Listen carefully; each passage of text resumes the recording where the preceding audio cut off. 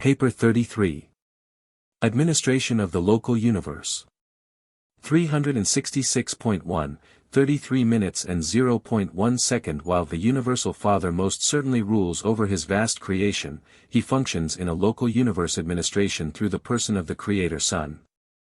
The Father does not otherwise personally function in the administrative affairs of a local universe. These matters are entrusted to the Creator Son and to the local universe Mother Spirit and to their manifold children. The plans, policies, and administrative acts of the local universe are formed and executed by this Son, who, in conjunction with his Spirit Associate, delegates executive power to Gabriel and jurisdictional authority to the Constellation Fathers, System Sovereigns, and Planetary Princes. 1. Michael of Nebadon. 366.2, 33 minutes and 1.1 second. Our Creator Son is the personification of the 611,121st original concept of infinite identity of simultaneous origin in the Universal Father and the Eternal Son. The Michael of Nebadon is the only begotten Son, personalizing this 611,121st universal concept of divinity and infinity. His headquarters is in the threefold mansion of light on Solvington. And this dwelling is so ordered because Michael has experienced the living of all three phases of intelligent creature existence, spiritual, morontial, and material. Because of the name associated with his seventh and final bestowal on Urantia, he is sometimes spoken of as Christ Michael. 366.3, 33:1. 2. Our Creator Son is not the Eternal Son, the existential paradise associate of the Universal Father and the Infinite Spirit. Michael of Nebadon is not a member of the Paradise Trinity. Nevertheless, our Master Son possesses in his realm all of the divine attributes and powers that the Eternal Son himself would manifest were he actually to be present on Solvington and functioning in Nebadon. Michael possesses even additional power and authority, for he not only personifies the Eternal Son but also fully represents and actually embodies the personality presence of the Universal Father too and in this local universe. He even represents the Father-Son. These relationships constitute a Creator Son the most powerful, versatile, and influential of all divine beings who are capable of direct administration of evolutionary universes and of personality contact with immature creature beings. 366. 4. 33 minutes and 1.3 seconds. Our Creator Son exerts the same spiritual drawing power, spirit gravity, from the headquarters of the local universe that the Eternal Son of Paradise would exert if he were personally present on Solvington, and more. This Universe Son is also the personification of the Universal Father to the universe of Nebadon. Creator Sons are personality centers for the spiritual forces of the Paradise Father-Son. Creator Sons are the final power personality focalizations of the mighty time-space attributes of God the Sevenfold. 367.1, 33:1. For the Creator Son is the vicegerent personalization of the Universal Father, the divinity coordinate of the Eternal Son, and the creative associate of the Infinite Spirit. To our universe and all its inhabited worlds the Sovereign Son is, to all practical intents and purposes, God. He personifies all of the paradise deities which evolving mortals can discerningly comprehend. This Son and his Spirit Associate are your Creator Parents. To you, Michael, the Creator Son, is the Supreme Personality, to you, the Eternal Son is Super Supreme, an infinite deity personality. 367.2, 33:1. 5. In the person of the Creator Son we have a ruler and divine parent who is just as mighty, efficient, and beneficent as would be the Universal Father and the Eternal Son if both were present on Solvington and engaged in the administration of the affairs of the universe of Nebadon. 2. The Sovereign of Nebadon. 367.3, 33 minutes and 2.1 second. Observation of Creator Sons discloses that some resemble more the Father, some the Son, while others are a blend of both their infinite parents. Our Creator Son very definitely manifests traits and attributes which more resemble the Eternal Son. 367.4, 33 minutes and 2.2 seconds. Michael elected to organize this local universe, and herein he now reigns supreme. His personal power is limited by the pre-existent gravity circuit centering at Paradise and by the reservation on the part of the Ancients of Days of the superuniverse government of all final executive judgments regarding the extinction of personality. Personality is the sole bestowal of the Father, but the Creator Sons, with the approval of the Eternal Son, do initiate new creature designs. And with the working cooperation of their spirit associates they may attempt new transformations of energy matter. 367.5, 33 minutes and 2.3 seconds. Michael is the personification of the Paradise Father-Son to and in the local universe of Nebadon. Therefore, when the creative Mother Spirit, the local universe representation of the Infinite Spirit, subordinated herself to Christ Michael upon the return from his final bestowal on Urantia, the Master Son thereby acquired jurisdiction over all power in heaven and on earth. 367.6, 33:2.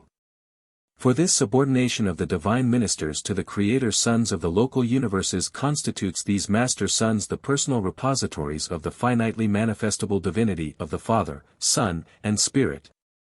While the creature bestowal experiences of the Michaels qualify them to portray the experiential divinity of the Supreme Being.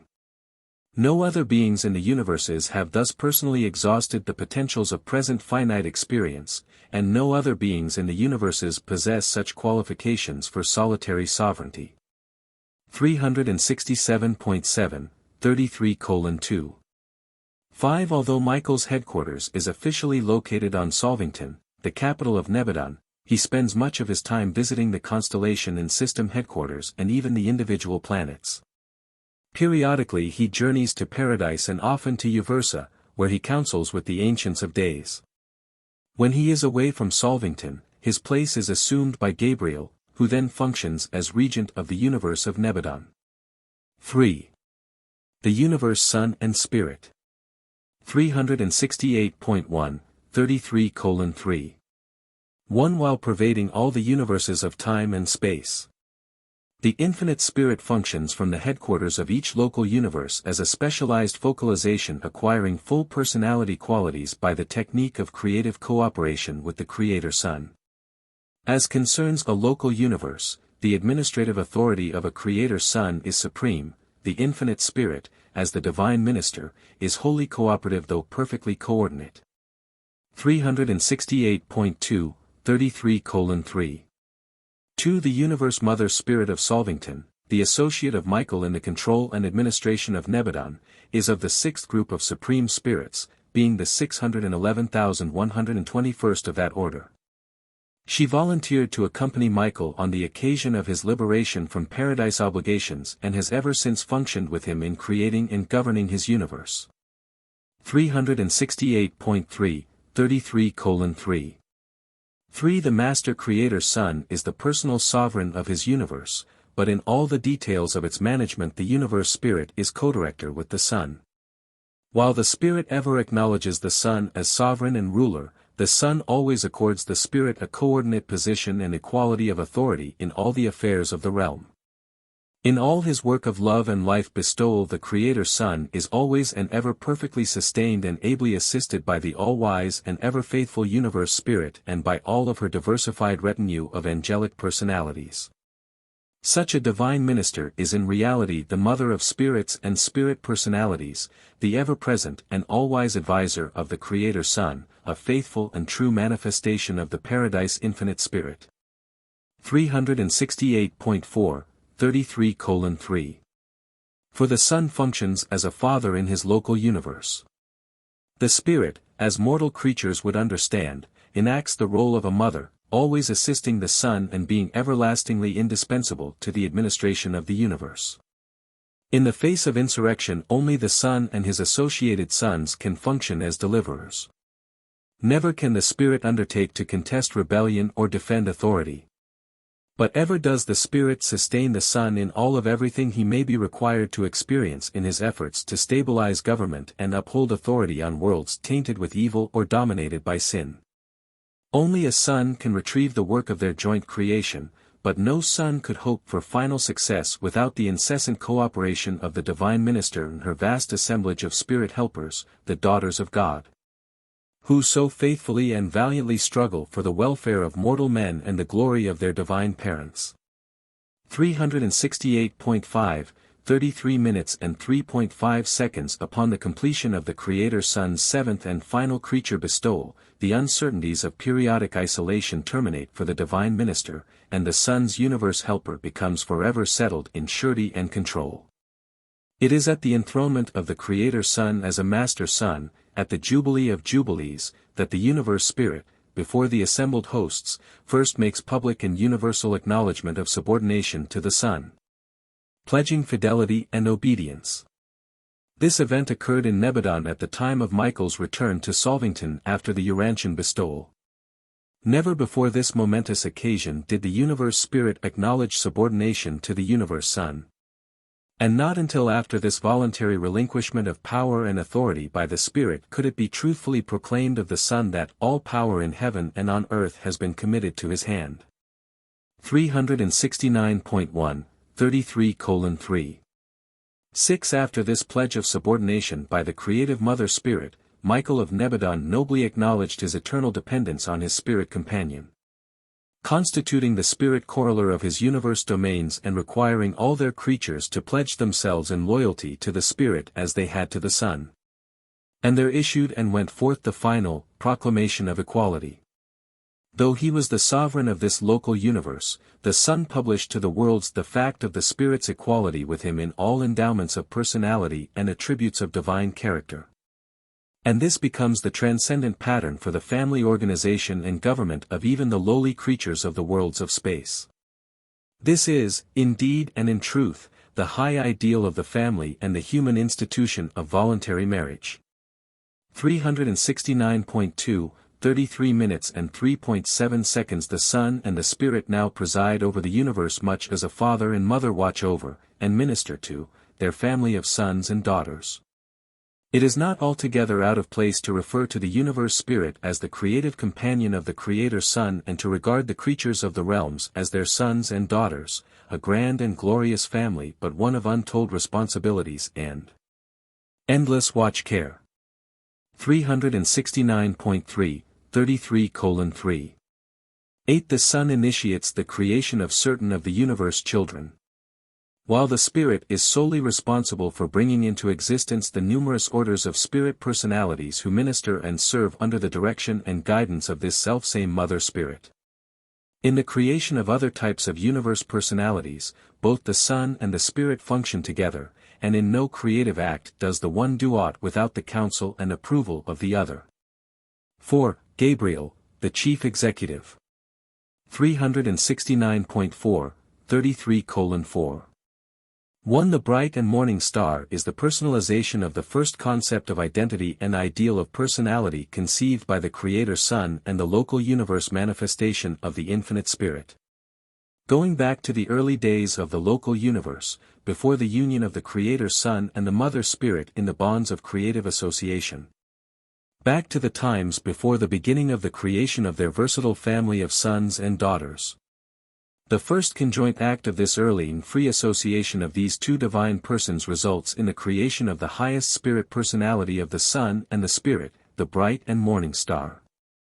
369.5, 33 minutes and 4.2 seconds. Only one such being of wisdom and majesty is brought forth in each local universe. The Universal Father and the Eternal Son can, in fact create an unlimited number of sons in divinity equal to themselves.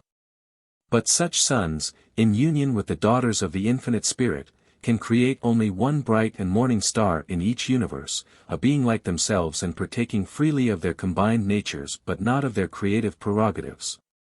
Gabriel of Solvington is like the Universe Son in divinity of nature though considerably limited in the attributes of deity. 369.6, 33:4.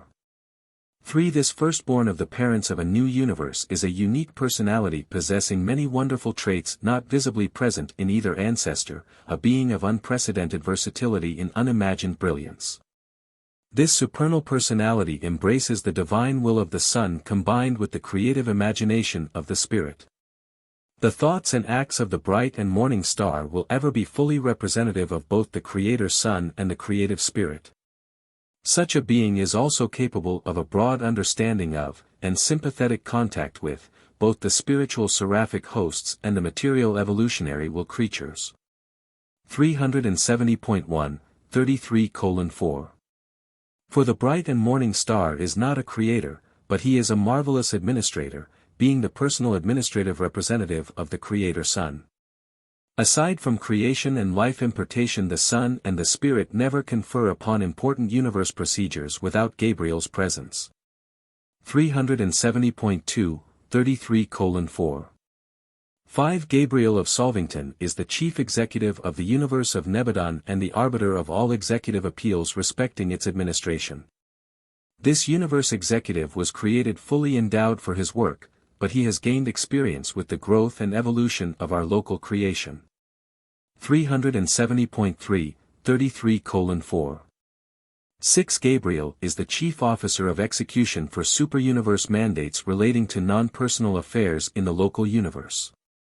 Most matters pertaining to mass judgment and dispensational resurrections, adjudicated by the Ancients of Days, are also delegated to Gabriel and his staff for execution. Gabriel is thus the combined chief executive of both the super and the local universe rulers. He has at his command an able corps of administrative assistants, created for their special work, who are unrevealed to evolutionary mortals. In addition to these assistants, Gabriel may employ any and all of the orders of celestial beings functioning in Nebadon, and he is also the commander-in-chief of the armies of heaven, the celestial hosts. 370.4, 33:4. 7. Gabriel and his staff are not teachers, they are administrators. They were never known to depart from their regular work except when Michael was incarnated on a creature bestowal.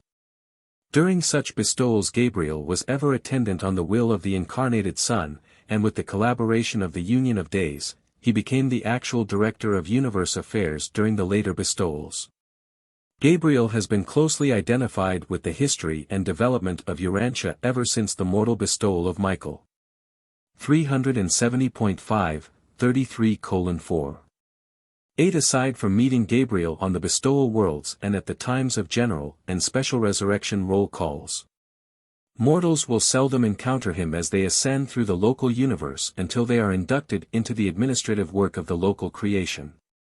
As administrators, of whatever order or degree, you will come under the direction of Gabriel. 5. The Trinity Ambassadors. 370.6, 33 minutes and 5.1 seconds. The administration of Trinity origin personalities ends with the government of the superuniverses. The local universes are characterized by dual supervision, the beginning of the Father-Mother concept.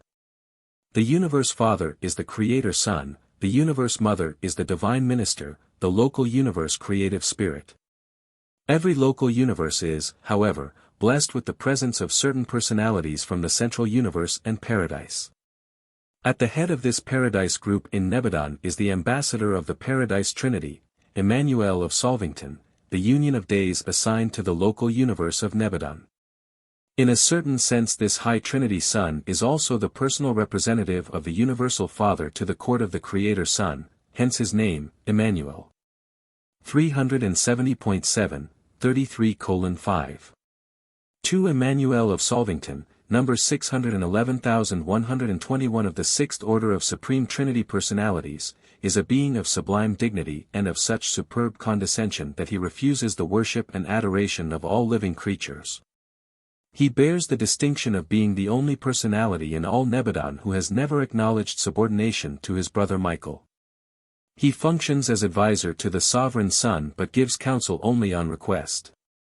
In the absence of the Creator Son he might preside over any high universe council but would not otherwise participate in the executive affairs of the universe except as requested. 371.1, 33:5. 3. This ambassador of paradise to Nebadon is not subject to the jurisdiction of the local universe government. Neither does he exercise authoritative jurisdiction in the executive affairs of an evolving local universe except in the supervision of his liaison brethren, the Faithfuls of Days, serving on the headquarters of the Constellations. 371.2, 33:5. For the Faithfuls of Days, like the Union of Days, never proffer advice or offer assistance to the constellation rulers unless it is asked for. These paradise ambassadors to the constellations represent the final personal presence of the stationary sons of the Trinity functioning in advisory roles in the local universes.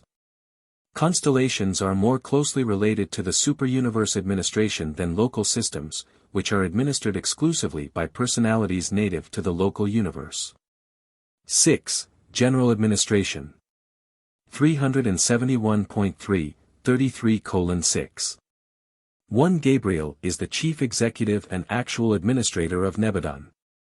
Michael's absence from Solvington in no way interferes with the orderly conduct of universe affairs. During the absence of Michael, as recently on the mission of reunion of Orvantan Master Sons on Paradise, Gabriel is the regent of the universe. At such times Gabriel always seeks the counsel of Emmanuel of Solvington regarding all major problems. 371.4, 33 minutes and 6.2 seconds. The Father Melchizedek is Gabriel's first assistant. When the bright and morning star is absent from Solvington, his responsibilities are assumed by this original Melchizedek son. 371.5, 33:6. 3. The various sub-administrations of the universe have assigned to them certain special domains of responsibility. While, in general, a system government looks after the welfare of its planets, it is more particularly concerned with the physical status of living beings, with biologic problems. In turn, the constellation rulers pay a special attention to the social and governmental conditions prevailing on the different planets and systems. A constellation government is chiefly exercised over unification and stabilization. Still higher up, the universe rulers are more occupied with the spiritual status of the realms. 371.6, 33 minutes and 6.4 seconds. Ambassadors are appointed by judicial decree and represent universes to other universes. Consuls are representatives of constellations to one another and to the universe headquarters. They are appointed by legislative decree and function only within the confines of the local universe. Observers are commissioned by executive decree of a system sovereign to represent that system to other systems and at the constellation capital, and they, too, function only within the confines of the local universe. 371.7, 33:6. 5. From Solvington, broadcasts are simultaneously directed to the constellation headquarters, the system headquarters, and to individual planets. All higher orders of celestial beings are able to utilize this service for communication with their fellows scattered throughout the universe. The universe broadcast is extended to all inhabited worlds regardless of their spiritual status. Planetary intercommunication is denied only those worlds under spiritual quarantine. 372.1, 33 minutes and 6.6 seconds. Constellation broadcasts are periodically sent out from the headquarters of the constellation by the chief of the constellation fathers. 372. 2, 33 minutes and 6.7 seconds. Chronology is reckoned, computed, and rectified by a special group of beings on Solvington. The standard day of Nebadon is equal to 18 days and 6 hours of Urantia time, plus 2½ minutes. The Nebadon year consists of a segment of the time of universe swing in relation to the Uversa circuit and is equal to 100 days of standard universe time, about 5 years of Urantia time. 372.3, 33:6. 8. Nebadon time, broadcast from Solvington, is the standard for all constellations and systems in this local universe. Each constellation conducts its affairs by Nebadon time, but the systems maintain their own chronology, as do the individual planets. 372.4, 33:6. 9. The day in Satania, as reckoned on Jerusalem, is a little less, 1 hour, 4 minutes, 15 seconds, than 3 days of Urantia time. These times are generally known as Solvington or universe time, and Satania or system time. Standard time is universe time. 7. The Courts of Nebadon. 372.5, 33 minutes and 7.1 seconds. The Master Son, Michael, is supremely concerned with but 3 things: creation, sustenance, and ministry. He does not personally participate in the judicial work of the universe. Creators never sit in judgment on their creatures, that is the exclusive function of creatures of high training in actual creature experience. 372.6, 33:7. 2. The entire judicial mechanism of Nebadon is under the supervision of Gabriel. The high courts, located on Solvington, are occupied with problems of general universe import and with the appellate cases coming up from the system tribunals. There are 70 branches of these universe courts, and they function in 7 divisions of 10 sections each. In all matters of adjudication there presides a dual magistracy consisting of one judge of perfection antecedents and one magistrate of ascendant experience. 372.7, 33:7. 3. As regards jurisdiction, the local universe courts are limited in the following matters. 372.8, 33 minutes and 7.4 seconds. 1. The administration of the local universe is concerned with creation, evolution, maintenance, and ministry.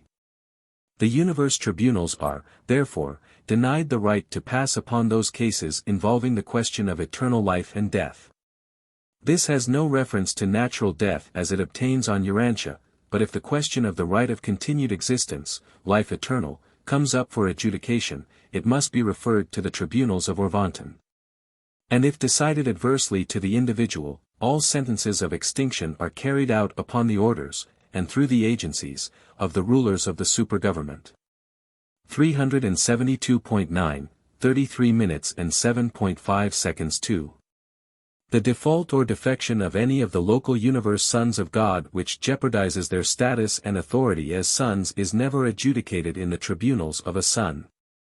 Such a misunderstanding would be immediately carried to the superuniverse courts. 372.10, 33 minutes and 7.6 seconds. 3. The question of the readmission of any constituent part of a local universe, such as a local system, to the fellowship of full spiritual status in the local creation subsequent to spiritual isolation must be concurred in by the High Assembly of the Superuniverse. 373.1, 33 minutes and 7.7 seconds. In all other matters the courts of Solvington are final and supreme. There is no appeal and no escape from their decisions and decrees. 373.2, 33:7. 8. However unfairly human contentions may sometimes appear to be adjudicated on Urantia, in the universe justice and divine equity do prevail. You are living in a well-ordered universe, and sooner or later you may depend upon being dealt with justly, even mercifully. 8. The legislative and executive functions. 373.3, 33:8. 1. On Solvington, the headquarters of Nebadon, there are no true legislative bodies. The universe headquarters worlds are concerned largely with adjudication. The legislative assemblies of the local universe are located on the headquarters of the 100 constellations. The systems are chiefly concerned with the executive and administrative work of the local creations.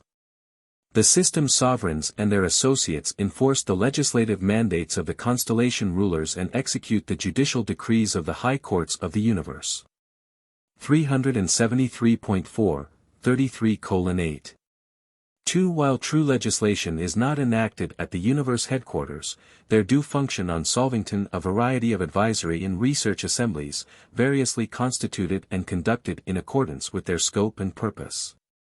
Some are permanent. Others disband upon the accomplishment of their objective. 373.5, 33 minutes and 8.3 seconds. The Supreme Council of the local universe is made up of 3 members from each system and 7 representatives from each constellation. Systems in isolation do not have representation in this assembly, but they are permitted to send observers who attend and study all its deliberations. 373.6, 33 minutes and 8.4 seconds. The 100 councils of supreme sanction are also situated on Solvington. The presidents of these councils constitute the immediate working cabinet of Gabriel. 373.7, 33:8. 5. All findings of the High Universe Advisory Councils are referred either to the Solvington judicial bodies or to the legislative assemblies of the constellations. These high councils are without authority or power to enforce their recommendations. If their advice is founded on the fundamental laws of the universe, then will the Nebadon courts issue rulings of execution. But if their recommendations have to do with local or emergency conditions, they must pass down to the legislative assemblies of the constellation for deliberative enactment and then to the system authorities for execution. These high councils are, in reality, the universe superlegislatures, but they function without the authority of enactment and without the power of execution. 373.8, 33:8. 6. While we speak of universe administration in terms of courts and assemblies, it should be understood that these spiritual transactions are very different from the more primitive and material activities of Urantia which bear corresponding names. 373.9, 33 minutes and 8.7 seconds, presented by the Chief of the Archangels of Nebadon. Paper 34. The Local Universe Mother Spirit. 374.1, 34:0. 1. When a Creator Son is personalized by the Universal Father and the Eternal Son, then does the Infinite Spirit individualize a new and unique representation of himself to accompany this Creator Son to the realms of space, there to be his companion. First, in physical organization and, later, in creation and ministry to the creatures of the newly projected universe. 374.2, 34 minutes and 0.2 seconds. A creative spirit reacts to both physical and spiritual realities, so does a Creator Son, and thus are they coordinate and associate in the administration of a local universe of time and space. 374.3, 34:0. 3. These daughter spirits are of the essence of the Infinite Spirit, but they cannot function in the work of physical creation and spiritual ministry simultaneously. In physical creation the Universe Son provides the pattern while the Universe Spirit initiates the materialization of physical realities. The Son operates in the power designs, but the Spirit transforms these energy creations into physical substances. Although it is somewhat difficult to portray this early universe presence of the Infinite Spirit as a person, nevertheless, to the Creator Son the Spirit Associate is personal and has always functioned as a distinct individual. 1. Personalization of the Creative Spirit. 374.4, 34:1. 1. After the completion of the physical organization of a starry and planetary cluster and the establishment of the energy circuits by the superuniverse power centers. Subsequent to this preliminary work of creation by the agencies of the Infinite Spirit, operating through, and under the direction of, his local universe creative focalization. There goes forth the proclamation of the Michael Son that life is next to be projected in the newly organized universe. Upon the Paradise recognition of this declaration of intention, there occurs a reaction of approval in the Paradise Trinity. Followed by the disappearance in the spiritual shining of the deities of the Master Spirit in whose superuniverse this new creation is organizing.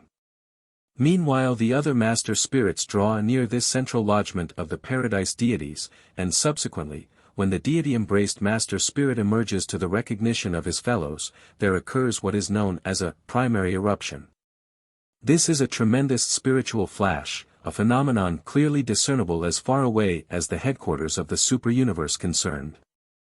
And simultaneously with this little understood Trinity manifestation there occurs a marked change in the nature of the creative spirit presence and power of the Infinite Spirit resident in the local universe concerned.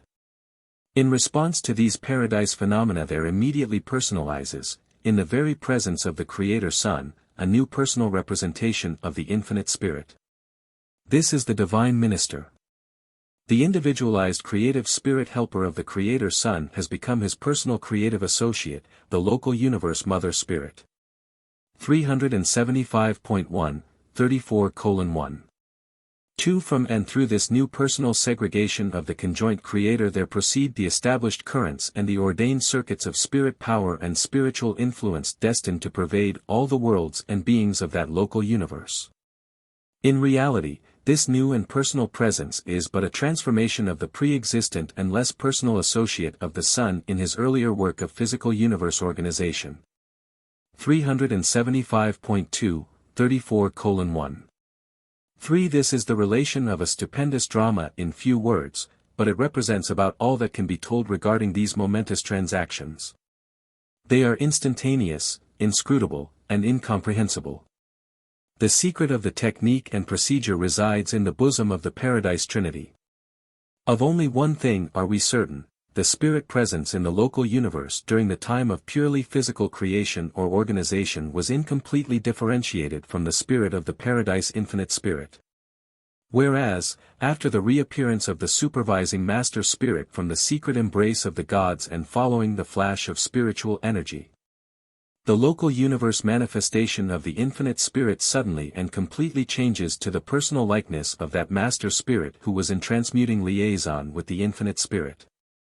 The local universe Mother Spirit thus acquires a personal nature tinged by that of the Master Spirit of the superuniverse of astronomic jurisdiction.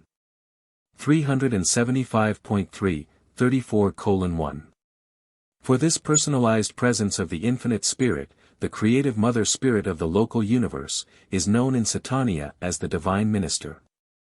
To all practical intents and spiritual purposes this manifestation of deity is a divine individual, a spirit person. And she is so recognized and regarded by the Creator Son. It is through this localization and personalization of the third source and center in our local universe that the Spirit could subsequently become so fully subject to the Creator Son that of this Son it was truly said, "All power in heaven and on earth has been entrusted to him." 2. Nature of the Divine Minister. 375.4, 34:2. 1. Having undergone marked personality metamorphosis at the time of life creation, the Divine Minister thereafter functions as a person and cooperates in a very personal manner with the Creator Son in the planning and management of the extensive affairs of their local creation. To many universe types of being, even this representation of the Infinite Spirit may not appear to be wholly personal during the ages preceding the final Michael bestowal. But subsequent to the elevation of the Creator Son to the sovereign authority of a Master Son, the creative Mother Spirit becomes so augmented in personal qualities as to be personally recognized by all contacting individuals. 375.5, 34:2.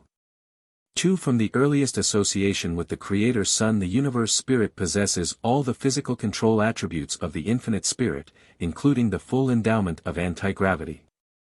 Upon the attainment of personal status the Universe Spirit exerts just as full and complete control of mind gravity, in the local universe, as would the Infinite Spirit if personally present.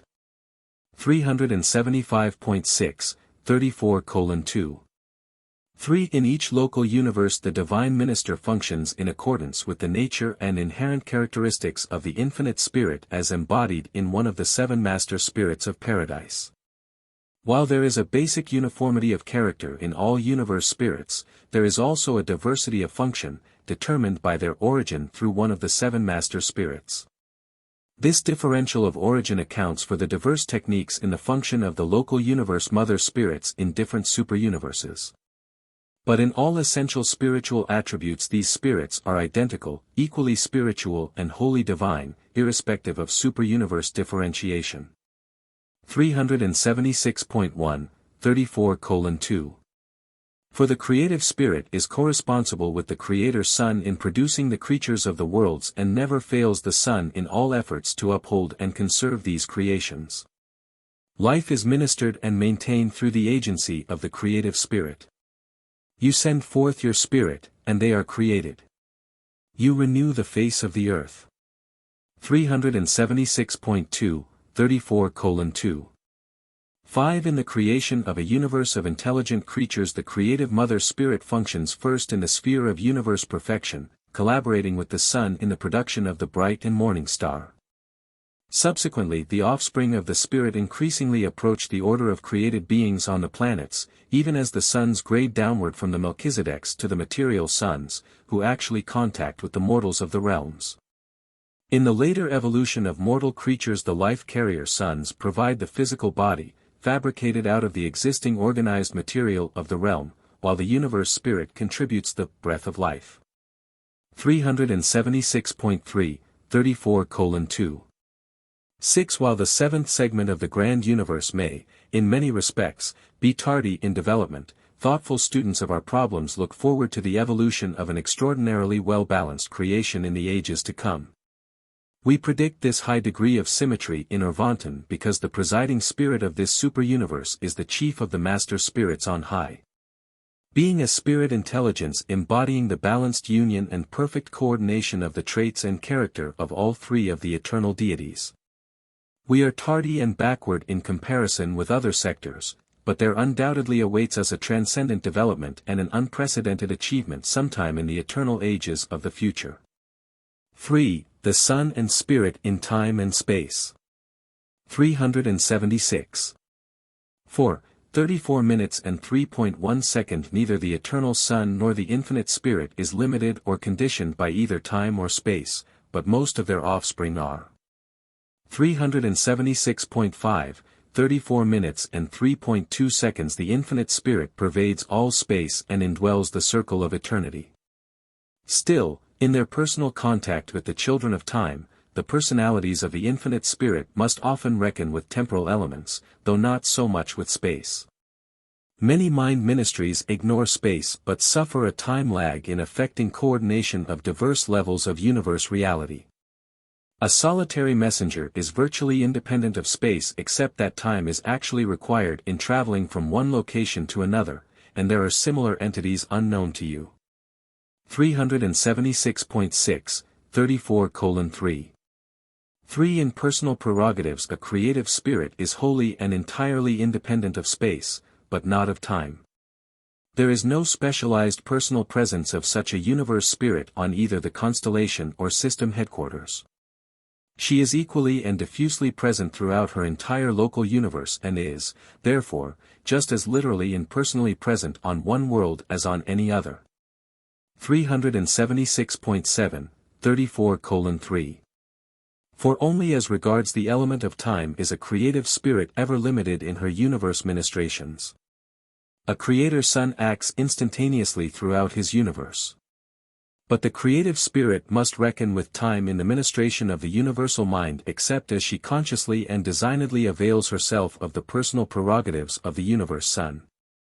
In pure spirit function the creative spirit also acts independently of time as well as in her collaboration with the mysterious function of universe reflectivity. 377.1, 34:3. 5. Though the spirit gravity circuit of the eternal sun operates independently of both time and space, all functions of the creator suns are not exempt from space limitations. If the transactions of the evolutionary worlds are accepted, these Michael suns seem to be able to operate relatively independent of time. A creator sun is not handicapped by time, but he is conditioned by space. He cannot personally be in two places at the same time. Michael of Nebadon acts timelessly within his own universe and by reflectivity practically so in the superuniverse. He communicates timelessly with the eternal sun directly. 377.2, 34:3. 6. The divine minister is the understanding helper of the creator sun, enabling him to overcome and atone for his inherent limitations regarding space, for when these two function in administrative union, they are practically independent of time and space within the confines of their local creation. Therefore, as practically observed throughout a local universe, the creator sun and the creative spirit usually function independently of both time and space since there is always available to each the time and the space liberation of the other. 377.3, 34 minutes and 3.7 seconds. Only absolute beings are independent of time and space in the absolute sense. The majority of the subordinate persons of both the eternal sun and the infinite spirit are subject to both time and space. 377.4, 34:3. 8. When a creative spirit becomes space-conscious, she is preparing to recognize a circumscribed space domain as hers, a realm in which to be space-free in contradistinction to all other space by which she would be conditioned. One is free to choose and act only within the realm of one's consciousness. 4. The local universe circuits. 377.5, 34 minutes and 4.1 seconds. There are three distinct spirit circuits in the local universe of Nebadon. 377.6, 34 minutes and 4.2 seconds. 1. The bestowal spirit of the Creator Son, the Comforter, the Spirit of Truth. 377.7, 34 minutes and 4.3 seconds. 2. The Spirit Circuit of the Divine Minister, the Holy Spirit. 377.8, 34 minutes and 4.4 seconds. 3. The Intelligence Ministry Circuit, including the more or less unified activities but diverse functioning of the 7 adjutant mind spirits. 377.9, 34:4. 5. The Creator Sons are endowed with a spirit of universe presence in many ways analogous to that of the 7 master spirits of paradise. This is the Spirit of Truth which is poured out upon a world by a bestowal son after he receives spiritual title to such a sphere. This bestowed Comforter is the spiritual force which ever draws all truth seekers towards him who is the personification of truth in the local universe. This spirit is an inherent endowment of the Creator Son, emerging from his divine nature just as the master circuits of the grand universe are derived from the personality presences of the paradise deities. 377.10, 34:4. 6. The Creator Son may come and go, his personal presence may be in the local universe or elsewhere. Yet the Spirit of Truth functions undisturbed, for this divine presence, while derived from the personality of the Creator Son, is functionally centered in the person of the Divine Minister. 378.1, 34:4. 7. The Universe Mother Spirit, however, never leaves the local universe headquarters world. The Spirit of the Creator Son may and does function independently of the personal presence of the Son, but not so with her personal spirit. The Holy Spirit of the Divine Minister would become non-functional if her personal presence should be removed from Solvington. Her spirit presence seems to be fixed on the universe headquarters world, and it is this very fact that enables the Spirit of the Creator Son to function independently of the whereabouts of the Son. The Universe Mother Spirit acts as the universe focus and center of the Spirit of Truth as well as of her own personal influence, the Holy Spirit. 378.2, 34:4. 8. The Creator Father Son and the Creative Mother Spirit both contribute variously to the mind endowment of their local universe children. But the Creative Spirit does not bestow mind until she is endowed with personal prerogatives. 378.3, 34:4. 9. The superevolutionary orders of personality in a local universe are endowed with the local universe type of the superuniverse pattern of mind. The human and the subhuman orders of evolutionary life are endowed with the adjutant spirit types of mind ministration. 378.4, 34 minutes and 4.10 seconds. The 7 adjutant mind spirits are the creation of the Divine Minister of a local universe. These mind spirits are similar in character but diverse in power, and all partake alike of the nature of the universe spirit, although they are hardly regarded as personalities apart from their mother creator. The 7 adjutants have been given the following names: the Spirit of Wisdom, the Spirit of Worship, the Spirit of Counsel, the Spirit of Knowledge, the Spirit of Courage, the Spirit of Understanding, the Spirit of Intuition, of Quick Perception. 378.5, 34 minutes and 4.11 seconds. These are the 7 spirits of God, like lamps burning before the throne, which the prophet saw in the symbols of vision. But he did not see the seats of the 24 sentinels about these 7 adjutant mind spirits. This record represents the confusion of 2 presentations, one pertaining to the universe headquarters and the other to the system capital. The seats of the 24 elders are on Jerusalem, the headquarters of your local system of inhabited worlds. 378.6, 34:4.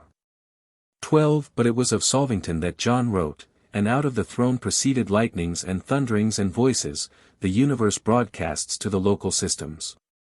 He also envisaged the directional control creatures of the local universe, the living compasses of the headquarters world.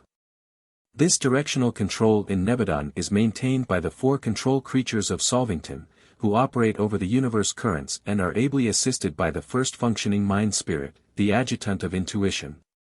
The spirit of quick understanding. But the description of these 4 creatures, called beasts, has been sadly marred. They are of unparalleled beauty and exquisite form. 378.7, 34 minutes and 4.13 seconds. The 4 points of the compass are universal and inherent in the life of Nebadon. All living creatures possess bodily units which are sensitive and responsive to these directional currents. These creature creations are duplicated on down through the universe to the individual planets and, in conjunction with the magnetic forces of the worlds, so activate the hosts of microscopic bodies in the animal organism that these direction cells ever point north and south. Thus is the sense of orientation forever fixed in the living beings of the universe. This sense is not wholly wanting as a conscious possession by mankind. These bodies were first observed on Urantia about the time of this narration. 5. The Ministry of the Spirit. 379.1, 34:5. 1. The Divine Minister cooperates with the Creator Son in the formulation of life and the creation of new orders of beings up to the time of his 7th bestowal and, subsequently, after his elevation to the full sovereignty of the universe. Continues to collaborate with the Son and the Son's bestowed Spirit in the further work of world ministry and planetary progression. 379.2, 34 minutes and 5.2 seconds. On the inhabited worlds, the Spirit begins the work of evolutionary progression, starting with the lifeless material of the realm, first endowing vegetable life, then the animal organisms, then the first orders of human existence. And each succeeding impartation contributes to the further unfolding of the evolutionary potential of planetary life from the initial and primitive stages to the appearance of will creatures. This labor of the Spirit is largely effected through the 7 adjutants, the spirits of promise, the unifying and coordinating spirit-mind of the evolving planets, ever and unitedly leading the races of men towards higher ideas and spiritual ideals. 379.3, 34 minutes and 5.3 seconds. Mortal man first experiences the ministry of the Spirit in conjunction with mind when the purely animal mind of evolutionary creatures develops reception capacity for the adjutants of worship and of wisdom.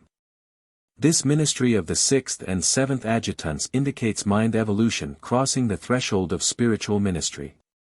And immediately are such minds of worship and wisdom function included in the spiritual circuits of the Divine Minister. 379. 4. 34 minutes and 5.4 seconds. When mind is thus endowed with the ministry of the Holy Spirit, it possesses the capacity for, consciously or unconsciously, choosing the spiritual presence of the Universal Father, the thought adjuster. But it is not until a bestowal Son has liberated the Spirit of Truth for planetary ministry to all mortals that all normal minds are automatically prepared for the reception of the thought adjusters. The Spirit of Truth works as one with the presence of the Spirit of the Divine Minister. This dual spirit liaison hovers over the worlds, seeking to teach truth and to spiritually enlighten the minds of men, to inspire the souls of the creatures of the ascending races, and to lead the peoples dwelling on the evolutionary planets ever towards their paradise goal of divine destiny. 379.5, 34:5. 5. Though the Spirit of Truth is poured out upon all flesh, this Spirit of the Son is almost wholly limited in function and power by man's personal reception of that which constitutes the sum and substance of the mission of the bestowal Son. The Holy Spirit is partly independent of human attitude and partially conditioned by the decisions and cooperation of the will of man. Nevertheless, the ministry of the Holy Spirit becomes increasingly effective in the sanctification and spiritualization of the inner life of those mortals who the more fully obey the divine leadings. 379.6, 34:5. 6. As individuals you do not personally possess a segregated portion or entity of the Spirit of the Creator Father Son or the Creative Mother Spirit. These ministries do not contact with, nor indwell, the thinking centers of the individual's mind as do the mystery monitors. Thought adjusters are definite individualizations of the pre-personal reality of the Universal Father, actually indwelling the mortal mind as a very part of that mind. And they ever work in perfect harmony with the combined spirits of the Creator Son and Creative Spirit. 380.1, 34:5. 7. The presence of the Holy Spirit of the Universe, Daughter of the Infinite Spirit, of the Spirit of Truth of the Universe, Son of the Eternal Son, and of the Adjuster Spirit of the Paradise Father in or with an evolutionary mortal. Denotes symmetry of spiritual endowment and ministry and qualifies such a mortal consciously to realize the faith fact of sonship with God. 6. The Spirit in Man. 380.2, 34 minutes and 6.1 seconds. With the advancing evolution of an inhabited planet and the further spiritualization of its inhabitants, additional spiritual influences may be received by such mature personalities. As mortals progress in mind control and spirit perception, these multiple spirit ministries become more and more coordinate in function, they become increasingly blended with the over-ministry of the Paradise Trinity. 380.3, 34:6. 2. Although divinity may be plural in manifestation, in human experience deity is singular, always one. Neither is spiritual ministry plural in human experience. Regardless of plurality of origin, all spirit influences are one in function.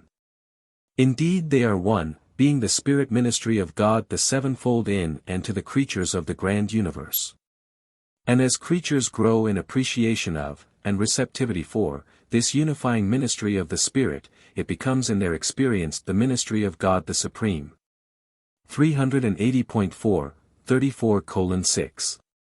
3. From the heights of eternal glory the Divine Spirit descends, by a long series of steps, to meet you as you are and where you are, and then, in the partnership of faith, lovingly to embrace the soul of mortal origin and to embark on the sure and certain retracement of those steps of condescension. Never stopping until the evolutionary soul is safely exalted to the very heights of bliss from which the Divine Spirit originally sallied forth on this mission of mercy and ministry. 380.5, 34 minutes and 6.4 seconds. Spiritual forces unerringly seek and attain their own original levels.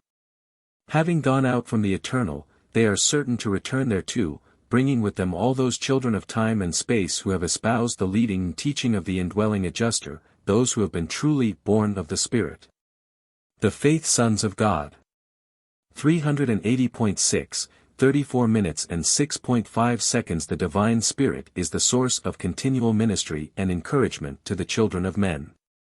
Your power and achievement is, according to His mercy, through the renewing of the Spirit. Spiritual life, like physical energy, is consumed. Spiritual effort results in relative spiritual exhaustion. The whole ascendant experience is real as well as spiritual, therefore, it is truly written, it is the Spirit that quickens. The Spirit gives life. 380.7, 34 minutes and 6.6 seconds. The dead theory of even the highest religious doctrines is powerless to transform human character or to control mortal behavior. What the world of today needs is the truth which your teacher of old declared, not in word only but also in power and in the Holy Spirit. The seed of theoretical truth is dead, the highest moral concepts without effect, unless and until the Divine Spirit breathes upon the forms of truth and quickens the formulas of righteousness. 381.1, 34:6. 7. Those who have received and recognized the indwelling of God have been born of the Spirit. You are the temple of God, and the Spirit of God dwells in you. It is not enough that this Spirit be poured out upon you. The Divine Spirit must dominate and control every phase of human experience. 381.2, 34:6. 8. It is the presence of the Divine Spirit, the water of life, that prevents the consuming thirst of mortal discontent and that indescribable hunger of the unspiritualized human mind. Spirit-motivated beings never thirst, for this spiritual water shall be in them a well of satisfaction springing up into life everlasting. Such divinely watered souls are all but independent of material environment as regards the joys of living and the satisfactions of earthly existence. They are spiritually illuminated and refreshed, morally strengthened and endowed. 381.3, 34:6. 9. In every mortal there exists a dual nature, the inheritance of animal tendencies and the high urge of spirit endowment. During the short life you live on Urantia, these two diverse and opposing urges can seldom be fully reconciled. They can hardly be harmonized and unified, but throughout your lifetime the combined spirit ever ministers to assist you in subjecting the flesh more and more to the leading of the spirit. Even though you must live your material life through, even though you cannot escape the body and its necessities, nonetheless, in purpose and ideals you are empowered increasingly to subject the animal nature to the mastery of the spirit.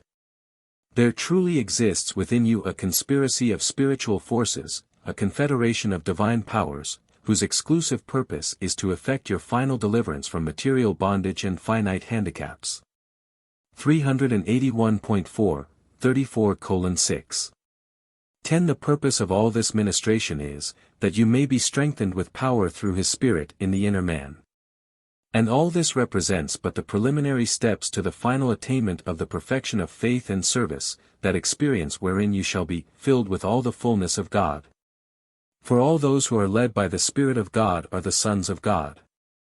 381.5, 34 minutes and 6.11 seconds. The Spirit never drives, only leads.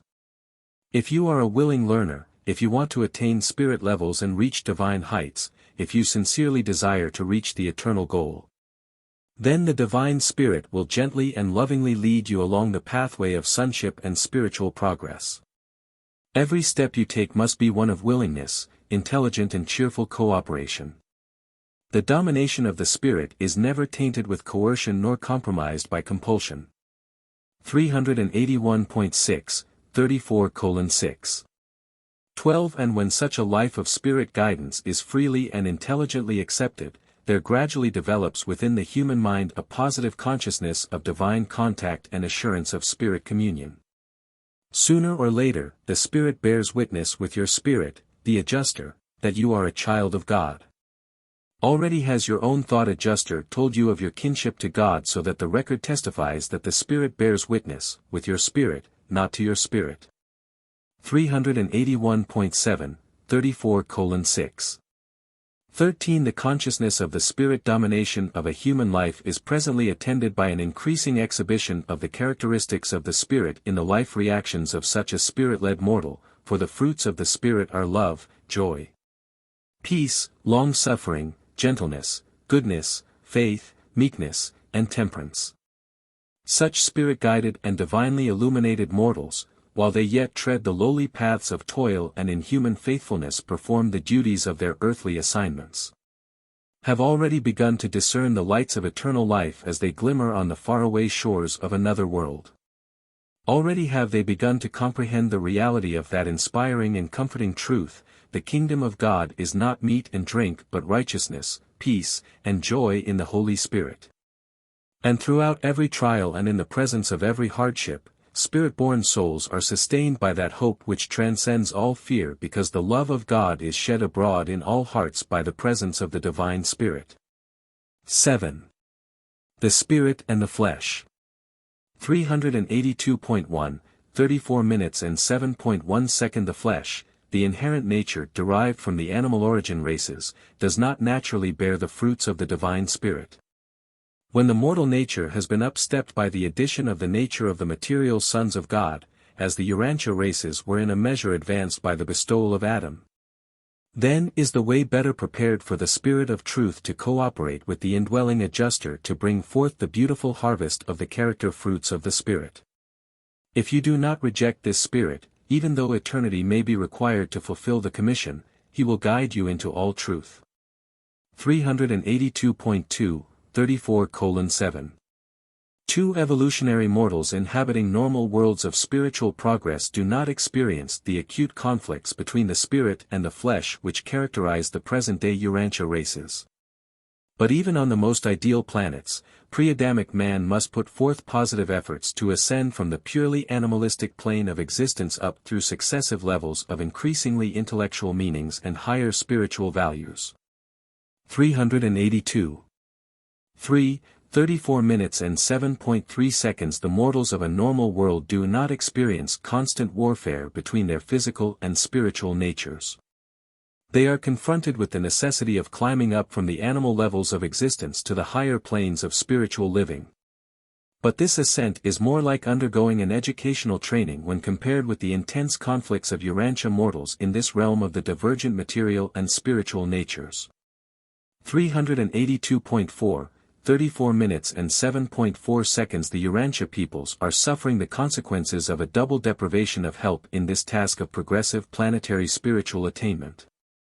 The Caligastia upheaval precipitated worldwide confusion and robbed all subsequent generations of the moral assistance which a well-ordered society would have provided. But even more disastrous was the Adamic default in that it deprived the races of that superior type of physical nature which would have been more consonant with spiritual aspirations. 382.5, 34:7. 5 Urantia mortals are compelled to undergo such marked struggling between the spirit and the flesh because their remote ancestors were not more fully Adamaized by the Edenic bestowal. It was the divine plan that the mortal races of Urantia should have had physical natures more naturally spirit-responsive. 382.6, 34:7. 6 Notwithstanding this double disaster to man's nature and his environment, present-day mortals would experience less of this apparent warfare between the flesh and the spirit if they would enter the spirit kingdom, wherein the faith sons of God enjoy comparative deliverance from the slave bondage of the flesh in the enlightened and liberating service of wholehearted devotion to doing the will of the Father in heaven. Jesus showed mankind the new way of mortal living whereby human beings may very largely escape the dire consequences of the Caligastic rebellion and most effectively compensate for the deprivations resulting from the Adamic default. The Spirit of the life of Christ Jesus has made us free from the law of animal living and the temptations of evil and sin. This is the victory that overcomes the flesh, even your faith. 383.1, 34:7. 7 Those God-knowing men and women who have been born of the Spirit experience no more conflict with their mortal natures than do the inhabitants of the most normal of worlds, planets which have never been tainted with sin nor touched by rebellion. Faith sons work on intellectual levels and live on spiritual planes far above the conflicts produced by unrestrained or unnatural physical desires. The normal urges of animal beings and the natural appetites and impulses of the physical nature are not in conflict with even the highest spiritual attainment except in the minds of ignorant, mistaught, or unfortunately overconscientious persons. 383.2, 34:7. 8 Having started out on the way of life everlasting, having accepted the assignment and received your orders to advance, do not fear the dangers of human forgetfulness and mortal inconstancy. Do not be troubled with doubts of failure or by perplexing confusion, do not falter and question your status and standing, for in every dark hour, at every crossroad in the forward struggle, the Spirit of truth will always speak, saying, "This is the way."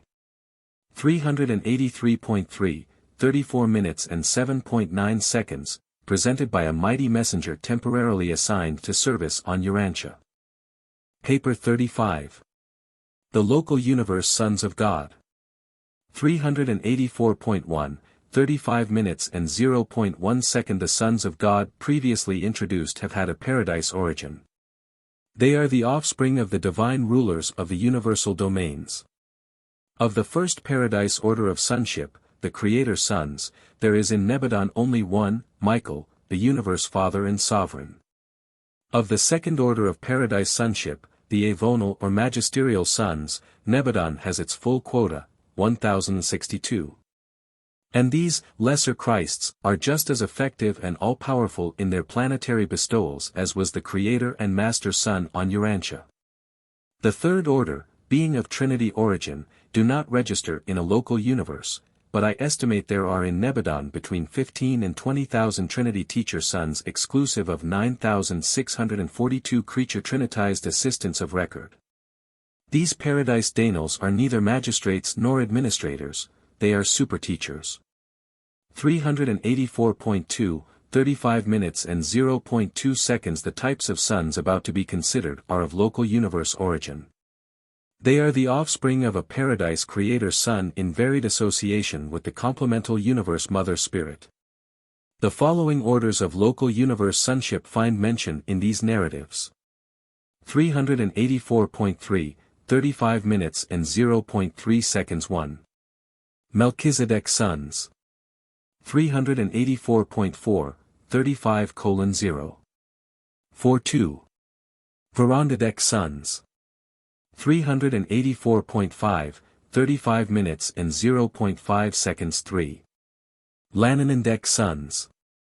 384.6, 35 minutes and 0.6 seconds. 4. Life Carrier sons. 384.7, 35 minutes and 0.7 seconds. Triune Paradise deity functions for the creation of three orders of sonship, the Michaels, the Avonals, and the Danals. Dual deity in the local universe, the Son and the Spirit, also functions in the creation of three high orders of sons, the Melchizedeks, the Vorandadeks, and the Lananandeks. And having achieved this threefold expression, they collaborate with the next level of God the sevenfold in the production of the versatile order of life carriers. These beings are classified with the descending sons of God, but they are a unique and original form of universe life. Their consideration will occupy the whole of the next paper. 1. The Father Melchizedek. 384.8, 35:1. 1. After bringing into existence the beings of personal aid, such as the bright and morning star and other administrative personalities, in accordance with the divine purpose and creative plans of a given universe. There occurs a new form of creative union between the Creator Son and the Creative Spirit, the local universe daughter of the Infinite Spirit. The personality offspring resulting from this creative partnership is the original Melchizedek, the Father Melchizedek, that unique being who subsequently collaborates with the Creator Son and the Creative Spirit to bring into existence the entire group of that name. 385.1, 35 minutes and 1.2 seconds. In the universe of Nebadon, the Father Melchizedek acts as the first executive associate of the bright and morning star. Gabriel is occupied more with universe policies, Melchizedek with practical procedures. Gabriel presides over the regularly constituted tribunals and councils of Nebadon, Melchizedek over the special, extraordinary, and emergency commissions and advisory bodies. Gabriel and the Father Melchizedek are never away from Solvington at the same time, for in Gabriel's absence the Father Melchizedek functions as the chief executive of Nebadon. 385.2, 35:1. 3. The Melchizedeks of our universe were all created within one millennial period of standard time by the Creator Son and the Creative Spirit in liaison with the Father Melchizedek.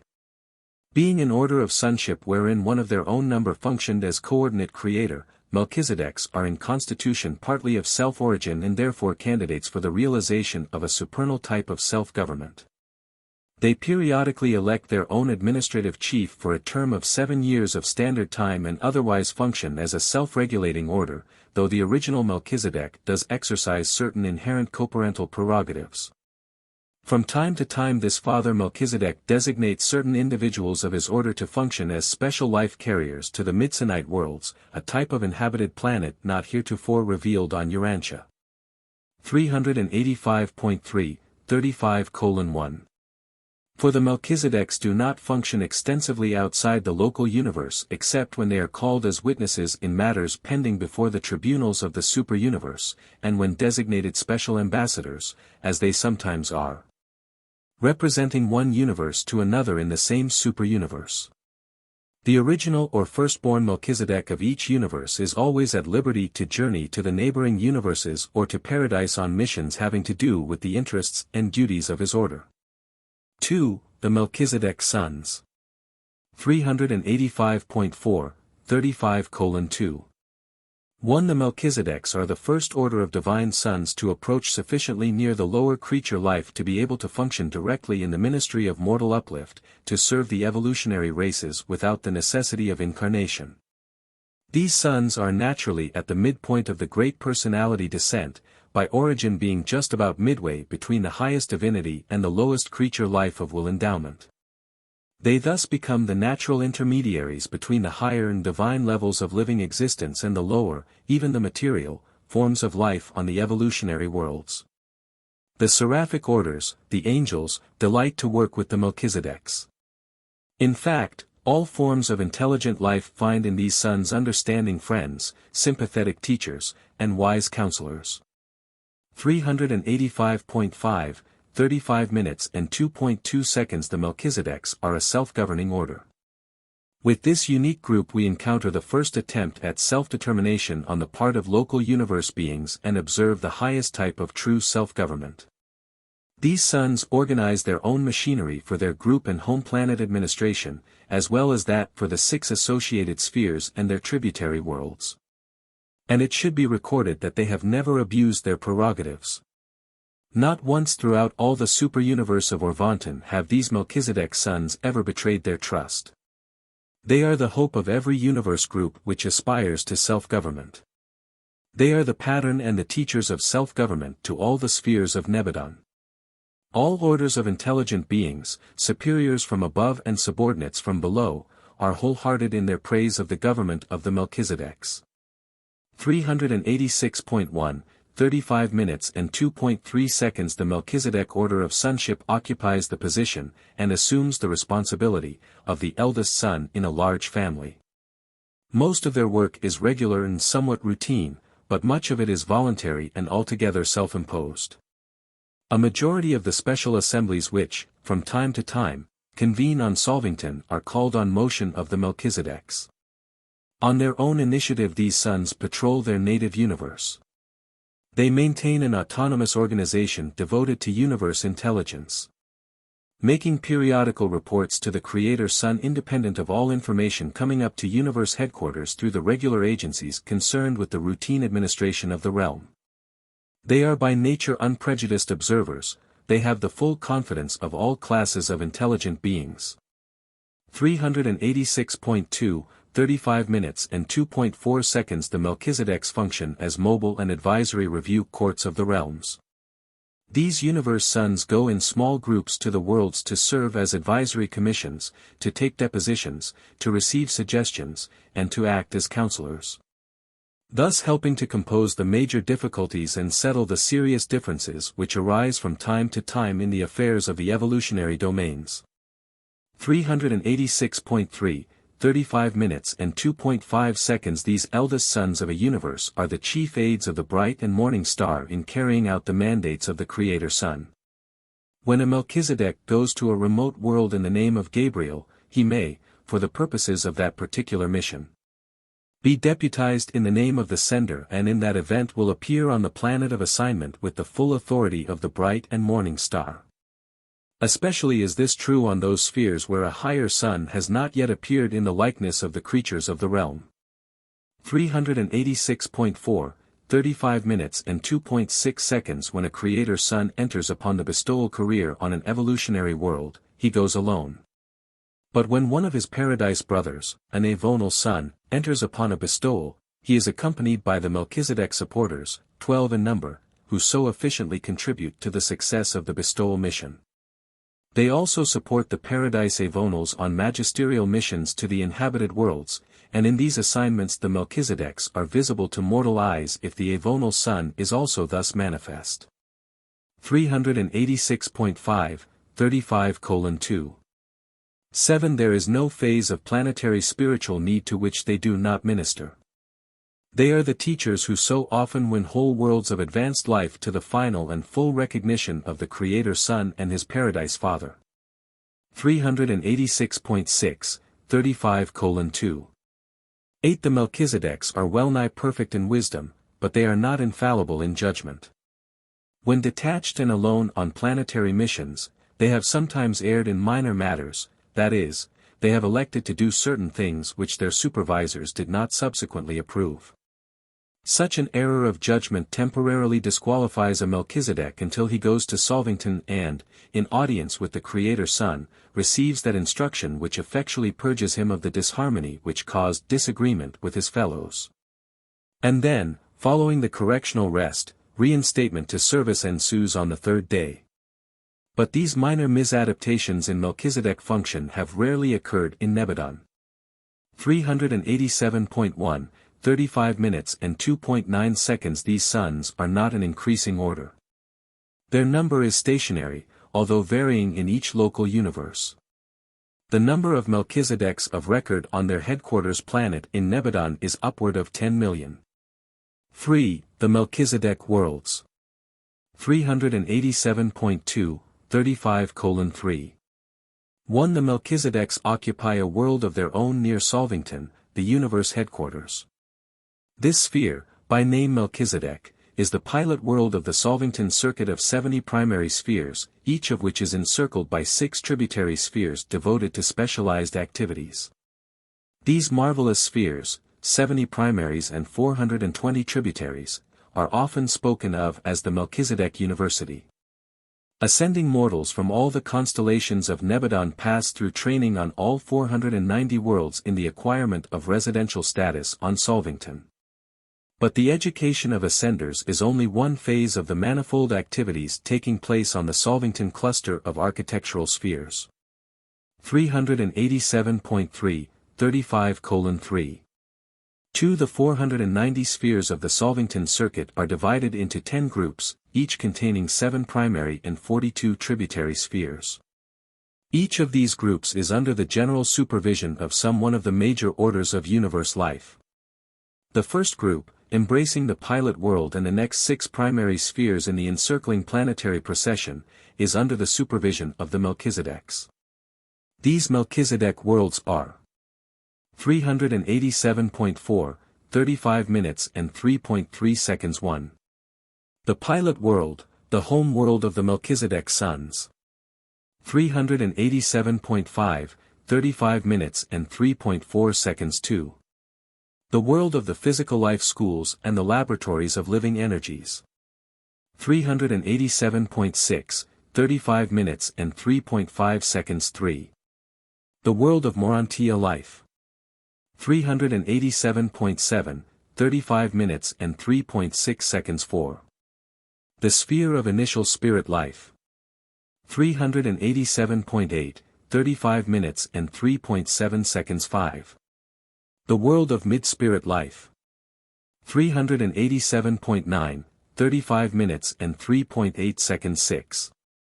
The sphere of advancing spirit life. 387.10, 35 minutes and 3.9 seconds 7. The domain of coordinate and supreme self-realization.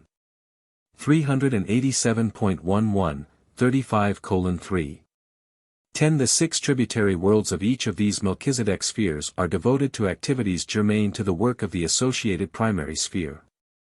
387.12, 35:3. 11. The pilot world, the sphere Melchizedek, is the common meeting ground for all beings who are engaged in educating and spiritualizing the ascending mortals of time and space. To an ascender, this world is probably the most interesting place in all Nebadon. All evolutionary mortals who graduate from their constellation training are destined to land on Melchizedek, where they are initiated into the regime of the disciplines and spirit progression of the Solvington educational system. And never will you forget your reactions to the first day of life on this unique world, not even after you have reached your paradise destination. 387.13, 35:3. 12. Ascending mortals maintain residence on the Melchizedek world while pursuing their training on the 6 encircling planets of specialized education. And this same method is adhered to throughout their sojourn on the 70 cultural worlds, the primary spheres of the Solvington circuit. 387.14, 35:3. 13. Many diverse activities occupy the time of the numerous beings who reside on the 6 tributary worlds of the Melchizedek sphere, but as concerns the ascending mortals, these satellites are devoted to the following special phases of study. 388. 1. 35 minutes and 3.14 seconds 1. Sphere number 1 is occupied with the review of the initial planetary life of the ascending mortals. This work is carried on in classes composed of those who hail from a given world of mortal origin. Those from Urantia pursue such an experiential review together. 388.2, 35 minutes and 3.15 seconds 2. The special work of sphere number 2 consists in a similar review of the experiences passed through on the mansion worlds encircling the premier satellite of the local system headquarters. 388.3, 35 minutes and 3.16 seconds. 3. The reviews of this sphere pertain to the sojourn on the capital of the local system and embrace the activities of the remainder of the architectural worlds of the system headquarters cluster. 388.4, 35 minutes and 3.17 seconds. 4. The fourth sphere is occupied with a review of the experiences of the 70 tributary worlds of the constellation and of their associated spheres. 388.5, 35 minutes and 3.18 seconds. 5. On the fifth sphere there is conducted the review of the ascendant sojourn on the constellation headquarters world. 388.6, 35 minutes and 3.19 seconds. 6. The time on sphere number 6 is devoted to an attempt to correlate these 5 epochs and thus achieve coordination of experience preparatory to entering the Melchizedek primary schools of universe training. 388.7, 35:3. 20 The schools of universe administration and spiritual wisdom are located on the Melchizedek home world, where also are to be found those schools devoted to a single line of research, such as energy, matter, organization, communication, records, ethics, and comparative creature existence. 388.8, 35:3. 21 In the Melchizedek College of Spiritual Endowment all orders, even the Paradise orders, of the sons of God cooperate with the Melchizedek and the Seraphic teachers in training the hosts who go forth as evangels of destiny, proclaiming spiritual liberty and divine sonship even to the remote worlds of the universe. This particular school of the Melchizedek University is an exclusive universe institution. Student visitors are not received from other realms. 388.9, 35:3. 22 The highest course of training in universe administration is given by the Melchizedeks on their home world. This college of high ethics is presided over by the original Father Melchizedek. It is to these schools that the various universes send exchange students. While the young universe of Nebadon stands low in the scale of universes as regards spiritual achievement and high ethical development, nevertheless, our administrative troubles have so turned the whole universe into a vast clinic for other nearby creations that the Melchizedek colleges are thronged with student visitors and observers from other realms. Besides the immense group of local registrants, there are always upward of 100,000 foreign students in attendance upon the Melchizedek schools, for the order of Melchizedeks in Nebadon is renowned throughout all Splandon. 4. Special work of the Melchizedeks. 388.10, 35 minutes and 4.1 seconds. A highly specialized branch of Melchizedek activities has to do with the supervision of the progressive Urantia career of the ascending mortals. Much of this training is conducted by the patient and wise Seraphic ministers, assisted by mortals who have ascended to relatively higher levels of universe attainment. But all of this educational work is under the general supervision of the Melchizedeks in association with the Trinity teacher sons. 389.1, 35 minutes and 4.2 seconds. While the Melchizedek orders are chiefly devoted to the vast educational system and experiential training regime of the local universe, they also function in unique assignments and in unusual circumstances. In an evolving universe eventually embracing approximately 10 million inhabited worlds, many things out of the ordinary are destined to happen, and it is in such emergencies that the Melchizedeks act. On Urantia, your constellation headquarters, they are known as emergency sons. They are always ready to serve in all exigencies, physical, intellectual, or spiritual, whether on a planet, in a system, in a constellation, or in the universe. Whenever and wherever special help is needed, there you will find one or more of the Melchizedek sons. 389.2, 35 minutes and 4.3 seconds. When failure of some feature of the Creator Son's plan is threatened, forthwith will go a Melchizedek to render assistance. But not often are they summoned to function in the presence of sinful rebellion, such as occurred in Satania. 389.3, 35 minutes and 4.4 seconds. The Melchizedeks are the first to act in all emergencies of whatever nature on all worlds where will creatures dwell.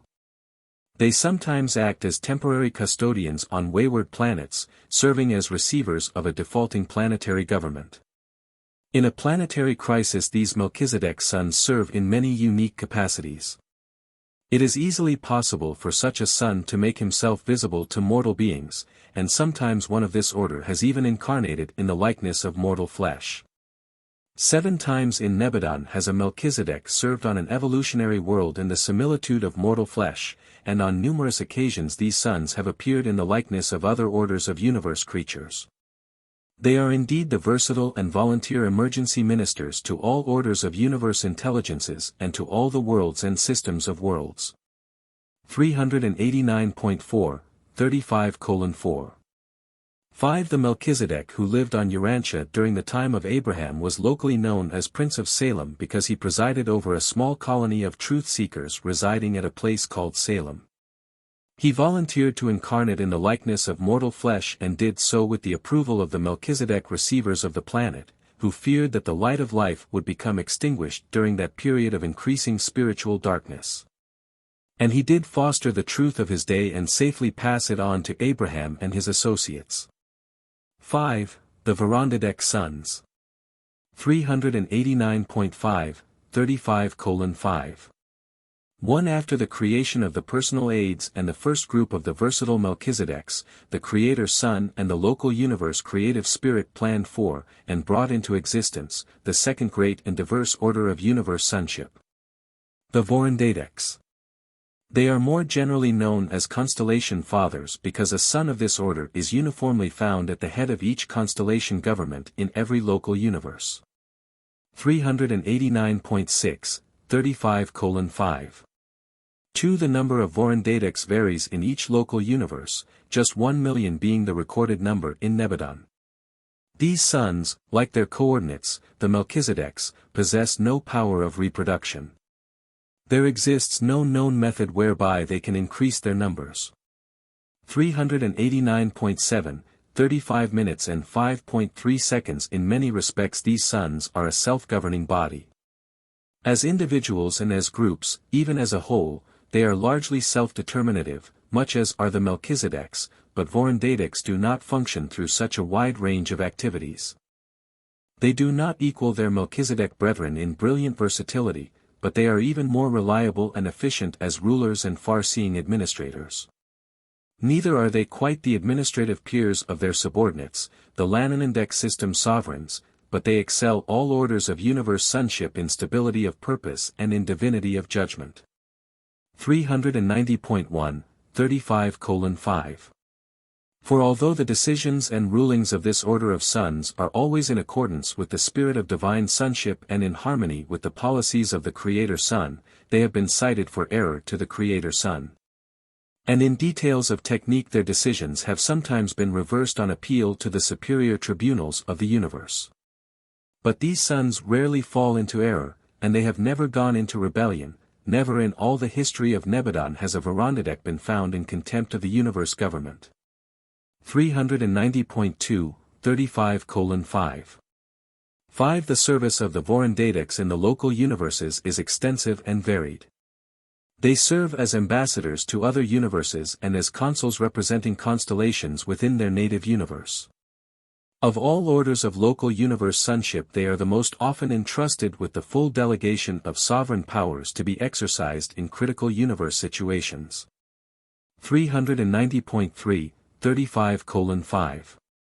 6. On those worlds segregated in spiritual darkness, those spheres which have, through rebellion and default, suffered planetary isolation, an observer Verandadek is usually present pending the restoration of normal status. In certain emergencies this most high observer could exercise absolute and arbitrary authority over every celestial being assigned to that planet. It is of record on Solvington that the Verandadeks have sometimes exercised such authority as most high regents of such planets. And this has also been true even of inhabited worlds that were untouched by rebellion. 390.4, 35:5. 7. Often a corps of 12 or more Verandadek sons sits en banc as a high court of review and appeal concerning special cases involving the status of a planet or a system. But their work more largely pertains to the legislative functions indigenous to the constellation governments. As a result of all these services, the Verandadek sons have become the historians of the local universes. They are personally familiar with all the political struggles and the social upheavals of the inhabited worlds. 6. The Constellation Fathers. 390.5, 35:6. 1. At least 3 Vorandadics are assigned to the rulership of each of the 100 constellations of a local universe. These sons are selected by the Creator Son and are commissioned by Gabriel as the Most Highs of the constellations for service during 1 decamillennium, 10,000 standard years, about 50,000 years of Urantia time. The reigning Most High, the Constellation Father, has 2 associates, a senior and a junior. At each change of administration the senior associate becomes the head of the government, the junior assumes the duties of the senior. While the unassigned Vorandadics resident on the Solvington worlds nominate one of their number as candidate for selection to assume the responsibilities of junior associate. Thus each of the Most High rulers, in accordance with present policy, has a period of service on the headquarters of a constellation of 3 decamillenniums, about 150,000 Urantia years. 390.6, 35:6. 2. The 100 Constellation Fathers, the actual presiding heads of the constellation governments, constitute the Supreme Advisory Cabinet of the Creator Son. This council is in frequent session at Universe headquarters and is unlimited in the scope and range of its deliberations but is chiefly concerned with the welfare of the constellations and with the unification of the administration of the entire local universe.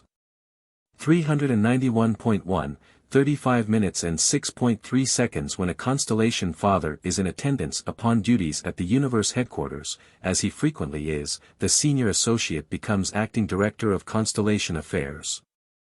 The normal function of the senior associate is the oversight of spiritual affairs, while the junior associate is personally occupied with the physical welfare of the constellation.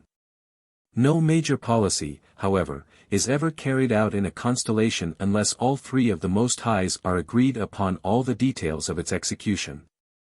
391.2, 35:6. For the entire mechanism of spirit intelligence and communication channels is at the disposal of the constellation Most Highs.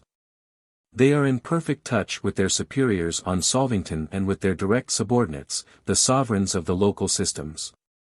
They frequently convene in council with these system sovereigns to deliberate upon the state of the constellation. 391.3, 35:6.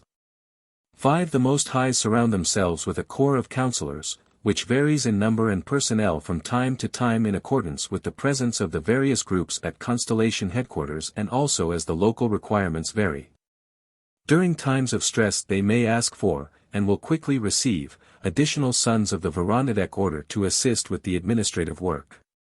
Norlatiadek, your own constellation, is at present administered by 12 Verandadek sons. 7.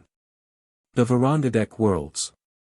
391.4, 35 minutes and 7.1 seconds. The second group of 7 worlds in the circuit of 70 primary spheres surrounding Solvington comprise the Verandadek planets. Each of these spheres, with its 6 encircling satellites, is devoted to a special phase of Verandadek activities. On these 49 realms the ascending mortals secure the acme of their education respecting universe legislation. 391.5, 35:7. 2. The ascending mortals have observed the legislative assemblies as they functioned on the headquarters worlds of the constellations. But here on these Verandadek worlds they participate in the enactment of the actual general legislation of the local universe under the tutelage of the senior Vorandadics. Such enactments are designed to coordinate the varied pronouncements of the autonomous legislative assemblies of the 100 constellations. The instruction to be had in the Verandadek schools is unexcelled even on Uversa. This training is progressive, extending from the first sphere, with supplemental work on its 6 satellites, on up through the remaining 6 primary spheres and their associated satellite groups. 391.6, 35:7. 3. The ascending pilgrims will be introduced to numerous new activities on these worlds of studying practical work. We are not forbidden to undertake the revelation of these new and undreamed of pursuits, but we despair of being able to portray these undertakings to the material mind of mortal beings. We are without words to convey the meanings of these supernal activities. And there are no analogous human engagements which might be utilized as illustrations of these new occupations of the ascending mortals as they pursue their studies on these 49 worlds. And many other activities, not a part of the ascendant regime, are centered on these Verandadek worlds of the Solvington circuit. 8. The Lananandek Sons. 392.1, 35:8. 1. After the creation of the Vorandadeks, the Creator Son and the Universe Mother Spirit unite for the purpose of bringing into existence the third order of universe sonship, the Lananandeks. Although occupied with varied tasks connected with the system administrations, they are best known as system sovereigns, the rulers of the local systems, and as planetary princes, the administrative heads of the inhabited worlds. 392.2, 35:8. 2. Being a later and lower, as concerns divinity levels, order of sonship creation, these beings were required to pass through certain courses of training on the Melchizedek worlds in preparation for subsequent service. They were the first students in the Melchizedek University and were classified and certified by their Melchizedek teachers and examiners according to ability, personality, and attainment. 392.3, 35:8. 3. The universe of Nebadon began its existence with exactly 12 million Lananandeks, and when they had passed through the Melchizedek sphere, they were divided in the final tests into 3 classes. 392.4, 35 minutes and 8.4 seconds. 1. Primary Lananandeks. Of the highest rank there were 709,841. These are the sons designated as system sovereigns and assistants to the supreme councils of the constellations and as counselors in the higher administrative work of the universe. 392.5, 35 minutes and 8.5 seconds. 2. Secondary Lananandeks. Of this order emerging from Melchizedek there were 10,234,601. They are assigned as planetary princes and to the reserves of that order. 392.6, 35 minutes and 8.6 seconds. 3. Tertiary Lananandeks. This group contained 1,055,558. These sons function as subordinate assistants, messengers, custodians, commissioners, observers, and prosecute the miscellaneous duties of a system and its component worlds. 392.7, 35:8. 7. It is not possible, as it is with evolutionary beings, for these sons to progress from one group to another.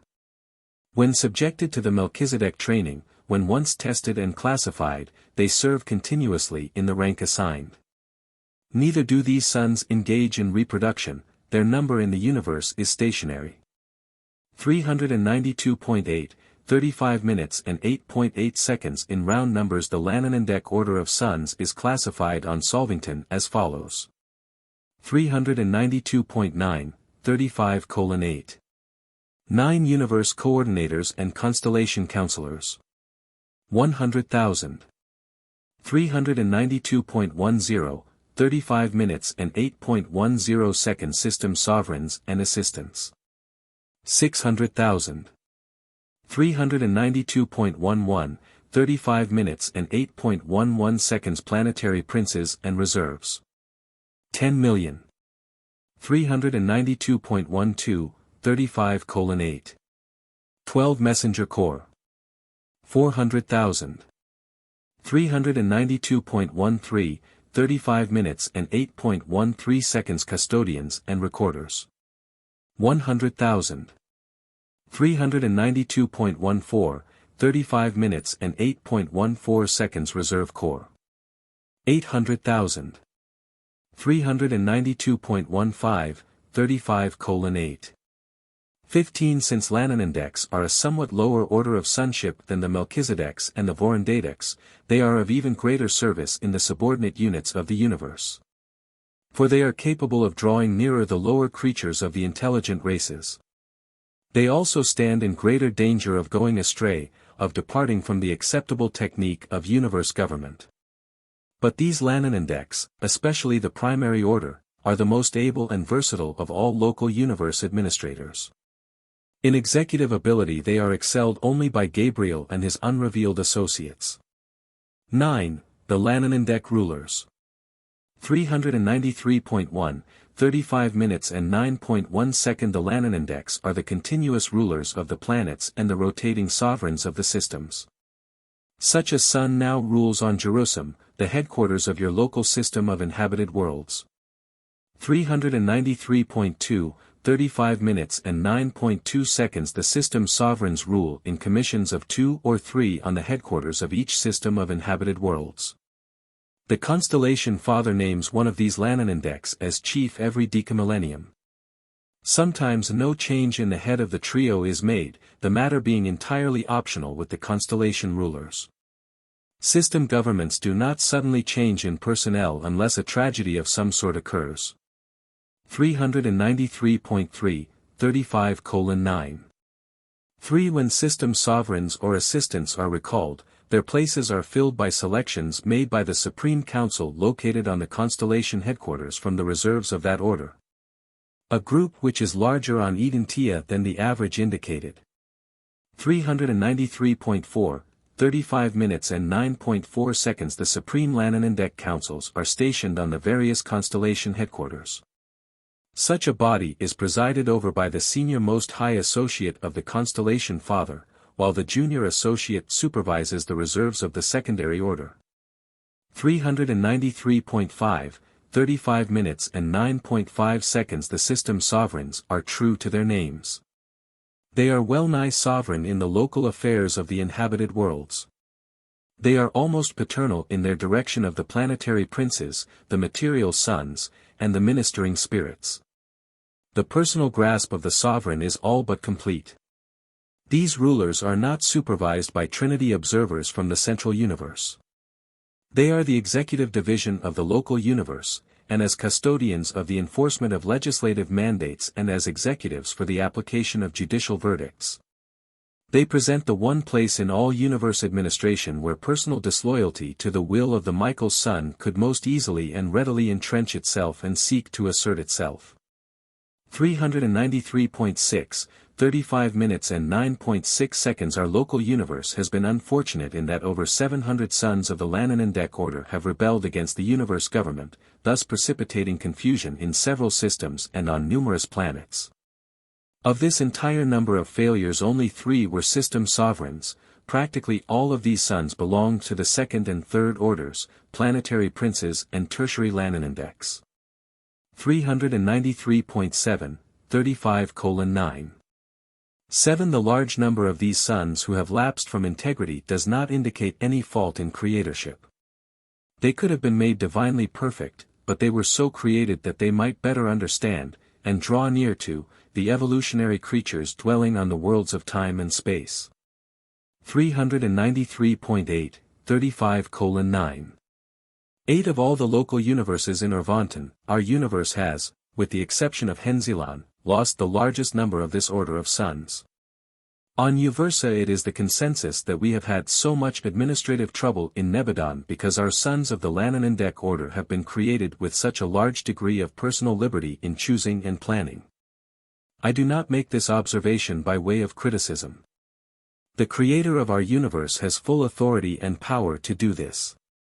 It is the contention of our high rulers that, while such free-choosing sons make excessive trouble in the earlier ages of the universe, when things are fully sifted and finally settled, the gains of higher loyalty and fuller volitional service on the part of these thoroughly tested sons will far more than compensate for the confusion and tribulations of earlier times. 394.1, 35 minutes and 9.9 seconds. In the event of rebellion on a system headquarters, a new sovereign is usually installed within a comparatively short time, but not so on the individual planets. They are the component units of the material creation, and creature free will is a factor in the final adjudication of all such problems. Successor planetary princes are designated for isolated worlds, planets whose princes of authority may have gone astray. But they do not assume active rulership of such worlds until the results of insurrection are partially overcome and removed by the remedial measures adopted by the Melchizedeks and other ministering personalities. Rebellion by a planetary prince instantly isolates his planet, the local spiritual circuits are immediately severed. Only a bestowal sun can re-establish interplanetary lines of communication on such a spiritually isolated world. 394.2 35:9. 10. There exists a plan for saving these wayward and unwise sons, and many have availed themselves of this merciful provision, but never again may they function in those positions wherein they defaulted. After rehabilitation they are assigned to custodial duties and to departments of physical administration. 10. The Lananandek Worlds. 394.3 35:10. 1. The third group of 7 worlds in the Solvington circuit of 70 planets, with their respective 42 satellites, constitute the Lananandek cluster of administrative spheres. On these realms the experienced Lananandeks belonging to the X-System Sovereign Corps officiate as administrative teachers of the ascending pilgrims and the seraphic hosts. The evolutionary mortals observe the system administrators at work on the system capitals, but here they participate in the actual coordination of the administrative pronouncements of the 10,000 local systems. 394.4 35:10. 2. These administrative schools of the local universe are supervised by a corps of Lananandek sons who have had long experience as system sovereigns and as constellation counselors. These executive colleges are excelled only by the administrative schools of ENSA. 394.5 35:10. 3. While serving as training spheres for ascending mortals, the Lananandek worlds are the centers for extensive undertakings having to do with the normal and routine administrative operations of the universe. All the way into paradise the ascending pilgrims pursue their studies in the practical schools of applied knowledge, actual training in really doing the things they are being taught. The universe educational system sponsored by the Melchizedeks is practical, progressive, meaningful, and experiential. It embraces training in things material, intellectual, morantial, and spiritual. 394.6 35:10. For it is in connection with these administrative spheres of the Lananandeks that most of the salvaged sons of that order serve as custodians and directors of planetary affairs. And these defaulting planetary princes and their associates in rebellion who choose to accept the proffered rehabilitation will continue to serve in these routine capacities, at least until the universe of Nebadon is settled in light and life. 395.1 35 minutes and 10.5 seconds. Many of the Lananandek sons in the older systems, however, have established wonderful records of service, administration, and spiritual achievement. They are a noble, faithful, and loyal group, notwithstanding their tendency to fall into error through fallacies of personal liberty and fictions of self-determination. 395.2 35:10. 6. Sponsored by the Chief of Archangels acting by authority of Gabriel of Solvington. Paper 36. The Life Carriers. 396.1 36 minutes and 0.1 second. Life does not originate spontaneously. Life is constructed according to plans formulated by the unrevealed architects of being and appears on the inhabited planets either by direct importation or as a result of the operations of the life carriers of the local universes. These carriers of life are among the most interesting and versatile of the diverse family of universe sons.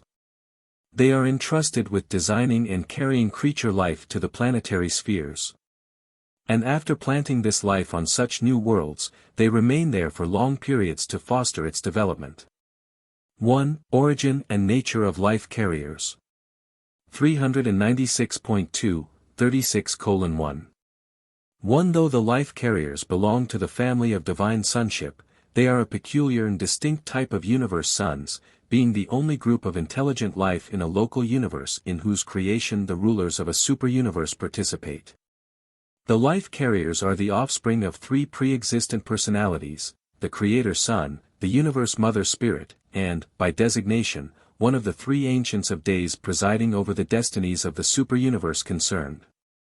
These ancients of days, who alone can decree the extinction of intelligent life, participate in the creation of the life carriers, who are entrusted with establishing physical life on the evolving worlds.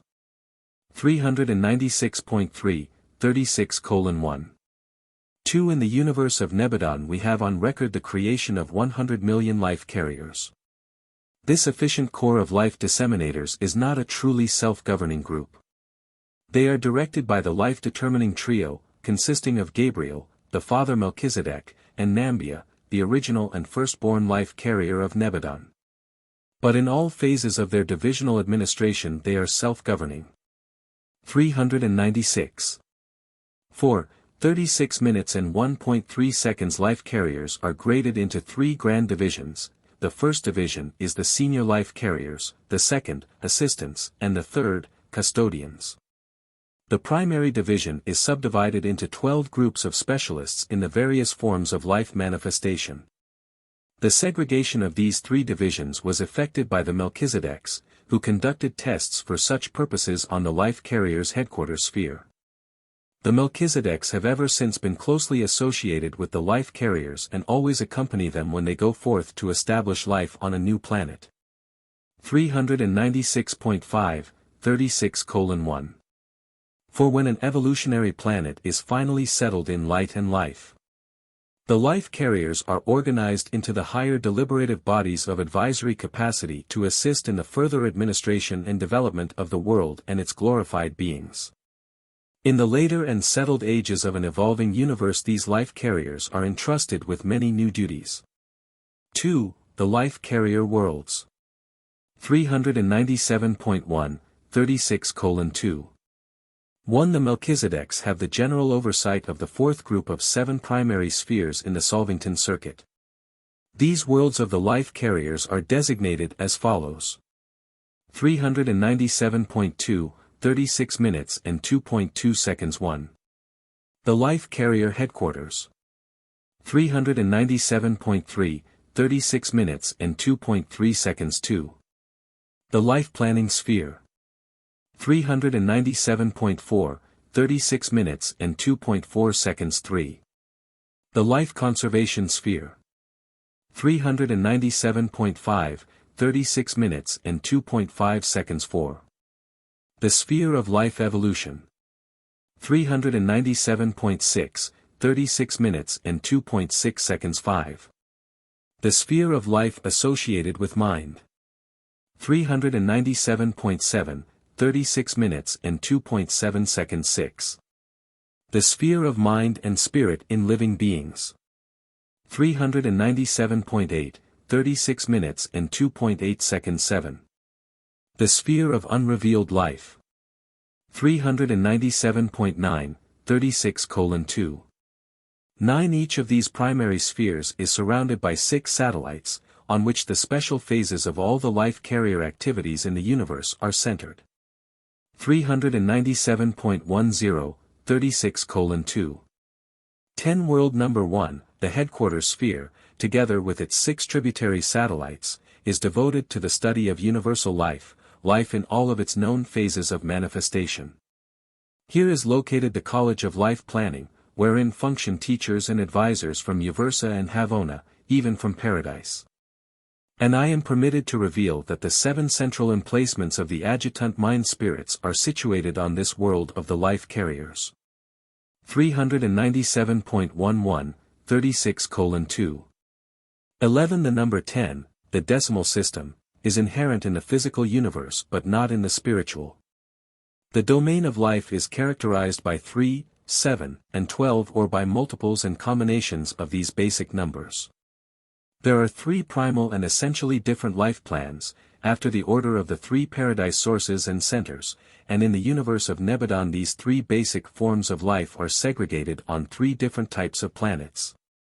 There were, originally, 12 distinct and divine concepts of transmissible life.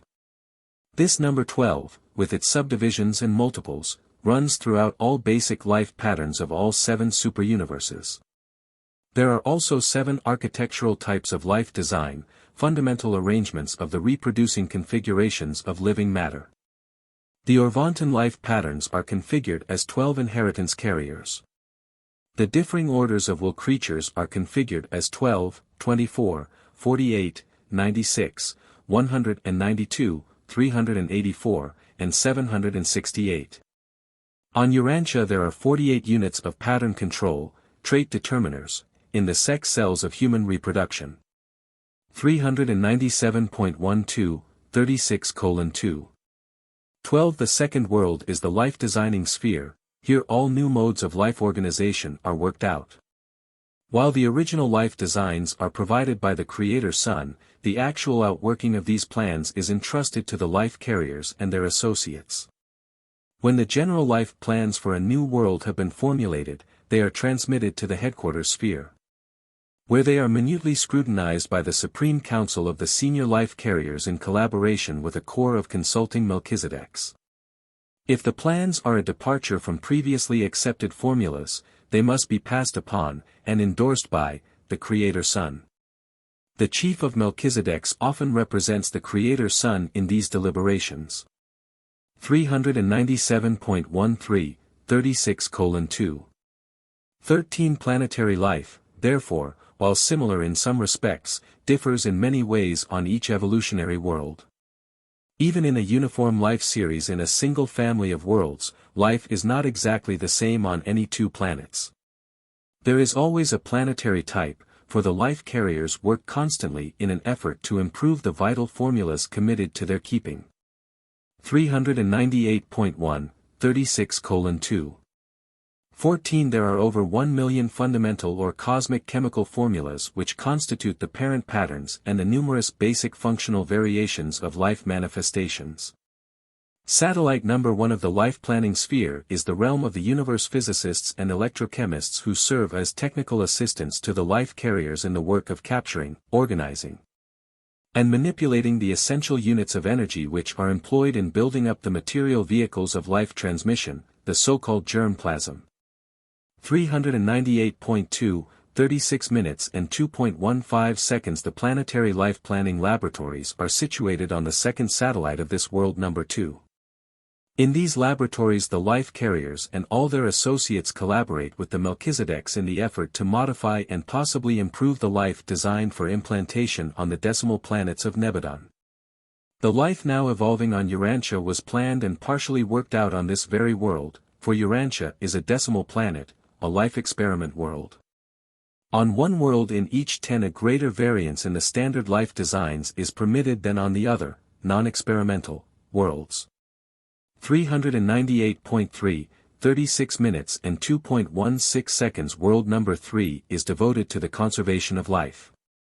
Here various modes of life protection and preservation are studied and developed by the assistants and custodians of the Life Carrier Corps. The life plans for every new world always provide for the early establishment of the Life Conservation Commission, consisting of custodian specialists in the expert manipulation of the basic life patterns. On Urantia there were 24 such custodian commissioners, 2 for each fundamental or parent pattern of the architectural organization of the life material. On planets such as yours the highest form of life is reproduced by a life-carrying bundle which possesses 24 pattern units. And since the intellectual life grows out of, and upon the foundation of, the physical, there come into existence the 24 basic orders of psychic organization. 398.4, 36:2. 17 Sphere number 4 and its tributary satellites are devoted to the study of the evolution of creature life in general and to the evolutionary antecedents of any one life level in particular. The original life plasm of an evolutionary world must contain the full potential for all future developmental variations and for all subsequent evolutionary changes and modifications. The provision for such far-reaching projects of life metamorphosis may require the appearance of many apparently useless forms of animal and vegetable life.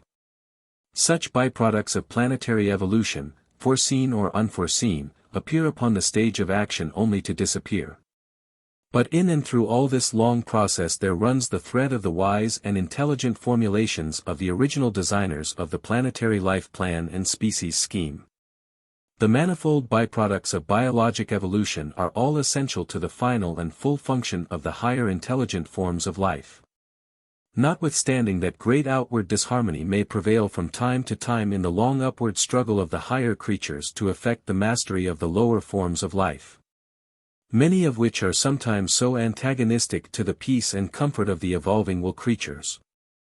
398.5, 36 minutes and 2.18 seconds. Number 5 world is concerned wholly with life associated with mind.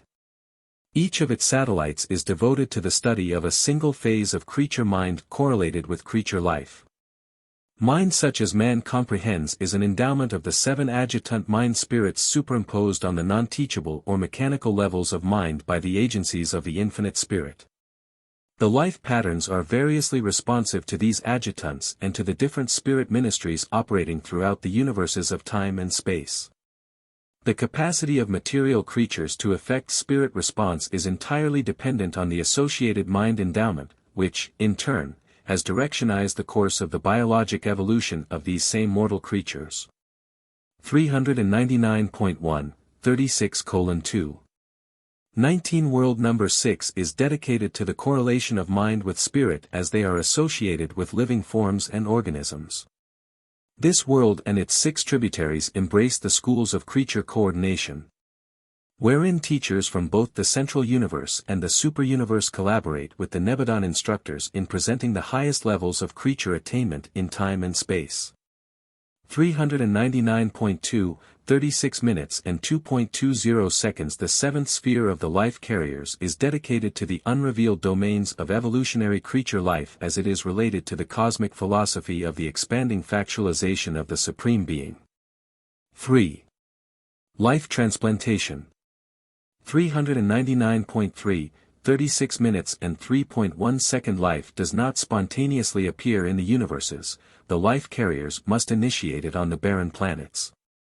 They are the carriers, disseminators, and guardians of life as it appears on the evolutionary worlds of space. All life of the order and forms known on Urantia arises with these suns, though not all forms of planetary life are existent on Urantia. 399.4, 36 minutes and 3.2 seconds. The core of life carriers commissioned to plant life upon a new world usually consists of 100 senior carriers, 100 assistants, and 1,000 custodians. The life carriers often carry actual life plasm to a new world, but not always. They sometimes organize the life patterns after arriving on the planet of assignment in accordance with formulas previously approved for a new adventure in life establishment. Such was the origin of the planetary life of Urantia. 399.5, 36:3. 3. When, in accordance with approved formulas, the physical patterns have been provided, then do the life carriers catalyze this lifeless material, imparting through their persons the vital spirit spark. And forthwith do the inert patterns become living matter. 399.6, 36 minutes and 3.4 seconds. The vital spark, the mystery of life, is bestowed through the life carriers, not by them. They do indeed supervise such transactions, they formulate the life plasm itself, but it is the universe mother spirit who supplies the essential factor of the living plasm. From the creative daughter of the infinite spirit comes that energy spark which enlivens the body and presages the mind. 399.7, 36:3. 5. In the bestowal of life the life carriers transmit nothing of their personal natures, not even on those spheres where new orders of life are projected. At such times they simply initiate and transmit the spark of life, start the required revolutions of matter in accordance with the physical, chemical, and electrical specifications of the ordained plans and patterns. Life carriers are living catalytic presences which agitate, organize, and vitalize the otherwise inert elements of the material order of existence. 400.1, 36:3. 6. The life carriers of a planetary core are given a certain period in which to establish life on a new world, approximately 1/2 million years of the time of that planet. At the termination of this period, indicated by certain developmental attainments of the planetary life, they cease implantation efforts, and they may not subsequently add anything new or supplemental to the life of that planet. 400.2, 36:3. 7. During the ages intervening between life establishment and the emergence of human creatures of moral status, the life carriers are permitted to manipulate the life environment and otherwise favorably directionize the course of biologic evolution. And this they do for long periods of time. 400.3, 36:3. 8. When the life carriers operating on a new world have once succeeded in producing a being with will, with the power of moral decision and spiritual choice, then and there their work terminates, they are through. They may manipulate the evolving life no further. From this point forward the evolution of living things must proceed in accordance with the endowment of the inherent nature and tendencies which have already been imparted to, and established in, the planetary life formulas and patterns. The life carriers are not permitted to experiment or to interfere with will, they are not allowed to dominate or arbitrarily influence moral creatures. 400.4, 36:3. 9. Upon the arrival of a planetary prince they prepare to leave, though 2 of the senior carriers and 12 custodians may volunteer, by taking temporary renunciation vows, to remain indefinitely on the planet as advisors in the matter of the further development and conservation of the life plasm. 2 such sons and their 12 associates are now serving on Urantia. 4. Melchizedek life carriers. 400.5, 36:4.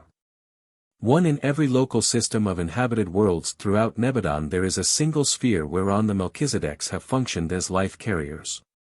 These abodes are known as the system Mitzanite worlds, and on each of them a materially modified Melchizedek son has mated with a selected daughter of the material order of sonship.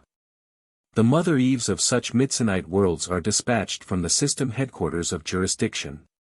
Having been chosen by the designated Melchizedek life carrier from among the numerous volunteers who respond to the call of the system sovereign addressed to the material daughters of his sphere. 400.6, 36 minutes and 4.2 seconds. The progeny of a Melchizedek life carrier and a material daughter are known as Mitzonators. The Melchizedek father of such a race of supernal creatures eventually leaves the planet of his unique life function. And the mother Eve of this special order of universe beings also departs upon the appearance of the 7th generation of planetary offspring. The direction of such a world then devolves upon her eldest son. 400.7, 36 minutes and 4.3 seconds. The Mitzanite creatures live and function as reproducing beings on their magnificent worlds until they are 1,000 standard years of age. Whereupon they are translated by Seraphic transport. Midsonators are non-reproducing beings thereafter because the technique of dematerialization which they pass through in preparation for enseraphiming forever deprives them of reproductive prerogatives. 400.8, 36:4. For the present status of these beings can hardly be reckoned as either mortal or immortal, neither can they be definitely classified as human or divine. These creatures are not adjust or indwelt, hence hardly immortal. But neither do they seem to be mortal, no Midsonator has experienced death. All Midsonators ever born in Nebadon are alive today, functioning on their native worlds, on some intervening sphere, or on the Solvington Midsonite sphere in the Final Eaters group of worlds. 401.1, 36 minutes and 4.5 seconds. The Solvington worlds of the Final Eaters. The Melchizedek life carriers, as well as the associated Mother Eves, go from the system Mitzanite spheres to the Final Eaters worlds of the Solvington circuit, where their offspring are also destined to foregather. 401.2, 36:4. 6. It should be explained in this connection that the 5th group of 7 primary worlds in the Solvington circuit are the Nebadon worlds of the Final Eaters. The children of the Melchizedek life carriers and the material daughters are domiciled on the 7th world of the Final Eaters, the Solvington Mitzanite sphere. 401.3, 36:4. 7. The satellites of the 7 primary worlds of the Final Eaters are the rendezvous of the personalities of the Super and Central Universes who may be executing assignments in Nebadon. While the ascending mortals go about freely on all of the cultural worlds and training spheres of the 490 worlds comprising the Melchizedek University. There are certain special schools and numerous restricted zones which they are not permitted to enter. This is especially true of the 49 spheres under the jurisdiction of the Final Eaters. 401.4, 36:4. 8. The purpose of the Midsonite creatures is not at present known, but it would appear that these personalities are for gathering on the seventh phenoliter world in preparation for some future eventuality in universe evolution. Our inquiries concerning the Midsonite races are always referred to the phenoliters, and always do the phenoliters decline to discuss the destiny of their wards. Regardless of our uncertainty as to the future of the Midsonators, we do know that every local universe in Urvanton harbors such an accumulating core of these mysterious beings. It is the belief of the Melchizedek life carriers that their Midsonite children will someday be endowed with the transcendental and eternal spirit of Epsonity by God the Ultimate. 5. The 7 Adjutant Mind Spirits. 401.5, 36:5. 1. It is the presence of the 7 adjutant mind spirits on the primitive worlds that conditions the course of organic evolution, that explains why evolution is purposeful and not accidental. These adjutants represent that function of the mind ministry of the infinite spirit which is extended to the lower orders of intelligent life through the operations of a local universe mother spirit. The adjutants are the children of the universe mother spirit and constitute her personal ministry to the material minds of the realms. Wherever and whenever such mind is manifest, these spirits are variously functioning. 401.6, 36:5. 2. The 7 adjutant mind spirits are called by names which are the equivalents of the following designations: intuition, understanding, courage, knowledge, counsel, worship, and wisdom. These mind spirits send forth their influence into all the inhabited worlds as a differential urge, each seeking receptivity capacity for manifestation quite apart from the degree to which its fellows may find reception and opportunity for function. 401.7, 36:5. 3. The central lodgements of the adjutant spirits on the life carrier headquarters world indicate to the life carrier supervisors the extent and quality of the mind function of the adjutants on any world and in any given living organism of intellect. Status. These life-mind emplacements are perfect indicators of living mind function for the first 5 adjutants.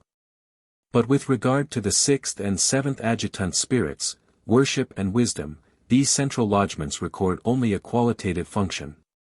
The quantitative activity of the adjutant of worship and the adjutant of wisdom is registered in the immediate presence of the divine minister on Solvington, being a personal experience of the universe mother spirit.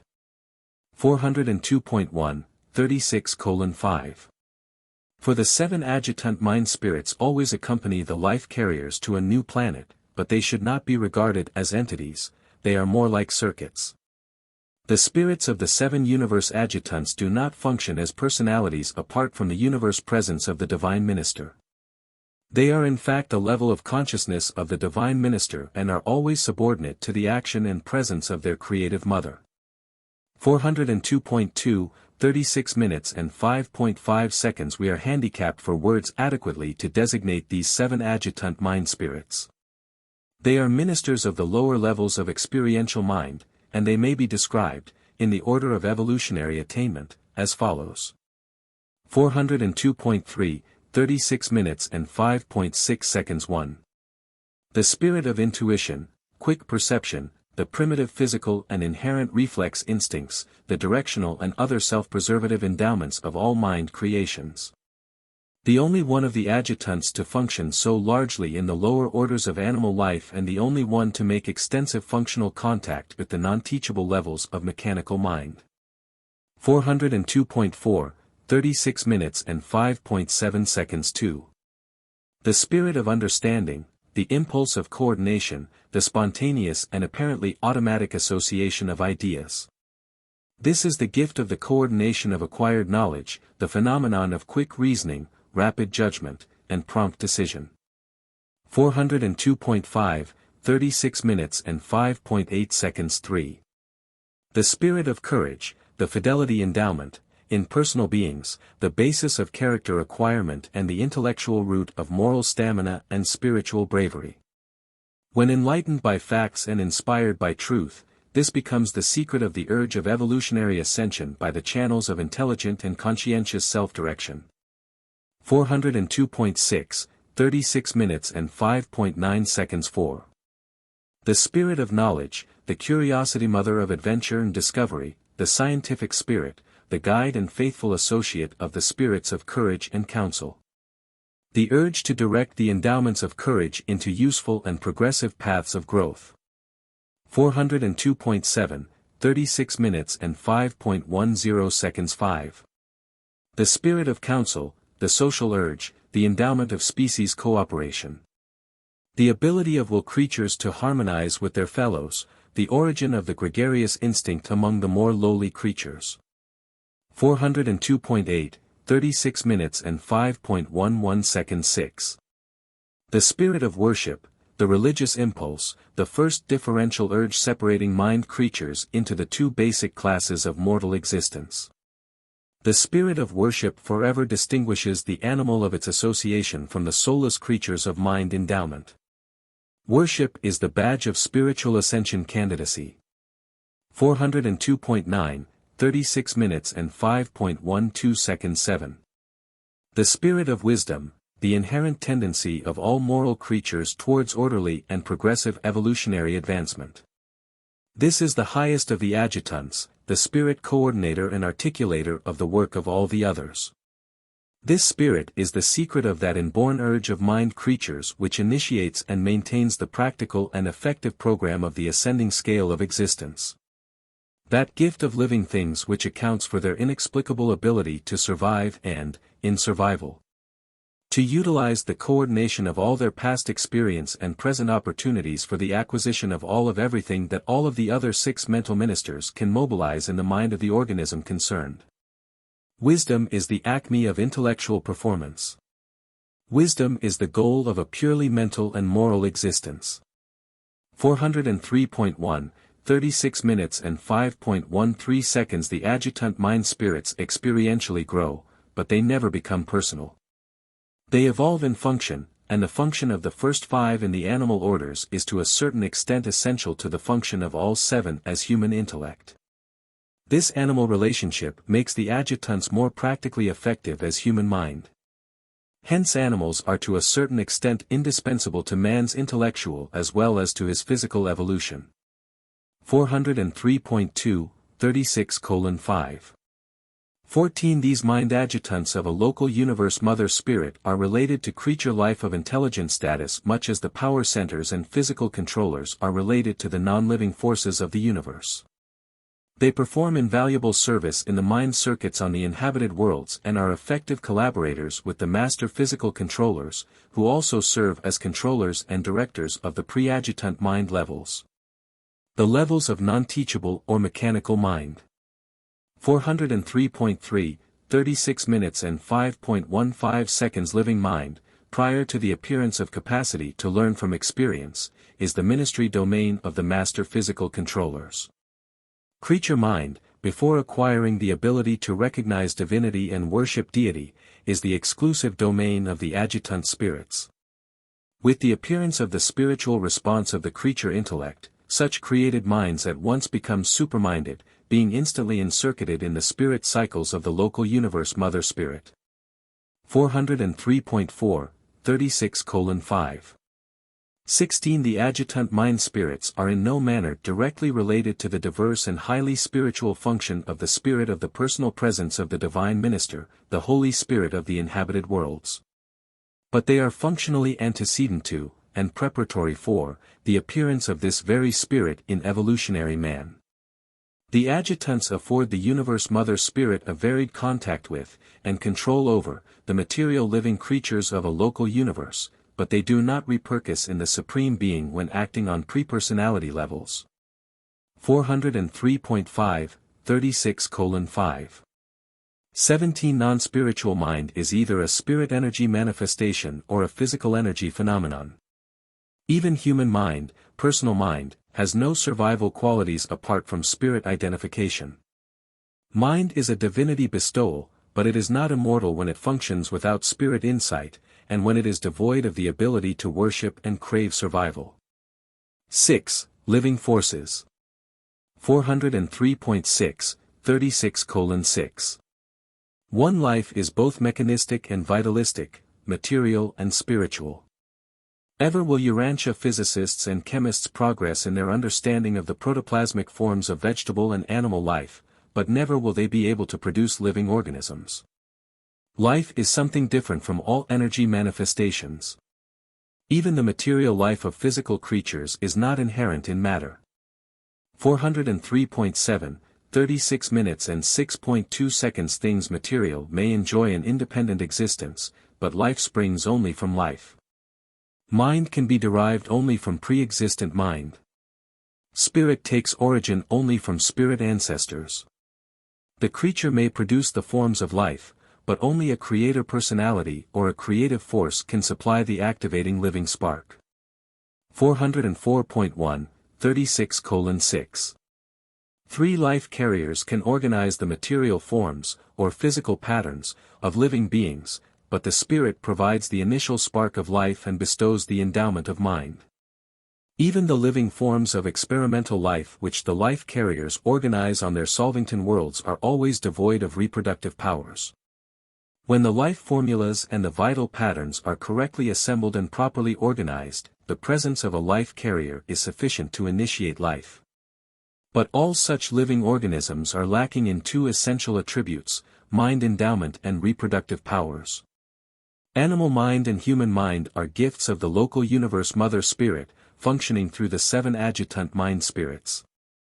While creature ability to reproduce is the specific and personal impartation of the universe spirit to the ancestral life plasm inaugurated by the life carriers. 404.2, 36 minutes and 6.4 seconds. When the life carriers have designed the patterns of life, after they have organized the energy systems, there must occur an additional phenomenon. The breath of life must be imparted to these lifeless forms. The sons of God can construct the forms of life, but it is the Spirit of God who really contributes the vital spark. And when the life thus imparted is spent, then again the remaining material body becomes dead matter. When the bestowed life is exhausted, the body returns to the bosom of the material universe from which it was borrowed by the life carriers to serve as a transient vehicle for that life endowment which they conveyed to such a visible association of energy matter. 404.3, 36 minutes and 6.5 seconds. The life bestowed upon plants and animals by the life carriers does not return to the life carriers upon the death of plant or animal. The departing life of such a living thing possesses neither identity nor personality. It does not individually survive death. During its existence and the time of its sojourn in the body of matter, it has undergone a change, it has undergone energy evolution and survives only as a part of the cosmic forces of the universe. It does not survive as individual life. The survival of mortal creatures is wholly predicated on the evolvement of an immortal soul within the mortal mind. 404.4, 36 minutes and 6.6 seconds. We speak of life as energy, and as force, but it is really neither. Force energy is variously gravity responsive, life is not. Pattern is also non-responsive to gravity, being a configuration of energies that have already fulfilled all gravity-responsive obligations. Life, as such, constitutes the animation of some pattern-configured or otherwise segregated system of energy, material, mindao, or spiritual. 404.5, 36:6. 7. There are some things connected with the elaboration of life on the evolutionary planets which are not altogether clear to us. We fully comprehend the physical organization of the electrochemical formulas of the life carriers, but we do not wholly understand the nature and source of the life activation spark. We know that life flows from the Father through the Son and by the Spirit. It is more than possible that the Master Spirits are the sevenfold channel of the river of life which is poured out upon all creation. But we do not comprehend the technique whereby the supervising Master Spirit participates in the initial episode of life bestowal on a new planet. The Ancients of Days, we are confident, also have some part in this inauguration of life on a new world, but we are wholly ignorant of the nature thereof. We do know that the Universe Mother Spirit actually vitalizes the lifeless patterns and imparts to such activated plasm the prerogatives of organismal reproduction. We observe that these three are the levels of God the sevenfold, sometimes designated as the supreme creators of time and space. But otherwise we know little more than Urantia mortals, simply that concept is inherent in the Father, expression in the Son, and life realization in the Spirit. 405.1, 36:6. 8. Indicated by a Verandadek son stationed on Urantia as an observer and acting in this capacity by request of the Melchizedek chief of the supervising revelatory corps. Paper 37. Personalities of the local universe.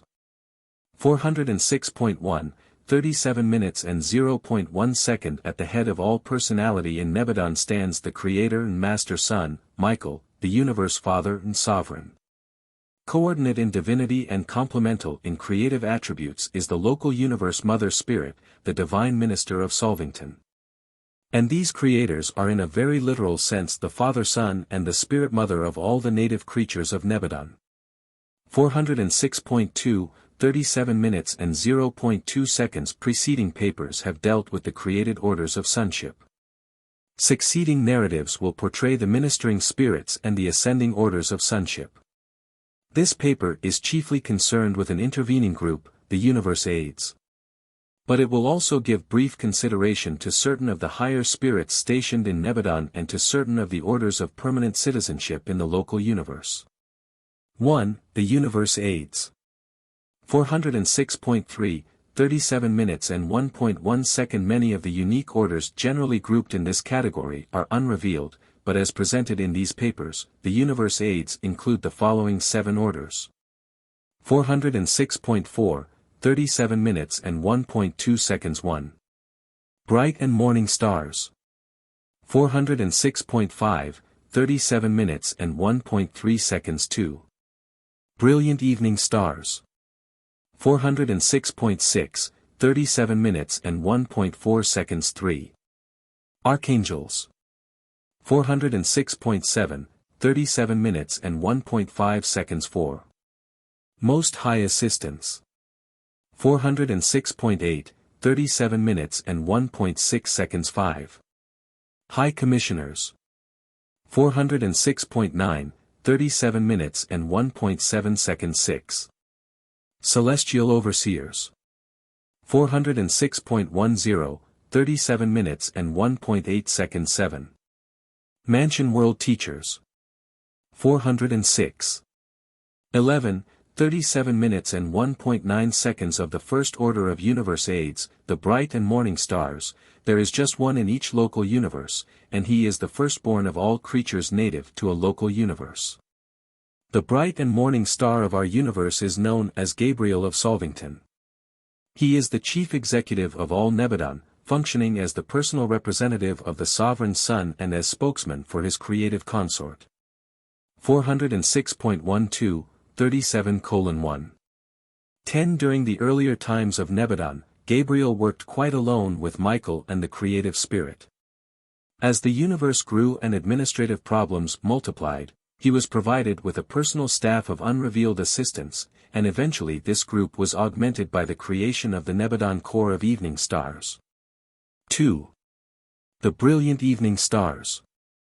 407.1, 37 minutes and 2.1 seconds. These brilliant creatures were planned by the Melchizedeks and were then brought into being by the Creator Son and the Creative Spirit. They serve in many capacities but chiefly as liaison officers of Gabriel, the local universe chief executive. One or more of these beings function as his representatives at the capital of every constellation and system in Nebadon.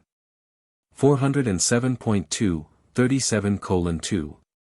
2. As chief executive of Nebadon, Gabriel is ex officio chairman of, or observer at, most of the Solvington conclaves, and as many as 1,000 of these are often in session simultaneously. The brilliant evening stars represent Gabriel on these occasions. He cannot be in two places at the same time, and these superangels compensate for this limitation. They perform an analogous service for the core of the Trinity Teacher Sons. 407. 3. 37 minutes and 2.3 seconds. Though personally occupied with administrative duties, Gabriel maintains contact with all other phases of universe life and affairs through the brilliant evening stars. They always accompany him on his planetary tours and frequently go on special missions to the individual planets as his personal representatives. On such assignments they have sometimes been known as the Angel of the Lord. They frequently go to Uversa to represent the bright and morning star before the courts and assemblies of the Ancients of Days, but they seldom journey beyond the confines of Orvanton. 407.4, 37:2. For the brilliant evening stars are a unique twofold order, embracing some of created dignity and others of attained service. The Nebadon corps of these superangels now numbers 13,641. There are 4,832 of created dignity, while 8,809 are ascendant spirits who have attained this goal of exalted service. Many of these ascendant evening stars started their universe careers as seraphim. Others have ascended from unrevealed levels of creature life. As an attainment goal, this high corps is never closed to ascension candidates so long as a universe is not settled in light and life. 407.5, 37:2. 5. Both types of brilliant evening stars are easily visible to Urantia personalities and certain types of supermortal material beings. The created beings of this interesting and versatile order possess a spirit force which can be manifested independently of their personal presence. 407.6, 37 minutes and 2.6 seconds. The head of these superangels is Gavalia, the firstborn of this order in Nebadon. Since the return of Christ Michael from his triumphant bestowal on Urantia, Gavalia has been assigned to the ascendant mortal ministry, and for the last 1900 Urantia years his associate, Galantia, has maintained headquarters on Jerusalem, where he spends about half of his time. Galantia is the first of the ascendant superangels to attain this high estate. 407.7, 37 minutes and 2.7 seconds. No grouping or company organization of the brilliant evening stars exists other than their customary association in pairs on many assignments. They are not extensively assigned on missions pertaining to the ascendant career of mortals, but when thus commissioned, they never function alone. They always work in pairs, one a created being, the other an ascendant evening star. 407.8, 37:2. 8. One of the high duties of the evening stars is to accompany the avonal bestowal sons on their planetary missions, even as Gabriel accompanied Michael on his Urantia bestowal. The two attending superangels are the ranking personalities of such missions, serving as co-commanders of the archangels and all others assigned to these undertakings. It is the senior of these superangel commanders who, at the significant time and age, bids the avonal bestowal son, "Be about your brother's business." 408.1, 37:2. 9 similar pairs of these superangels are assigned to the planetary corps of Trinity teacher sons that functions to establish the post-bestowal or dawning spiritual age of an inhabited world. On such assignments the evening stars serve as liaisons between the mortals of the realm and the invisible corps of teacher sons. 408.2, 37 minutes and 2.10 seconds. The worlds of the evening stars. The sixth group of 7 Solvington worlds and their 42 tributary satellites are assigned to the administration of the brilliant evening stars. The 7 primary worlds are presided over by the created orders of these superangels, while the tributary satellites are administered by ascendant evening stars. 408.3, 37:2. 11. The satellites of the first 3 worlds are devoted to the schools of the teacher sons and the evening stars dedicated to the spirit personalities of the local universe. The next 3 groups are occupied by similar joint schools devoted to the training of ascending mortals. The 7th world satellites are reserved for the triune deliberations of the teacher sons, the evening stars, and the Fina leaders. During recent times these superangels have been closely identified with the local universe work of the core of the finality, and they have long been associated with the teacher sons. There exists a liaison of tremendous power and import between the evening stars and the gravity messengers attached to the Fina leader working groups. The 7th primary world itself is reserved for those unrevealed matters which pertain to the future relationship that will obtain between the teacher sons, the Fina leaders, and the evening stars consequent upon the completed emergence of the superuniverse manifestation of the personality of God the Supreme. 3. The Archangels. 408.4, 37 minutes and 3.1 second archangels are the offspring of the Creator Son and the Universe Mother Spirit.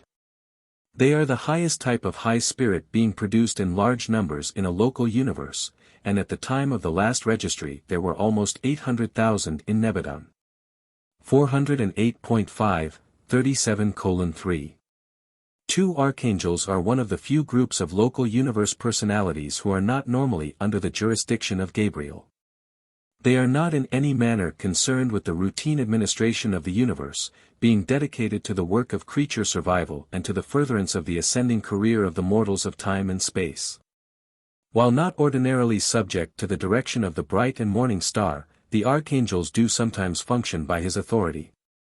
They also collaborate with others of the universe aids, such as the evening stars, as is illustrated by certain transactions depicted in the narrative of life transplantation on your world.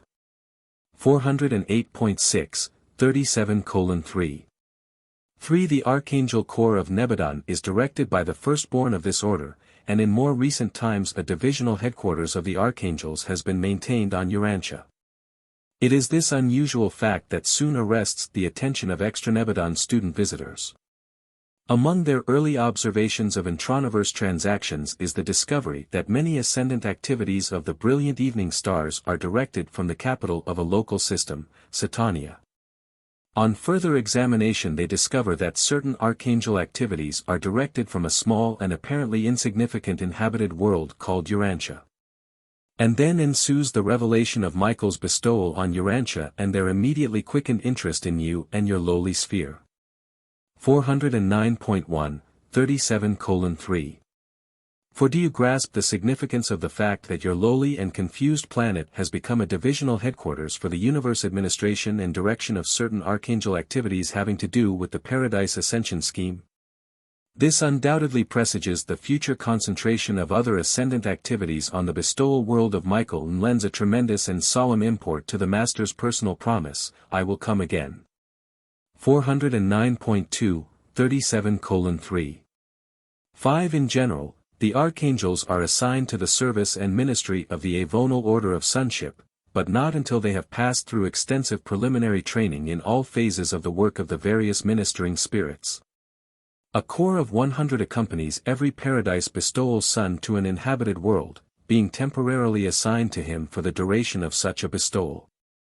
If the magisterial son should become temporary ruler of the planet, these archangels would act as the directing heads of all celestial life on that sphere. 409.3, 37:3. 6. Two senior archangels are always assigned as the personal aides of a paradise avonal on all planetary missions, whether involving judicial actions, magisterial missions, or bestowal incarnations. When this paradise son has finished the judgment of a realm and the dead are called to record, the so-called resurrection, it is literally true that the seraphic guardians of the slumbering personalities respond to the voice of the archangel. The roll call of a dispensation termination is promulgated by an attendant archangel. This is the archangel of the resurrection, sometimes referred to as the Archangel of Michael. 409.4, 37 minutes and 3.7 seconds. The worlds of the archangels. The seventh group of the encircling Solvington worlds, with their associated satellites, is assigned to the archangels. Sphere number 1 and all of its 6 tributary satellites are occupied by the personality record keepers. This enormous corps of recorders busy themselves with keeping straight the record of each mortal of time from the moment of birth up through the universe career until such an individual either leaves Solvington for the superuniverse regime or is blotted out of recorded existence, by the mandate of the Ancients of Days. 409.5, 37 minutes and 3.8 seconds. It is on these worlds that personality records and identification sureties are classified, filed, and preserved during that time which intervenes between mortal death and the hour of repersonalization, the resurrection from death. 4. Most High Assistants. 409.6, 37:4. 1. The Most High Assistants are a group of volunteering beings, of origin outside the local universe, who are temporarily assigned as Central and Superuniverse representatives to, or observers of, the local creations. Their number varies constantly but is always far up in the millions. 409.7, 37:4.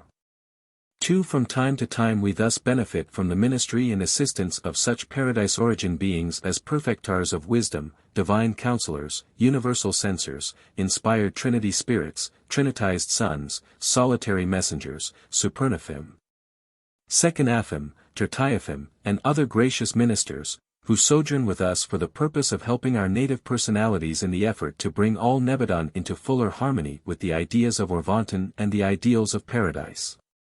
410.1, 37:4. 3. Any of these beings may be voluntarily serving in Nebadon and hence be technically outside our jurisdiction, but when functioning by assignment.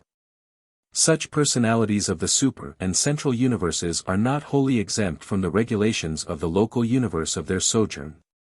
Though they continue to function as representatives of the higher universes and to work in accordance with the instructions which constitute their mission in our realm. Their general headquarters is situated in the Solvington sector of the Union of Days, and they operate in Nebadon subject to the over-supervision of this ambassador of the Paradise Trinity. When serving in unattached groups, these personalities from the higher realms are usually self-directing, but when serving on request, they often voluntarily place themselves wholly under the jurisdiction of the supervising directors of the realms of assigned function. 410.2, 37 minutes and 4.4 seconds. Most high assistants serve in local universe and in constellation capacities but are not directly attached to the system or planetary governments. They may, however, function anywhere in the local universe and may be assigned to any phase of Nebadon activity, administrative, executive, educational, and others. 410.3, 37:4. 5. Most of this corps is enlisted in assisting the Nebadon Paradise personalities, the Union of Days, the Creator Son, the Faithfuls of Days, the Magisterial Sons, and the Trinity Teacher Sons. Now and then in the transaction of the affairs of a local creation it becomes wise to withhold certain details, temporarily, from the knowledge of practically all of the native personalities of that local universe. Certain advanced plans and complex rulings are also better grasped and more fully understood by the more mature and far-seeing corps of most high assistants, and it is in such situations, and many others, that they are so highly serviceable to the universe rulers and administrators. 5. High Commissioners.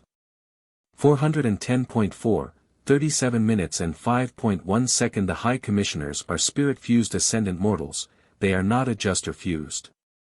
You quite well understand about the universe ascension career of a mortal candidate for adjuster fusion, that being the high destiny in prospect for all Urantia mortals since the bestowal of Christ Michael. But this is not the exclusive destiny of all mortals in the pre-bestowal ages of worlds like yours, and there is another type of world whose inhabitants are never permanently indwelt by thought adjusters. Such mortals are never permanently joined in union with a mystery monitor of paradise bestowal. Nevertheless, the adjusters do transiently indwell them, serving as guides and patterns for the duration of the life in the flesh.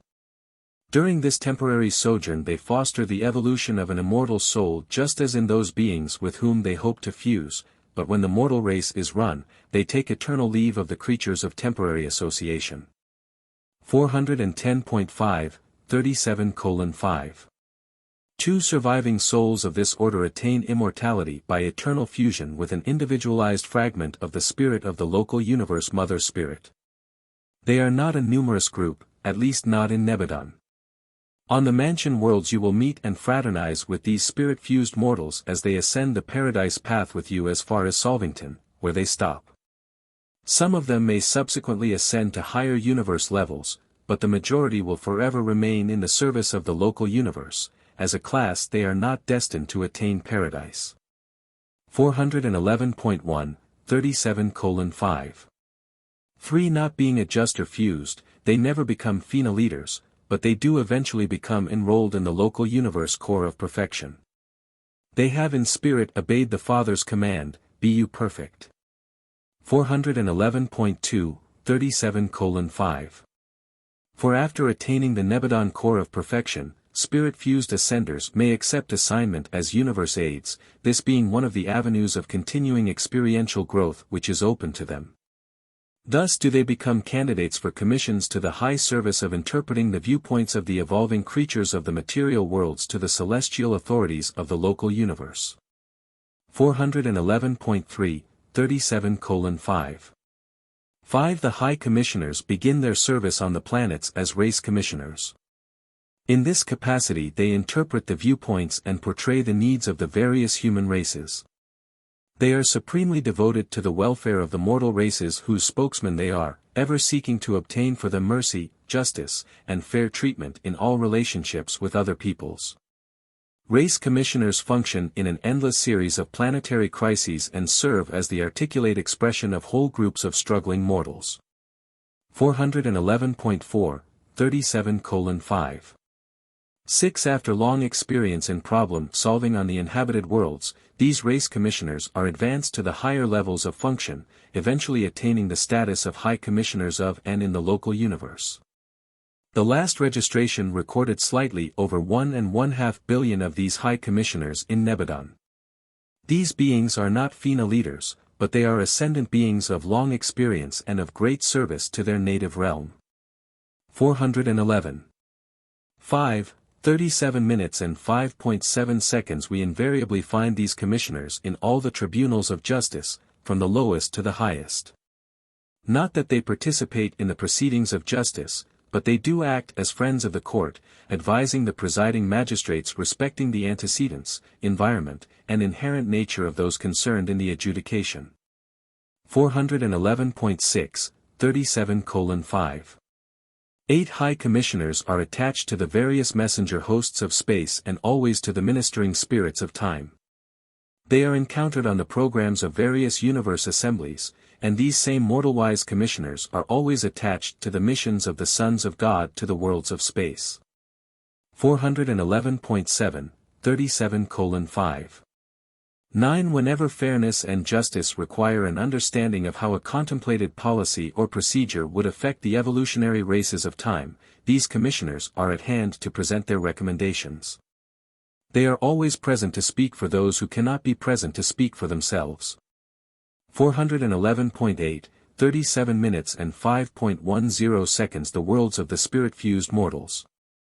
The 8th group of 7 primary worlds and tributary satellites in the Solvington circuit are the exclusive possession of the spirit-fused mortals of Nebadon. Ascending adjuster-fused mortals are not concerned with these worlds except to enjoy many pleasant and profitable sojourns as the invited guests of the spirit-fused residents. 411.9, 37:5. 11 Except for those few who attain Uversa and Paradise, these worlds are the permanent residence of the spirit-fused survivors. Such designed limitation of mortal ascent reacts to the good of the local universes by ensuring the retention of a permanent evolved population whose augmenting experience will continue to enhance the future stabilization and diversification of the local universe administration. These beings may not attain paradise, but they achieve an experiential wisdom in the mastery of Nebadon problems that utterly surpasses anything attained by the transient ascenders. And these surviving souls continue as unique combinations of the human and the divine, being increasingly able to unite the viewpoints of these two widely separate levels and to present such a dual viewpoint with ever-heightening wisdom. 6. Celestial Overseers. 412.1, 37:6. 1. The Nebadon educational system is jointly administered by the Trinity Teacher Sons and the Melchizedek Teaching Corps, but much of the work designed to effect its maintenance and upbuilding is carried on by the Celestial Overseers. These beings are a recruited corps embracing all types of individuals connected with the scheme of educating and training the ascending mortals. There are upward of 3 million of them in Nebadon, and they are all volunteers who have qualified by experience to serve as educational advisors to the entire realm. From their headquarters on the Solvington worlds of the Melchizedeks, these overseers range the local universe as inspectors of the Nebadon school technique designed to effect the mind training and the spirit education of the ascending creatures. 412.2, 37:6. 2. This training of mind and education of spirit is carried on from the worlds of human origin up through the system mansion worlds and the other spheres of progress associated with Jerusalem, on the 70 socializing realms attached to Eden Tia. and on the 490 spheres of spirit progress encircling Solvington. On the universe headquarters itself are numerous Melchizedek schools, the colleges of the universe sons, the Seraphic universities, and the schools of the teacher sons and the union of days. Every possible provision is made to qualify the various personalities of the universe for advancing service and improving function. The entire universe is one vast school. 412.3, 37:6. 3. The methods employed in many of the higher schools are beyond the human concept of the art of teaching truth, but this is the keynote of the whole educational system, character acquired by enlightened experience. The teachers provide the enlightenment, the universe station and the ascender's status afford the opportunity for experience, the wise utilization of these two augments character. 412.4, 37:6. For fundamentally, the Nebadon educational system provides for your assignment to a task and then affords you opportunity to receive instruction as to the ideal and divine method of best performing that task. You are given a definite task to perform, and at the same time you are provided with teachers who are qualified to instruct you in the best method of executing your assignment. The divine plan of education provides for the intimate association of work and instruction. We teach you how best to execute the things we command you to do. 412.5, 37:6. 5. The purpose of all this training and experience is to prepare you for admission to the higher and more spiritual training spheres of the superuniverse. Progress within a given realm is individual, but transition from one phase to another is usually by classes. 412.6, 37 minutes and 6.6 seconds. The progression of eternity does not consist solely in spiritual development. Intellectual acquisition is also a part of universal education. The experience of the mind is broadened equally with the expansion of the spiritual horizon. Mind and spirit are afforded like opportunities for training and advancement. But in all this superb training of mind and spirit you are forever free from the handicaps of mortal flesh. No longer must you constantly referee the conflicting contentions of your divergent spiritual and material natures. At last you are qualified to enjoy the unified urge of a glorified mind long since divested of primitive animalistic trends towards things material. 413.1, 37:6. 7. Before leaving the universe of Nebadon, most Urantia mortals will be afforded opportunity to serve for a longer or shorter time as members of the Nebadon Corps of Celestial Overseers. 7. Mansion World Teachers. 413.2, 37:7. 1. The Mansion World Teachers are recruited and glorified cherubim. Like most other instructors in Nebadon, they are commissioned by the Melchizedeks. They function in most of the educational enterprises of the Urantia life, and their number is quite beyond the comprehension of mortal mind. 413.3, 37:7. 2. As an attainment level of cherubim and sanabim, the Mansion World Teachers will receive further consideration in the next paper, while as teachers playing an important part in the Urantia life. They will be more extensively discussed in the paper of that name. 8. Higher Spirit Orders of Assignment. 413.4, 37 minutes and 8.1 seconds. Besides the power centers and the physical controllers, certain of the higher origin spirit beings of the family of the infinite spirit are of permanent assignment to the local universe. Of the higher spirit orders of the family of the infinite spirit the following are so assigned. 413.5, 37:8. 2. The solitary messengers, when functionally attached to the local universe administration, render invaluable service to us in our efforts to overcome the handicaps of time and space. When they are not thus assigned, we of the local universes have absolutely no authority over them, but even then these unique beings are always willing to help us with the solution of our problems and with the execution of our mandates. 413. 6. 37 minutes and 8.3 seconds. Urantia is the name of the tertiary universe circuit supervisor stationed in our local universe. He is concerned only with spirit and Urantia circuits, not with those under the jurisdiction of the power directors. It was he who isolated Urantia at the time of the Caligastia betrayal of the planet during the testing seasons of the Lucifer Rebellion. In sending greetings to the mortals of Urantia, he expresses pleasure in the anticipation of your sometime restoration to the universe circuits of his supervision. 413.7, 37:8. For the Nebadon Census Director, Saul Satia, maintains headquarters within the Gabriel sector of Solvington. He is automatically cognizant of the birth and death of will and currently registers the exact number of will creatures functioning in the local universe. He works in close association with the personality recorders domiciled on the record worlds of the archangels. 413.8, 37 minutes and 8.5 seconds. An associate inspector is resident on Solvington. He is the personal representative of the Supreme Executive of Orvanton. His associates, the assigned sentinels in the local systems, are also representatives of the Supreme Executive of Orvanton. 414.1, 37:8. 6. The Universal Conciliators are the traveling courts of the universes of time and space, functioning from the evolutionary worlds up through every section of the local universe and on beyond.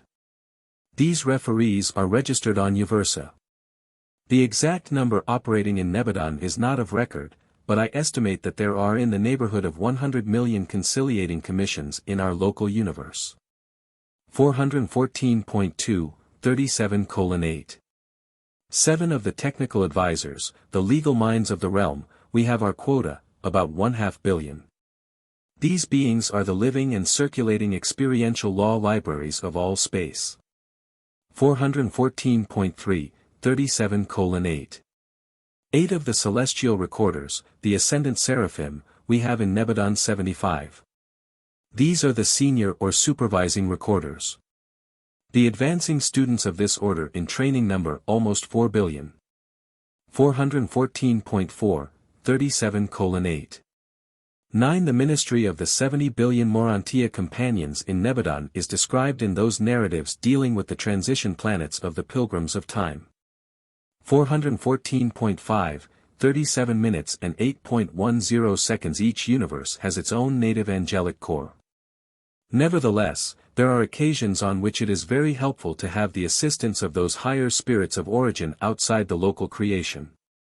Supernaphim performs certain rare and unique services. The present chief of Urantia Seraphim is a primary supernaphim of paradise. The reflective secanaphim are encountered wherever the superuniverse personnel is functioning, and a great many tertiaphim are of temporary service as most high assistants.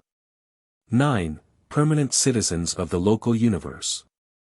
414.6, 37 minutes and 9.1 seconds. As with the super and central universes, the local universe has its orders of permanent citizenship.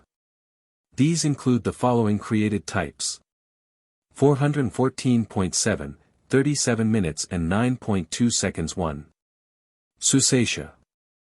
414.8, 37:9.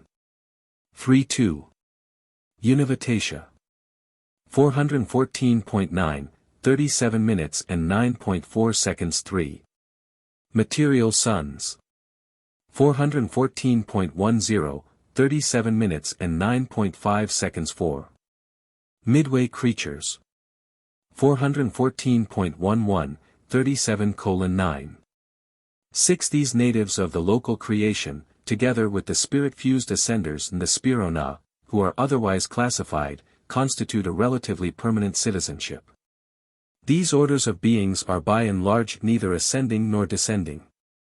They are all experiential creatures, but their enlarging experience continues to be available to the universe on their level of origin.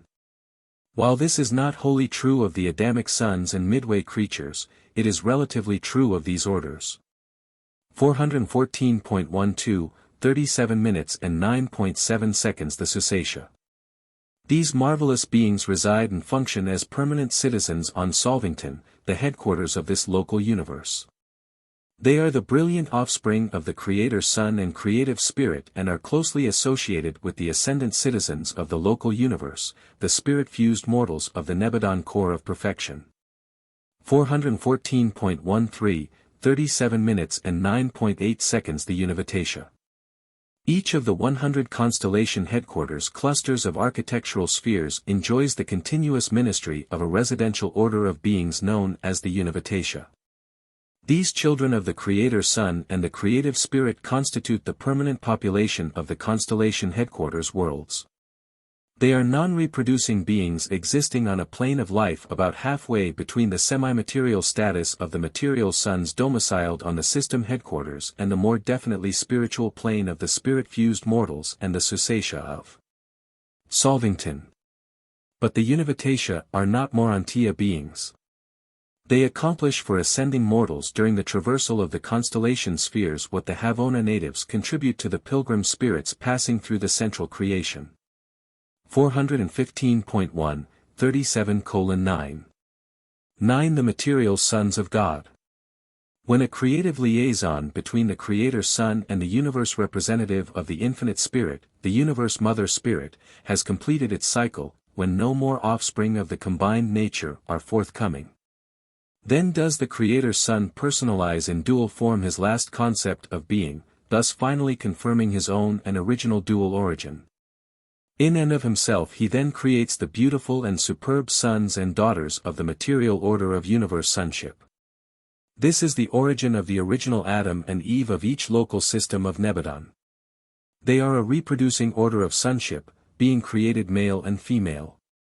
Their progeny function as the relatively permanent citizens of a system capital, though some are commissioned as planetary atoms. 415.2, 37:9.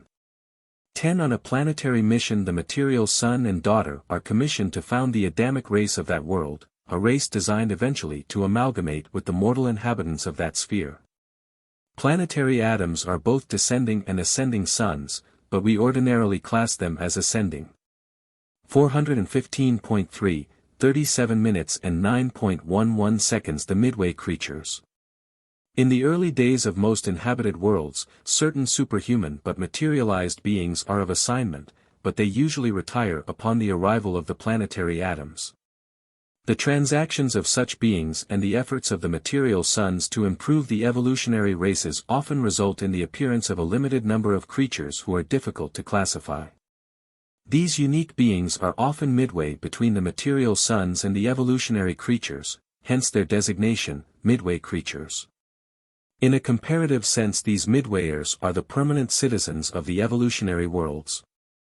From the early days of the arrival of a planetary prince to the far distant time of the settling of the planet in light and life, they are the only group of intelligent beings to remain continuously on the sphere.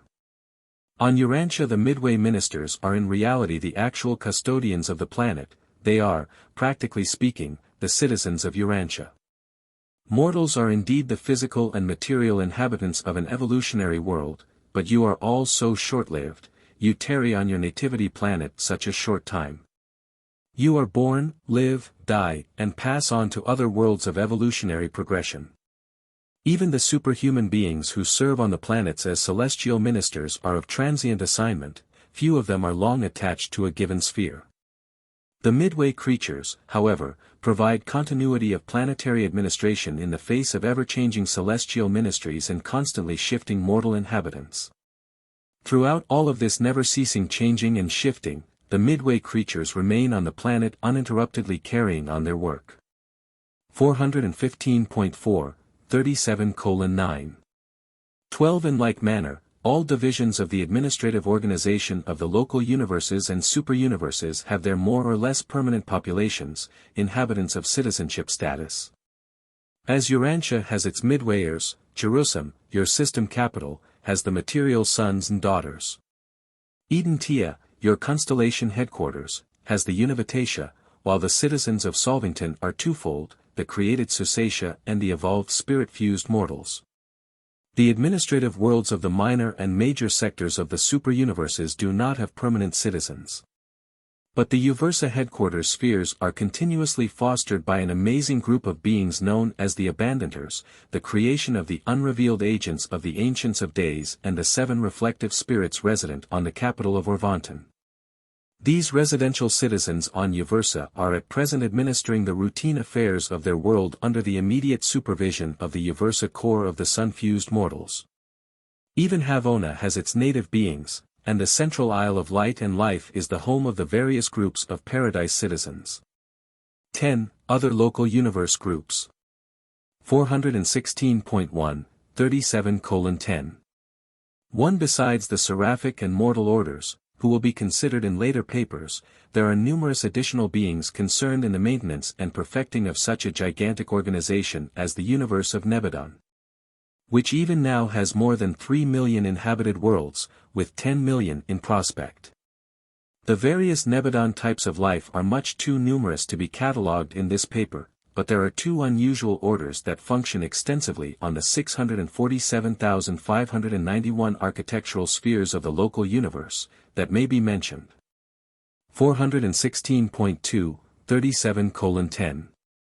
2. The Spirona are the spirit offspring of the bright and morning star and the father Melchizedek.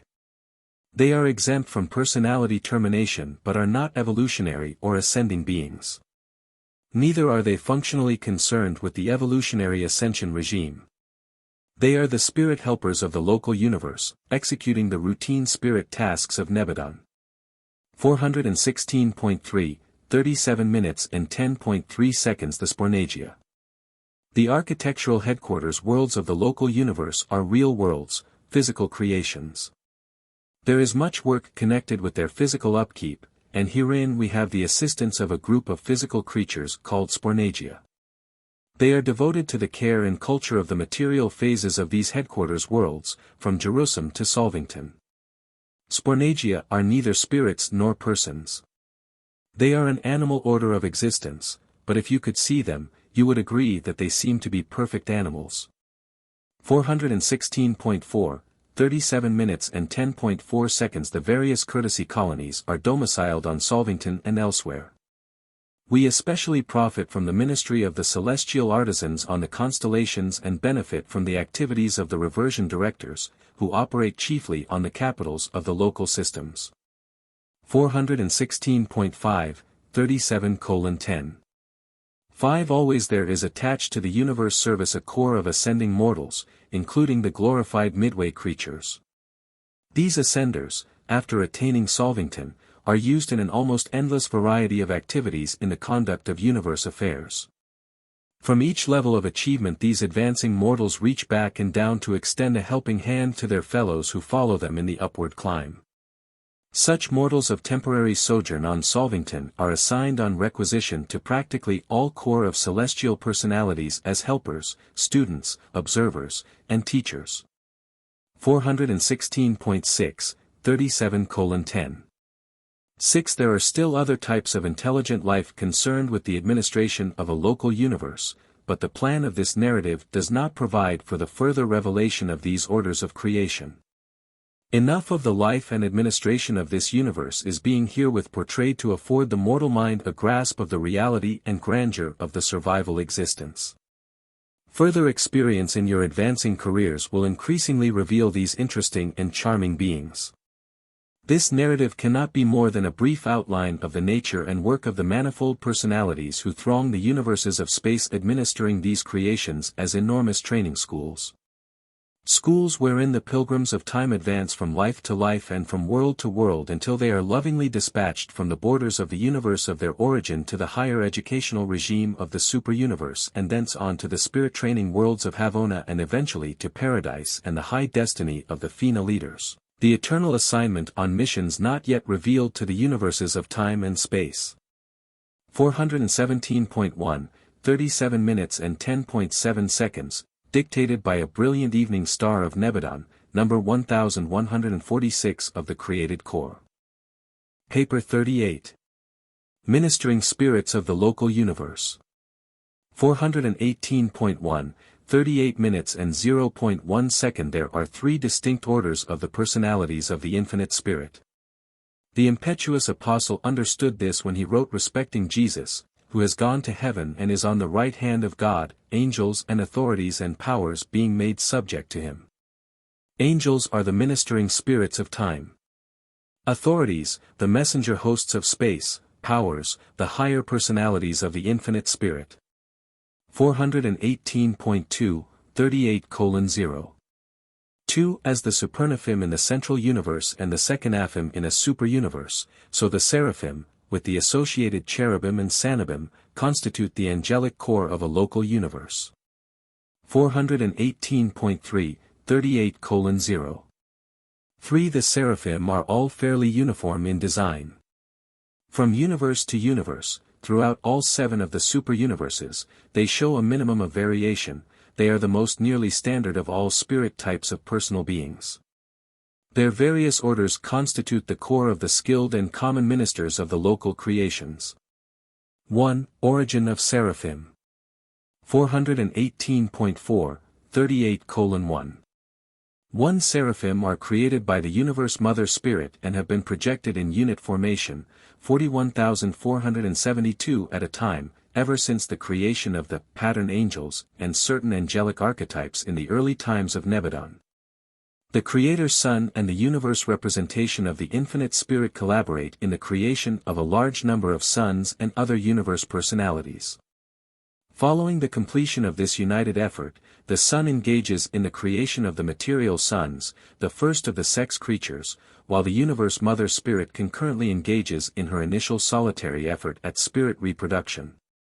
Thus begins the creation of the seraphic hosts of a local universe. 418.5, 38 minutes and 1.2 seconds. These angelic orders are projected at the time of planning for the evolution of mortal will creatures. The creation of seraphim dates from the attainment of relative personality by the Universe Mother Spirit, not as the later coordinate of the Master Son, but as the early creative helper of the Creator Son. Previous to this event, the seraphim on duty in Nebadon were temporarily loaned by a neighboring universe. 418.6, 38 minutes and 1.3 seconds. Seraphim are still being periodically created. The universe of Nebadon is still in the making. The Universe Mother Spirit never ceases creative activity in a growing and perfecting universe. 2. Angelic Natures. 419.1, 38 minutes and 2.1 second. Angels do not have material bodies, but they are definite and discrete beings. They are of spirit nature and origin.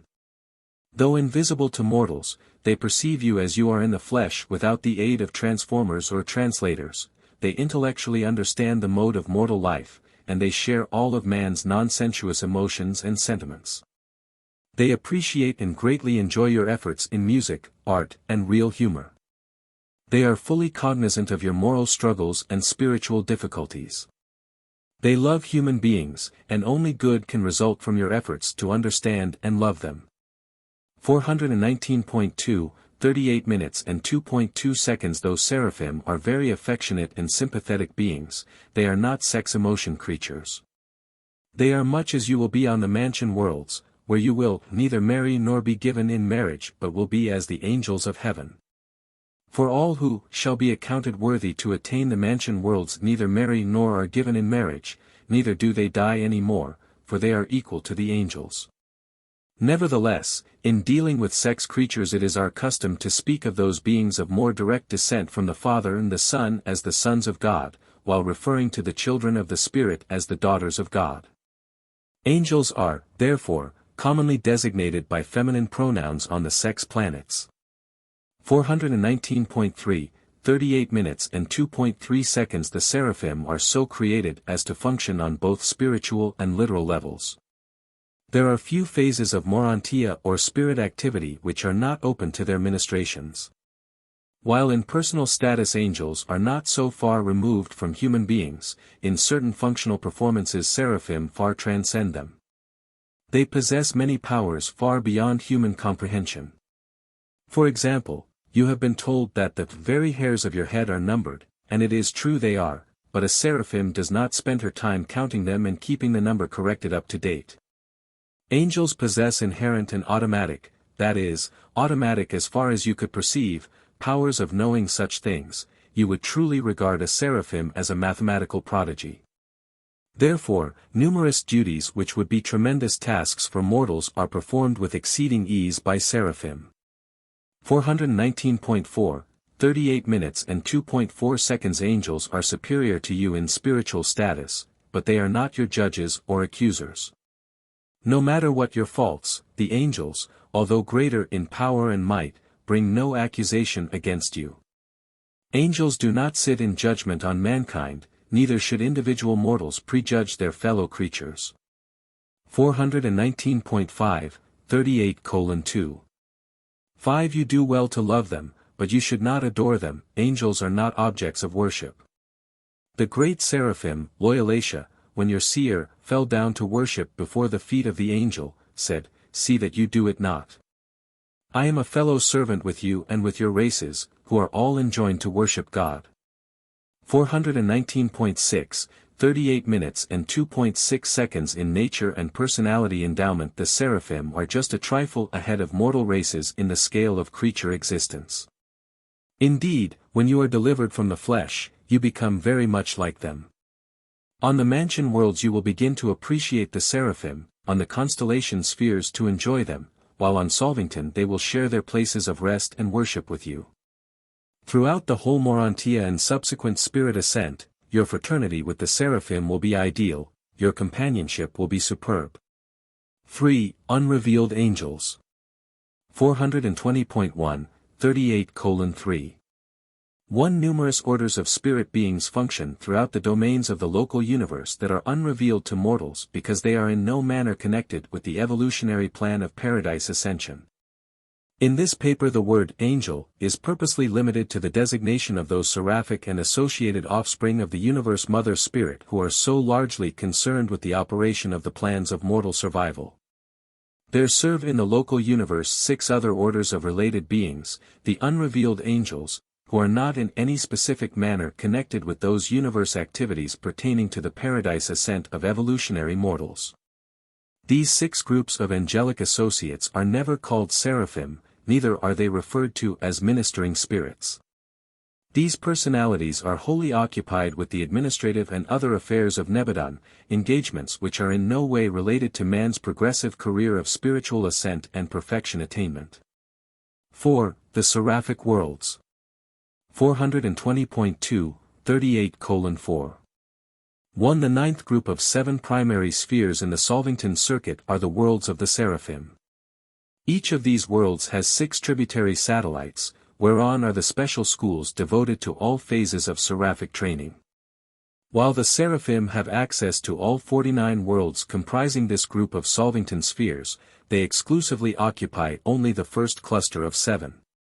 The remaining 6 clusters are occupied by the 6 orders of angelic associates unrevealed on Urantia. Each such group maintains headquarters on one of these 6 primary worlds and carries on specialized activities on the 6 tributary satellites.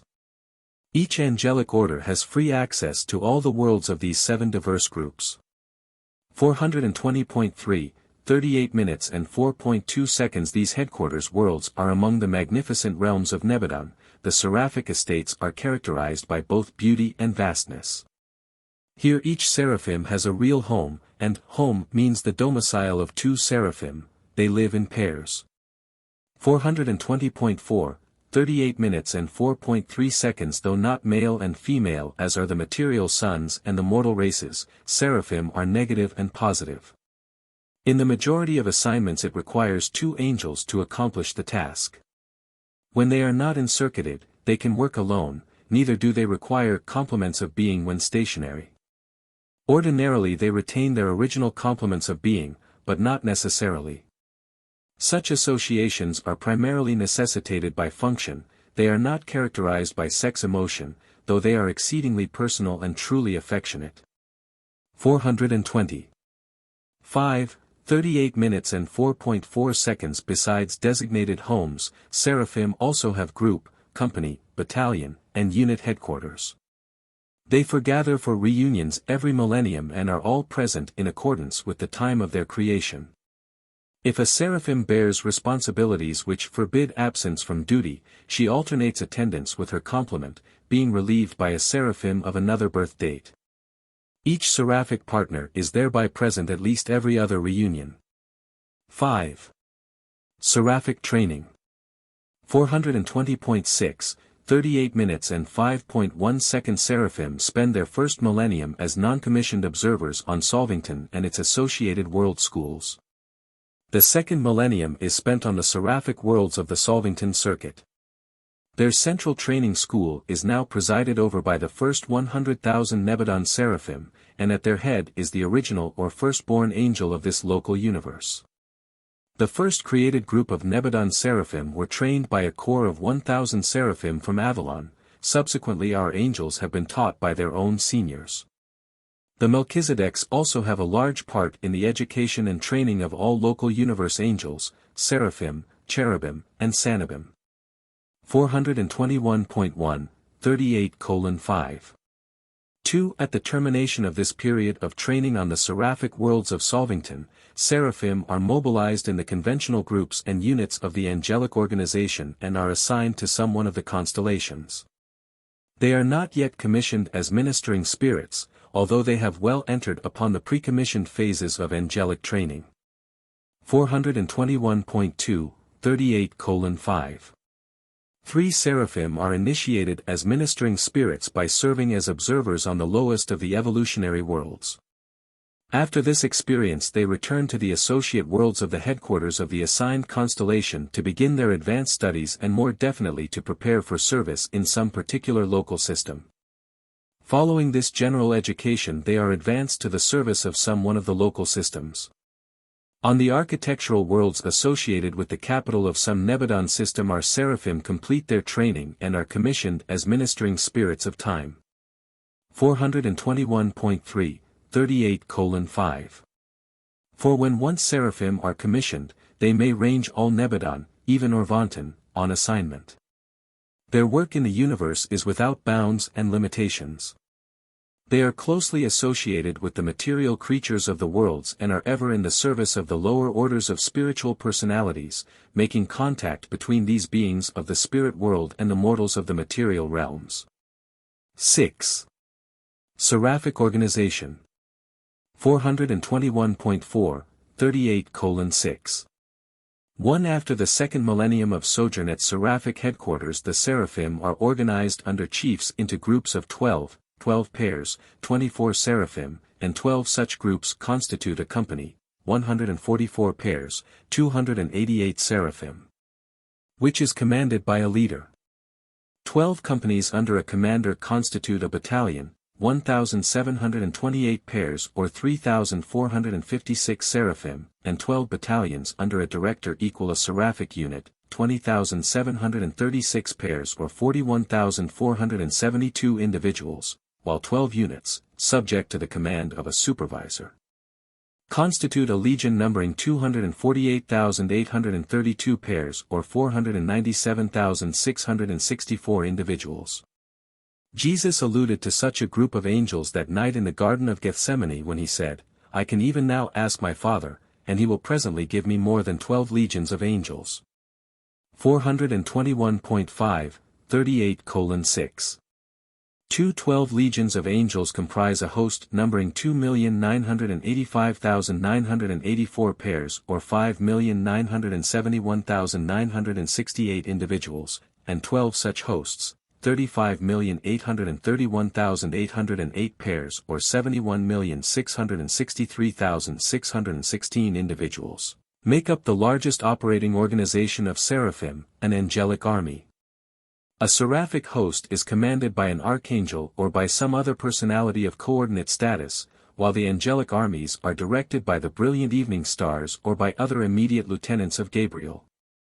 And Gabriel is the supreme commander of the armies of heaven, the chief executive of the sovereign of Nebadon, the Lord God of hosts. 421.6, 38:6.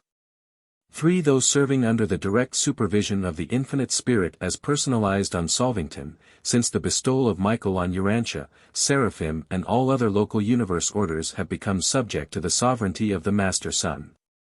Even when Michael was born of the flesh on Urantia, there issued the super-universe broadcast to all Nebadon which proclaimed, "And let all the angels worship him." All ranks of angels are subject to his sovereignty. They are a part of that group which has been denominated his mighty angels. 7. Cherubim and Sanibim. 422.1, 38 minutes and 7.1 second. In all essential endowments, cherubim and sanibim are similar to seraphim. They have the same origin but not always the same destiny. They are wonderfully intelligent, marvelously efficient, touchingly affectionate, and almost human. They are the lowest order of angels, hence all the nearer of kin to the more progressive types of human beings on the evolutionary worlds. 422.2, 38 minutes and 7.2 seconds. Cherubim and sanibim are inherently associated, functionally united. One is an energy-positive personality, the other, energy-negative. The right-hand deflector, or positively charged angel, is the cherubim, the senior or controlling personality. The left-hand deflector, or negatively charged angel, is the sanibim, the complement of being. Each type of angel is very limited in solitary function, hence they usually serve in pairs. When serving independently of their seraphic directors, they are more than ever dependent on mutual contact and always function together. 422.3, 38:7. 3 cherubim and sanibim are the faithful and efficient aides of the seraphic ministers, and all 7 orders of seraphim are provided with these subordinate assistants. Cherubim and sanibim serve for ages in these capacities, but they do not accompany seraphim on assignments beyond the confines of the local universe.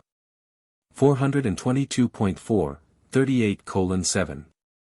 For the cherubim and sanibim are the routine spirit workers on the individual worlds of the systems.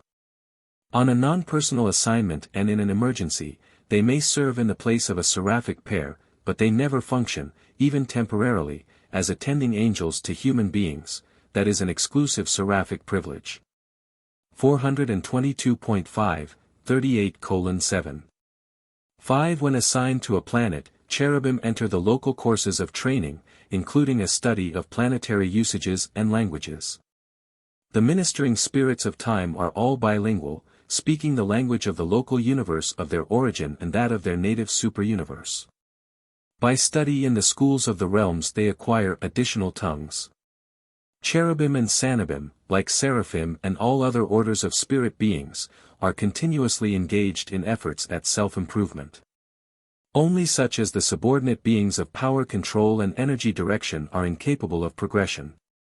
All creatures having actual or potential personality volition seek new achievements. 422.6, 38:7. 6 cherubim and sanibim are by nature very near the Urantia level of existence, and they prove to be most efficient in the borderland work of the physical, urantial, and spiritual domains. These children of the local universe mother spirit are characterized by fourth creatures, much as are the Havona servitals and the conciliating commissions. Every fourth cherubim and every fourth sanibim are quasi-material, very definitely resembling the Urantia level of existence. 422.7, 38:7. 7 These angelic fourth creatures are of great assistance to the seraphim in the more literal phases of their universe and planetary activities. Such Urantia cherubim also perform many indispensable borderline tasks on the Urantia training worlds and are assigned to the service of the Urantia companions in large numbers.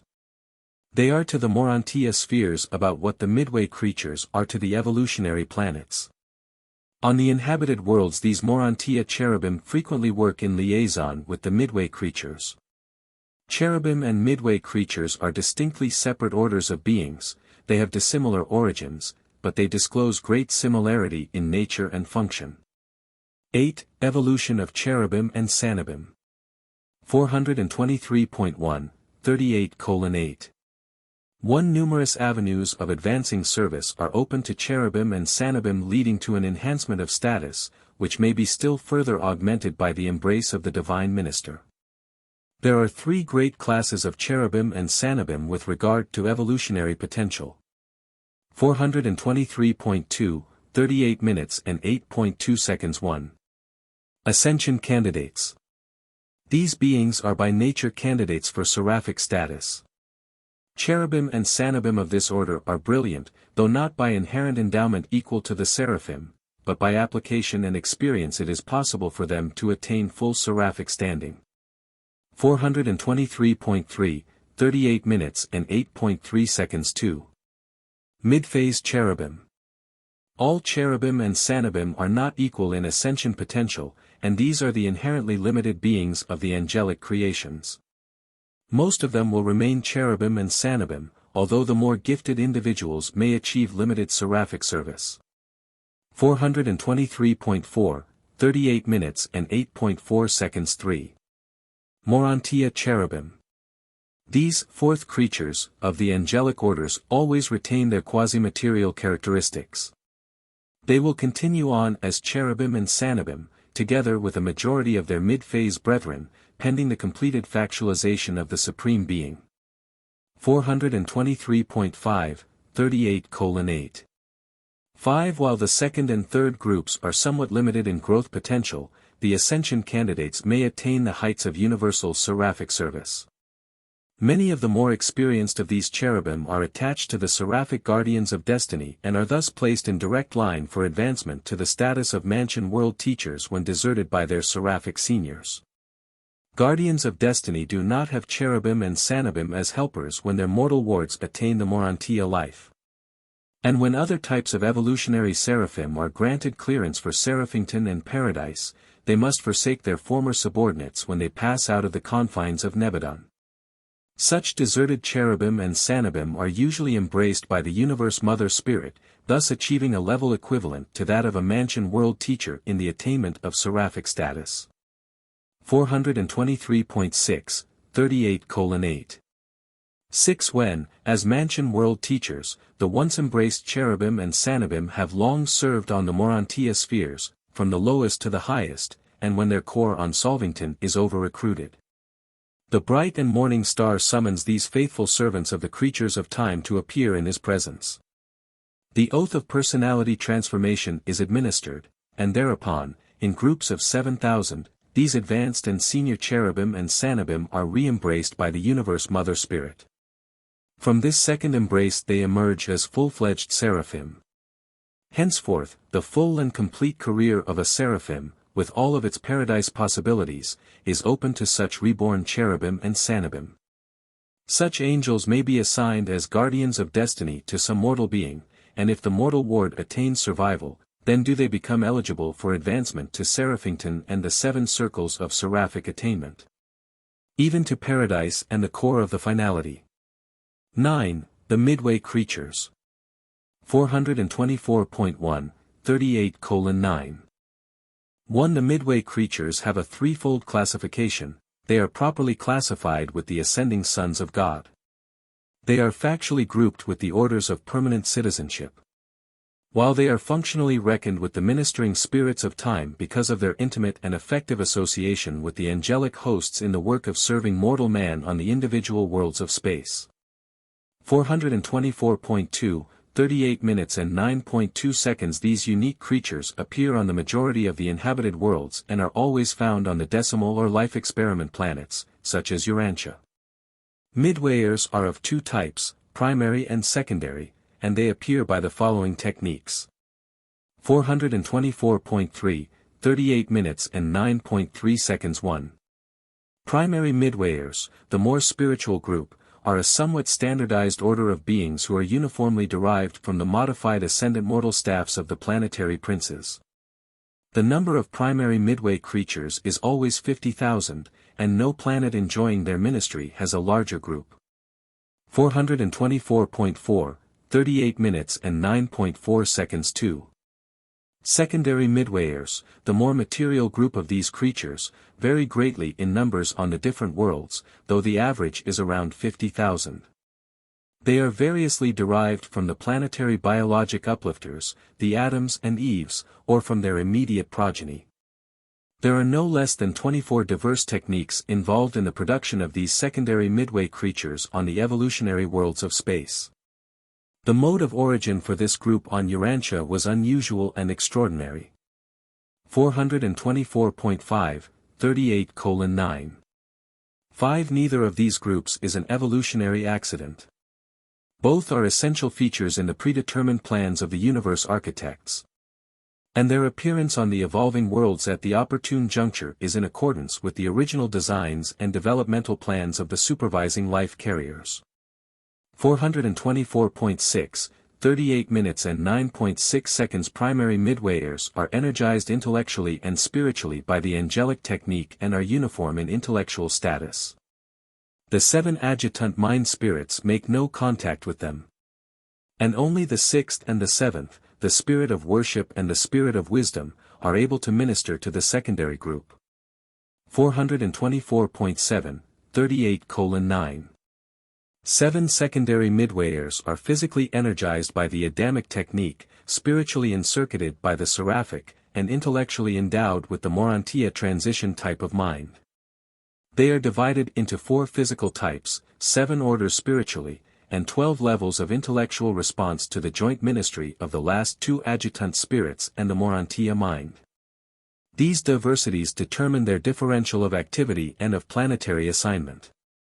424.8, 38 minutes and 9.8 seconds. Primary midwayers resemble angels more than mortals, the secondary orders are much more like human beings. Each renders invaluable assistance to the other in the execution of their manifold planetary assignments. The primary ministers can achieve liaison cooperation with both Urantia and spirit energy controllers and mind circuitors. The secondary group can establish working connections only with the physical controllers and the material circuit manipulators. But since each order of midwayer can establish perfect synchrony of contact with the other, either group is thereby able to achieve practical utilization of the entire energy gamut extending from the gross physical power of the material worlds up through the transition phases of universe energies to the higher spirit reality forces of the celestial realms. 425.1, 38 minutes and 9.9 seconds. The gap between the material and spiritual worlds is perfectly bridged by the serial association of mortal man, secondary midwayer, primary midwayer, Urantia cherubim, mid-phase cherubim, and seraphim.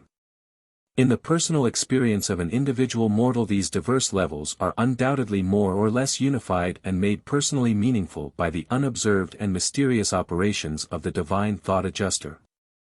425.2, 38:9. 10 On normal worlds, the primary midwayers maintain their service as the intelligence core and as celestial entertainers in behalf of the planetary prince, while the secondary ministers continue their cooperation with the Adamic regime of furthering the cause of progressive planetary civilization.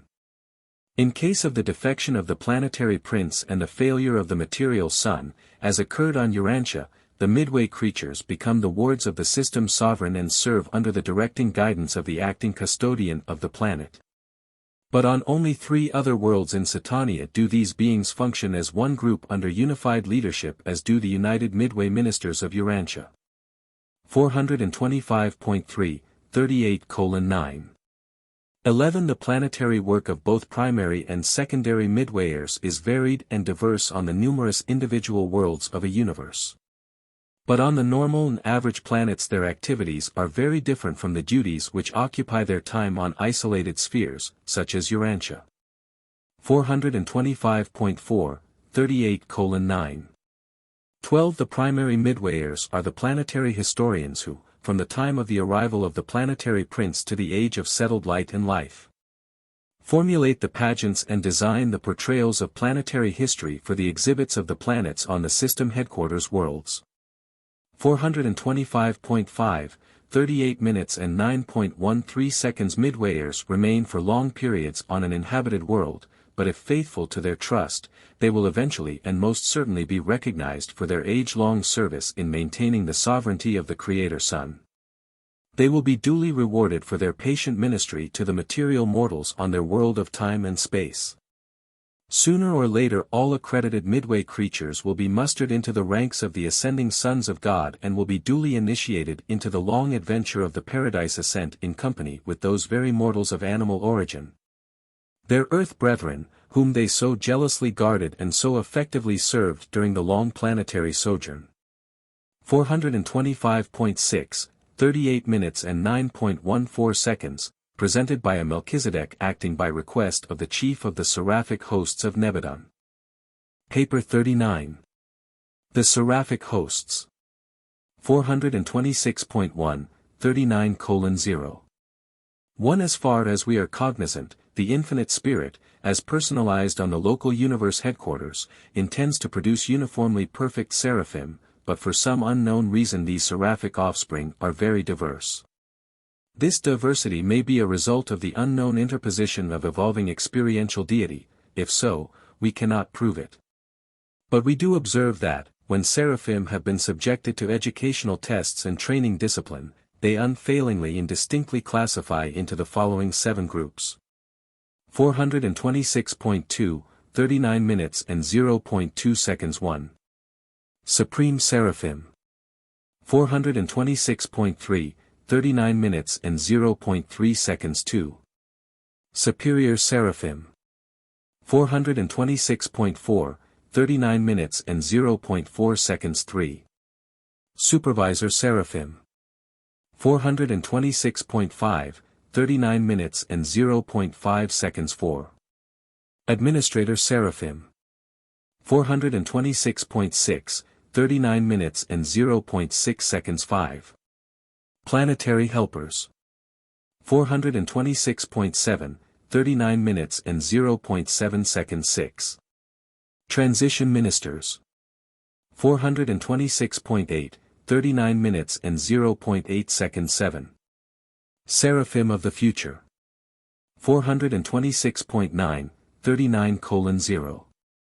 9. To say that any one seraphim is inferior to an angel of any other group would hardly be true. Nevertheless, every angel is at first service limited to the group of original and inherent classification. My seraphic associate in the preparation of this statement, Manotia, is a supreme seraphim and one time functioned only as a supreme seraphim. By application and devoted service she has, one by one, achieved all 7 of the seraphic services, having functioned in well-nigh every avenue of activity open to a seraphim, and now holds the commission of Associate Chief of Seraphim on Urantia. 426.10, 39 minutes and 0.10 seconds. Human beings sometimes find it hard to understand that a created capacity for higher-level ministry does not necessarily imply ability to function on relatively lower service levels. Man begins life as a helpless infant. Hence every mortal attainment must embrace all experiential prerequisites. Seraphim have no such pre-adult life, no childhood. They are, however, experiential creatures. And by experience and through additional education they can augment their divine and inherent endowment of ability by the experiential acquirement of functional skill in one or more of the seraphic services. 426.11, 39 minutes and 0.11 seconds after being commissioned, seraphim are assigned to the reserves of their inherent group. Those of planetary and administrator status often serve for long periods as originally classified, but the higher the inherent function level, the more persistently do the angelic ministers seek assignment to the lower orders of universe service. Especially do they desire assignment to the reserves of the planetary helpers, and if successful they enroll in the celestial schools attached to the headquarters of the planetary prince of some evolutionary world. Here they begin the study of the languages, history, and local habits of the races of mankind. Seraphim must acquire knowledge and gain experience much as do human beings. They are not far removed from you in certain personality attributes. And they all crave to start at the bottom, on the lowest possible level of ministry, thus may they hope to achieve the highest possible level of experiential destiny. 1. Supreme Seraphim. 427.1, 39:1. 1. These seraphim are the highest of the 7 revealed orders of local universe angels. They function in 7 groups, each of which is closely associated with the angelic ministers of the seraphic core of completion. 427.2, 39 minutes and 1.2 seconds 1. Sun Spirit Ministers. The first group of the supreme seraphim are assigned to the service of the high suns and spirit origin beings resident and functioning in the local universe. This group of angelic ministers also serve the universe sun and the universe spirit and are closely affiliated with the intelligence core of the bright and morning star. The universe chief executive of the united wills of the creator sun and the creative spirit. 427.3, 39 minutes and 1.3 seconds being of assignment to the high suns and spirits. These seraphim are naturally associated with the far-flung services of the Paradise Avonals, the divine offspring of the eternal Sun and the infinite Spirit.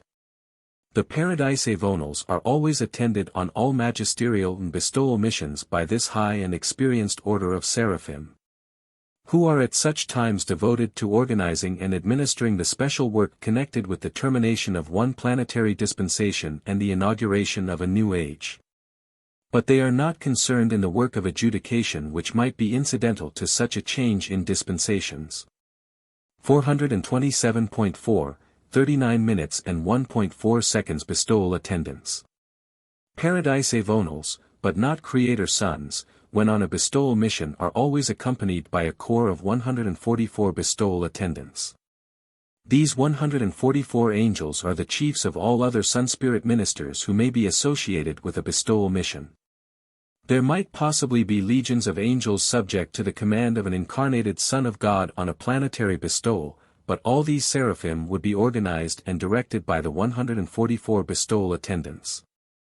Higher orders of angels, supernaphim and sekanaphim, might also form a part of the attending host, and though their missions are distinct from those of the seraphim, all these activities would be coordinated by the bestowal attendants.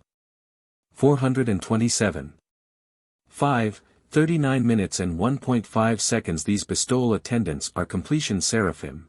They have all traversed the circles of Seraphington and have attained the seraphic core of completion. And they have been further especially trained to meet the difficulties and to cope with the emergencies associated with the bestowals of the sons of God for the advancement of the children of time.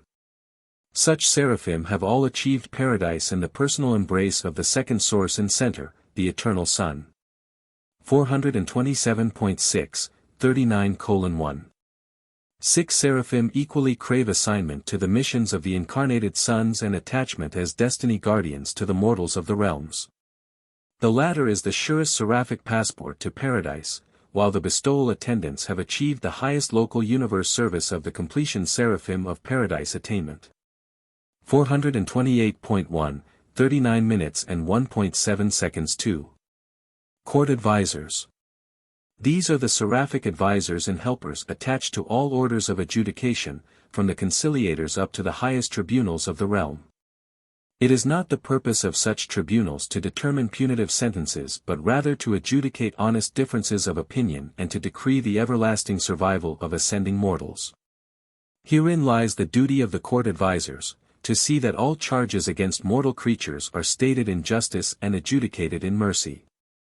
In this work they are closely associated with the High Commissioners, spirit-fused ascendant mortals serving in the local universe. 428.2, 39 minutes and 1.8 seconds. The seraphic court advisors serve extensively as defenders of mortals. Not that there ever exists any disposition to be unfair to the lowly creatures of the realms, but while justice demands the adjudication of every default in the climb towards divine perfection, mercy requires that every such misstep be fairly adjudged in accordance with the creature nature and the divine purpose. These angels are the exponents and exemplification of the element of mercy inherent in divine justice, of fairness based on the knowledge of the underlying facts of personal motives and racial tendencies. 428.3, 39:1. 9. This order of angels serves from the councils of the planetary princes to the highest tribunals of the local universe, while their associates of the seraphic core of completion function in the higher realms of Orvanton. Even to the courts of the ancients of days on Uversa. 428.4, 39 minutes and 1.10 seconds. 3.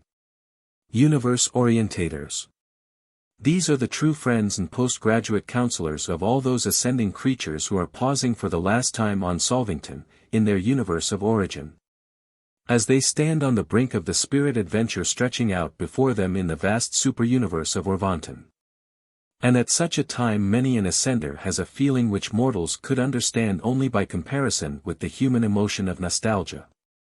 Behind lie the realms of achievement, realms grown familiar by long service and Urantia attainment. Ahead lies the challenging mystery of a greater and vaster universe. 428.5, 39:1. 11. It is the task of the universe orientators to facilitate the passage of the ascending pilgrims from the attained to the unattained level of universe service. To help these pilgrims in making those kaleidoscopic adjustments in the comprehension of meanings and values inherent in the realization that a first-stage spirit being stands, not at the end and climax of the local universe Urantia ascent, but rather at the very bottom of the long ladder of spiritual ascent to the Universal Father on Paradise. 428.6, 39:1. 12. Many of the Seraphington graduates, members of the Seraphic Corps of Completion who are associated with these seraphim, engage in extensive teaching in certain Solvington schools concerned with the preparation of the creatures of Nebadon for the relationships of the next universe age. 428.7, 39 minutes and 1.13 seconds. 4. The Teaching Counselors. These angels are the invaluable assistants of the spiritual teaching core of the local universe. Teaching counselors are secretaries to all orders of teachers. From the Melchizedeks and the Trinity teacher sons down to the Urantia mortals who are assigned as helpers to those of their kind who are just behind them in the scale of ascendant life. You will first see these associate teaching seraphim on some one of the 7 mansion worlds surrounding Jerusalem. 428.8, 39:1. 14. These seraphim become associates of the division chiefs of the numerous educational and training institutions of the local universes. And they are attached in large numbers to the faculties of the 7 training worlds of the local systems and of the 70 educational spheres of the constellations. These ministrations extend on down to the individual worlds. Even the true and consecrated teachers of time are assisted, and often attended, by these counselors of the Supreme Seraphim. 429.1, 39:1. 15. The 4th creature bestowal of the Creator's Son was in the likeness of a teaching counselor of the Supreme Seraphim of Nebadon. 429.2, 39 minutes and 1.16 seconds. 5. Directors of Assignment. A body of 144 Supreme Seraphim is elected from time to time by the angels serving on the evolutionary and on the architectural spheres of creature habitation. This is the highest angelic council on any sphere, and it coordinates the self-directed phases of seraphic service and assignment. These angels preside over all seraphic assemblies pertaining to the line of duty or the call to worship. 429. 3. 39 minutes and 1.17 seconds. 6. The Recorders. These are the official recorders for the Supreme Seraphim. Many of these high angels were born with their gifts fully developed. Others have qualified for their positions of trust and responsibility by diligent application to study and faithful performance of similar duties while attached to lower or less responsible orders. 429.4, 39 minutes and 1.18 seconds. 7. Unattached Ministers. Large numbers of unattached seraphim of the Supreme Order are self-directed servers on the architectural spheres and on the inhabited planets. Such ministers voluntarily meet the differential of demand for the service of the Supreme Seraphim, thus constituting the general reserve of this order. 2. Superior Seraphim. 429.5, 39:2. 1. Superior Seraphim receive their name, not because they are in any sense qualitatively superior to other orders of angels, but because they are in charge of the higher activities of a local universe. Very many of the first 2 groups of this seraphic corps are attainment seraphim, angels who have served in all phases of training and have returned to a glorified assignment as directors of their kind in the spheres of their earlier activities. Being a young universe, Nebadon does not have many of this order. 429.6, 39 minutes and 2.2 seconds. The superior seraphim function in the following 7 groups. 429.7, 39 minutes and 2.3 seconds. 1. The Intelligence Corps. These seraphim belong to the personal staff of Gabriel, the bright and morning star. They range the local universe gathering the information of the realms for his guidance in the councils of Nebadon. They are the intelligence corps of the mighty hosts over which Gabriel presides as vicegerent of the Master Sun. These seraphim are not directly affiliated with either the systems or the constellations, and their information pours in direct to Solvington upon a continuous, direct, and independent circuit. 429.8, 39:2. For the intelligence core of the various local universes can and do intercommunicate but only within a given superuniverse. There is a differential of energy which effectively segregates the business and transactions of the various supergovernments. One superuniverse can ordinarily communicate with another superuniverse only through the provisions and facilities of the Paradise Clearinghouse. 430.1, 39 minutes and 2.5 seconds 2. The Voice of Mercy. Mercy is the keynote of seraphic service and angelic ministry. It is therefore fitting that there should be a corps of angels who, in a special manner, portray mercy. These seraphim are the real mercy ministers of the local universes. They are the inspired leaders who foster the higher impulses and holier emotions of men and angels. The directors of these legions are now always completion seraphim who are also graduate guardians of mortal destiny. That is, each angelic pair has guided at least one soul of animal origin during the life in the flesh and has subsequently traversed the circles of Seraphington and has been mustered into the seraphic core of completion. 430.2, 39 minutes and 2.6 seconds 3. Spirit Coordinators. The third group of superior seraphim are based on Solvington but function in the local universe anywhere they can be of fruitful service. While their tasks are essentially spiritual and therefore beyond the real understanding of human minds. You will perhaps grasp something of their ministry to mortals if it is explained that these angels are entrusted with the task of preparing the ascendant sojourners on Solvington for their last transition in the local universe, from the highest Urantia level to the status of newborn spirit beings. As the mind planners on the mansion worlds help the surviving creature to adjust to, and make effective use of, the potentials of Urantia mind. So do these seraphim instruct the Urantia graduates on Solvington regarding the newly attained capacities of the mind of the spirit. And they serve the ascendant mortals in many other ways. 430.3, 39 minutes and 2.7 seconds 4. Assistant Teachers. The assistant teachers are the helpers and associates of their fellow seraphim, the teaching counselors. They are also individually connected with the extensive educational enterprises of the local universe, especially with the sevenfold scheme of training operative on the mansion worlds of the local systems. A marvelous core of this order of seraphim functions on Urantia for the purpose of fostering and furthering the cause of truth and righteousness. 430.4, 39 minutes and 2.8 seconds 5. The Transporters. All groups of ministering spirits have their transport corps, angelic orders dedicated to the ministry of transporting those personalities who are unable, of themselves, to journey from one sphere to another. The fifth group of the superior seraphim are headquartered on Solvington and serve as space traversers to and from the headquarters of the local universe. Like other subdivisions of the superior seraphim, some were created as such while others have risen from the lower or less endowed groups. 430.5, 39:2. 9. The energy range of seraphim is wholly adequate for local universe and even for superuniverse requirements, but they could never withstand the energy demands entailed by such a long journey as that from Uversa to Havona. Such an exhaustive journey requires the special powers of a primary second-aphim of transport endowments. Transporters take on energy for flight while in transit and recuperate personal power at the end of the journey. 430.6, 39:2. 10. Even on Solvington ascending mortals do not possess personal transit forms.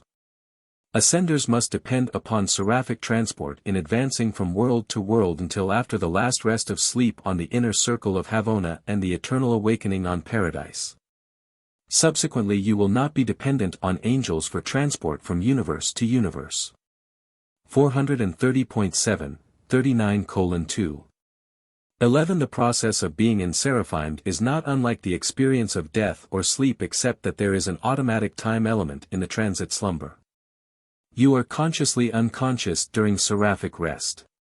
But the thought adjuster is wholly and fully conscious, in fact, exceptionally efficient since you are unable to oppose, resist, or otherwise hinder creative and transforming work. 431.1, 39:2. 12 When in Seraphimed, you go to sleep for a specified time, and you will awake at the designated moment. The length of a journey when in transit sleep is immaterial. You are not directly aware of the passing of time. It is as if you went to sleep on a transport vehicle in one city and, after resting in peaceful slumber all night, awakened in another and distant metropolis. You journeyed while you slumbered.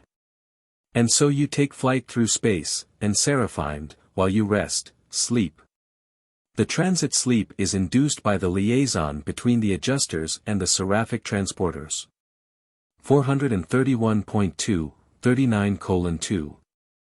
13 The angels cannot transport combustion bodies, flesh and blood, such as you now have, but they can transport all others, from the lowest Urantia to the higher spirit forms. They do not function in the event of natural death. When you finish your earthly career, your body remains on this planet. Your thought adjuster proceeds to the bosom of the Father, and these angels are not directly concerned in your subsequent personality reassembly on the identification mansion world. There your new body is a Urantia form, one that can end seraphim. You sow a mortal body, in the grave, you reap a Urantia form, on the mansion worlds. 431.3, 39 minutes and 2.14 seconds 6. The recorders. These personalities are especially concerned with the reception, filing, and redispatch of the records of Solvington and its associated worlds. They also serve as special recorders for resident groups of superuniverse and higher personalities and as clerks of the courts of Solvington and secretaries to the rulers thereof. 431.4, 39:2. 15 Broadcasters, receivers and dispatchers, are a specialized subdivision of the Seraphic recorders, being concerned with the dispatch of records and with the dissemination of essential information. Their work is of a high order, being so multi-circuited that 144,000 messages can simultaneously traverse the same lines of energy. They adapt the higher ideographic techniques of the Seraphic chief recorders and with these common symbols maintain reciprocal contact with both the intelligence coordinators of the tertiary supernaphim and the glorified intelligence coordinators of the Seraphic core of completion. 431.5, 39:2. 16 Seraphic recorders of the superior order thus effect a close liaison with the intelligence core of their own order and with all subordinate recorders. While the broadcasts enable them to maintain constant communication with the higher recorders of the superuniverse and, through this channel, with the recorders of Havona and the custodians of knowledge on Paradise. Many of the superior order of recorders are seraphim ascended from similar duties in lower sections of the universe. 431.6, 39 minutes and 2.17 seconds 7. The reserves. Large reserves of all types of the superior seraphim are held on Solvington.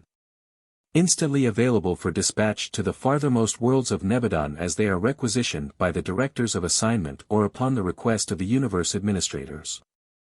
The reserves of superior seraphim also furnish messenger aids upon requisition by the chief of the brilliant evening stars, who is entrusted with the custody and dispatch of all personal communications. A local universe is fully provided with adequate means of intercommunication, but there is always a residue of messages which requires dispatch by personal messengers. 432.1, 39:2. 18 The basic reserves for the entire local universe are held on the Seraphic worlds of Solvington. This core includes all types of all groups of angels. 3. Supervisor Seraphim. 432.2, 39:3. 1. This versatile order of universe angels is assigned to the exclusive service of the Constellations. These able ministers make their headquarters on the constellation capitals but function throughout all Nebadon in the interests of their assigned realms. 432.3, 39 minutes and 3.2 seconds 1. Supervising Assistants. The first order of the supervising seraphim are assigned to the collective work of the Constellation Fathers, and they are the ever-efficient helpers of the Most Highs. These seraphim are primarily concerned with the unification and stabilization of a whole constellation. 432.4, 39 minutes and 3.3 seconds 2. Law forecasters. The intellectual foundation of justice is law, and in a local universe law originates in the legislative assemblies of the constellations. These deliberative bodies codify and formally promulgate the basic laws of Nebadon. Laws designed to afford the greatest possible coordination of a whole constellation consistent with the fixed policy of non-infringement of the moral free will of personal creatures. It is the duty of the second order of supervisor seraphim to place before the constellation lawmakers a forecast of how any proposed enactment would affect the lives of free will creatures. This service they are well qualified to perform by virtue of long experience in the local systems and on the inhabited worlds. These seraphim seek no special favors for one group or another, but they do appear before the celestial lawmakers to speak for those who cannot be present to speak for themselves. Even mortal man may contribute to the evolution of universe law, for these very seraphim do faithfully and fully portray, not necessarily man's transient and conscious desires, but rather the true longings of the inner man. The evolving Urantia soul of the material mortal on the worlds of space. 432.5, 39 minutes and 3.4 seconds 3. Social architects. From the individual planets up through the Urantia training worlds, these seraphim labor to enhance all sincere social contacts and to further the social evolution of universe creatures. These are the angels who seek to divest the associations of intelligent beings of all artificiality while endeavoring to facilitate the interassociation of will creatures on a basis of real self-understanding and genuine mutual appreciation. 432. 6, 39 minutes and 3.5 seconds. Social architects do everything within their province and power to bring together suitable individuals that they may constitute efficient and agreeable working groups on Earth. And sometimes such groups have found themselves reassociated on the mansion worlds for continued fruitful service. But not always do these seraphim attain their ends. Not always are they able to bring together those who would form the most ideal group to achieve a given purpose or to accomplish a certain task. Under these conditions they must utilize the best of the material available. 432.7, 39:3. 6. These angels continue their ministry on the mansion and higher Urantia worlds. They are concerned with any undertaking having to do with progress on the Urantia worlds and which concerns 3 or more persons. 2 beings are regarded as operating on the mating, complemental, or partnership basis, but when 3 or more are grouped for service, they constitute a social problem and therefore fall within the jurisdiction of the social architects. These efficient seraphim are organized in 70 divisions on Urantia, and these divisions minister on the 70 Urantia progress worlds encircling the headquarters sphere. 433.1, 39 minutes and 3.7 seconds 4. Ethical sensitizers. It is the mission of these seraphim to foster and to promote the growth of creature appreciation of the morality of interpersonal relationships, for such is the seed and secret of the continued and purposeful growth of society and government. Human or superhuman. These enhancers of ethical appreciation function anywhere and everywhere they may be of service, as volunteer counselors to the planetary rulers and as exchange teachers on the system training worlds. You will not, however, come under their full guidance until you reach the Brotherhood schools on Urantia, where they will quicken your appreciation of those very truths of fraternity which you will even then be so earnestly exploring by the actual experience of living with the Urantia in the social laboratories of Urantia. The 70 satellites of the Norlatiadec capital. 433.2, 39 minutes and 3.8 seconds 5. The transporters. The 5th group of supervisor seraphim operate as personality transporters, carrying beings to and from the headquarters of the constellations. Such transport seraphim, while in flight from one sphere to another, are fully conscious of their velocity, direction, and astronomic whereabouts. They are not traversing space as would an inanimate projectile. They may pass near one another during space flight without the least danger of collision. They are fully able to vary speed of progression and to alter direction of flight, even to change destinations if their directors should so instruct them at any space junction of the universe intelligence circuits. 433.3, 39:3. 9. These transit personalities are so organized that they can simultaneously utilize all three of the universally distributed lines of energy, each having a clear space velocity of 186,280 miles per second. These transporters are thus able to superimpose velocity of energy upon velocity of power until they attain an average speed on their long journeys varying anywhere from 555,000 to almost 559,000 of your miles per second of your time. The velocity is affected by the mass and proximity of neighboring matter and by the strength and direction of the nearby main circuits of universe power. There are numerous types of beings, similar to the Seraphim, who are able to traverse space, and who also are able to transport other beings who have been properly prepared. 433.4, 39 minutes and 3.10 seconds. 6. The Recorders. The sixth order of supervising Seraphim act as the special recorders of constellation affairs. A large and efficient core functions on Urantia, the headquarters of the constellation of Norlatiadek, to which your system and planet belong. 433. 5, 39 minutes and 3.11 seconds. 7. The Reserves. General reserves of the supervisor Seraphim are held on the headquarters of the constellations. Such angelic reservists are in no sense inactive, many serve as messenger aids to the constellation rulers. Others are attached to the Solvington reserves of unassigned Vorandadeks, still others may be attached to Vorandadek sons on special assignment, such as the Vorandadek Observer, and sometimes Most High Regent, of Urantia. 4. Administrator Seraphim. 434.1, 39 minutes and 4.1 seconds. The fourth order of Seraphim are assigned to the administrative duties of the local systems.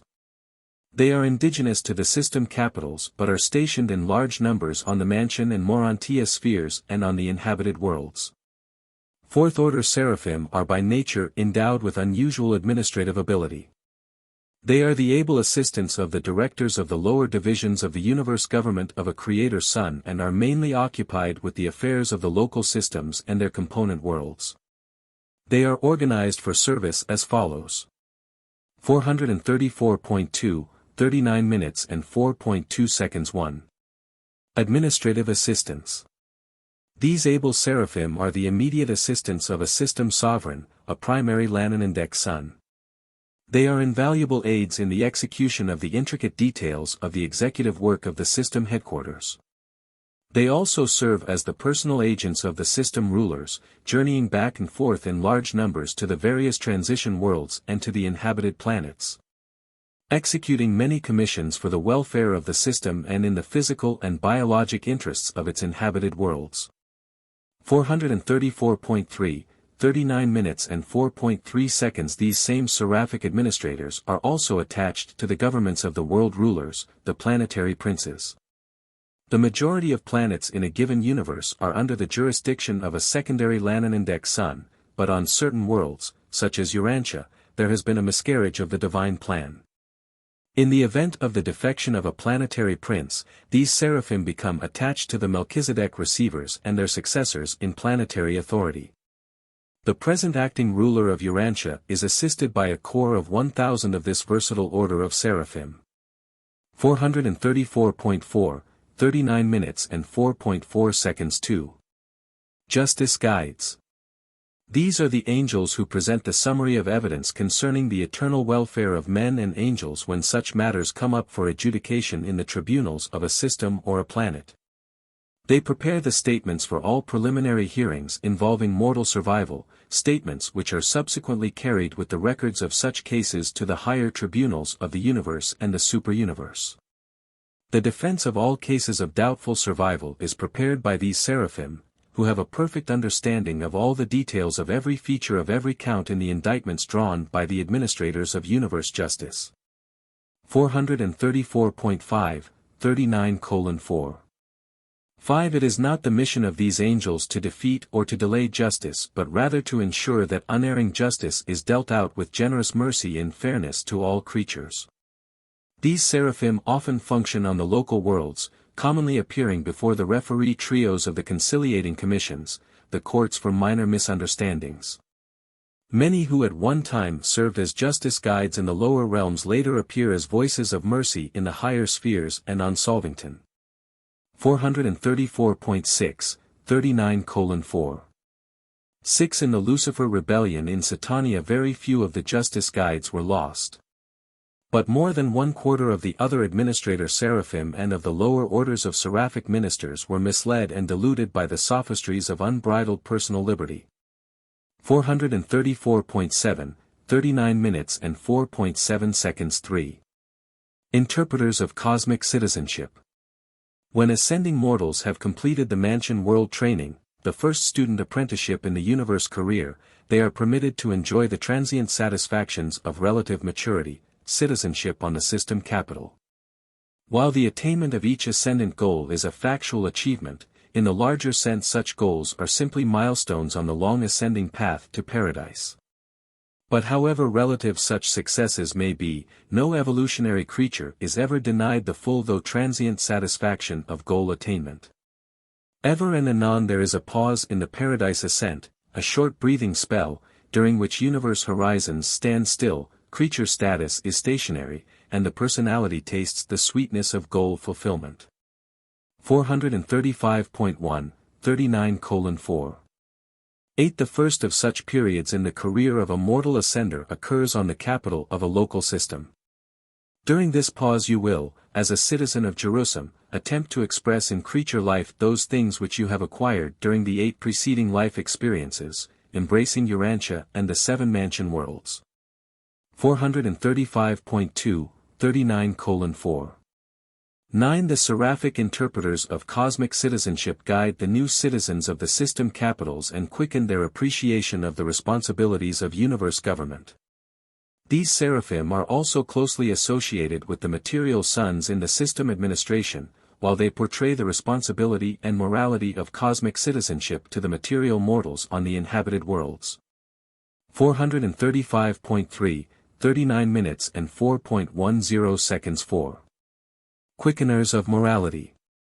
On the mansion worlds you begin to learn self-government for the benefit of all concerned.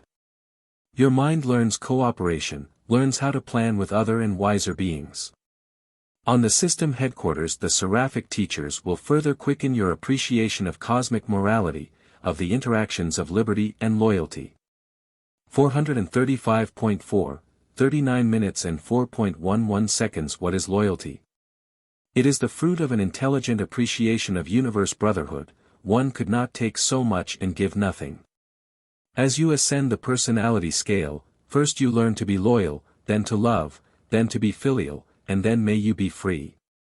But not until you are a FINA leader, not until you have attained perfection of loyalty, can you self-realize finality of liberty. 435.5, 39:4. 12 These seraphim teach the fruitfulness of patience, that stagnation is certain death, but that over-rapid growth is equally suicidal. That as a drop of water from a higher level falls to a lower and, flowing onward, passes ever downward through a succession of short falls. So ever upward is progress in the Urantia and spirit worlds, and just as slowly and by just such gradual stages. 435.6, 39 minutes and 4.13 seconds To the inhabited worlds the quickeners of morality portray mortal life as an unbroken chain of many links. Your short sojourn on Urantia, on this sphere of mortal infancy, is only a single link, the very first in the long chain that is to stretch across universes and through the eternal ages. It is not so much what you learn in this first life.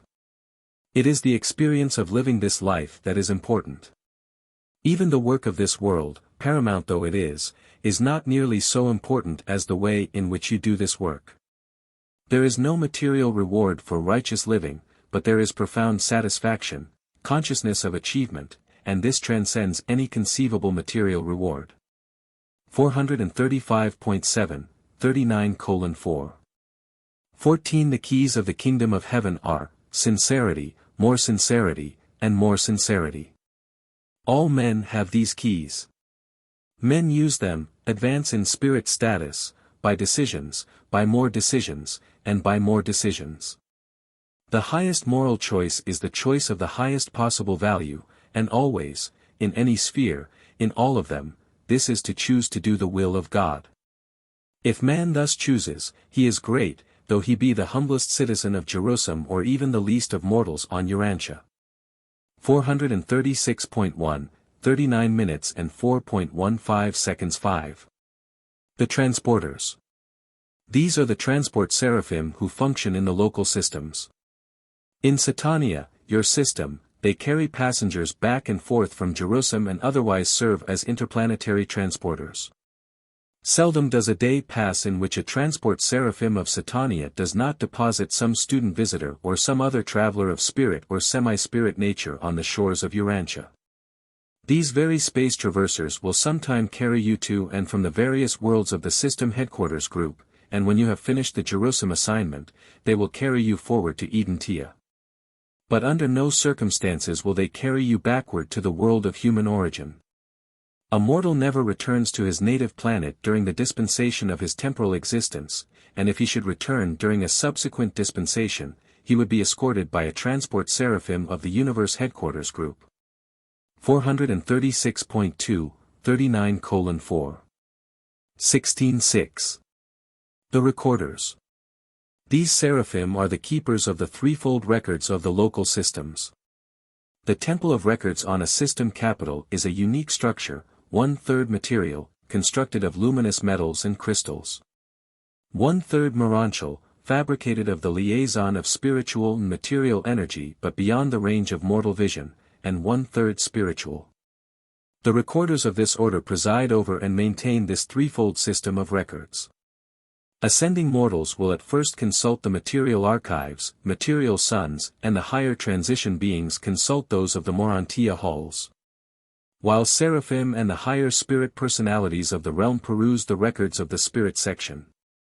436.3, 39 minutes and 4.17 seconds 7. The reserves. The reserve corps of administrator seraphim on Jerusalem spend much of their waiting time in visiting, as spirit companions. With the newly arrived ascending mortals from the various worlds of the system, the accredited graduates of the mansion worlds. One of the delights of your sojourn on Jerusalem will be to talk and visit, during recess periods, with these much-traveled and many experienced seraphim of the waiting reserve corps. 436.4, 39:4. 18. It is just such friendly relationships as these that so endear a system capital to the ascending mortals. On Jerusalem you will find the first intermingling of material sons, angels, and ascending pilgrims. Here fraternize beings who are wholly spiritual and semi-spiritual and individuals just emerging from material existence. Mortal forms are there so modified and human ranges of light reaction so extended that all are able to enjoy mutual recognition and sympathetic personality understanding. 5. Planetary helpers. 436.5, 39:5. 1. These seraphim maintain headquarters on the system capitals and, though closely associated with the resident Adamic citizens, are primarily assigned to the service of the planetary atoms. The biologic or physical uplifters of the material races on the evolutionary worlds. The ministering work of angels becomes of increasing interest as it nears the inhabited worlds, as it nears the actual problems faced by the men and women of time who are preparing themselves for the attempt to attain the goal of eternity. 437. 1, 39:5. 2. On Urantia the majority of the planetary helpers were removed upon the collapse of the Adamic regime, and the seraphic supervision of your world devolved to a greater extent upon the administrators, the transition ministers, and the guardians of destiny. But these seraphic aids of your defaulting material sons still serve Urantia in the following groups. 437.2, 39 minutes and 5.3 seconds 1. The voices of the garden. When the planetary course of human evolution is attaining its highest biologic level, there always appear the material sons and daughters, the Adams and Eves. To augment the further evolution of the races by an actual contribution of their superior life plasm. The planetary headquarters of such an Adam and Eve is usually denominated the Garden of Eden, and their personal seraphim are often known as the voices of the garden. These seraphim are of invaluable service to the planetary atoms in all their projects for the physical and intellectual upstepping of the evolutionary races. After the Adamic default on Urantia, some of these seraphim were left on the planet and were assigned to Adam's successors in authority. 437.3, 39 minutes and 5.4 seconds 2. The spirits of brotherhood. It should be apparent that, when an Adam and Eve arrive on an evolutionary world, the task of achieving racial harmony and social cooperation among its diverse races is one of considerable proportions. Seldom do these races of different colors and varied natures take kindly to the plan of human brotherhood. These primitive men only come to realize the wisdom of peaceful interassociation as a result of ripened human experience and through the faithful ministry of the seraphic spirits of brotherhood. Without the work of these seraphim, the efforts of the material sons to harmonize and advance the races of an evolving world would be greatly delayed. And had your Adam adhered to the original plan for the advancement of Urantia, by this time these spirits of brotherhood would have worked unbelievable transformations in the human race. In view of the Adamic default, it is indeed remarkable that these seraphic orders have been able to foster and bring to realization even as much of brotherhood as you now have on Urantia. 437.4, 39:5. 5.3. The souls of peace. The early millenniums of the upward strivings of evolutionary men are marked by many a struggle. Peace is not the natural state of the material realms. The worlds first realize peace on earth and goodwill among men through the ministry of the seraphic souls of peace. Although these angels were largely thwarted in their early efforts on Urantia, Vavona, chief of the souls of peace in Adam's day, was left on Urantia and is now attached to the staff of the resident Governor-General. And it was this same Vavona who, when Michael was born, heralded to the worlds, as the leader of the angelic host, glory to God in Havona and on earth peace and goodwill among men. 437.5, 39:5. 6. In the more advanced epochs of planetary evolution, these seraphim are instrumental in supplanting the atonement idea by the concept of divine attunement as a philosophy of mortal survival. 437.6, 39 minutes and 5.7 seconds 4. The spirits of trust. Suspicion is the inherent reaction of primitive men. The survival struggles of the early ages do not naturally breed trust. Trust is a new human acquisition brought about by the ministry of these planetary seraphim of the Adamic regime. It is their mission to inculcate trust into the minds of evolving men. The gods are very trustful, the universal Father is willing freely to trust himself, the adjuster, to man's association. 438.1, 39:5. 8. This entire group of seraphim was transferred to the new regime after the Adamic miscarriage, and they have ever since continued their labors on Urantia. And they have not been wholly unsuccessful, since a civilization is now evolving which embodies much of their ideals of confidence and trust. 438.2, 39:5. 9. In the more advanced planetary ages, these seraphim enhance man's appreciation of the truth that uncertainty is the secret of contented continuity. They help the mortal philosophers to realize that, when ignorance is essential to success, it would be a colossal blunder for the creature to know the future. They heighten man's taste for the sweetness of uncertainty, for the romance and charm of the indefinite and unknown future. 438.3, 39 minutes and 5.10 seconds 5. The transporters. The planetary transporters serve the individual worlds. The majority of enseraphimed beings brought to this planet are in transit, they merely stop over, they are in custody of their own special seraphic transporters, but there are a large number of such seraphim stationed on Urantia. These are the transport personalities operating from the local planets, as from Urantia to Jerusalem. 438.4, 39:5. 11. Your conventional idea of angels has been derived in the following way. During moments just prior to physical death, a reflective phenomenon sometimes occurs in the human mind. And this dimming consciousness seems to visualize something of the form of the attending angel, and this is immediately translated into terms of the habitual concept of angels held in that individual's mind. 438.5, 39 minutes and 5.12 seconds. The erroneous idea that angels possess wings is not wholly due to olden notions that they must have wings to fly through the air. Human beings have sometimes been permitted to observe seraphim that were being prepared for transport service, and the traditions of these experiences have largely determined the Urantian concept of angels. In observing a transport seraphim being made ready to receive a passenger for interplanetary transit, there may be seen what are apparently double sets of wings extending from the head to the foot of the angel. In reality, these wings are energy insulators, friction shields. 438.6, 39:5. 13. When celestial beings are to be enseraphimed for transfer from one world to another, they are brought to the headquarters of the sphere and, after due registry, are inducted into the transit sleep.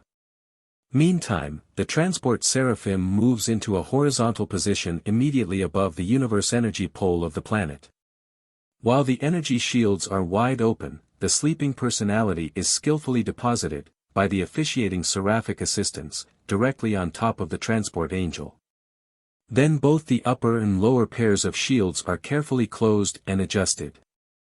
438.7, 39:5. 14. And now, under the influence of the transformers and the transmitters, a strange metamorphosis begins as the seraphim is made ready to swing into the energy currents of the universe circuits. To outward appearance, the seraphim grows pointed at both extremities and becomes so enshrouded in a queer light of amber hue that very soon it is impossible to distinguish the enseraphimed personality.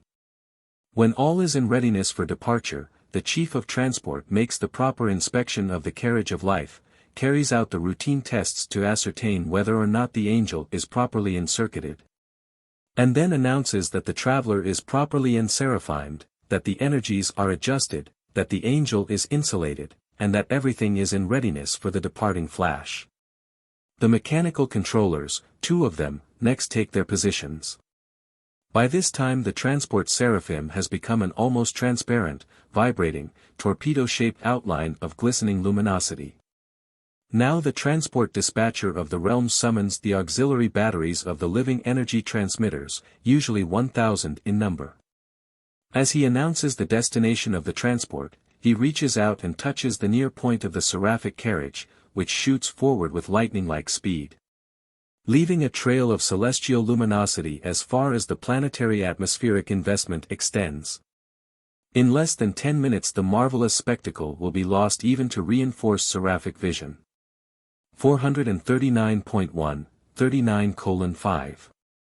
15. While planetary space reports are received at noon at the meridian of the designated spiritual headquarters, the transporters are dispatched from this same place at midnight. That is the most favorable time for departure and is the standard hour when not otherwise specified. 439.2, 39 minutes and 5.16 seconds. 6. The recorders. These are the custodians of the major affairs of the planet as it functions as a part of the system, and as it is related to, and concerned in, the universe government. They function in the recording of planetary affairs but are not concerned with matters of individual life and existence. 439.3, 39 minutes and 5.17 seconds. 7. The reserves. The Satania Reserve Corps of the planetary seraphim is maintained on Jerusalem in close association with the reserves of the material suns. These abundant reserves repletely provide for every phase of the manifold activities of this seraphic order. These angels are also the personal message bearers of the local systems. They serve transition mortals, angels, and the material suns as well as others domiciled on the system headquarters. While Urantia is, at present, outside the spiritual circuits of Satania and Norlatiadek, you are otherwise in intimate touch with interplanetary affairs. For these messengers from Jerusalem frequently come to this world as to all the other spheres of the system. 6. Transition ministers. 439.4, 39 minutes and 6.1 second. As their name might suggest, Seraphim of transitional ministry serve wherever they can contribute to creature transition from the material to the spiritual estate. These angels serve from the inhabited worlds to the system capitals, but those in Satania at present direct their greatest efforts toward the education of the surviving mortals on the 7 mansion worlds. This ministry is diversified in accordance with the following 7 orders of assignment. 439.5, 39 minutes and 6.2 seconds 1. Seraphic Evangels. 439.6, 39 minutes and 6.3 seconds 2. Racial Interpreters. 439.7, 39 minutes and 6.4 seconds 3. Mind Planners.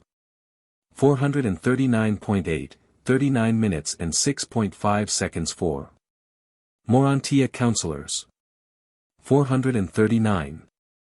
9, 39 minutes and 6.6 seconds 5. Technicians. 439.10, 39 minutes and 6.7 seconds 6. Recorder Teachers. 439.11, 39 minutes and 6.8 seconds 7. Ministering Reserves. 439.12, 39:6. 9 more about these seraphic ministers to transitional ascenders you will learn in connection with the narratives dealing with the mansion worlds and the Urantia life. 7. Seraphim of the Future. 440.1, 39:7. 1. These angels do not minister extensively except in older realms and on the more advanced planets of Nebadon. Large numbers of them are held in reserve on the seraphic worlds near Solvington, where they are engaged in pursuits relevant to the sometime dawning of the Age of Light and Life in Nebadon. These seraphim do function in connection with the ascendant mortal career but minister almost exclusively to those mortals who survive by some one of the modified orders of ascension. 440.2, 39:7. 2. Inasmuch as these angels are not now directly concerned with either Urantia or Urantians, it is deemed best to withhold the description of their fascinating activities. 8. Seraphic Destiny. 440.3, 39:8. 1. Seraphim are of origin in the local universes, and in these very realms of their nativity some achieve service destiny. With the help and counsel of the senior archangels some seraphim may be elevated to the exalted duties of brilliant evening stars, while others attain the status and service of the unrevealed coordinates of the evening stars. Still other adventures in local universe destiny may be attempted, but Seraphington ever remains the eternal goal of all angels. Seraphington is the angelic threshold to paradise and deity attainment, the transition sphere from the ministry of time to the exalted service of eternity. 440.4, 39:8. 2. Seraphim may attain paradise in scores, hundreds, of ways, but the most important as elaborated in these narratives are the following. 440.5, 39 minutes and 8.3 seconds 1.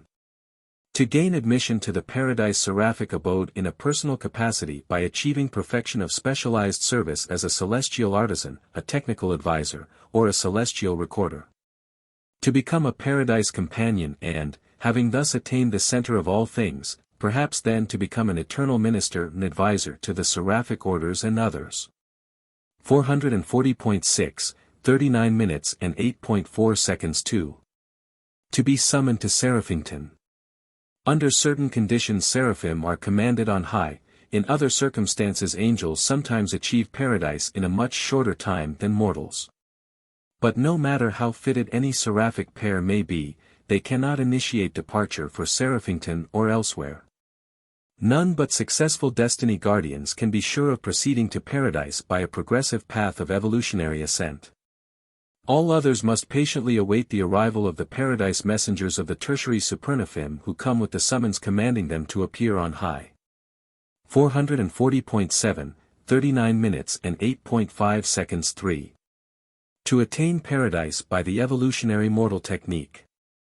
The supreme choice of seraphim in the career of time is the post of guardian angel in order that they may attain the career of finality and be qualified for assignment to the eternal spheres of seraphic service.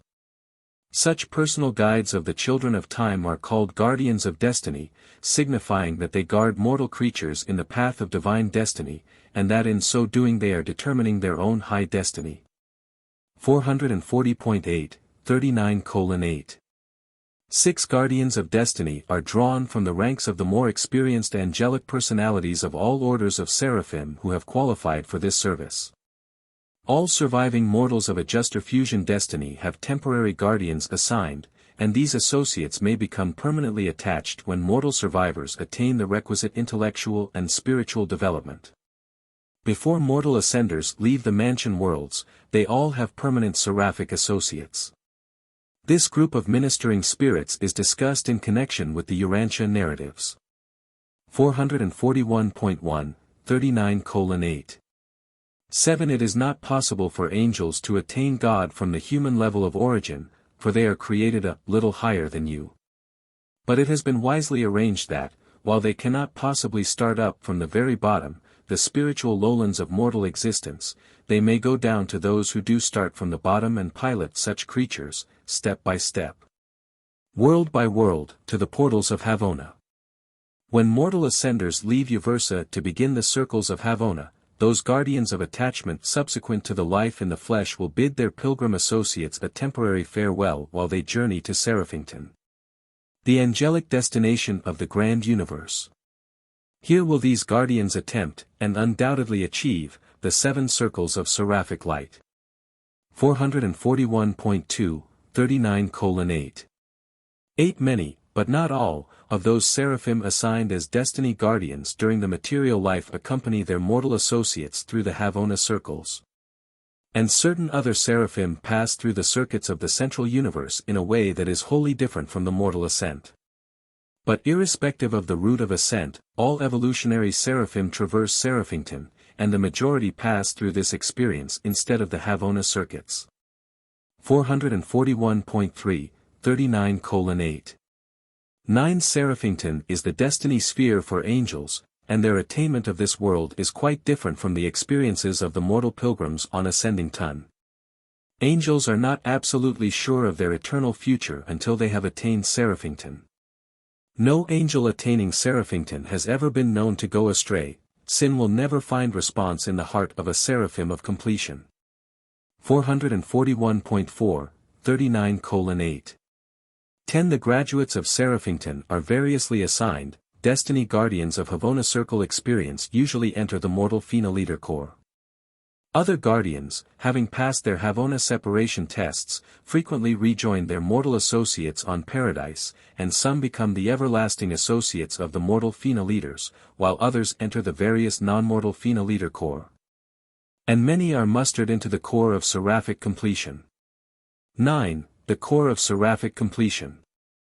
441.5, 39 minutes and 9.1 seconds after attainment of the Father of Spirits and admission to the seraphic service of completion, angels are sometimes assigned to the ministry of worlds settled in light and life.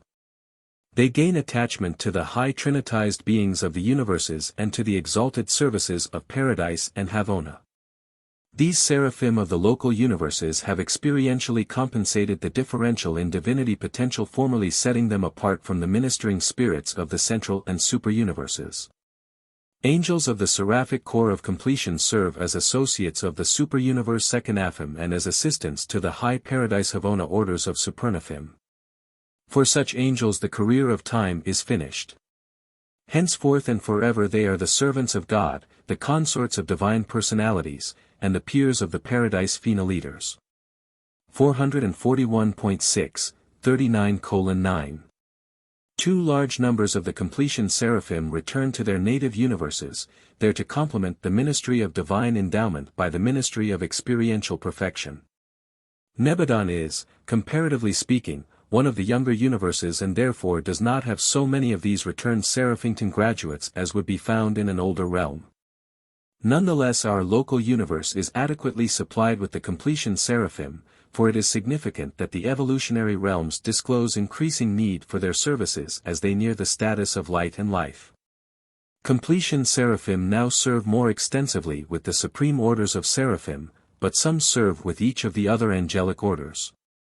Even your world enjoys the extensive ministry of 12 specialized groups of the Seraphic Corps of Completion. These Master Seraphim of planetary supervision accompany each newly commissioned planetary prince to the inhabited worlds. 442.1, 39:9.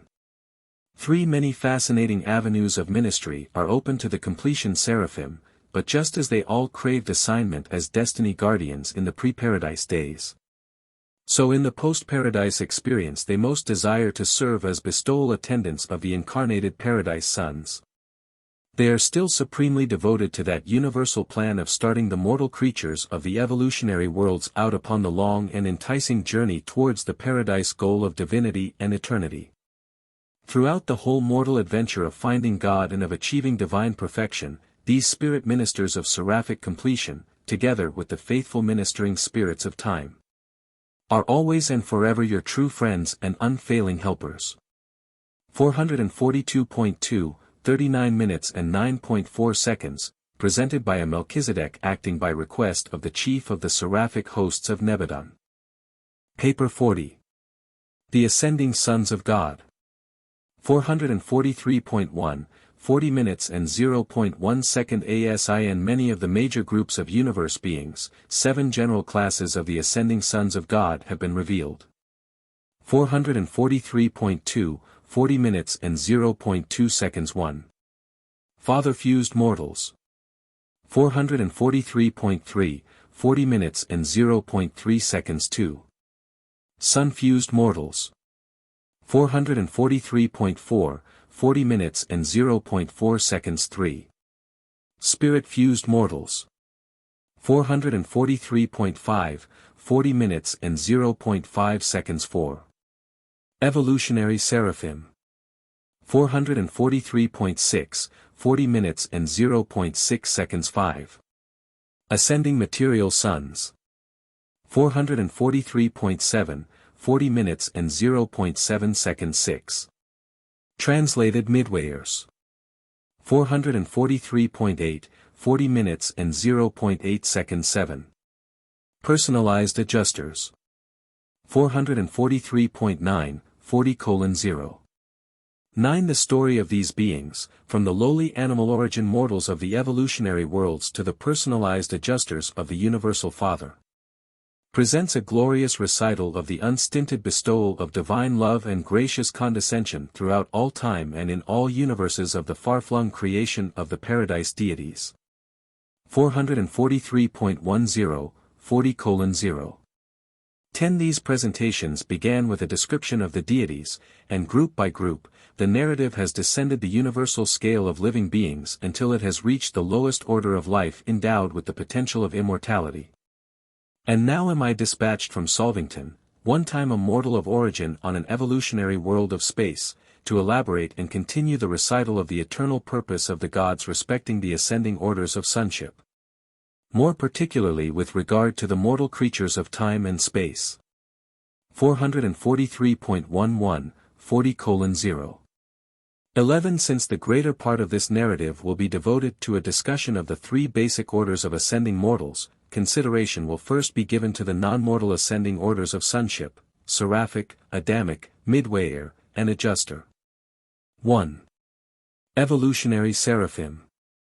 443.12, 40 minutes and 1.1 second. Mortal creatures of animal origin are not the only beings privileged to enjoy sonship, the angelic hosts also share the supernal opportunity to attain paradise.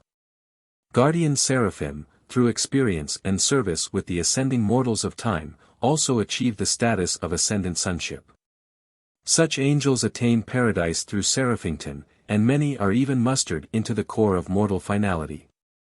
443.13, 40:1.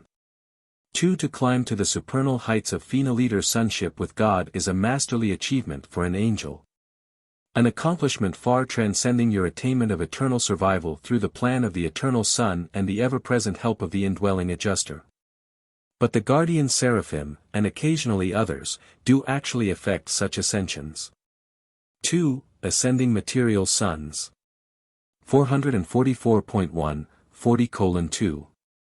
1. The material sons of God are created in the local universe along with the Melchizedeks and their associates, who are all classified as descending sons. And indeed, the planetary atoms, the material sons and daughters of the evolutionary worlds, are descending sons, coming down to the inhabited worlds from their spheres of origin, the capitals of the local systems. 444.2, 40:2. 2. When such an Adam and Eve are wholly successful in their joint planetary mission as biologic uplifters, they share the destiny of the inhabitants of their world. When such a world is settled in the advanced stages of light and life, this faithful material son and daughter are permitted to resign all planetary administrative duties, and after being thus liberated from the descending adventure, they are permitted to register themselves as perfected material sons on the records of the local universe. Likewise, when planetary assignment is long delayed, may the material sons of stationary status, the citizens of the local systems, withdraw from the activities of their status spheres and similarly register as perfected material sons. After these formalities, such liberated Adams and Eves are accredited as ascending sons of God and may immediately begin the long journey to Havona and Paradise, starting at the exact point of their then present status and spiritual attainment.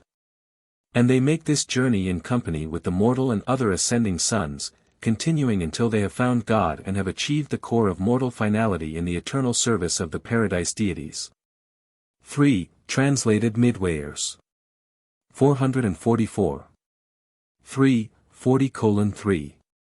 1. Although deprived of the immediate benefits of the planetary bestowals of the descending sons of God, though the Paradise ascent is long deferred, nevertheless, soon after an evolutionary planet has attained the intermediate epochs of light and life, if not before, both groups of midway creatures are released from planetary duty.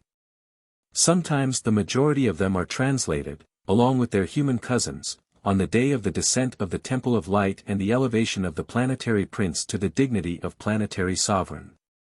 Upon being relieved of planetary service, both orders are registered in the local universe as ascending sons of God and immediately begin the long Paradise ascent by the very routes ordained for the progression of the mortal races of the material worlds. The primary group are destined to various Phenoliter Corps, but the secondary or Adamic midwayers are all routed for enrollment in the mortal core of finality. 4. Personalized Adjusters. 444.4, 40:4. 1. When the mortals of time fail to achieve the eternal survival of their souls in planetary association with the spirit gifts of the Universal Father, such failure is never in any way due to neglect of duty, ministry, service, or devotion on the part of the adjuster. At mortal death, such deserted monitors return to Divinington, and subsequently, following the adjudication of the non-survivor, they may be reassigned to the worlds of time and space. Sometimes, after repeated services of this sort or following some unusual experience, such as functioning as the indwelling adjuster of an incarnated bestowal son, these efficient adjusters are personalized by the Universal Father. 445.1, 40:4. 2. Personalized adjusters are beings of a unique and unfathomable order. Originally of existential pre-personal status, they have experientialized by participation in the lives and careers of the lowly mortals of the material worlds.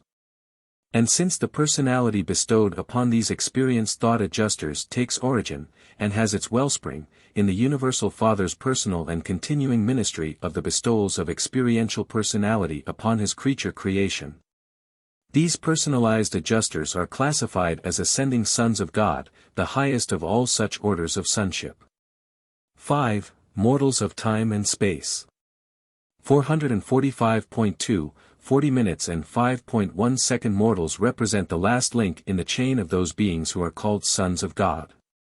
The personal touch of the original and eternal Son passes on down through a series of decreasingly divine and increasingly human personalizations until there arrives a being much like yourselves, one you can see, hear, and touch.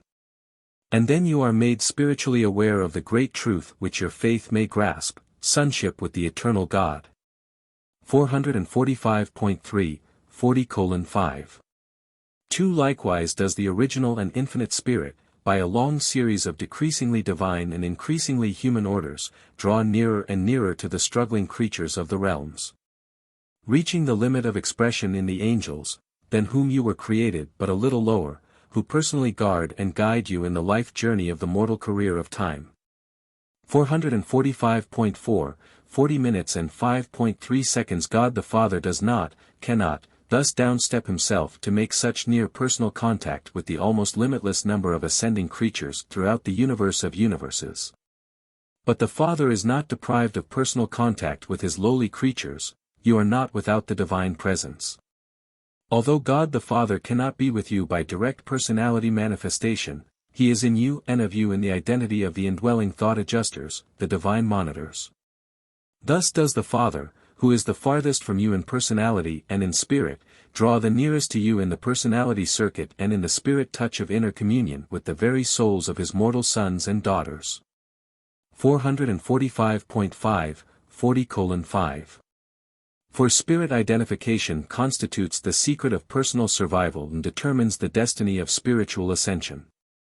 And since the thought adjusters are the only spirits of fusion potential to be identified with man during the life in the flesh, the mortals of time and space are primarily classified in accordance with their relation to these divine gifts. The indwelling mystery monitors. This classification is as follows. 445.6, 40 minutes and 5.5 seconds. 1. Mortals of the transient or experiential adjuster sojourn. 445.7, 40 minutes and 5.6 seconds. 2. Mortals of the non-adjuster fusion types. 445.8, 40 minutes and 5.7 seconds. 3. Mortals of adjuster fusion potential. 445.9, 40:5. 8. Series 1, Mortals of the Transient or Experiential Adjuster Sojourn.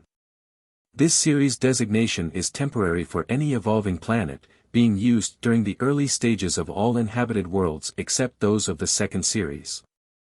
445.10, 40:5. 9 mortals of Series 1 inhabit the worlds of space during the earlier epochs of the evolution of mankind and embrace the most primitive types of human minds. On many worlds like pre-Adamic Urantia, great numbers of the higher and more advanced types of primitive men acquire survival capacity but fail to attain adjuster fusion. For ages upon ages, before man's ascent to the level of higher spiritual volition, the adjusters occupy the minds of these struggling creatures during their short lives in the flesh, and the moment such creatures are indwelt by adjusters, the group guardian angels begin to function. While these mortals of the first series do not have personal guardians, they do have group custodians. 446.1, 40 minutes and 5.10 seconds. An experiential adjuster remains with a primitive human being throughout his entire lifetime in the flesh. The adjusters contribute much to the advancement of primitive men but are unable to form eternal unions with such mortals. This transient ministry of the adjusters accomplishes 2 things. First, they gain valuable and actual experience in the nature and working of the evolutionary intellect. An experience which will be invaluable in connection with later contacts on other worlds with beings of higher development. Second, the transient sojourn of the adjusters contributes much towards preparing their mortal subjects for possible subsequent spirit fusion. All God-seeking souls of this type achieve eternal life through the spiritual embrace of the Mother Spirit of the local universe, thus becoming ascending mortals of the local universe regime. Many persons from pre-Adamic Urantia were thus advanced to the mansion worlds of Satania. 446.2, 40:5. 11. The gods who ordained that mortal man should climb to higher levels of spiritual intelligence through long ages of evolutionary trials and tribulations, take note of his status and needs at every stage of the ascent. And always are they divinely fair and just, even charmingly merciful, in the final judgments of these struggling mortals of the early days of the evolving races. 446.3, 40 minutes and 5.12 seconds. Series 2, Mortals of the Non-Adjuster Fusion Types. These are specialized types of human beings who are not able to effect eternal union with their indwelling adjusters. Type classification among the 1-, 2-, and 3-brained races is not a factor in adjuster fusion. All such mortals are akin, but these non-adjuster fusion types are a wholly different and markedly modified order of will creatures. Many of the non-breathers belong to this series, and there are numerous other groups who do not ordinarily fuse with adjusters. 446.4, 40:5. 13 Like Series Number 1, each member of this group enjoys the ministry of a single adjuster during lifetime in the flesh. During temporal life these adjusters do everything for their subjects of temporary indwelling that is done on other worlds where the mortals are of fusion potential. The mortals of this second series are often indwelt by virgin adjusters, but the higher human types are often in liaison with masterful and experienced monitors. 446.5, 40:5. 14 In the ascendant plan for upstepping the animal origin creatures, these beings enjoy the same devoted service of the sons of God as is extended to the Urantia type of mortals. Seraphic cooperation with adjusters on the non-fusion planets is just as fully provided as on the worlds of fusion potential. The guardians of destiny minister on such spheres just as on Urantia and similarly function at the time of mortal survival, at which time the surviving soul becomes spirit-fused. 446.6, 40:5. 15 When you encounter these modified mortal types on the mansion worlds, you will find no difficulty in communicating with them. There they speak the same system language but by a modified technique. These beings are identical with your order of creature life in spirit and personality manifestations, differing only in certain physical features and in the fact that they are non-fusible with thought adjusters. 447.1, 40:5. 16 As to just why this type of creature is never able to fuse with the adjusters of the Universal Father, I am unable to say. Some of us incline to the belief that the life carriers, in their efforts to formulate beings capable of maintaining existence in an unusual planetary environment, are confronted with the necessity of making such radical modifications in the universe plan of intelligent will creatures that it becomes inherently impossible to bring about permanent union with the adjusters. Often have we asked, is this an intended or an unintended part of the ascension plan? But we have not found the answer. 447.2, 40 minutes and 5.17 seconds Series 3, Mortals of Adjuster Fusion Potential. All father-fused mortals are of animal origin, just like the Urantia races. They embrace mortals of the 1-brained, 2-brained, and 3-brained types of adjuster fusion potential. Urantians are of the intermediate or 2-brained type, being in many ways humanly superior to the 1-brained groups but definitely limited in comparison with the 3-brained orders. These three types of physical brain endowment are not factors in adjuster bestowal, in seraphic service, or in any other phase of spirit ministry. The intellectual and spiritual differential between the three brain types characterizes individuals who are otherwise quite alike in mind endowment and spiritual potential. Being greatest in the temporal life and tending to diminish as the mansion worlds are traversed one by one. From the system headquarters on, the progression of these three types is the same, and their eventual paradise destiny is identical. 447.3, 40 minutes and 5.18 seconds The Unnumbered Series. These narratives cannot possibly embrace all of the fascinating variations in the evolutionary worlds. You know that every 10th world is a decimal or experimental planet, but you know nothing of the other variables that punctuate the processional of the evolutionary spheres. There are differences too numerous to narrate even between the revealed orders of living creatures as between planets of the same group, but this presentation makes clear the essential differences in relation to the ascension career. And the ascension career is the most important factor in any consideration of the mortals of time and space. 447.4, 40:5. 19 As to the chances of mortal survival. Let it be made forever clear, all souls of every possible phase of mortal existence will survive provided they manifest willingness to cooperate with their indwelling adjusters and exhibit a desire to find God and to attain divine perfection. Even though these desires be but the first faint flickers of the primitive comprehension of that true light which lights every man who comes into the world. 6. The Faith Sons of God. 447.5, 40 minutes and 6.1 second. The mortal races stand as the representatives of the lowest order of intelligent and personal creation. You mortals are divinely beloved, and every one of you may choose to accept the certain destiny of a glorious experience, but you are not yet by nature of the divine order, you are wholly mortal. You will be reckoned as ascending sons the instant fusion takes place. But the status of the mortals of time and space is that of faith sons prior to the event of the final amalgamation of the surviving mortal soul with some type of eternal and immortal spirit. 448.1, 40 minutes and 6.2 seconds. It is a solemn and supernal fact that such lowly and material creatures as Urantia human beings are the sons of God, faith children of the highest. Behold, what manner of love the Father has bestowed upon us that we should be called the sons of God. As many as received him, to them gave he the power to recognize that they are the sons of God.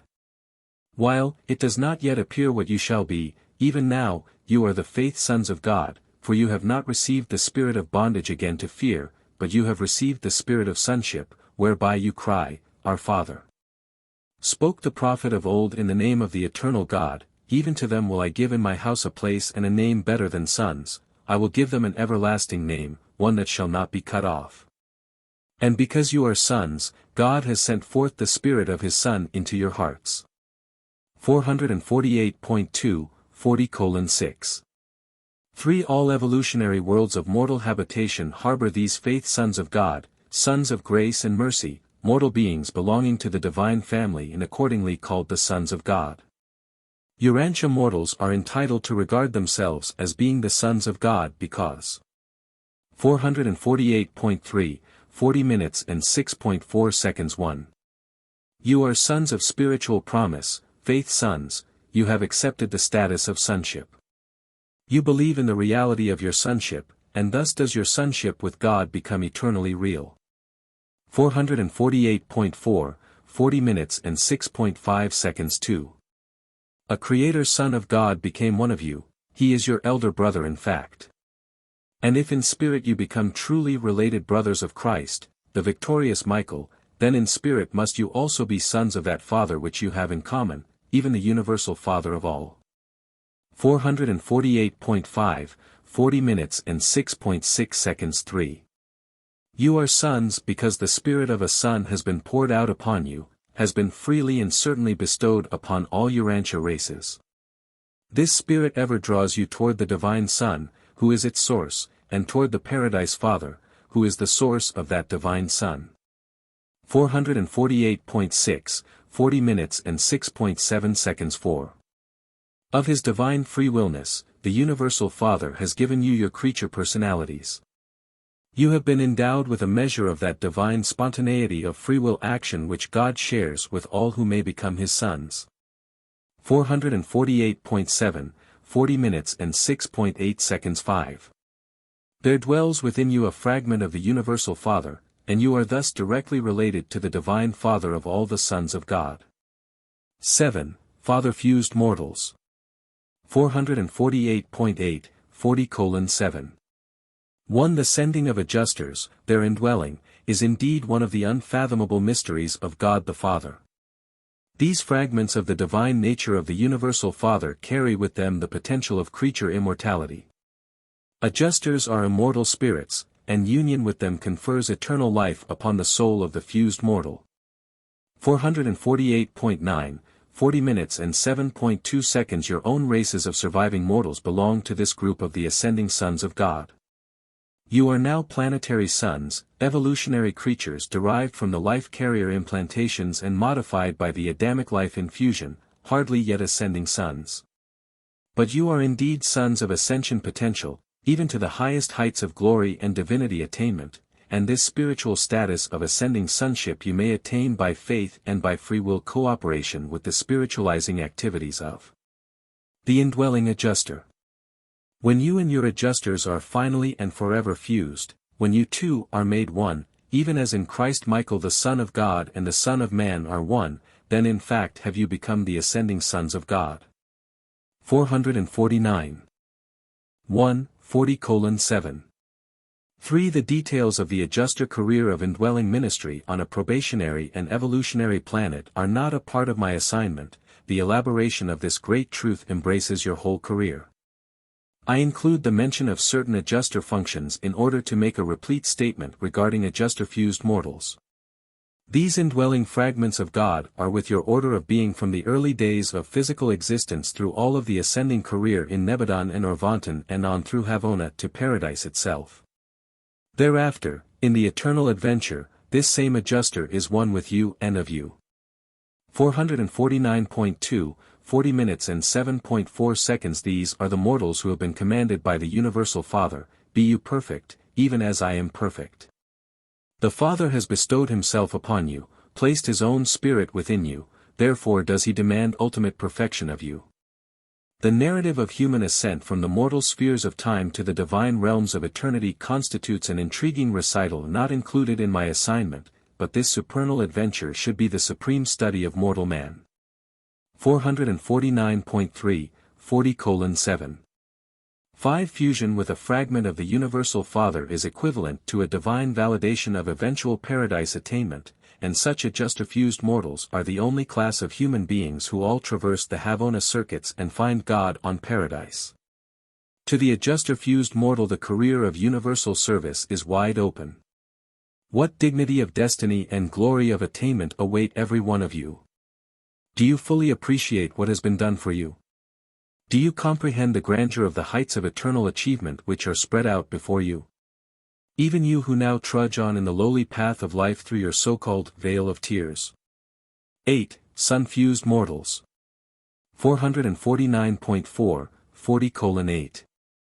1. While practically all surviving mortals are fused with their adjusters on one of the mansion worlds or immediately upon their arrival on the higher Urantia spheres, there are certain cases of delayed fusion.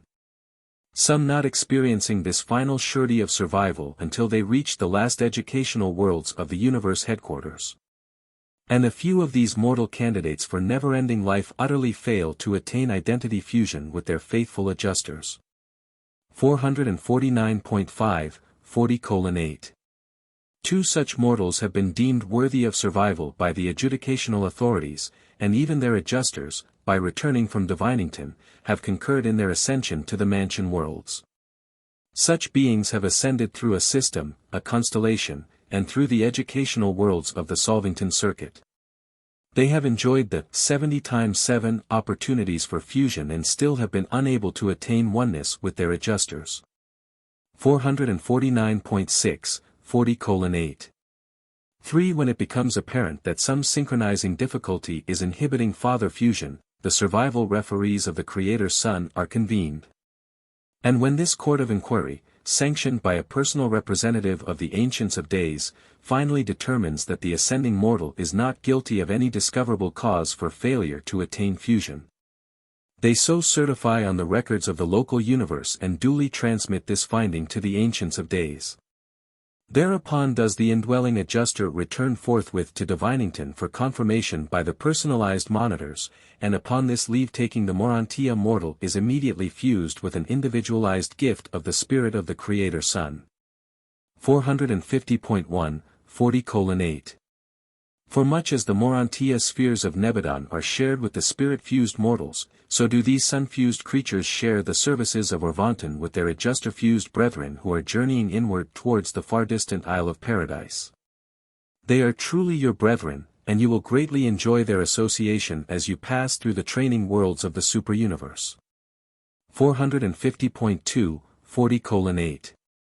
5. Sun-fused mortals are not a numerous group, there being less than 1 million of them in the superuniverse of Orvanton. Aside from residential destiny on Paradise, they are in every way the equals of their adjuster-fused associates. They frequently journey to Paradise on superuniverse assignment but seldom permanently reside there, being, as a class, confined to the superuniverse of their nativity. 9. Spirit-fused mortals. 450.3, 40:9. 1. Ascending spirit-fused mortals are not third-source personalities, they are included in the Father's personality circuit, but they have fused with individualizations of the pre-mind spirit of the third source and center. Such spirit fusion never occurs during the span of natural life, it takes place only at the time of mortal reawakening in the Urantia existence on the mansion worlds. In the fusion experience there is no overlapping. The will creature is either spirit fused, son fused, or father fused. Those who are adjuster or father fused are never spirit or son fused. 450.4, 40:9. 2. The fact that these types of mortal creatures are not adjuster fusion candidates does not prevent the adjusters from indwelling them during the life in the flesh. Adjusters do work in the minds of such beings during the span of material life but never become everlastingly one with their pupil souls. During this temporary sojourn the adjusters effectively build up the same spirit counterpart of mortal nature, the soul, that they do in the candidates for adjuster fusion. Up to the time of mortal death the work of the adjusters is wholly akin to their function in your own races, but upon mortal dissolution the adjusters take eternal leave of these spirit fusion candidates and, proceeding directly to Divinington, the headquarters of all divine monitors, there await the new assignments of their order. 450.5, 40:9. 3. When such sleeping survivors are repersonalized on the mansion worlds, the place of the departed adjuster is filled by an individualization of the spirit of the divine minister, the representative of the infinite spirit in the local universe concerned. This spirit infusion constitutes these surviving creatures spirit-fused mortals. Such beings are in every way your equals in mind and spirit. And they are indeed your contemporaries, sharing the mansion Urantia spheres in common with your order of fusion candidates and with those who are to be sun-fused. 450.6, 40:9. For there is, however, one particular in which spirit-fused mortals differ from their ascendant brethren. Mortal memory of human experience on the material worlds of origin survives death in the flesh because the indwelling adjuster has acquired a spirit counterpart, or transcript, of those events of human life which were of spiritual significance. But with spirit-fused mortals there exists no such mechanism whereby human memory may persist. The adjuster transcripts of memory are full and intact, but these acquisitions are experiential possessions of the departed adjusters and are not available to the creatures of their former indwelling, who therefore awaken in the resurrection halls of the Urantia spheres of Nebadon as if they were newly created beings, creatures without consciousness of former existence. 451.1, 40:9. 5. Such children of the local universe are enabled to repossess themselves of much of their former human memory experience through having it retold by the associated seraphim and cherubim and by consulting the records of the mortal career filed by the recording angels. This they can do with undoubted assurance because the surviving soul, of experiential origin in the material and mortal life, while having no memory of mortal events, does have a residual experiential recognition response to these unremembered events of past experience. 451.2, 40:9. 6. When a spirit-fused mortal is told about the events of the unremembered past experience, there is an immediate response of experiential recognition within the soul, identity, of such a survivor which instantly invests the narrated event with the emotional tinge of reality and with the intellectual quality of fact. And this dual response constitutes the reconstruction, recognition, and validation of an unremembered facet of mortal experience. 451.3, 40:9.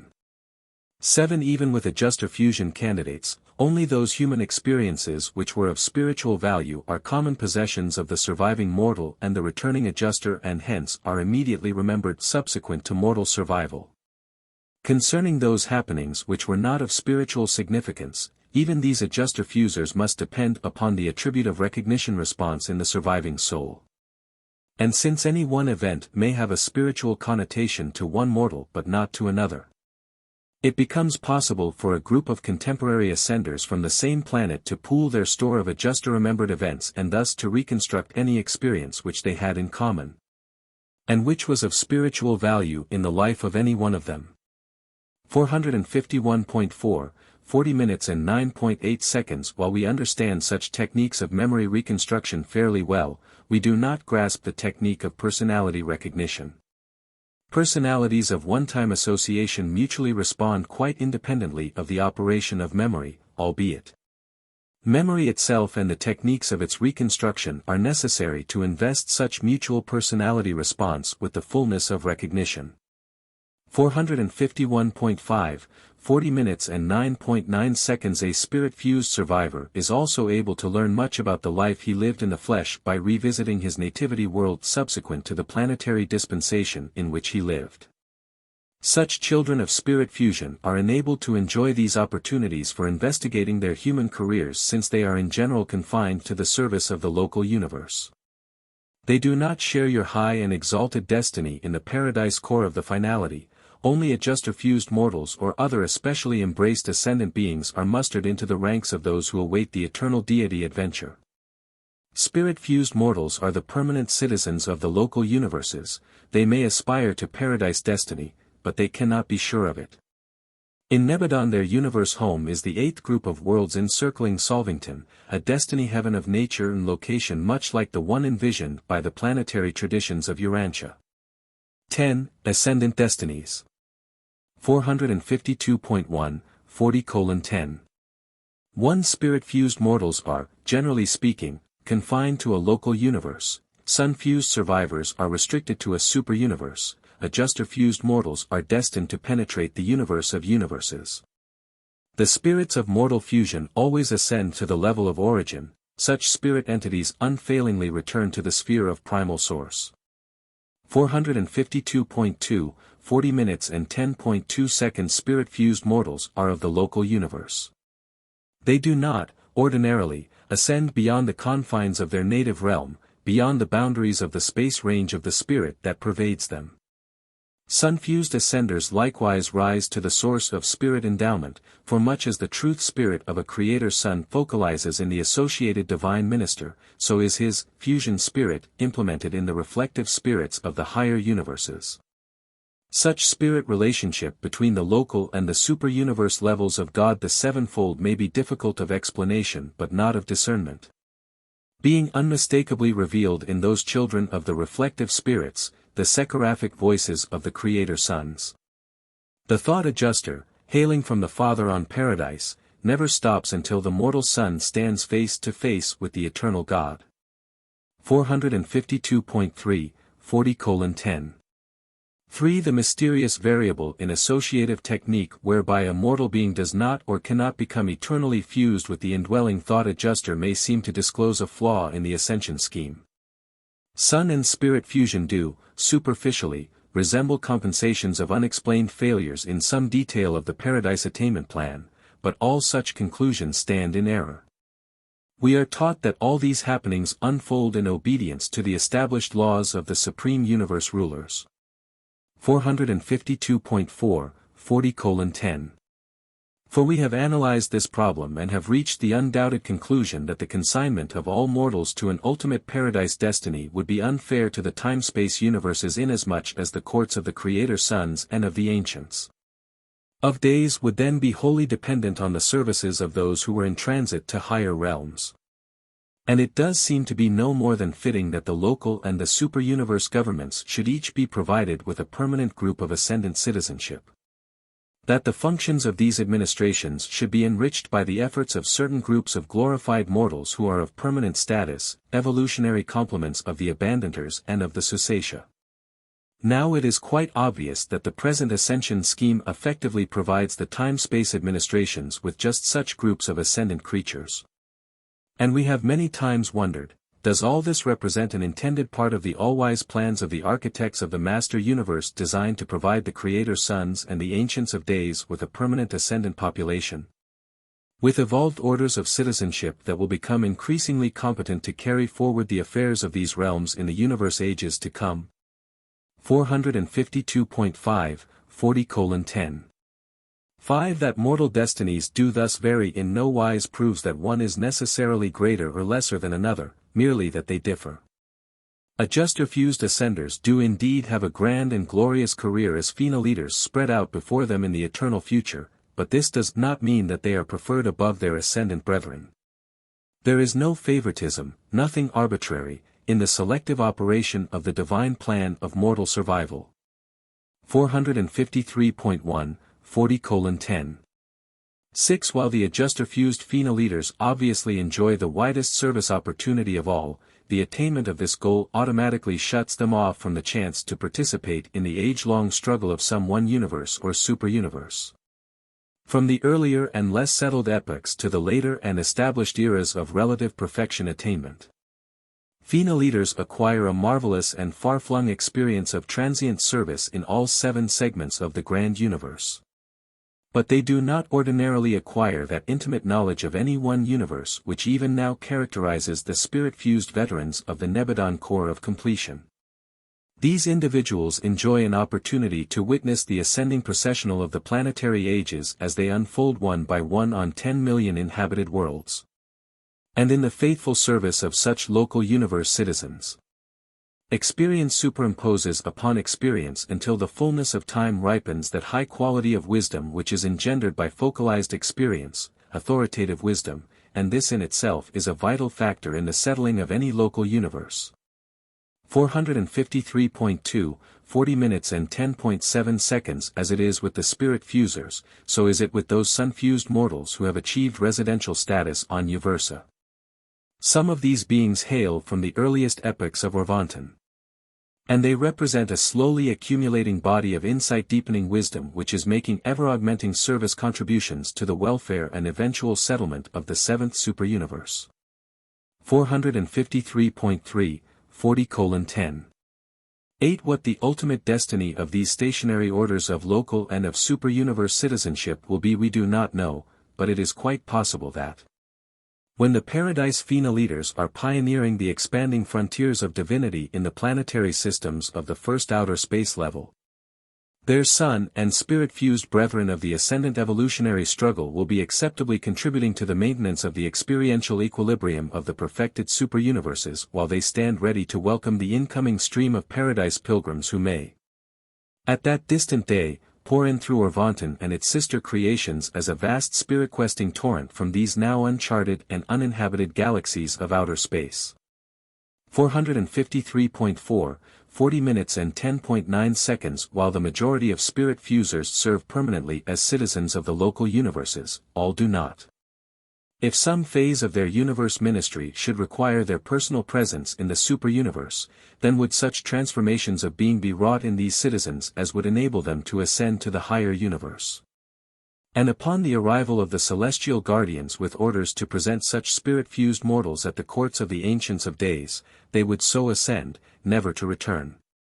They become wards of the superuniverse, serving as assistants to the celestial guardians and permanently, save for those few who are in turn summoned to the service of Paradise and Havona. 453.5, 40:10. 10. Like their spirit-fused brethren, the sun fusers neither traverse Havona nor attain Paradise unless they have undergone certain modifying transformations. For good and sufficient reasons, such changes have been wrought in certain sun-fused survivors, and these beings are to be encountered ever and anon on the 7 circuits of the central universe. Thus it is that certain numbers of both the sun and the spirit-fused mortals do actually ascend to Paradise, do attain a goal in many ways equal to that which awaits the father-fused mortals. 453.6, 40:10. 11. Father-fused mortals are potential phenol-eaters, their destination is the universal Father, and him they do attain, but within the purview of the present universe age, phenol-eaters, as such, are not destiny attainers. They remain unfinished creatures, 6th-stage spirits, and hence non-active in the evolutionary domains of pre-Litan life status. 454.1, 40:10.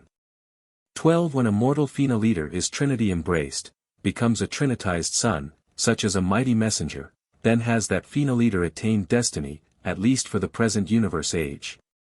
Mighty messengers and their fellows may not in the exact sense be 7th-stage spirits, but in addition to other things the Trinity embrace endows them with everything which a phenol-eater will sometime achieve as a 7th-stage spirit. After spirit-fused or sun-fused mortals are trinitized, they pass through the paradise experience with the adjuster-fused ascenders, with whom they are then identical in all matters pertaining to superuniverse administration. These trinitized sons of selection or of attainment at least for now are finished creatures, in contrast to the Fina leaders, who are at present unfinished creatures. 454.2, 40:10. 13. Thus, in the final analysis, it would be hardly proper to use the words greater or lesser in contrasting the destinies of the ascending orders of sonship. Every such son of God shares the fatherhood of God, and God loves each of his creature sons alike. He is no more a respecter of ascendant destinies than is he of the creatures who may attain such destinies. The Father loves each of his sons, and that affection is not less than true, holy, divine, unlimited, eternal, and unique, a love bestowed upon this son and upon that son, individually, personally, and exclusively. And such a love utterly eclipses all other facts. Sonship is the supreme relationship of the creature to the Creator. 454.3, 40:10. 14. As mortals you can now recognize your place in the family of divine sonship and begin to sense the obligation to avail yourselves of the advantages so freely provided in and by the paradise plan for mortal survival. Which plan has been so enhanced and illuminated by the life experience of a bestowal son. Every facility and all power have been provided for ensuring your ultimate attainment of the paradise goal of divine perfection. 454.4, 40:10. 15. Presented by a mighty messenger temporarily attached to the staff of Gabriel of Solvington. Paper 41. Physical aspects of the local universe. 455.1, 41 minutes and 0.1 second. The characteristic space phenomenon which sets off each local creation from all others is the presence of the creative spirit. All Nebadon is certainly pervaded by the space presence of the divine minister of Solvington, and such presence just as certainly terminates at the outer borders of our local universe. That which is pervaded by our local universe mother spirit is Nebadon, that which extends beyond her space presence is outside Nebadon, being the extra-Nebadon space regions of the superuniverse of Urantia, other local universes.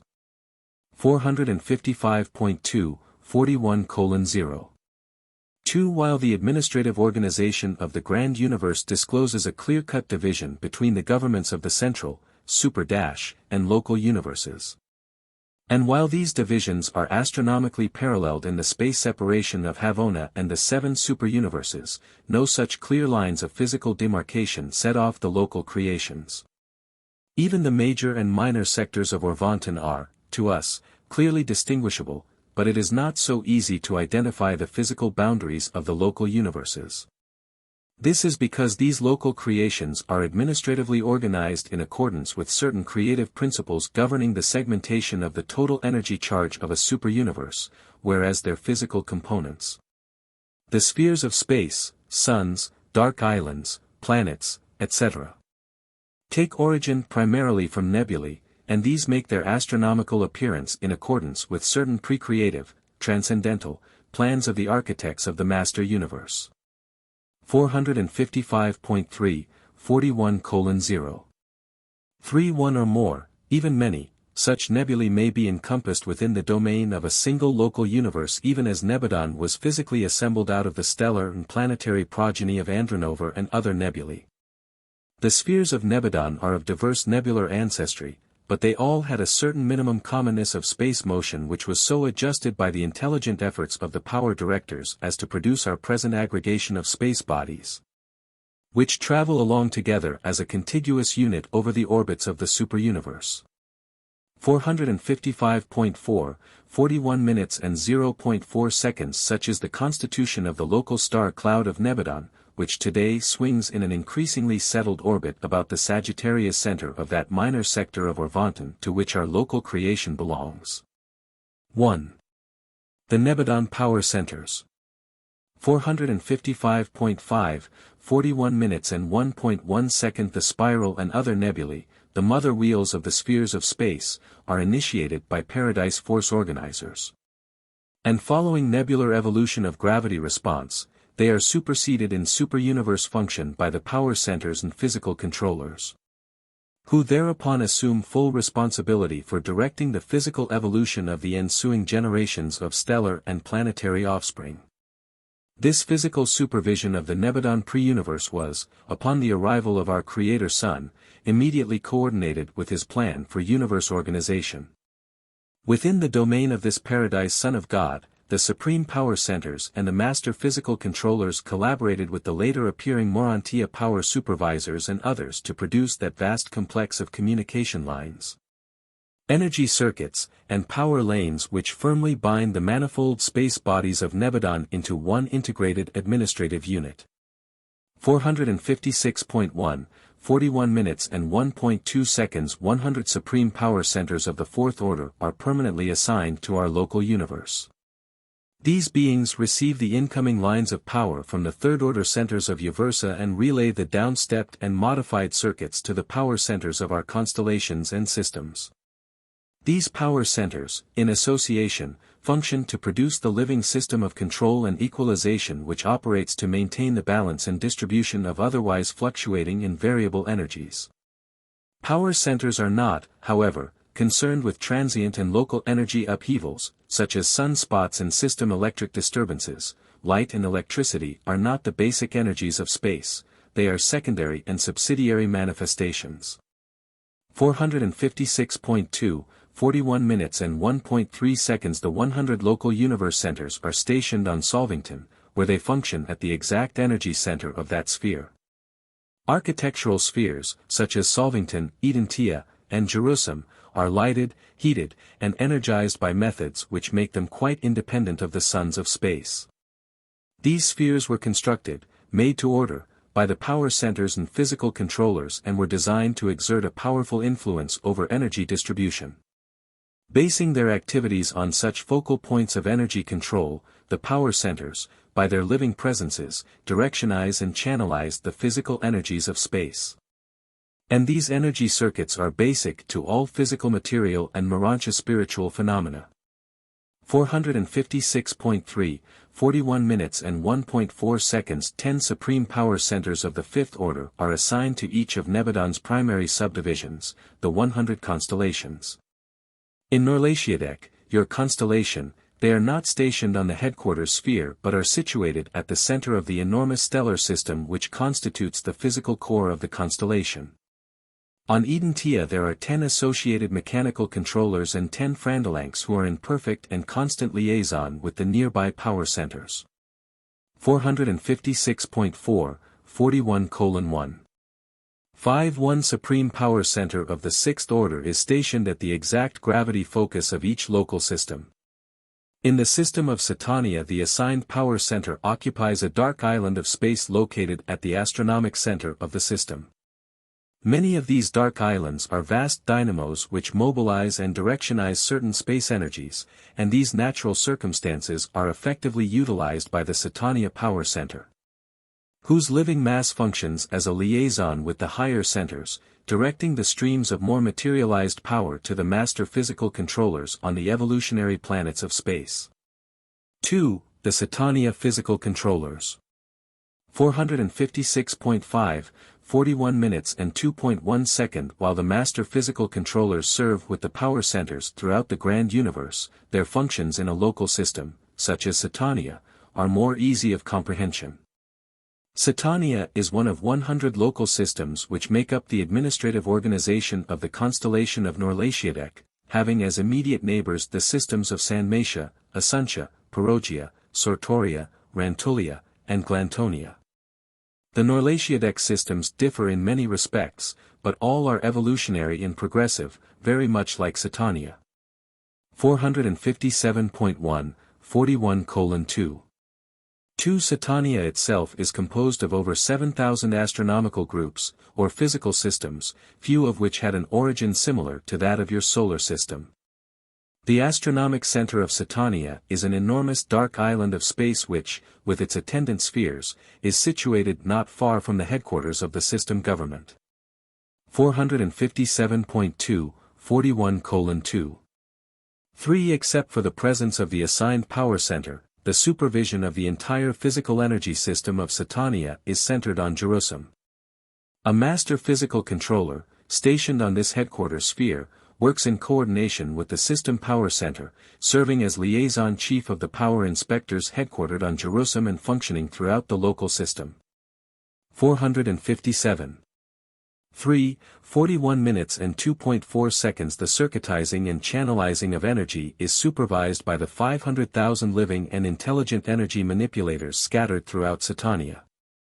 Through the action of such physical controllers, the supervising power centers are in complete and perfect control of a majority of the basic energies of space, including the emanations of highly heated orbs and the dark energy-charged spheres. This group of living entities can mobilize, transform, transmute, manipulate, and transmit nearly all of the physical energies of organized space. 457.4, 41 minutes and 2.5 seconds. Life has inherent capacity for the mobilization and transmutation of universal energy. You are familiar with the action of vegetable life in transforming the material energy of light into the varied manifestations of the vegetable kingdom.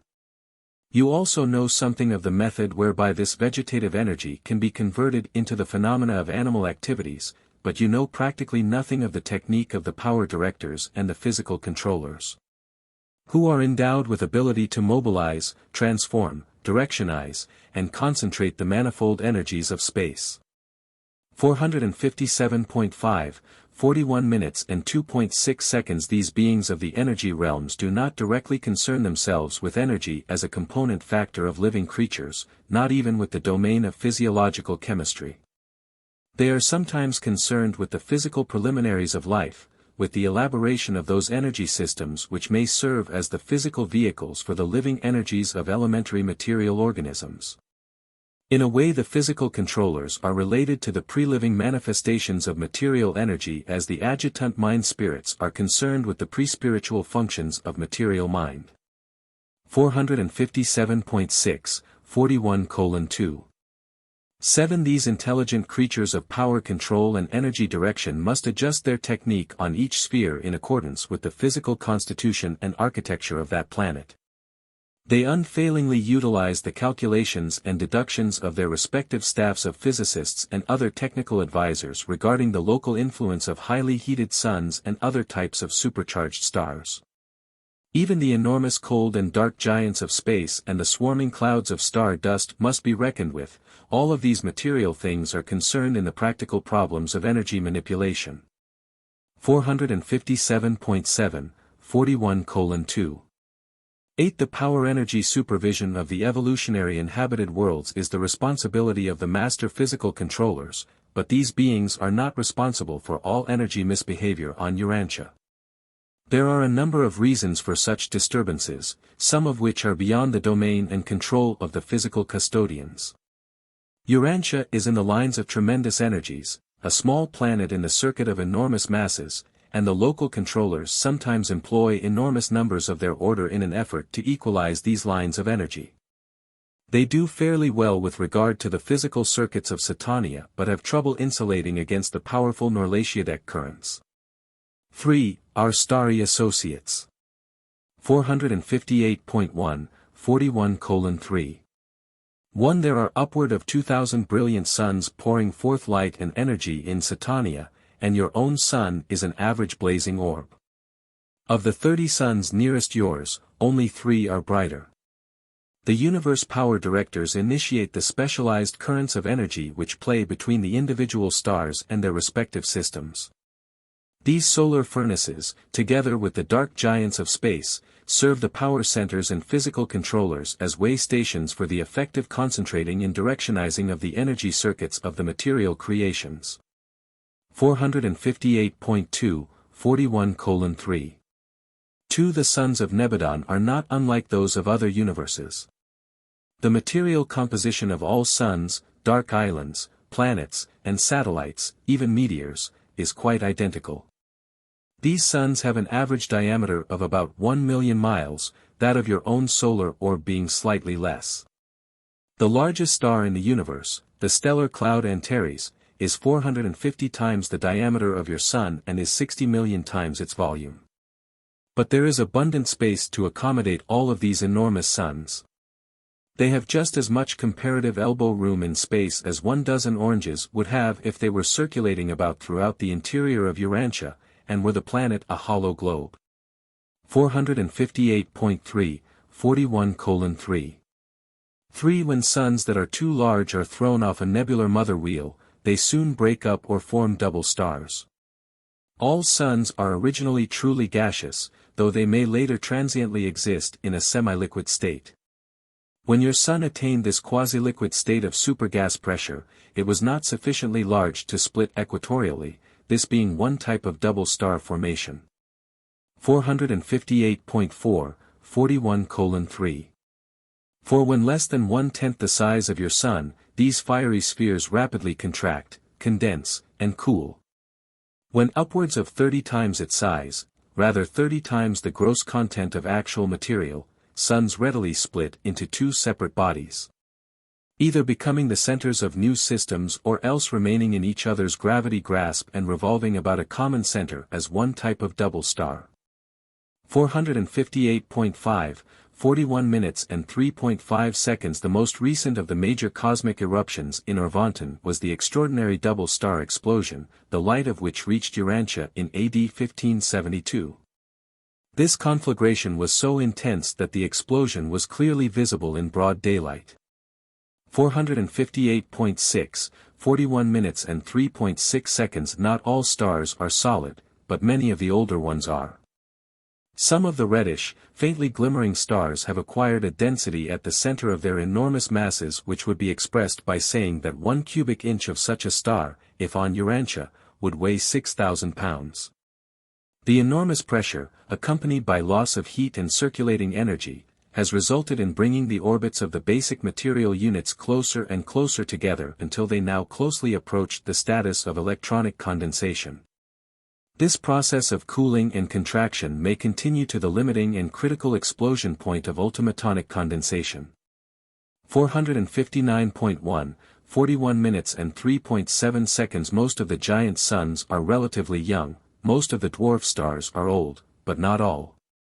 The collisional dwarfs may be very young and may glow with an intense white light, never having known an initial red stage of youthful shining. Both very young and very old suns usually shine with a reddish glow. The yellow tinge indicates moderate youth or approaching old age, but the brilliant white light signifies robust and extended adult life. 459.2, 41:3. 8. While all adolescent suns do not pass through a pulsating stage, at least not visibly, when looking out into space you may observe many of these younger stars whose gigantic respiratory heaves require from 2 to 7 days to complete a cycle. Your own sun still carries a diminishing legacy of the mighty upswellings of its younger days, but the period has lengthened from the former 3½ day pulsations to the present 11½ year sunspot cycles. 459.3, 41:3. 9. Stellar variables have numerous origins. In some double stars the tides caused by rapidly changing distances as the two bodies swing around their orbits also occasion periodic fluctuations of light. These gravity variations produce regular and recurrent flares. Just as the capture of meteors by the accretion of energy material at the surface would result in a comparatively sudden flash of light which would speedily recede to normal brightness for that sun. Sometimes a sun will capture a stream of meteors in a line of lessened gravity opposition, and occasionally collisions cause stellar flare-ups, but the majority of such phenomena are wholly due to internal fluctuations. 459.4, 41:3. 10. In one group of variable stars the period of light fluctuation is directly dependent on luminosity. And knowledge of this fact enables astronomers to utilize such suns as universe lighthouses or accurate measuring points for the further exploration of distant star clusters. By this technique it is possible to measure stellar distances most precisely up to more than 1 million light-years. Better methods of space measurement and improved telescopic technique will sometime more fully disclose the 10 grand divisions of the superuniverse of Urantia. You will at least recognize 8 of these immense sectors as enormous and fairly symmetrical star clusters. 4. Sun density. 459.5, 41:4. 1. The mass of your Sun is slightly greater than the estimate of your physicists, who have reckoned it as about 2 octillion, 2 by 1027, tons. It now exists about halfway between the most dense and the most diffuse stars, having about 1½ times the density of water. But your Sun is neither a liquid or a solid, it is gaseous, and this is true notwithstanding the difficulty of explaining how gaseous matter can attain this and even much greater densities. 459.6, 41:4. 2 gaseous, liquid, and solid states are matters of atomic molecular relationships, but density is a relationship of space and mass. Density varies directly with the quantity of mass in space and inversely with the amount of space in mass. The space between the central cores of matter and the particles which whirl around these centers as well as the space within such material particles. 459.7, 41 minutes and 4.3 seconds. Cooling stars can be physically gaseous and tremendously dense at the same time. You are not familiar with the solar supergases. But these and other unusual forms of matter explain how even non-solid suns can attain a density equal to iron, about the same as Urantia, and yet be in a highly heated gaseous state and continue to function as suns. The atoms in these dense supergases are exceptionally small, they contain few electrons. Such suns have also largely lost their free ultimatonic stores of energy. 460.1, 41:4. For one of your nearby suns, which started life with about the same mass as yours, has now contracted almost to the size of Urantia, having become 40,000 times as dense as your Sun. The weight of this hot-cold gaseous solid is about 1 ton per cubic inch. And still this Sun shines with a faint reddish glow, the senile glimmer of a dying monarch of light. 460.2, 41 minutes and 4.5 seconds. Most of the suns, however, are not so dense. One of your nearer neighbors has a density exactly equal to that of your atmosphere at sea level. If you were in the interior of this sun, you would be unable to discern anything. And temperature permitting, you could penetrate the majority of the suns which twinkle in the night sky and notice no more matter than you perceive in the air of your earthly living rooms. 460.3, 41:4. 6. The massive sun of Urantia, one of the largest in Urantia, has a density only 1/1000th that of Urantia's atmosphere. Were it in composition similar to your atmosphere and not superheated, it would be such a vacuum that human beings would speedily suffocate if they were in or on it. 460.4, 41:4. 7. Another of the Urantian giants now has a surface temperature a trifle under 3000 degrees. Its diameter is over 300 million miles, ample room to accommodate your sun and the present orbit of the Earth. And yet, for all this enormous size, over 40 million times that of your sun, its mass is only about 30 times greater. These enormous suns have an extending fringe that reaches almost from one to the other. 5. Solar radiation. 460.5, 41:5. 1. That the suns of space are not very dense is proved by the steady streams of escaping light energies. Too great a density would retain light by opacity until the light energy pressure reached the explosion point. There is a tremendous light or gas pressure within a sun to cause it to shoot forth such a stream of energy as to penetrate space for millions upon millions of miles to energize, light, and heat the distant planets. 15 feet of surface of the density of Urantia would effectually prevent the escape of all X-rays and light energies from a sun until the rising internal pressure of accumulating energies resulting from atomic dismemberment overcame gravity with a tremendous outward explosion. 460.6, 41 minutes and 5.2 seconds. Light, in the presence of the propulsive gases, is highly explosive when confined at high temperatures by opaque retaining walls. Light is real. As you value energy and power on your world, sunlight would be economical at $1 million a pound. 460.7, 41 minutes and 5.3 seconds. The interior of your sun is a vast X-ray generator. The suns are supported from within by the incessant bombardment of these mighty emanations. 460.8, 41:5. For it requires more than 1/2 million years for an X-ray stimulated electron to work its way from the very center of an average sun up to the solar surface, whence it starts out on its space adventure, maybe to warm an inhabited planet. To be captured by a meteor, to participate in the birth of an atom, to be attracted by a highly charged dark island of space, or to find its space flight terminated by a final plunge into the surface of a sun similar to the one of its origin. 461.1, 41:5. 5. The X-rays of a sun's interior charge the highly heated and agitated electrons with sufficient energy to carry them out through space, past the hosts of detaining influences of intervening matter and, in spite of divergent gravity attractions, on to the distant spheres of the remote systems. The great energy of velocity required to escape the gravity clutch of a sun is sufficient to ensure that the sunbeam will travel on with unabated velocity until it encounters considerable masses of matter, whereupon it is quickly transformed into heat with the liberation of other energies.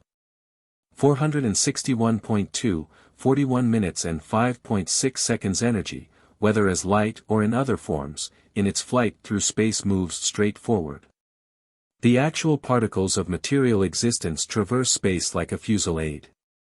They go in a straight and unbroken line or procession except as they are acted on by superior forces, and except as they ever obey the linear gravity pull inherent in material mass and the circular gravity presence of the Isle of Paradise. 461.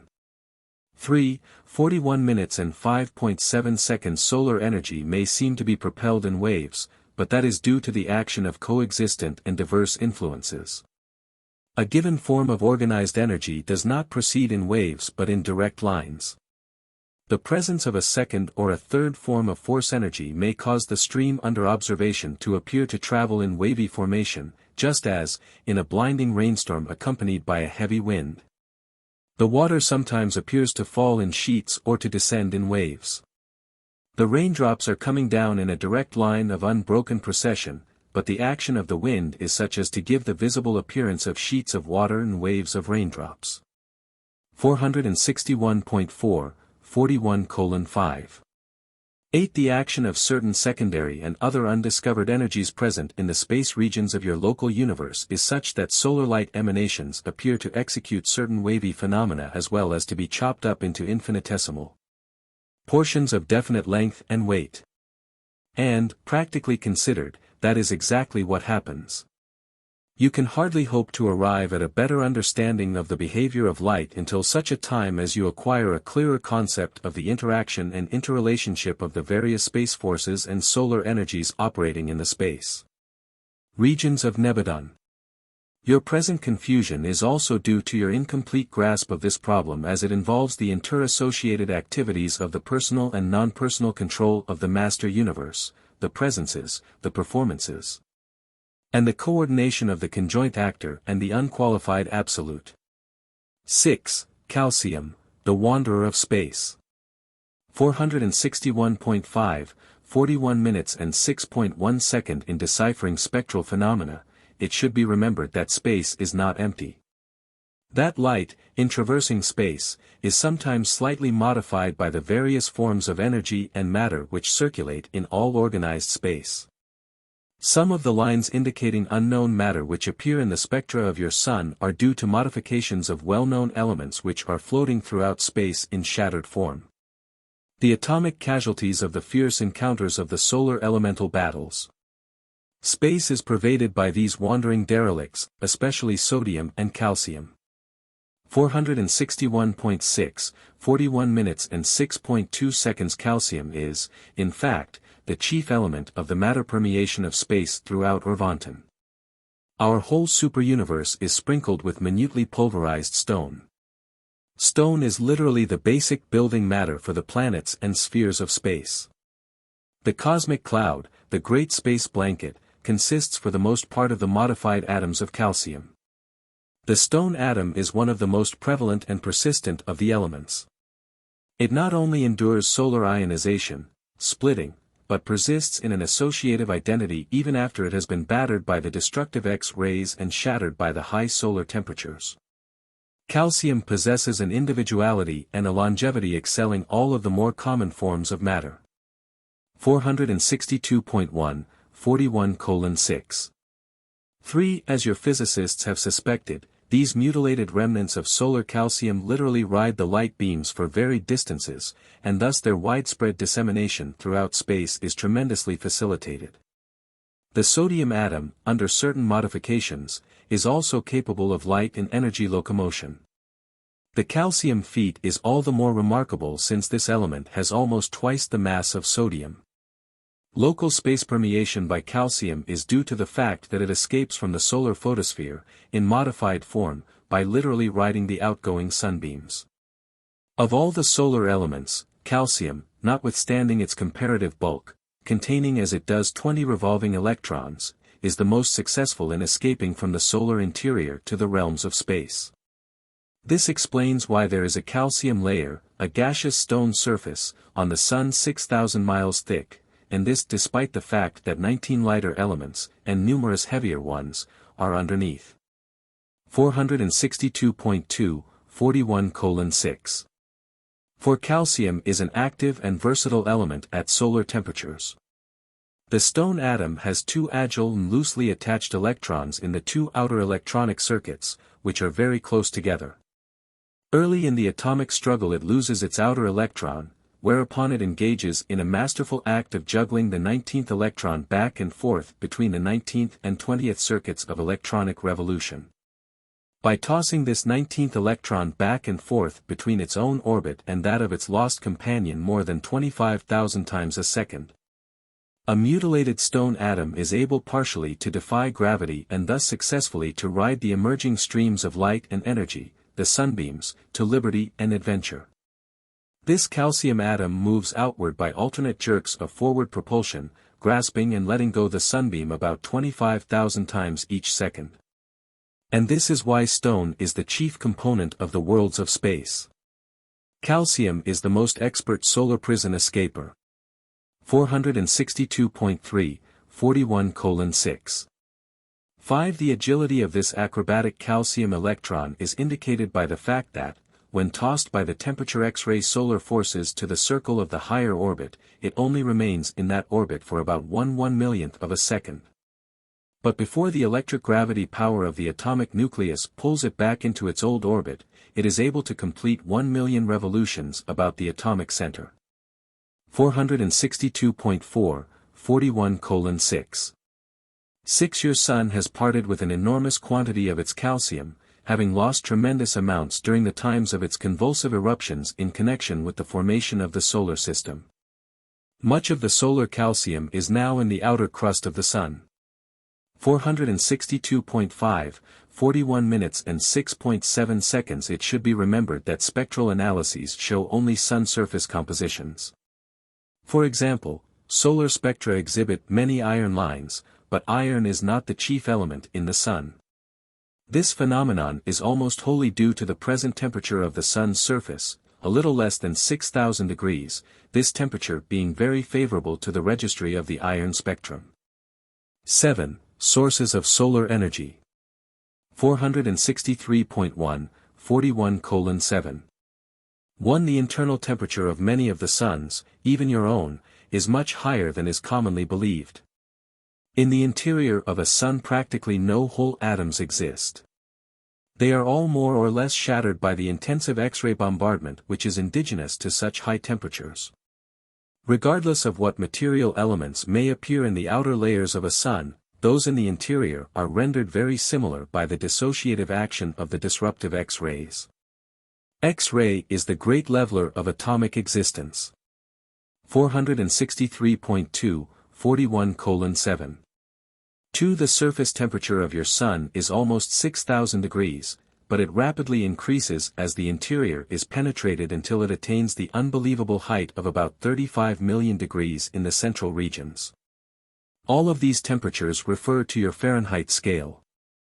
463.3, 41 minutes and 7.3 seconds. All of these phenomena are indicative of enormous energy expenditure, and the sources of solar energy, named in the order of their importance, are 463.4, 41 minutes and 7.4 seconds. 1. Annihilation of atoms and, eventually, of electrons. 463.5, 41 minutes and 7.5 seconds. 2. Transmutation of elements, including the radioactive group of energies thus liberated. 463.6, 41 minutes and 7.6 seconds. 3. The accumulation and transmission of certain universal space energies. 463.7, 41 minutes and 7.7 seconds. 4. Space matter and meteors which are incessantly diving into the blazing suns. 463.8, 41 minutes and 7.8 seconds. 5. Solar contraction. The cooling and consequent contraction of a sun yields energy and heat sometimes greater than that supplied by space matter. 463.9, 41 minutes and 7.9 seconds. 6. Gravity action at high temperatures transforms certain circuitized power into radiative energies. 463. 10, 41 minutes and 7.10 seconds. 7. Recaptive light and other matter which are drawn back into the sun after having left it, together with other energies having extrasolar origin. 463.11, 41:7. 11. There exists a regulating blanket of hot gases, sometimes millions of degrees in temperature, which envelopes the suns, and which acts to stabilize heat loss and otherwise prevent hazardous fluctuations of heat dissipation. During the active life of a sun, the internal temperature of 35 million degrees remains about the same quite regardless of the progressive fall of the external temperature. 463.12, 41:7. 12. You might try to visualize 35 million degrees of heat, in association with certain gravity pressures, as the electronic boiling point. Under such pressure and at such temperature all atoms are degraded and broken up into their electronic and other ancestral components. Even the electrons and other associations of ultimatons may be broken up, but the suns are not able to degrade the ultimatons. 463.13, 41:7.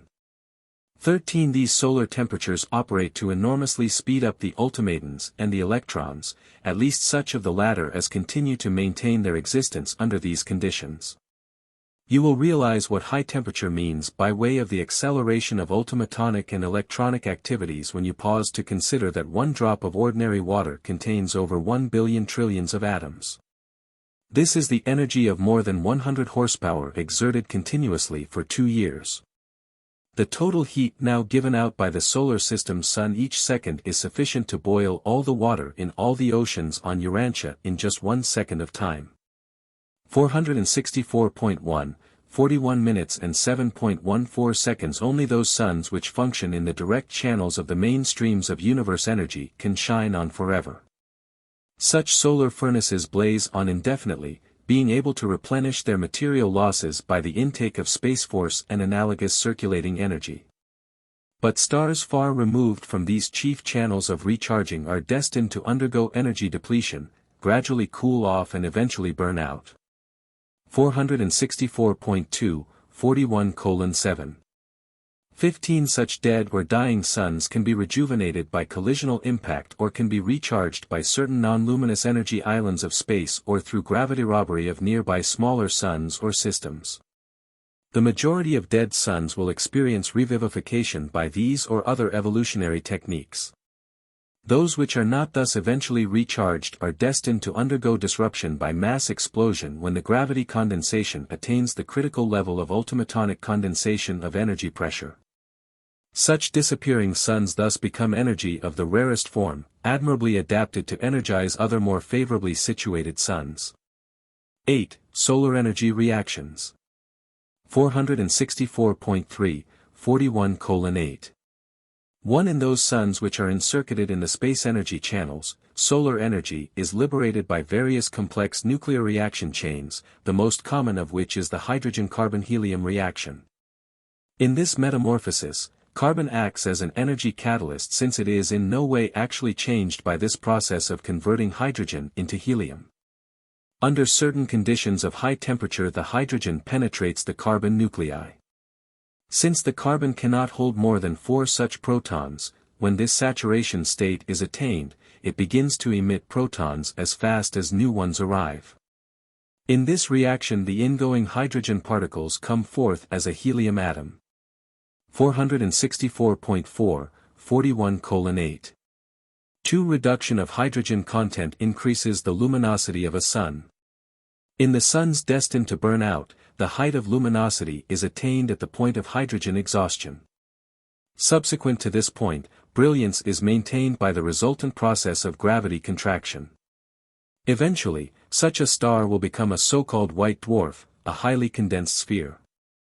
464.5, 41:8. 3. Enlarged suns, small circular nebulae. When hydrogen is exhausted and gravity contraction ensues, if such a body is not sufficiently opaque to retain the internal pressure of support for the outer gas regions, then a sudden collapse occurs. The gravity-electric changes give origin to vast quantities of tiny particles devoid of electric potential, and such particles readily escape from the solar interior, thus bringing about the collapse of a gigantic sun within a few days. It was such an emigration of these runaway particles that occasioned the collapse of the giant nova of the Andromeda Nebula about 50 years ago. This vast stellar body collapsed in 40 minutes of Urantia time. 464.6, 41:8. For as a rule, the vast extrusion of matter continues to exist about the residual cooling sun as extensive clouds of nebular gases. And all this explains the origin of many types of irregular nebulae, such as the Crab Nebula, which had its origin about 900 years ago, and which still exhibits the mother sphere as a lone star near the center of this irregular nebular mass. 9. Sun stability. 465.1, 41 minutes and 9.1 seconds. The larger suns maintain such a gravity control over their electrons that light escapes only with the aid of the powerful X-rays. These helper rays penetrate all space and are concerned in the maintenance of the basic ultimatonic associations of energy. The great energy losses in the early days of a sun, subsequent to its attainment of maximum temperature, upwards of 35 million degrees, are not so much due to light escape as to ultimatonic leakage. These ultimaton energies escape out into space, to engage in the adventure of electronic association and energy materialization, as a veritable energy blast during adolescent solar times. 465.2, 41 minutes and 9.2 seconds. Atoms and electrons are subject to gravity. The ultimatons are not subject to local gravity, the interplay of material attraction, but they are fully obedient to absolute or paradise gravity, to the trend, the swing, of the universal and eternal circle of the universe of universes. Ultimatonic energy does not obey the linear or direct gravity attraction of nearby or remote material masses, but it does ever swing true to the circuit of the great ellipse of the far-flung creation. 465.3, 41:9. 3. Your own solar center radiates almost 100 billion tons of actual matter annually, while the giant suns lose matter at a prodigious rate during their earlier growth, the first billion years. A sun's life becomes stable after the maximum of internal temperature is reached, and the subatomic energies begin to be released. And it is just at this critical point that the larger suns are given to convulsive pulsations. 465.4, 41:9. For sun stability is wholly dependent on the equilibrium between gravity-heat contention, tremendous pressures counterbalanced by unimagined temperatures. The interior gas elasticity of the suns upholds the overlying layers of varied materials, and when gravity and heat are in equilibrium, the weight of the outer materials exactly equals the temperature pressure of the underlying and interior gases. In many of the younger stars, continued gravity condensation produces ever-heightening internal temperatures, and as internal heat increases, the interior X-ray pressure of supergas winds becomes so great that, in connection with the centrifugal motion, a sun begins to throw its exterior layers off into space, thus redressing the imbalance between gravity and heat.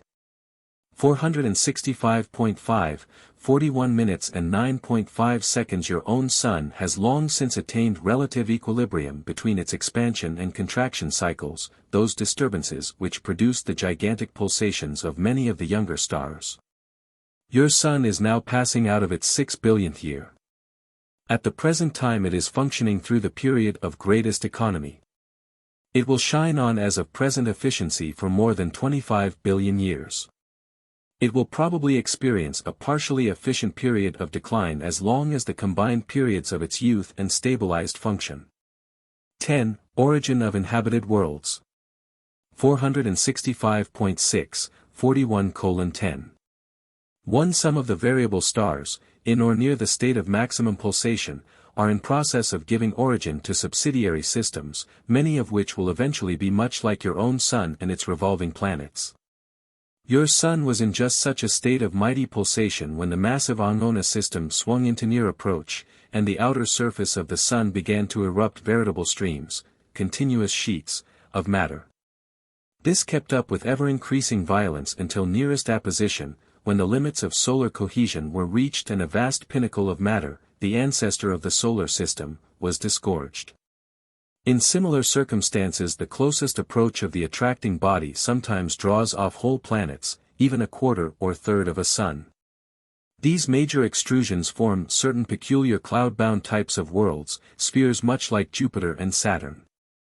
466.1, 41 minutes and 10.2 seconds. The majority of solar systems, however, had an origin entirely different from yours, and this is true even of those which were produced by gravity-tidal technique. But no matter what technique of world-building obtains, gravity always produces the solar system type of creation, that is, a central sun or dark island with planets, satellites, sub-satellites, and meteors. 466.2, 41:10. 3. The physical aspects of the individual worlds are largely determined by mode of origin, astronomical situation, and physical environment. Age, size, rate of revolution, and velocity through space are also determining factors. Both the gas contraction and the solid accretion worlds are characterized by mountains and, during their earlier life, when not too small, by water and air. The molten split and collisional worlds are sometimes without extensive mountain ranges. 466.3, 41 minutes and 10.4 seconds. During the earlier ages of all these new worlds, earthquakes are frequent, and they are all characterized by great physical disturbances. Especially is this true of the gas contraction spheres, the worlds born of the immense nebular rings which are left behind in the wake of the early condensation and contraction of certain individual suns. Planets having a dual origin like Urantia pass through a less violent and stormy youthful career. Even so, your world experienced an early phase of mighty upheavals, characterized by volcanoes, earthquakes, floods, and terrific storms. 466. 4, 41:10. 5. Urantia is comparatively isolated on the outskirts of Satania, your solar system, with one exception, being the farthest removed from Jerusalem, while Satania itself is next to the outermost system of Norlatiadec. And this constellation is now traversing the outer fringe of Nebadon. You were truly among the least of all creation until Michael's bestowal elevated your planet to a position of honor and great universe interest. Sometimes the last is first, while truly the least becomes greatest. 466.5, 41:10. 6. Presented by an archangel in collaboration with the chief of Nebadon Power Centers. Paper 42. Energy, Mind and Matter. 467.1, 42 minutes and 0.1 second. The foundation of the universe is material in the sense that energy is the basis of all existence, and pure energy is controlled by the Universal Father. Force, energy, is the one thing which stands as an everlasting monument demonstrating and proving the existence and presence of the Universal Absolute. This vast stream of energy proceeding from the Paradise Presences has never lapsed, never failed. There has never been a break in the infinite upholding. 467.2, 42 minutes and 0.2 seconds. The manipulation of universe energy is ever in accordance with the personal will and the all-wise mandates of the Universal Father. This personal control of manifested power and circulating energy is modified by the coordinate acts and decisions of the Eternal Son, as well as by the united purposes of the Son and the Father executed by the conjoint actor.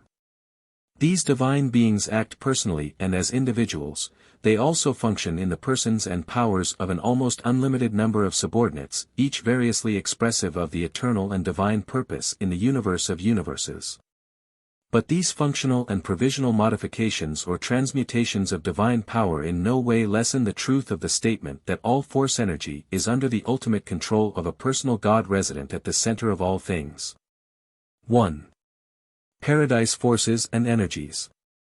467.3, 42 minutes and 1.1 seconds. The foundation of the universe is material, but the essence of life is spirit. The Father of spirits is also the ancestor of universes.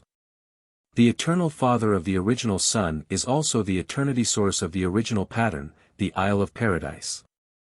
467.4, 42:1. 2. Matter, energy, for they are but diverse manifestations of the same cosmic reality, as a universe phenomenon is inherent in the Universal Father. In him all things consist. Matter may appear to manifest inherent energy and to exhibit self-contained powers, but the lines of gravity involved in the energies concerned in all these physical phenomena are derived from, and are dependent on, paradise. The ultimaton, the first measurable form of energy, has paradise as its nucleus. 467.5, 42 minutes and 1.3 seconds. There is innate in matter and present in universal space a form of energy not known on Urantia. When this discovery is finally made, then will physicists feel that they have solved, almost at least, the mystery of matter. And so will they have approached one step nearer the Creator. So will they have mastered one more phase of the divine technique. But in no sense will they have found God, neither will they have established the existence of matter or the operation of natural laws apart from the cosmic technique of paradise and the motivating purpose of the Universal Father. 468.1, 42:1. For subsequent to even still greater progress and further discoveries, after Urantia has advanced immeasurably in comparison with present knowledge. Though you should gain control of the energy revolutions of the electrical units of matter to the extent of modifying their physical manifestations, even after all such possible progress. Forever will scientists be powerless to create one atom of matter or to originate one flash of energy or ever to add to matter that which we call life. 468.2, 42 minutes and 1.5 seconds. The creation of energy and the bestowal of life are the prerogatives of the Universal Father and his associate creator personalities. The river of energy in life is a continuous outpouring from the deities, the universal and united stream of paradise force going forth to all space. This divine energy pervades all creation. The force organizers initiate those changes and institute those modifications of space force which eventuate in energy. The power directors transmute energy into matter, thus the material worlds are born. The life carriers initiate those processes in dead matter which we call life, material life. The Urantia power supervisors likewise perform throughout the transition realms between the material and the spiritual worlds. The higher spirit creators inaugurate similar processes in divine forms of energy, and there ensue the higher spirit forms of intelligent life. 468.3, 42 minutes and 1.6 seconds. Energy proceeds from paradise, fashioned after the divine order. Energy, pure energy, partakes of the nature of the divine organization. It is fashioned after the similitude of the three gods embraced in one, as they function at the headquarters of the universe of universes. And all force is circuited in paradise, comes from the paradise presences and returns thereto, and is in essence a manifestation of the uncaused cause, the Universal Father, and without the Father would not anything exist that does exist. 468. 4. 42 minutes and 1.7 seconds. Force derived from self-existent deity is in itself ever existent. Force energy is imperishable, indestructible. These manifestations of the infinite may be subject to unlimited transmutation, endless transformation, and eternal metamorphosis. But in no sense or degree, not even to the slightest imaginable extent, could they or ever shall they suffer extinction. But energy, though springing from the infinite, is not infinitely manifest. There are outer limits to the presently conceived master universe. 468.5, 42 minutes and 1.8 seconds. Energy is eternal but not infinite, it ever responds to the all-embracing grasp of infinity. Forever force and energy go on. Having gone out from paradise, they must return thereto, even if age upon age be required for the completion of the ordained circuit. That which is of paradise deity origin can have only a paradise destination or a deity destiny. 468.6, 42:1. 9. And all this confirms our belief in a circular, somewhat limited, but orderly and far-flung universe of universes. If this were not true, then evidence of energy depletion at some point would sooner or later appear.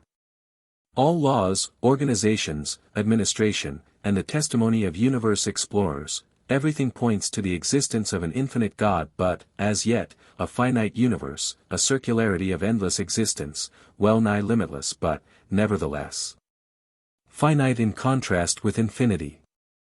2. Universal non-spiritual energy systems. Physical energies. 469.1, 42:2. 1. It is indeed difficult to find suitable words in the English language whereby to designate and wherewith to describe the various levels of force and energy, physical, mindao, or spiritual. These narratives cannot altogether follow your accepted definitions of force, energy, and power. There is such paucity of language that we must use these terms in multiple meanings. In this paper, for example, the word energy is used to denote all phases and forms of phenomenal motion, action, and potential, while force is applied to the pre-gravity, and power to the post-gravity, stages of energy. 469.2, 42:2. 2. I will, however, endeavor to lessen conceptual confusion by suggesting the advisability of adopting the following classification for cosmic force, emergent energy, and universe power, physical energy. 469.3, 42 minutes and 2.3 seconds. 1. Space potency. This is the unquestioned free space presence of the unqualified absolute. The extension of this concept connotes the universe force-space potential inherent in the functional totality of the unqualified absolute. While the intention of this concept implies the totality of cosmic reality, universes, which emanated eternity-wise from the never-beginning, never-ending, never-moving, never-changing Isle of Paradise. 469.4, 42:2. For the phenomena indigenous to the nether side of paradise probably embrace three zones of absolute force presence and performance, the fulcral zone of the unqualified absolute, the zone of the Isle of Paradise itself, and the intervening zone of certain unidentified equalizing and compensating agencies or functions. These triconcentric zones are the centrum of the paradise cycle of cosmic reality.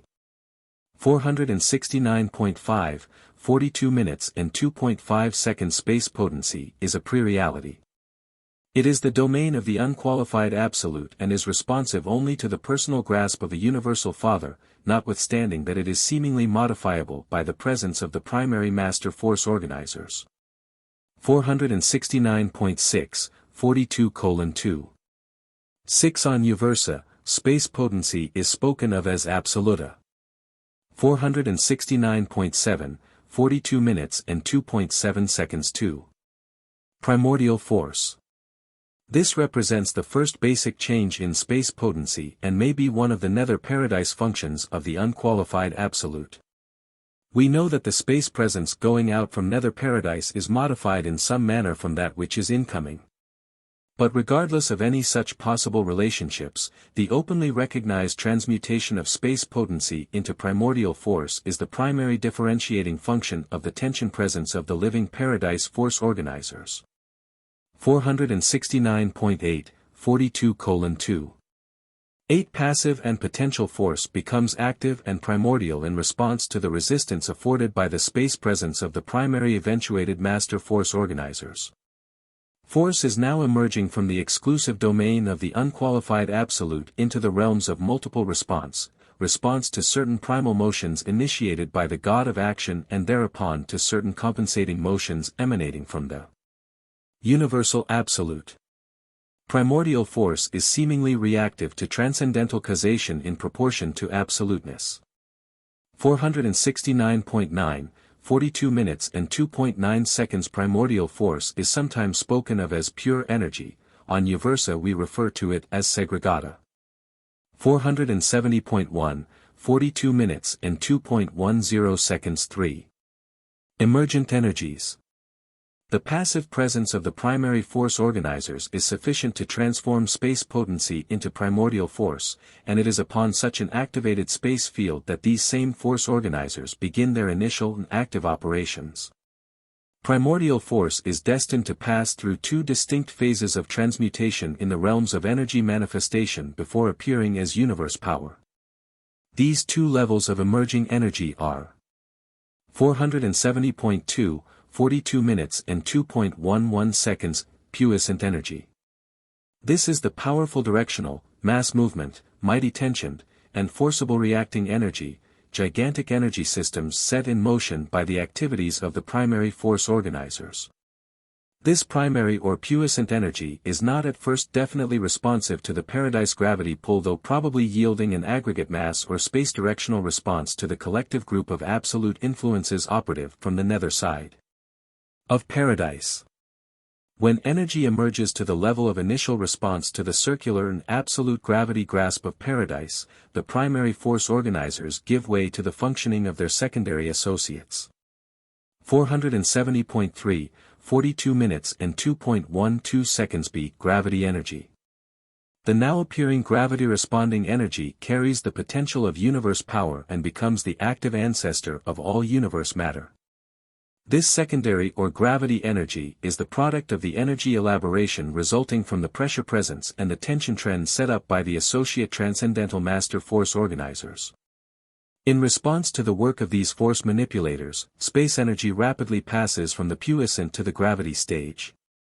Thus becoming directly responsive to the circular grasp of paradise, absolute, gravity, while disclosing a certain potential for sensitivity to the linear gravity pull inherent in the soon appearing material mass of the electronic and the post-electronic stages of energy and matter.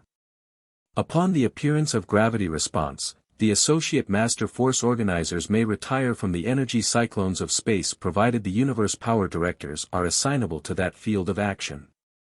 470.4, 42:2. 13. We are quite uncertain regarding the exact causes of the early stages of force evolution, but we recognize the intelligent action of the ultimate in both levels of emergent energy manifestation. Puissant and gravity energies, when regarded collectively, are spoken of on Uversa as ultimata.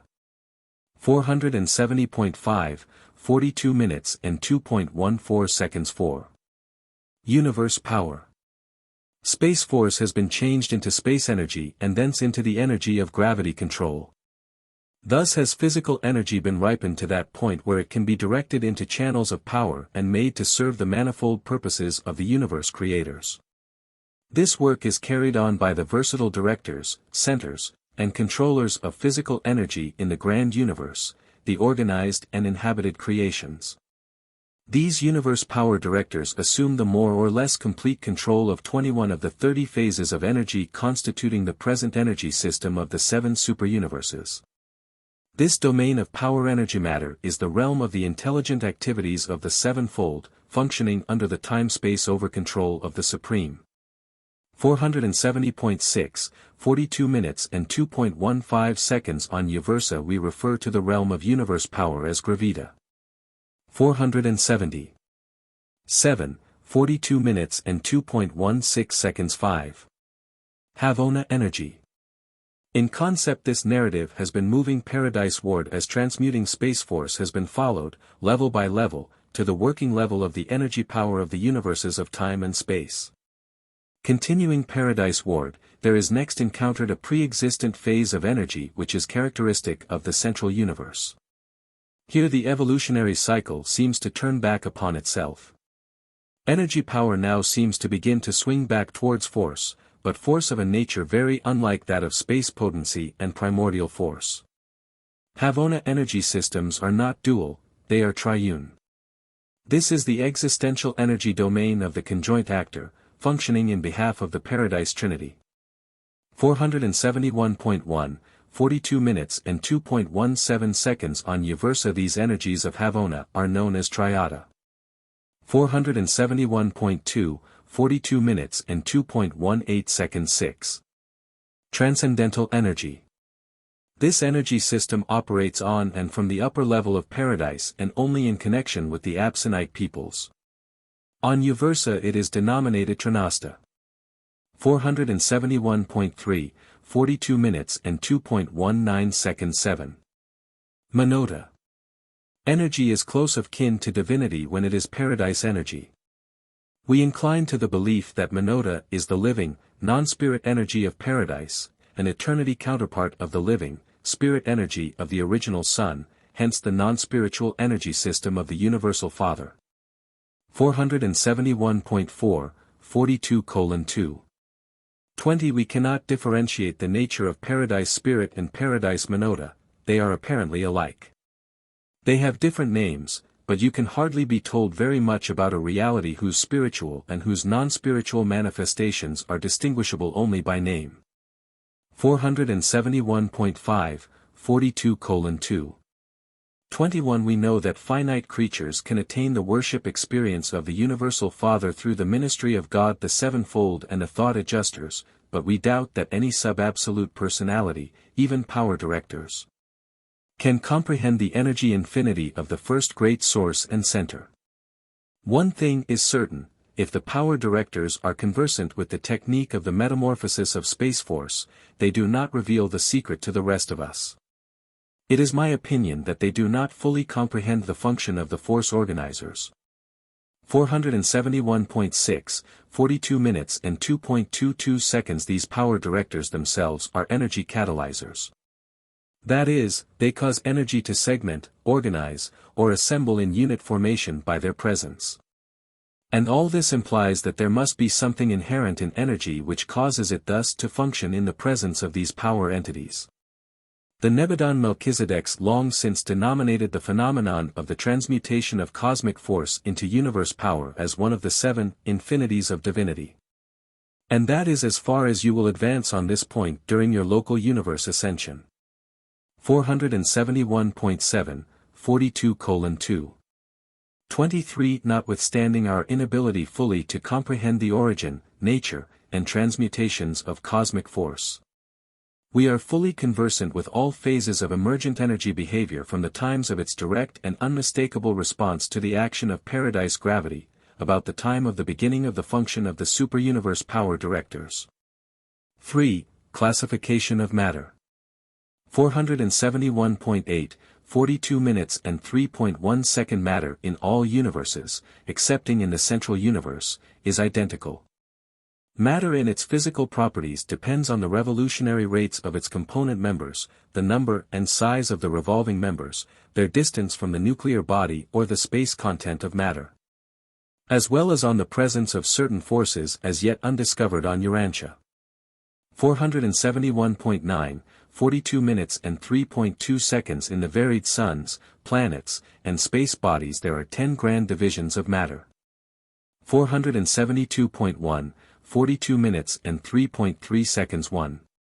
Ultimatonic matter, the prime physical units of material existence, the energy particles which go to make up electrons. 472. 2, 42 minutes and 3.4 seconds. 2. Subelectronic matter, the explosive and repellent stage of the solar supergases. 472.3, 42 minutes and 3.5 seconds. 3.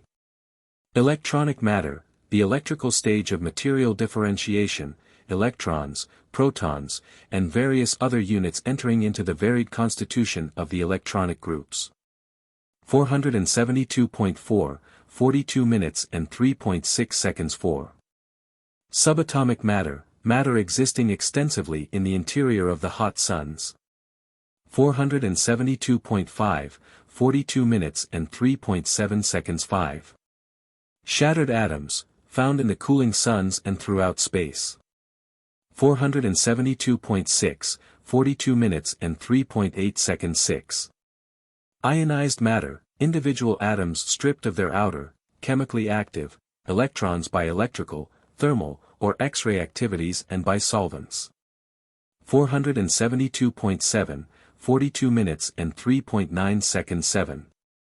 Atomic matter, the chemical stage of elemental organization, the component units of molecular or visible matter. 472.8, 42 minutes and 3.10 seconds. 8. The molecular stage of matter, matter as it exists on Urantia in a state of relatively stable materialization under ordinary conditions. 472.9, 42 minutes and 3.11 seconds. 9. Radioactive matter, the disorganizing tendency and activity of the heavier elements under conditions of moderate heat and diminished gravity pressure. 472.10, 42 minutes and 3.12 seconds. 10. Collapsed matter, the relatively stationary matter found in the interior of the cold or dead suns. This form of matter is not really stationary. There is still some ultimatonic, even electronic activity, but these units are in very close proximity, and their rates of revolution are greatly diminished. 472.11, 42:3. 13. The foregoing classification of matter pertains to its organization rather than to the forms of its appearance to created beings. Neither does it take into account the pre-emergent stages of energy nor the eternal materializations on Paradise and in the central universe. 4. Energy and matter transmutations. 472.12, 42:4. 1. Light, heat, electricity, magnetism, chemism, energy, and matter are, in origin, nature, and destiny, one and the same thing, together with other material realities as yet undiscovered on Urantia. 472.13, 42:4. 2. We do not fully comprehend the almost endless changes to which physical energy may be subject. In one universe it appears as light, in another as light plus heat, in another as forms of energy unknown on Urantia. In untold millions of years it may reappear as some form of restless, surging electrical energy or magnetic power. And still later on it may again appear in a subsequent universe as some form of variable matter going through a series of metamorphoses, to be followed by its outward physical disappearance in some great cataclysm of the realms. And then, after countless ages and almost endless wandering through numberless universes, again may this same energy re-emerge and many times change its form and potential. And so do these transformations continue through successive ages and throughout countless realms. Thus matter sweeps on, undergoing the transmutations of time but swinging ever true to the circle of eternity. Even if long prevented from returning to its source, it is ever responsive thereto, and it ever proceeds in the path ordained by the infinite personality who sent it forth. 473.1, 42:4. 3. The power centers and their associates are much concerned in the work of transmuting the ultimaton into the circuits and revolutions of the electron. These unique beings control and compound power by their skillful manipulation of the basic units of materialized energy, the ultimatons. They are masters of energy as it circulates in this primitive state. In liaison with the physical controllers they are able to effectively control and direct energy even after it has transmuted to the electrical level, the so-called electronic stage. But their range of action is enormously curtailed when electronically organized energy swings into the whirls of the atomic systems. Upon such materialization, these energies fall under the complete grasp of the drawing power of linear gravity. 473.2, 42 minutes and 4.4 seconds. Gravity acts positively on the power lanes and energy channels of the power centers and the physical controllers, but these beings have only a negative relation to gravity, the exercise of their anti-gravity endowments. 473. 3, 42 minutes and 4.5 seconds throughout all space. Cold and other influences are at work creatively organizing ultimatons into electrons. Heat is the measurement of electronic activity. While cold merely signifies absence of heat, comparative energy rest, the status of the universal force charge of space provided neither emergent energy nor organized matter were present and responding to gravity. 473.4, 42 minutes and 4.6 seconds. Gravity presence in action is what prevents the appearance of the theoretical absolute zero, for interstellar space does not have the temperature of absolute zero. Throughout all organized space there are gravity-responding energy currents, power circuits, and ultimatonic activities, as well as organizing electronic energies. Practically speaking, space is not empty. Even the atmosphere of Urantia thins out increasingly until at about 3,000 miles it begins to shade off into the average space matter in this section of the universe. The most nearly empty space known in Nebadon would yield about 100 ultimatons, the equivalent of 1 electron, in each cubic inch. Such scarcity of matter is regarded as practically empty space. 473.5, 42:4. 7. Temperature, heat and cold, is secondary only to gravity in the realms of energy and matter evolution. Ultimatons are humbly obedient to temperature extremes. Low temperatures favor certain forms of electronic construction and atomic assembly, while high temperatures facilitate all sorts of atomic breakup and material disintegration. 473.6, 42:4. 8. When subjected to the heat and pressure of certain internal solar states, all but the most primitive associations of matter may be broken up. Heat can thus largely overcome gravity stability. But no known solar heat or pressure can convert ultimatons back into puissant energy. 473.7, 42:4. 9. The blazing suns can transform matter into various forms of energy, but the dark worlds and all outer space can slow down electronic and ultimatonic activity to the point of converting these energies into the matter of the realms. Certain electronic associations of a close nature, as well as many of the basic associations of nuclear matter, are formed in the exceedingly low temperatures of open space, being later augmented by association with larger accretions of materializing energy. 473.8, 42:4. 10. Throughout all of this never-ending metamorphosis of energy in matter we must reckon with the influence of gravity pressure and with the anti-gravity behavior of the ultimatonic energies under certain conditions of temperature, velocity, and revolution. Temperature, energy currents, distance, and the presence of the living force organizers and the power directors also have a bearing on all transmutation phenomena of energy and matter. 474.1, 42:4. 11. The increase of mass in matter is equal to the increase of energy divided by the square of the velocity of light. In a dynamic sense, the work which resting matter can perform is equal to the energy expended in bringing its parts together from paradise minus the resistance of the forces overcome in transit and the attraction exerted by the parts of matter on one another. 474.2, 42 minutes and 4.12 seconds. The existence of pre-electronic forms of matter is indicated by the 2 atomic weights of lead. The lead of original formation weighs slightly more than that produced through uranium disintegration by way of radium emanations. And this difference in atomic weight represents the actual loss of energy in the atomic breakup. 474.3, 42:4. 13. The relative integrity of matter is assured by the fact that energy can be absorbed or released only in those exact amounts which Urantia scientists have designated quanta. This wise provision in the material realms serves to maintain the universes as going concerns. 474.4, 42:4. 14. The quantity of energy taken in or given out when electronic or other positions are shifted is always a quantum or some multiple thereof. But the vibratory or wave-like behavior of such units of energy is wholly determined by the dimensions of the material structures concerned.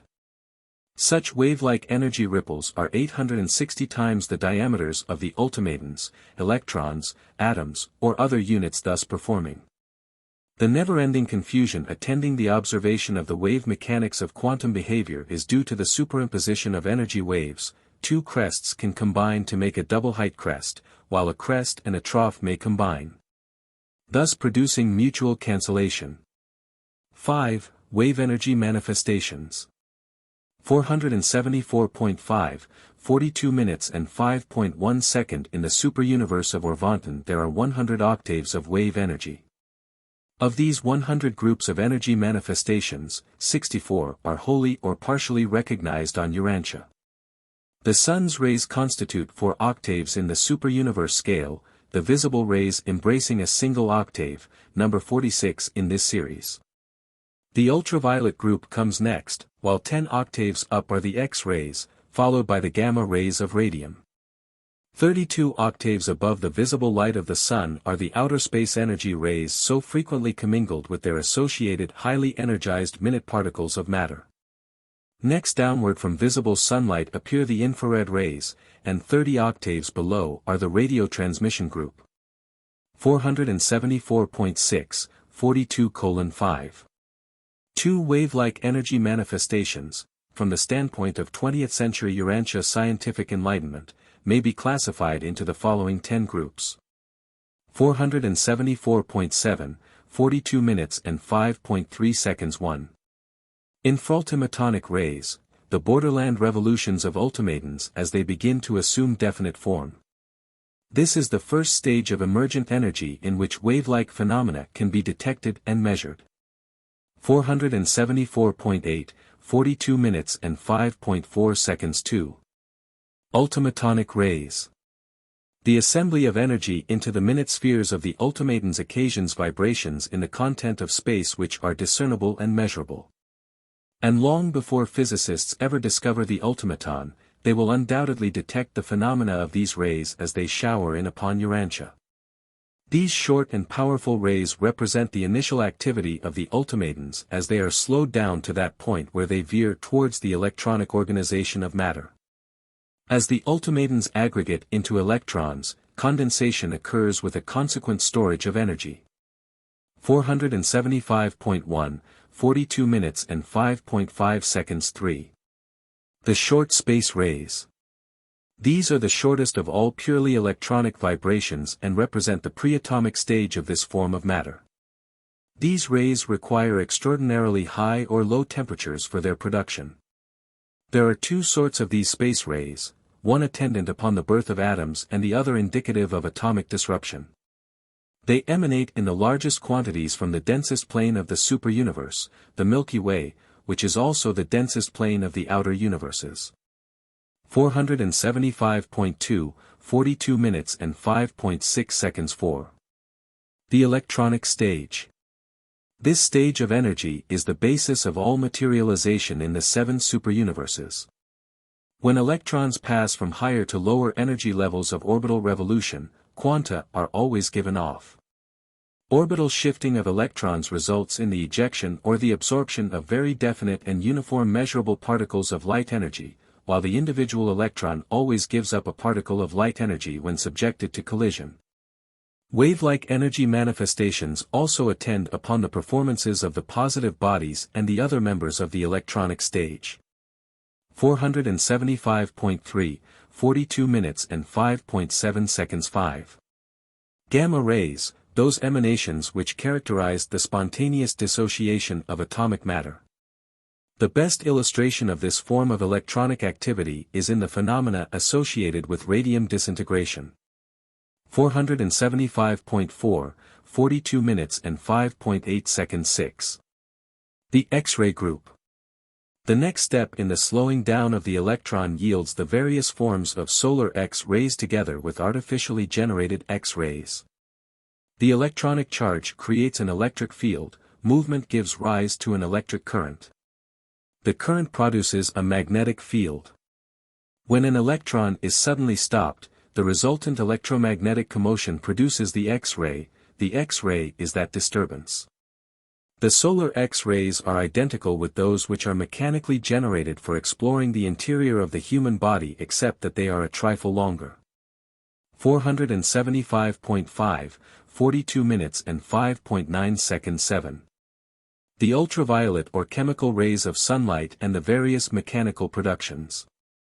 475.6, 42 minutes and 5.10 seconds 8. The white light, the whole visible light of the suns. 475.7, 42 minutes and 5.11 seconds 9. Infrared rays, the slowing down of electronic activity still nearer the stage of appreciable heat. 475.8, 42 minutes and 5.12 seconds 10. Hertzian waves, those energies utilized on Urantia for broadcasting. 475.9, 42:5. 13 of all these 10 phases of wave-like energy activity, the human eye can react to just 1 octave, the whole light of ordinary sunlight. 475.10, 42:5. 14 The so-called ether is merely a collective name to designate a group of force and energy activities occurring in space. Ultimatons, electrons, and other mass aggregations of energy are uniform particles of matter, and in their transit through space they really proceed in direct lines. Light and all other forms of recognizable energy manifestations consist of a succession of definite energy particles which proceed in direct lines except as modified by gravity and other intervening forces. That these processions of energy particles appear as wave phenomena when subjected to certain observations is due to the resistance of the undifferentiated force blanket of all space, the hypothetical ether, and to the intergravity tension of the associated aggregations of matter. The spacing of the particle intervals of matter, together with the initial velocity of the energy beams, establishes the undulatory appearance of many forms of energy matter. 476.1, 42:5. 15 The excitation of the content of space produces a wave-like reaction to the passage of rapidly moving particles of matter, just as the passage of a ship through water initiates waves of varying amplitude and interval. 476.2, 42:5. 16 Primordial force behavior does give rise to phenomena which are in many ways analogous to your postulated ether. Space is not empty, the spheres of all space whirl and plunge on through a vast ocean of outspread force energy. Neither is the space content of an atom empty. Nevertheless there is no ether, and the very absence of this hypothetical ether enables the inhabited planet to escape falling into the sun and the encircling electron to resist falling into the nucleus. 6. Ultimatons, electrons, and atoms. 476. 3, 42:6. 1 While the space charge of universal force is homogeneous and undifferentiated, the organization of evolved energy into matter entails the concentration of energy into discrete masses of definite dimensions and established weight, precise gravity reaction. 476.4, 42 minutes and 6.2 seconds Local or linear gravity becomes fully operative with the appearance of the atomic organization of matter. Preatomic matter becomes slightly gravity responsive when activated by X-ray and other similar energies, but no measurable linear gravity pull is exerted on free, unattached, and uncharged electronic energy particles or on unassociated ultimatons. 476.5, 42 minutes and 6.3 seconds Ultimatons function by mutual attraction, responding only to the circular paradise gravity pull. Without linear gravity response they are thus held in the universal space drift. Ultimatons are capable of accelerating revolutionary velocity to the point of partial anti-gravity behavior, but they cannot, independent of force organizers or power directors, attain the critical escape velocity of de-individuation. Return to the puissant energy stage. In nature, ultimatons escape the status of physical existence only when participating in the terminal disruption of a cooled-off and dying sun. 476.6, 42:6. For the ultimatons, unknown on Urantia, slow down through many phases of physical activity before they attain the revolutionary energy prerequisites to electronic organization. Ultimatons have 3 varieties of motion, mutual resistance to cosmic force, individual revolutions of anti-gravity potential, and the intra-electronic positions of the 100 mutually interassociated ultimatons. 476.7, 42:6. 5 Mutual attraction holds 100 ultimatons together in the constitution of the electron, and there are never more nor less than 100 ultimatons in a typical electron. The loss of one or more ultimatons destroys typical electronic identity, thus bringing into existence one of the 10 modified forms of the electron. 476.8, 42:6. 6 ultimatons do not describe orbits or whirl about in circuits within the electrons, but they do spread or cluster in accordance with their axial revolutionary velocities, thus determining the differential electronic dimensions.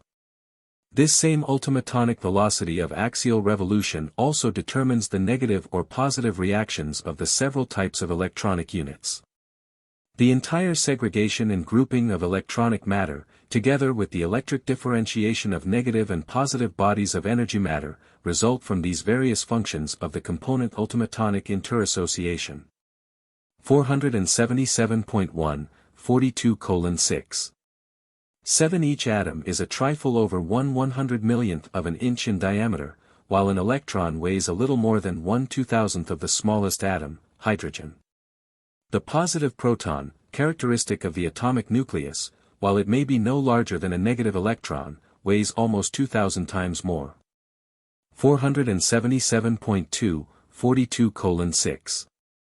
8 If the mass of matter should be magnified until that of an electron equaled 1/10 of an ounce, then were size to be proportionately magnified, the volume of such an electron would become as large as that of the Earth.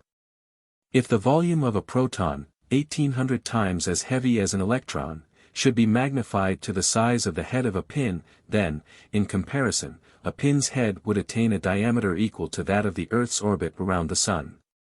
7. Atomic matter. 477.3, 42 minutes and 7.1 seconds. The formation of all matter is on the order of the solar system. There is at the center of every minute universe of energy a relatively stable, comparatively stationary, nuclear portion of material existence. This central unit is endowed with a threefold possibility of manifestation. Surrounding this energy center there whirl, in endless profusion but in fluctuating circuits, the energy units which are faintly comparable to the planets encircling the Sun of some starry group like your own solar system. 477.4, 42:7. 2 Within the atom the electrons revolve about the central proton with about the same comparative room the planets have as they revolve about the Sun in the space of the solar system. There is the same relative distance, in comparison with actual size, between the atomic nucleus and the inner electronic circuit as exists between the inner planet, Mercury, and your Sun. 477.5, 42:7. 3 The electronic axial revolutions and their orbital velocities about the atomic nucleus are both beyond the human imagination, not to mention the velocities of their component ultimatons. The positive particles of radium fly off into space at the rate of 10,000 miles a second, while the negative particles attain a velocity approximating that of light.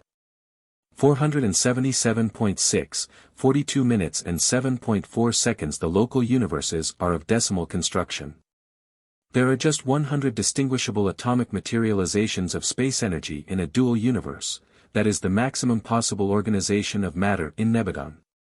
These 100 forms of matter consist of a regular series in which from 1 to 100 electrons revolve around a central and relatively compact nucleus. It is this orderly and dependable association of various energies that constitutes matter. 477.7, 42:7. 5 Not every world will show 100 recognizable elements at the surface, but they are somewhere present, have been present, or are in process of evolution. Conditions surrounding the origin and subsequent evolution of a planet determine how many of the 100 atomic types will be observable. The heavier atoms are not found on the surface of many worlds. Even on Urantia the known heavier elements manifest a tendency to fly to pieces, as is illustrated by radium behavior. 477.8, 42 minutes and 7.6 seconds. Stability of the atom depends on the number of electrically inactive neutrons in the central body. Chemical behavior is wholly dependent on the activity of the freely revolving electrons. 478.1, 42 minutes and 7.7 seconds. In Urantia it has never been possible naturally to assemble over 100 orbital electrons in one atomic system. When 101 have been artificially introduced into the orbital field, the result has always been the instantaneous disruption of the central proton with the wild dispersion of the electrons and other liberated energies. 478.2, 42:7. 8. While atoms may contain from 1 to 100 orbital electrons, only the outer 10 electrons of the larger atoms revolve about the central nucleus as distinct and discrete bodies, intactly and compactly swinging around on precise and definite orbits. The 30 electrons nearest the center are difficult of observation or detection as separate and organized bodies. This same comparative ratio of electronic behavior in relation to nuclear proximity obtains in all atoms regardless of the number of electrons embraced. The nearer the nucleus, the less there is of electronic individuality. The wave-like energy extension of an electron may so spread out as to occupy the whole of the lesser atomic orbits, especially is this true of the electrons nearest the atomic nucleus. 478.3, 42:7.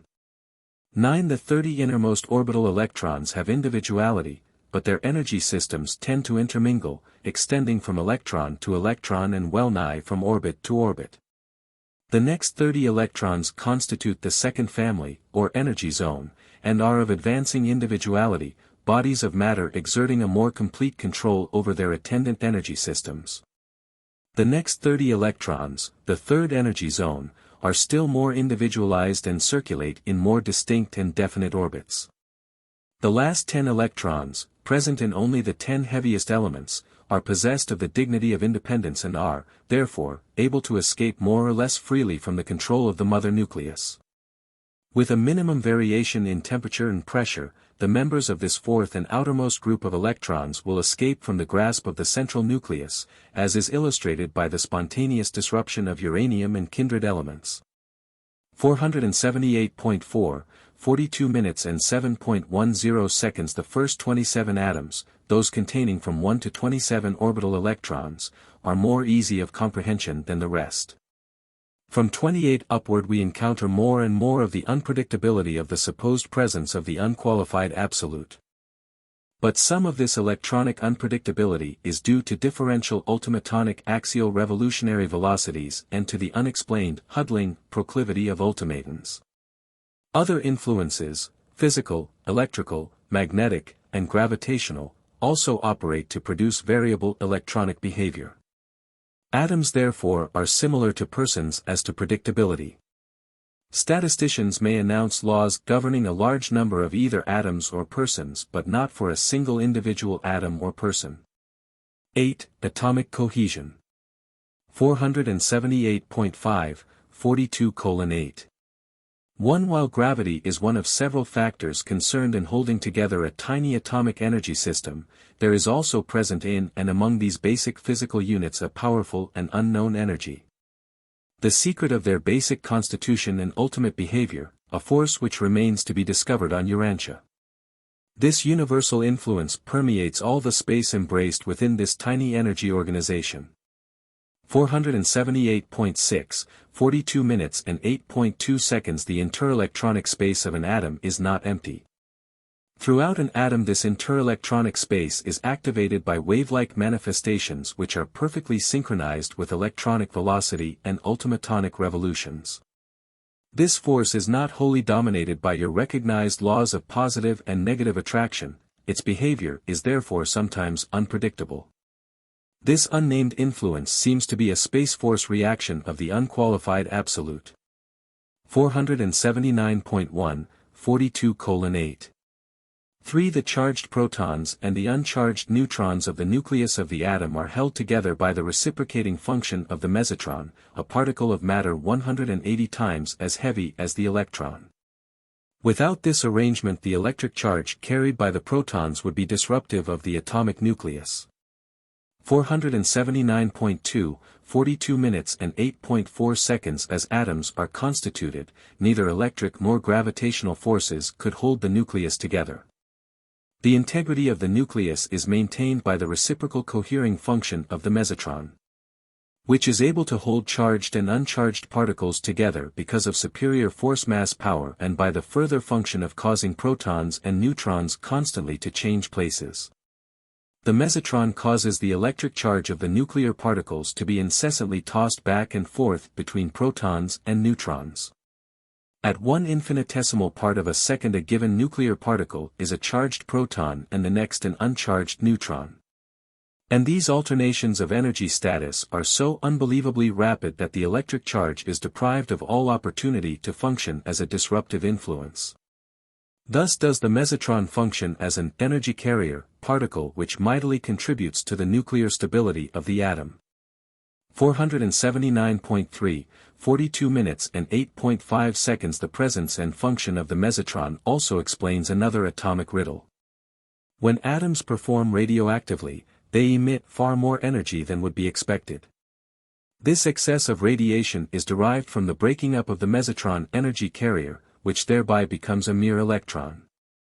The mesotronic disintegration is also accompanied by the emission of certain small uncharged particles. 479.4, 42:8. 6. The mesotron explains certain cohesive properties of the atomic nucleus, but it does not account for the cohesion of proton to proton nor for the adhesion of neutron to neutron. The paradoxical and powerful force of atomic cohesive integrity is a form of energy as yet undiscovered on Urantia. 479.5, 42 minutes and 8.7 seconds. These mesotrons are found abundantly in the space rays which so incessantly impinge upon your planet. 9. Natural philosophy. 479.6, 42 minutes and 9.1 seconds. Religion is not alone dogmatic. Natural philosophy equally tends to dogmatize. When a renowned religious teacher reasoned that the number 7 was fundamental to nature because there are 7 openings in the human head, if he had known more of chemistry, he might have advocated such a belief founded on a true phenomenon of the physical world. There is in all the physical universes of time and space, notwithstanding the universal manifestation of the decimal constitution of energy, the ever-present reminder of the reality of the sevenfold electronic organization of prematter. 479. 7, 42 minutes and 9.2 seconds. The number 7 is basic to the central universe and the spiritual system of inherent transmissions of character, but the number 10, the decimal system, is inherent in energy, matter, and the material creation. Nevertheless, the atomic world does display a certain periodic characterization which recurs in groups of 7, a birthmark carried by this material world indicative of its far distant spiritual origin. 480.1, 42:9. 3. This sevenfold persistence of creative constitution is exhibited in the chemical domains as a recurrence of similar physical and chemical properties in segregated periods of 7 when the basic elements are arranged in the order of their atomic weights. When the Urantia chemical elements are thus arranged in a row, any given quality or property tends to recur by 7s. This periodic change by 7s recurs diminishingly and with variations throughout the entire chemical table, being most markedly observable in the earlier or lighter atomic groupings. Starting from any one element, after noting some one property, such a quality will change for 6 consecutive elements, but on reaching the 8th, it tends to reappear, that is, the 8th chemically active element resembles the first, the 9th the 2nd, and so on.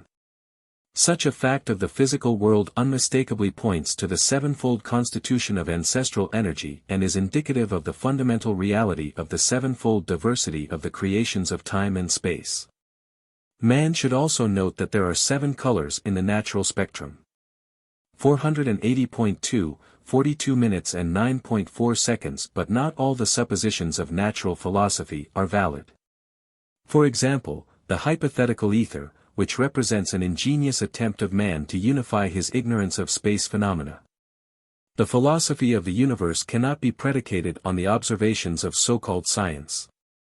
If such a metamorphosis could not be seen, a scientist would be inclined to deny the possibility of developing a butterfly out of a caterpillar.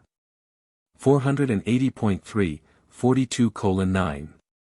5. Physical stability associated with biologic elasticity is present in nature only because of the well-nigh infinite wisdom possessed by the master architects of creation. Nothing less than transcendental wisdom could ever design units of matter which are at the same time so stable and so efficiently flexible. 10. Universal non-spiritual energy systems. Material mind systems. 480.4, 42:10. 1. The endless sweep of relative cosmic reality, from the absoluteness of paradise monota to the absoluteness of space potency, is suggestive of certain evolutions of relationship in the non-spiritual realities of the first source and center, those realities which are concealed in space potency, revealed in monota, and provisionally disclosed on intervening cosmic levels. This eternal cycle of energy, being circuited in the Father of Universes, is absolute and, being absolute, is expansal in neither fact nor value. Nevertheless the primal Father is even now, as always, self-realizing of an ever-expanding arena of time-space, and of time-space transcended, meanings. An arena of changing relationships wherein energy matter is being progressively subjected to the over-control of living and divine spirit through the experiential striving of living and personal mind. 480.5, 42 minutes and 10.2 seconds. The universal non-spiritual energies are reassociated in the living systems of non-creator minds on various levels, certain of which may be depicted as follows. 480.6, 42 minutes and 10.3 seconds. 1. Pre-adjutant spirit minds. This level of mind is non-experiencing and on the inhabited worlds is ministered by the master physical controllers. This is mechanical mind, the non-teachable intellect of the most primitive forms of material life, but the non-teachable mind functions on many levels beside that of primitive planetary life. 481.1, 42 minutes and 10.4 seconds. 2. Adjutant spirit minds. This is the ministry of a local universe mother spirit functioning through her 7 adjutant mind spirits on the teachable, non-mechanical, level of material mind.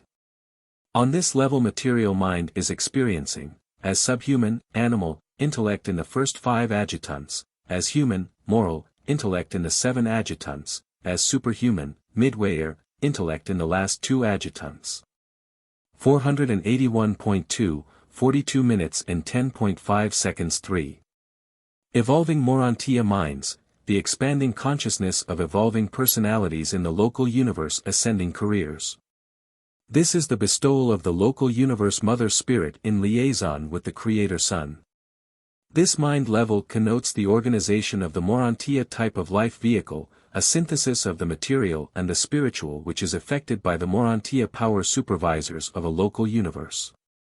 Urantia mind functions differentially in response to the 570 levels of Urantia life, disclosing increasing associative capacity with the cosmic mind on the higher levels of attainment. This is the evolutionary course of mortal creatures, but mind of a non-Urantia order is also bestowed by a universe sun and a universe spirit upon the non-Urantia children of the local creations. 481.3, 42 minutes and 10.6 seconds. The cosmic mind. This is the sevenfold diversified mind of time and space, one phase of which is ministered by each of the 7 master spirits to one of the 7 superuniverses. The cosmic mind encompasses all finite mind levels and coordinates experientially with the evolutionary deity levels of the supreme mind and transcendentally with the existential levels of absolute mind, the direct circuits of the conjoint actor. 481.4, 42 minutes and 10.7 seconds. On paradise, mind is absolute, in Havona, absonite, in Orvanton, finite. Mind always connotes the presence activity of living ministry plus varied energy systems, and this is true of all levels and of all kinds of mind. But beyond the cosmic mind it becomes increasingly difficult to portray the relationships of mind to non-spiritual energy. Havona mind is sub-absolute but super-evolutionary. Being existential experiential, it is nearer the absonite than any other concept revealed to you. Paradise mind is beyond human understanding, it is existential, non-spatial, and non-temporal. Nevertheless, all of these levels of mind are overshadowed by the universal presence of the conjoint actor, by the mind-gravity grasp of the God of Mind on Paradise. 11. Universe Mechanisms. 481.5, 42:11. 1. In the evaluation and recognition of mind, it should be remembered that the universe is neither mechanical nor magical, it is a creation of mind and a mechanism of law. But while in practical application the laws of nature operate in what seems to be the dual realms of the physical and the spiritual, in reality they are one. The first source and center is the primal cause of all materialization and at the same time the first and final father of all spirits. The Paradise Father appears personally in the extra-Havona universes only as pure energy and pure spirit, as the thought adjusters and other similar fragmentations. 481.6, 42 minutes and 11.2 seconds mechanisms do not absolutely dominate the total creation. The universe of universes in toto is mind-planned, mind-made, and mind-administered. But the divine mechanism of the universe of universes is altogether too perfect for the scientific methods of the finite mind of man to discern even a trace of the dominance of the infinite mind. For this creating, controlling, and upholding mind is neither material mind nor creature mind, it is spirit mind functioning on and from creator levels of divine reality. 482.1, 42:11. 3. The ability to discern and discover mind in universe mechanisms depends entirely on the ability, scope, and capacity of the investigating mind engaged in such a task of observation. Time-space minds, organized out of the energies of time and space, are subject to the mechanisms of time and space. 482.2, 42 minutes and 11.4 seconds. Motion and universe gravitation are twin facets of the impersonal time-space mechanism of the universe of universes. The levels of gravity response for spirit, mind, and matter are quite independent of time, but only true spirit levels of reality are independent of space, non-spatial. The higher mind levels of the universe, the spirit mind levels, may also be non-spatial, but the levels of material mind, such as human mind, are responsive to the interactions of universe gravitation. Losing this response only in proportion to spirit identification. Spirit reality levels are recognized by their spirit content, and spirituality in time and space is measured inversely to the linear gravity response.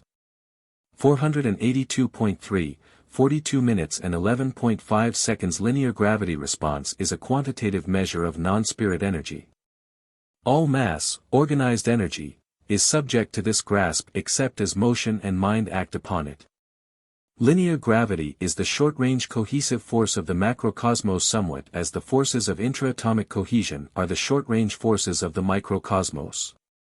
Physical materialized energy, organized as so-called matter, cannot traverse space without affecting linear gravity response. Although such gravity response is directly proportional to mass, it is so modified by intervening space that the final result is no more than roughly approximated when expressed as inversely according to the square of the distance. Space eventually conquers linear gravitation because of the presence therein of the anti-gravity influences of numerous supermaterial forces which operate to neutralize gravity action and all responses thereto. 482.4, 42:11.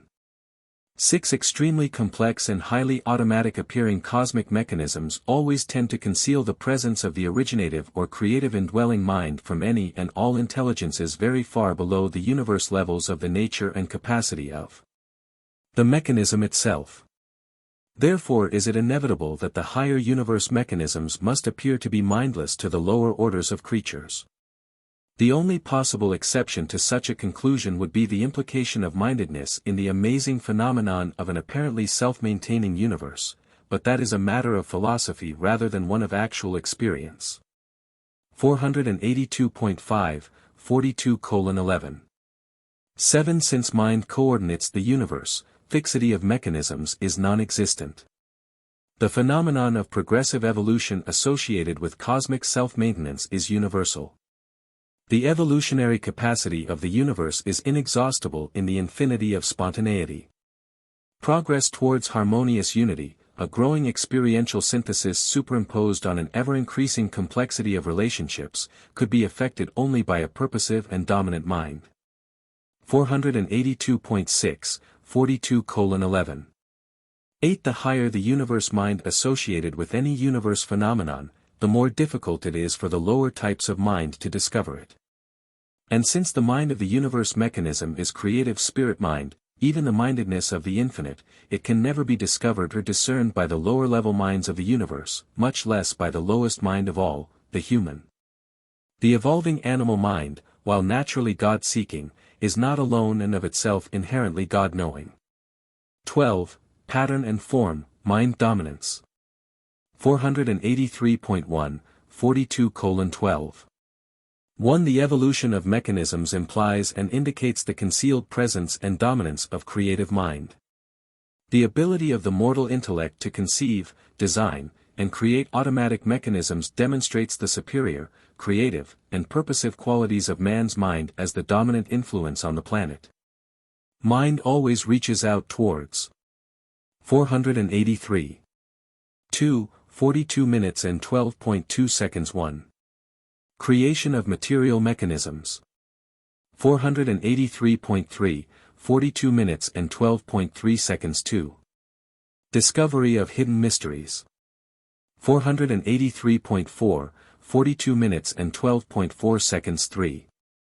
Exploration of remote situations. 483.5, 42 minutes and 12.5 seconds. 4. Formulation of mental systems. 483.6, 42 minutes and 12.6 seconds. 5. Attainment of wisdom goals.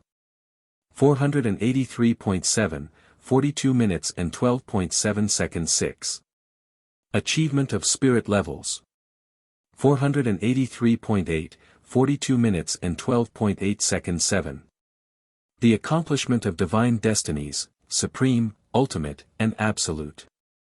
483.9, 42 minutes and 12.9 seconds. Mind is always creative.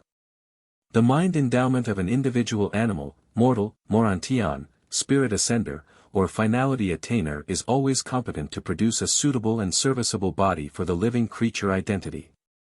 But the presence phenomenon of a personality or the pattern of an identity, as such, is not a manifestation of energy, either physical, mindao, or spiritual. The personality form is the pattern aspect of a living being. It connotes the arrangement of energies, and this, plus life and motion, is the mechanism of creature existence. 483.10, 42 minutes and 12.10 seconds. Even spirit beings have form, and these spirit forms, patterns, are real. Even the highest type of spirit personalities have forms, personality presences in every sense analogous to Urantia mortal bodies. Nearly all beings encountered in the 7 superuniverses are possessed of forms. But there are a few exceptions to this general rule. Thought adjusters appear to be without form until after fusion with the surviving souls of their mortal associates. Solitary messengers, inspired Trinity spirits, personal aids of the infinite spirit, gravity messengers, transcendental recorders, and certain others are also without discoverable form.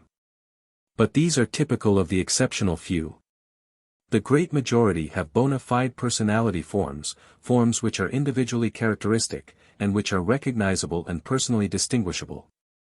483.11, 42:12. 11. The liaison of the cosmic mind and the ministry of the adjutant mind spirits evolve a suitable physical tabernacle for the evolving human being. Likewise does the Urantia mind individualize the Urantia form for all mortal survivors. As the mortal body is personal and characteristic for every human being, so will the Urantia form be highly individual and adequately characteristic of the creative mind which dominates it. No 2 Urantia forms are any more alike than any 2 human bodies. The Urantia power supervisor sponsor, and the attending seraphim provide, the undifferentiated Urantia material wherewith the Urantia life can begin to work. And after the Urantia life it will be found that spirit forms are equally diverse, personal, and characteristic of their respective spirit mind indwellers. 483.12, 42:12. 12 On a material world you think of a body as having a spirit, but we regard the spirit as having a body. The material eyes are truly the windows of the spirit-born soul. The spirit is the architect, the mind is the builder, the body is the material building. 484.1, 42 minutes and 12.13 seconds. Physical, spiritual, and mindal energies, as such and in their pure states, do not fully interact as actuals of the phenomenal universes. On Paradise the three energies are coordinate, in Havona coordinated, while in the universe levels of finite activities there must be encountered all ranges of material, mindal, and spiritual dominance. In non-personal situations of time and space, physical energy seems to predominate, but it also appears that the more nearly spirit-mind function approaches divinity of purpose and supremacy of action, the more nearly does the spirit phase become dominant. That on the ultimate level spirit-mind may become all but completely dominant. On the absolute level spirit certainly is dominant. And from there on out through the realms of time and space, wherever a divine spirit reality is present, whenever a real spirit mind is functioning, there always tends to be produced a material or physical counterpart of that spirit reality. 484. 2, 42 minutes and 12.14 seconds. The spirit is the creative reality, the physical counterpart is the time-space reflection of the spirit reality, the physical repercussion of the creative action of spirit mind. 484.3, 42:12. 15 Mind universally dominates matter, even as it is in turn responsive to the ultimate over-control of spirit. And with mortal man, only that mind which freely submits itself to the spirit direction can hope to survive the mortal time-space existence as an immortal child of the eternal spirit world of the Supreme, the Ultimate, and the Absolute, the Infinite. 484.4, 42 minutes and 12.16 seconds, presented by a mighty messenger on duty in Nebadon and by the request of Gabriel. Paper 43. The Constellations.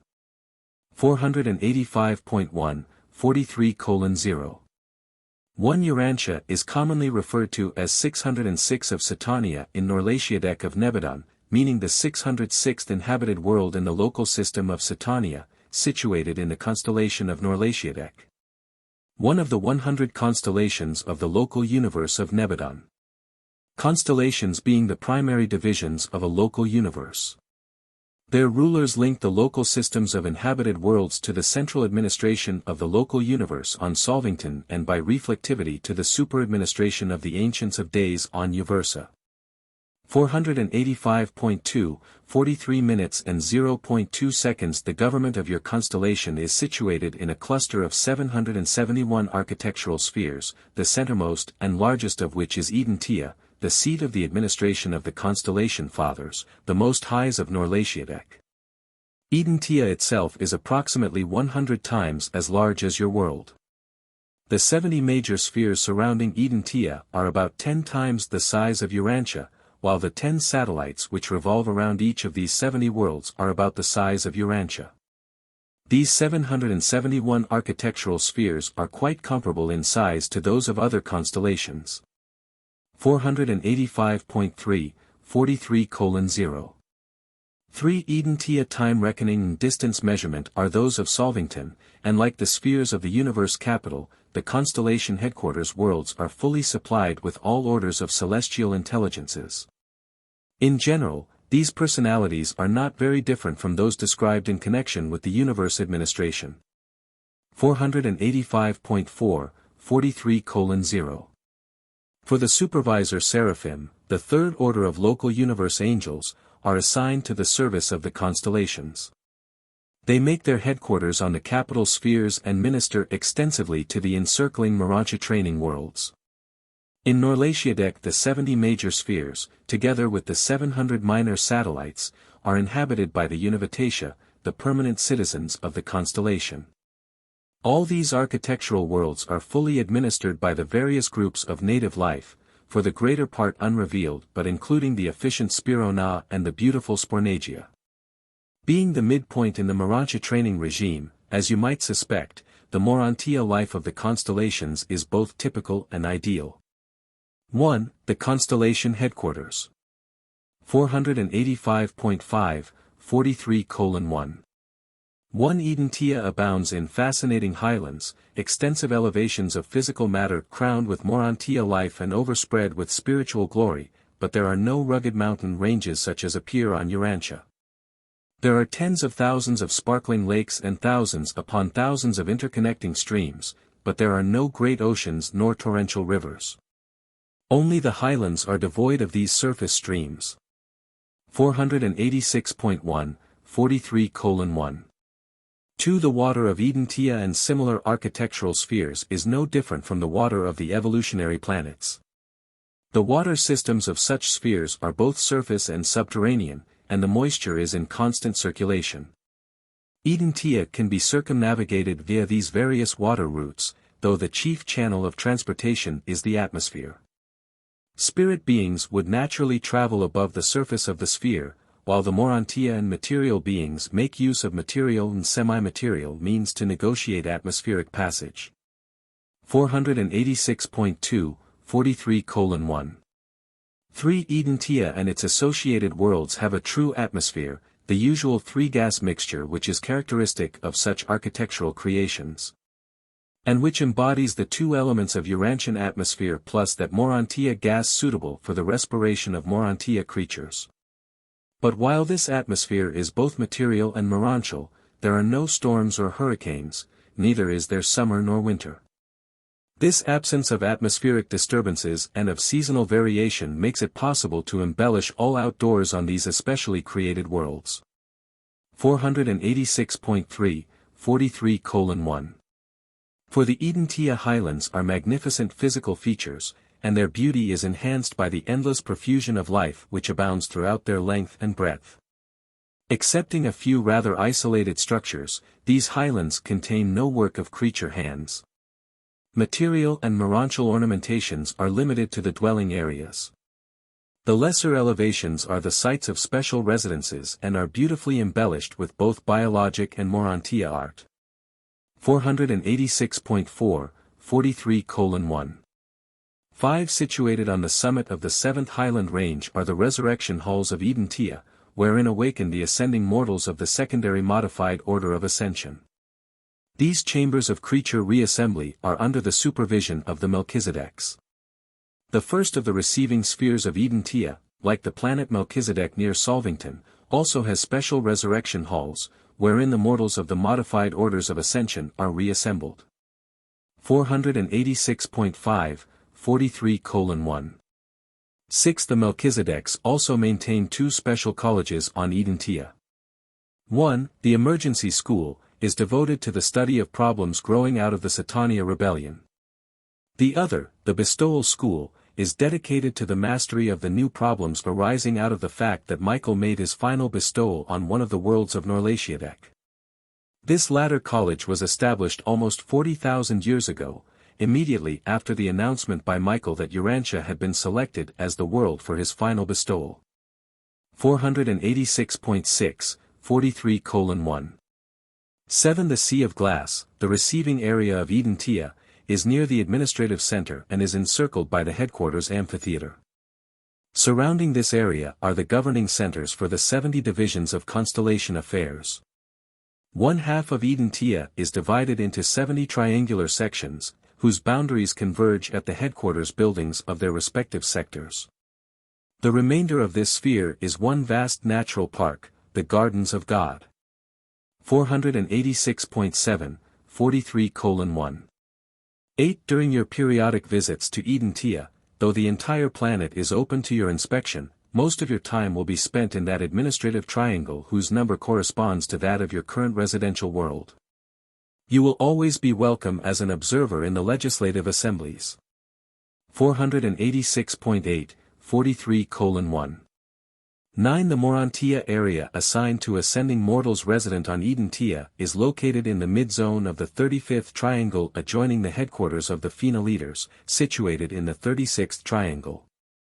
The general headquarters of the Urantia occupies an enormous area in the mid-region of the 34th triangle immediately adjoining the residential reservation of the Urantia citizens. From these arrangements it may be seen that provision is made for the accommodation of at least 70 major divisions of celestial life. And also that each of these 70 triangular areas is correlated with some one of the 70 major spheres of Urantia training. 487.1 43 minutes and 1.10 seconds. The Urantia Sea of Glass is one enormous circular crystal about 100 miles in circumference and about 30 miles in depth. This magnificent crystal serves as the receiving field for all transport seraphim and other beings arriving from points outside the sphere. Such a sea of glass greatly facilitates the landing of transport seraphim. 487.2 43:1 11. A crystal field on this order is found on almost all architectural worlds. And it serves many purposes aside from its decorative value. Being utilized for portraying superuniverse reflectivity to assembled groups and as a factor in the energy transformation technique for modifying the currents of space and for adapting other incoming physical energy streams. 2. The Constellation Government. 487.3 43 minutes and 2.1 seconds. The constellations are the autonomous units of a local universe, each constellation being administered according to its own legislative enactments. When the courts of Nebadon sit in judgment on universe affairs, all internal matters are adjudicated in accordance with the laws prevailing in the constellation concerned. These judicial decrees of Solvington, together with the legislative enactments of the constellations, are executed by the administrators of the local systems. 487.4 43:2 Two constellations thus function as the legislative or lawmaking units, while the local systems serve as the executive or enforcement units. The Solvington government is the supreme judicial and coordinating authority. 487.5 43:2 3. While the supreme judicial function rests with the central administration of a local universe, there are two subsidiary but major tribunals at the headquarters of each constellation, the Melchizedek Council and the Court of the Most High. 487. 6. 43 minutes and 2.4 seconds. All judicial problems are first reviewed by the Council of the Melchizedeks. 12 of this order who have had certain requisite experience on the evolutionary planets and on the system headquarters worlds are empowered to review evidence, digest pleas, and formulate provisional verdicts, which are passed on to the Court of the Most High, the reigning constellation father. The mortal division of this latter tribunal consists of 7 judges, all of whom are ascendant mortals. The higher you ascend in the universe, the more certain you are to be judged by those of your own kind. 487.7 43:2 5. The constellation legislative body is divided into 3 groups. The legislative program of a constellation originates in the lower house of ascenders, a group presided over by a phenoliter and consisting of 1,000 representative mortals. Each system nominates 10 members to sit in this deliberative assembly. On Urantia this body is not fully recruited at the present time. 487.8 43:2 6. The midchamber of legislators is composed of the Seraphic hosts and their associates, other children of the local universe Mother Spirit. This group numbers 100 and is nominated by the supervising personalities who preside over the various activities of such beings as they function within the constellation. 488.1 43:2 7. The advisory or highest body of constellation legislators consists of the House of Peers, the House of the Divine Sons. This corps is chosen by the Most High Fathers and numbers 10. Only sons of special experience may serve in this upper house. This is the fact-finding and time-saving group which very effectively serves both of the lower divisions of the Legislative Assembly. 488.2 43:2 8. The combined Council of Legislators consists of 3 members from each of these separate branches of the Constellation Deliberative Assembly and is presided over by the reigning Junior Most High. This group sanctions the final form of all enactments and authorizes their promulgation by the broadcasters. The approval of this Supreme Commission renders legislative enactments the law of the realm, their acts are final. The legislative pronouncements of Urantia constitute the fundamental law of all Norlatiadec. 3. The Most Highs of Norlatiadec. 488.3, 43 minutes and 3.1 second. The rulers of the constellations are of the Urantia order of local universe sonship.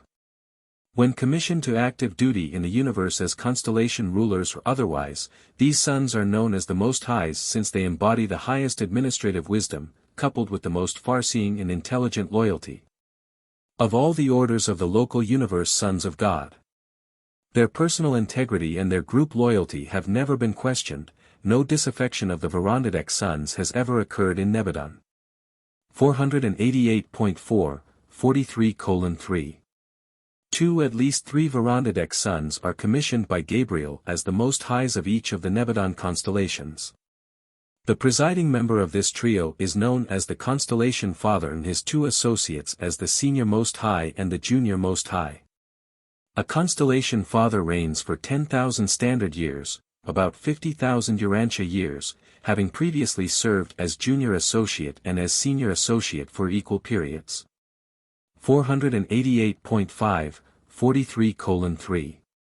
3. The psalmist knew that Urantia was ruled by 3 constellation fathers and accordingly spoke of their abode in the plural. There is a river, the streams whereof shall make glad the city of God, the most holy place of the tabernacles of the Most Highs. 488.6, 43 minutes and 3.4 seconds. Down through the ages there has been great confusion on Urantia regarding the various universe rulers. Many later teachers confused their vague and indefinite tribal deities with the Most High Fathers. Still later, the Hebrews merged all of these celestial rulers into a composite deity.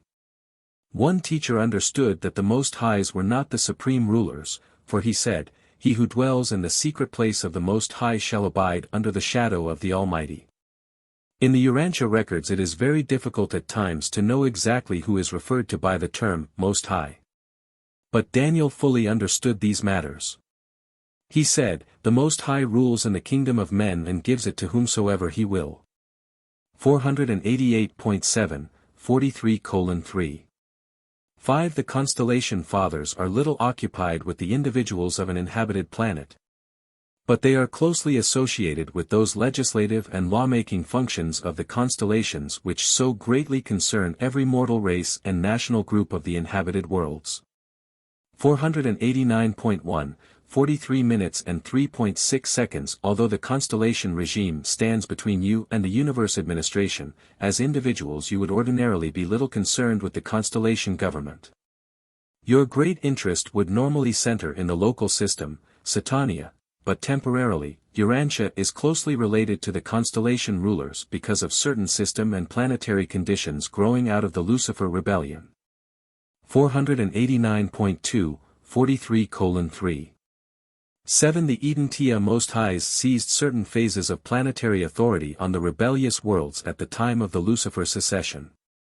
They have continued to exercise this power, and the ancients of days long since confirmed this assumption of control over these wayward worlds. They will no doubt continue to exercise this assumed jurisdiction as long as Lucifer lives. Much of this authority would ordinarily, in a loyal system, be invested in the system sovereign.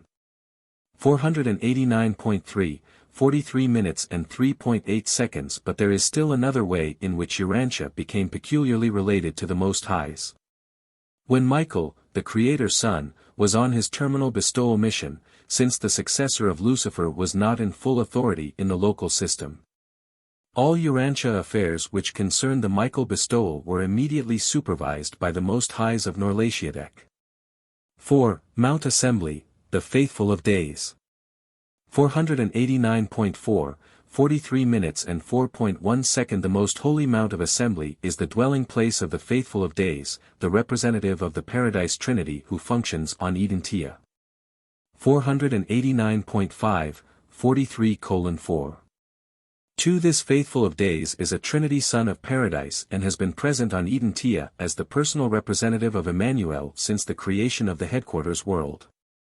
Ever the faithful of days stands at the right hand of the constellation fathers to counsel them, but never does he proffer advice unless it is asked for.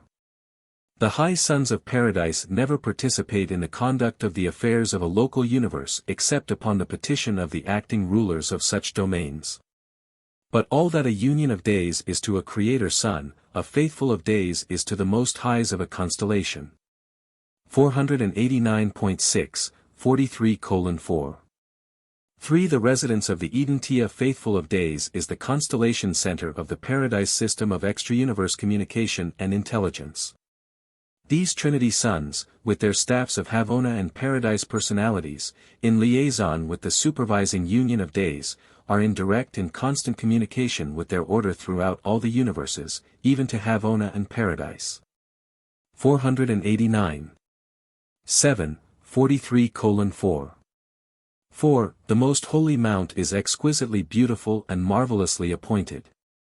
But the actual residence of the paradise sun is modest in comparison with the central abode of the Most Highs and the surrounding 70 structures comprising the residential unit of the Varandadek sons.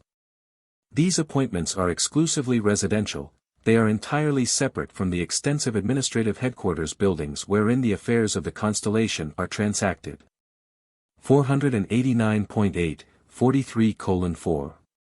5. The residence of the faithful of days on Urantia is located to the north of these residences of the Most Highs and is known as the Mount of Paradise Assembly.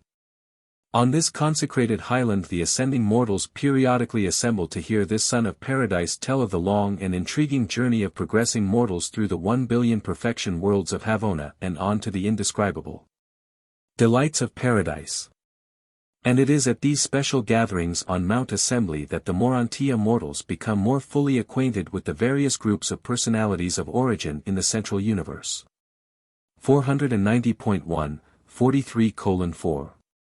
6. The traitorous Lucifer, one-time sovereign of Satania, in announcing his claims to increased jurisdiction, sought to displace all superior orders of sonship in the governmental plan of the local universe. He purposed in his heart, saying, I will exalt my throne above the sons of God, I will sit upon the Mount of Assembly in the north, I will be like the Most High.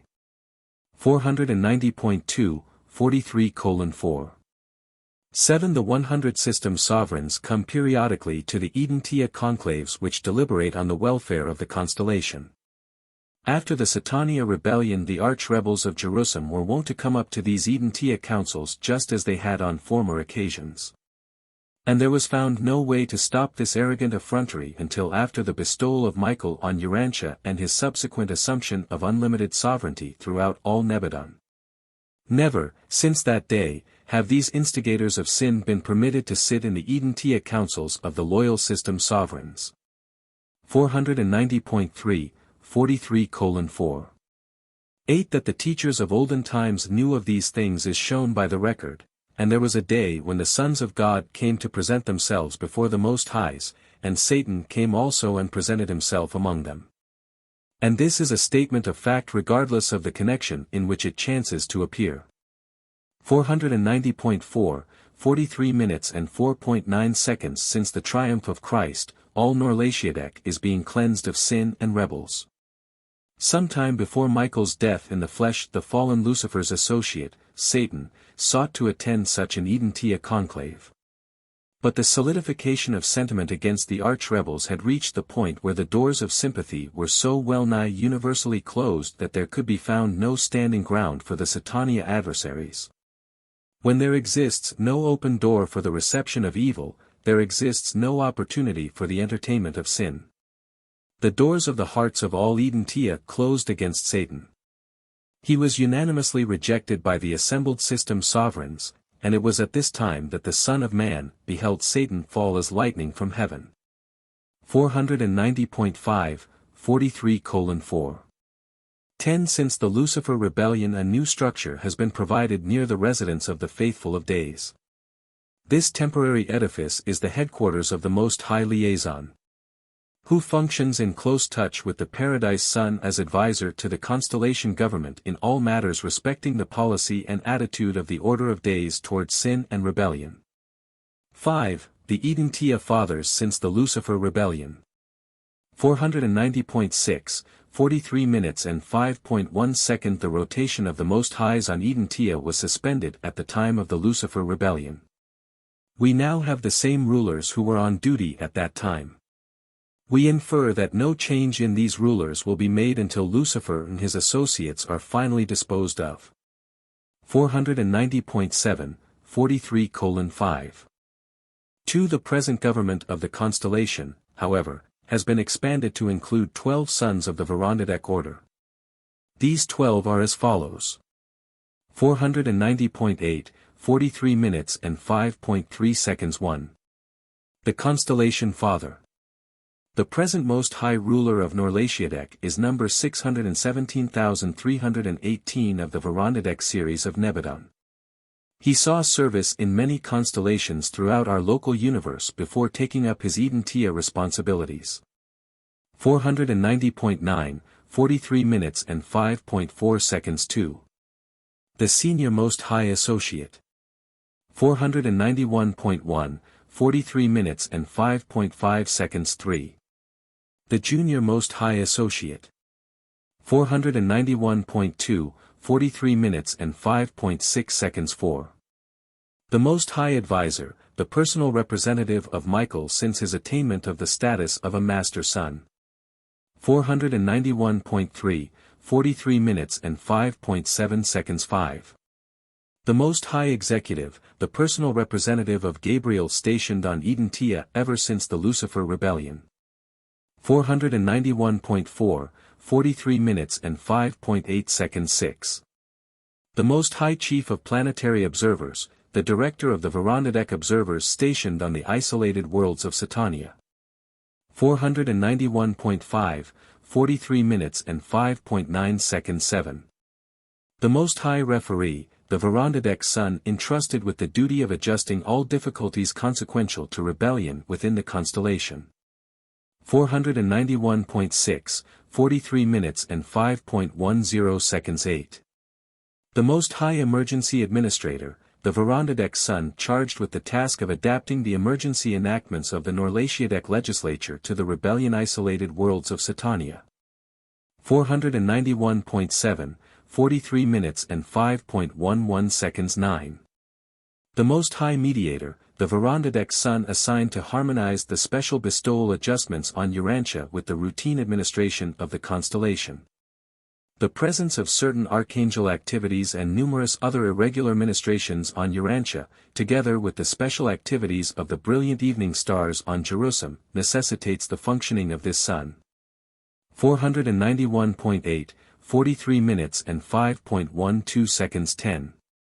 The Most High Judge Advocate, the head of the emergency tribunal devoted to the adjustment of the special problems of Urantia growing out of the confusion consequent upon the Satania rebellion. 491.9, 43 minutes and 5.13 seconds. 11. The Most High Liaison. The Urantia Son attached to the Urantia rulers but commissioned as a special counselor with the faithful of days regarding the best course to pursue in the management of problems pertaining to rebellion and creature disloyalty. 491.10, 43 minutes and 5.14 seconds. 12. The Most High Director, the President of the Emergency Council of Urantia. All personalities assigned to Urantia because of the Satania upheaval constitute the Emergency Council, and their presiding officer is a Urantia Son of extraordinary experience. 491.11, 43:5. 15. And this takes no account of the numerous Urantians, envoys of Nebadon constellations, and others who are also resident on Urantia. 491.12, 43:5. 16. Ever since the Lucifer rebellion the Urantia Fathers have exercised a special care over Urantia and the other isolated worlds of Satania. Long ago the prophet recognized the controlling hand of the Constellation Fathers in the affairs of nations. When the Most High divided to the nations their inheritance, when he separated the sons of Adam, he set the bounds of the people. 491.13, 43 minutes and 5.17 seconds. Every quarantined or isolated world has a Urantia Son acting as an observer. He does not participate in planetary administration except when ordered by the Constellation Father to intervene in the affairs of the nations. Actually, it is this Most High Observer who rules in the kingdoms of men. Urantia is one of the isolated worlds of Norlatiadek, and a Verandadek observer has been stationed on the planet ever since the Caligastia betrayal.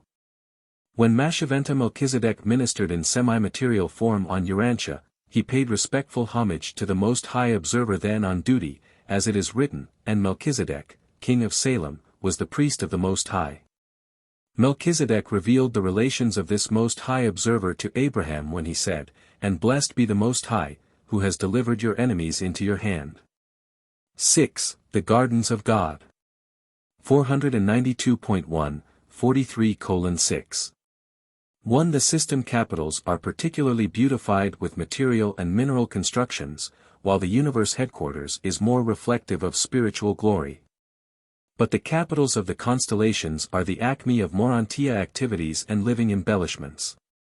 On the constellation headquarters world's living embellishment is more generally utilized, and it is this preponderance of life, botanic artistry, that causes these worlds to be called the Gardens of God. 492.2, 43:6. 2. About one half of Urantia is devoted to the exquisite gardens of the Most Highs, and these gardens are among the most entrancing Urantia creations of the local universe.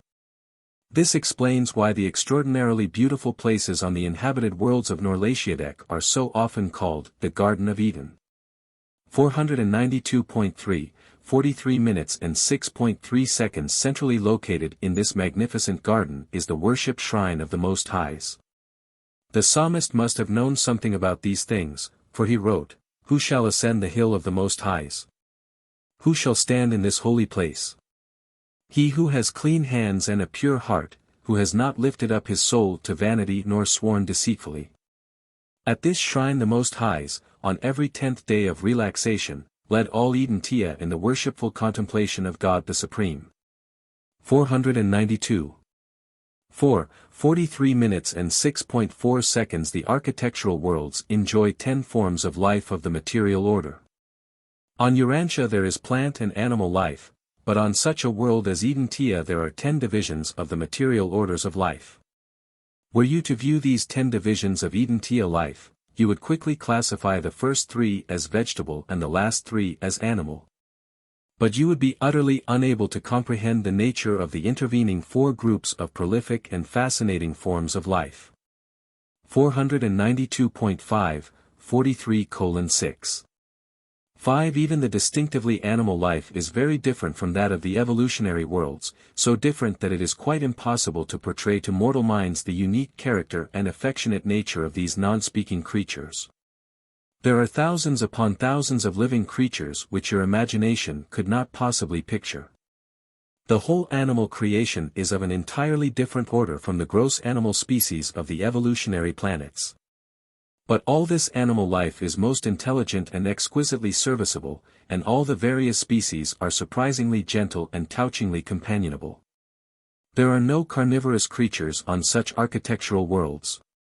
There is nothing in all Urantia to make any living being afraid. 492.6, 43 minutes and 6.6 seconds. The vegetable life is also very different from that of Urantia, consisting of both material and Urantia varieties. The material growths have a characteristic green coloration, but the Urantia equivalents of vegetative life have a violet or orchid tinge of varying hue and reflection. Such Urantia vegetation is purely an energy growth. When eaten there is no residual portion. 492.7, 43:6. 7. Being endowed with 10 divisions of physical life, not to mention the Urantia variations, these architectural worlds provide tremendous possibilities for the biologic beautification of the landscape and of the material and the Urantia structures. The celestial artisans direct the native spornagia in this extensive work of botanic decoration and biologic embellishment. Whereas your artists must resort to inert paint and lifeless marble to portray their concepts, the celestial artisans and the Urantia more frequently utilize living materials to represent their ideas and to capture their ideals. 493.1, 43:6. 8. If you enjoy the flowers, shrubs, and trees of Urantia, then will you feast your eyes upon the botanical beauty in the floral grandeur of the supernal gardens of Urantia. But it is beyond my powers of description to undertake to convey to the mortal mind an adequate concept of these beauties of the heavenly worlds. Truly, eye has not seen such glories as await your arrival on these worlds of the mortal ascension adventure. 7. The Urantia. 493.2, 43:7.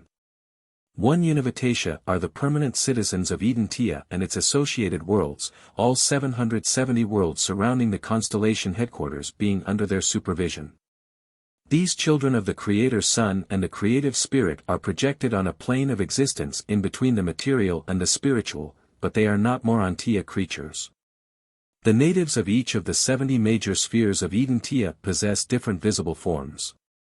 And the Urantia mortals have their Urantia forms attuned to correspond with the ascending scale of the Urantia each time they change residence from one Urantia sphere to another as they pass successively from world number 1 to world number 70.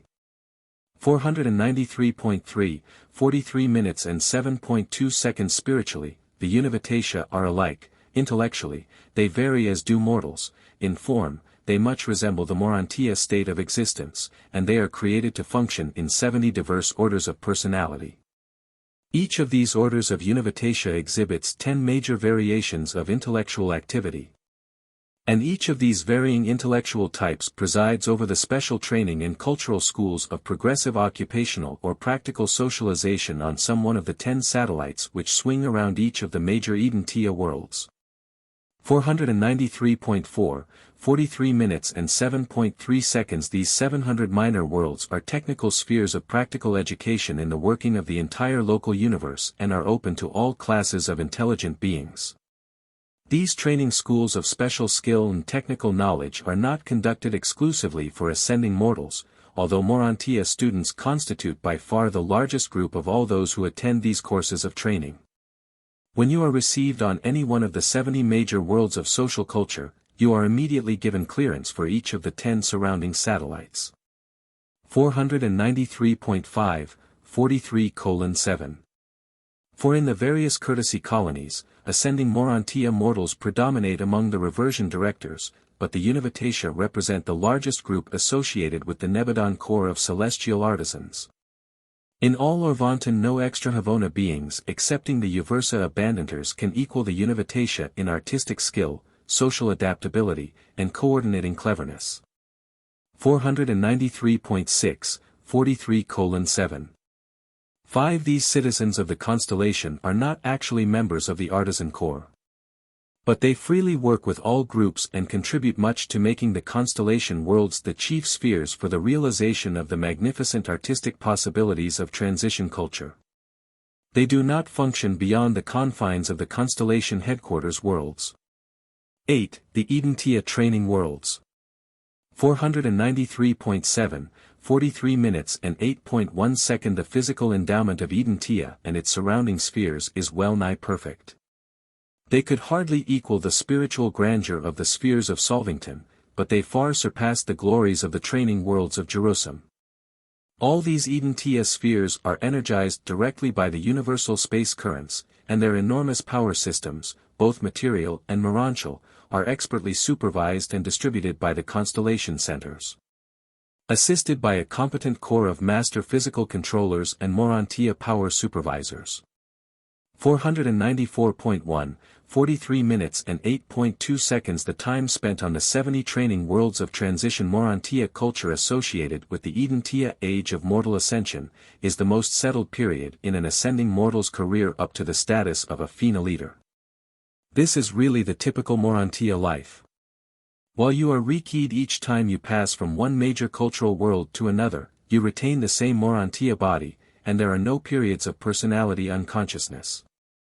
494.2, 43:8.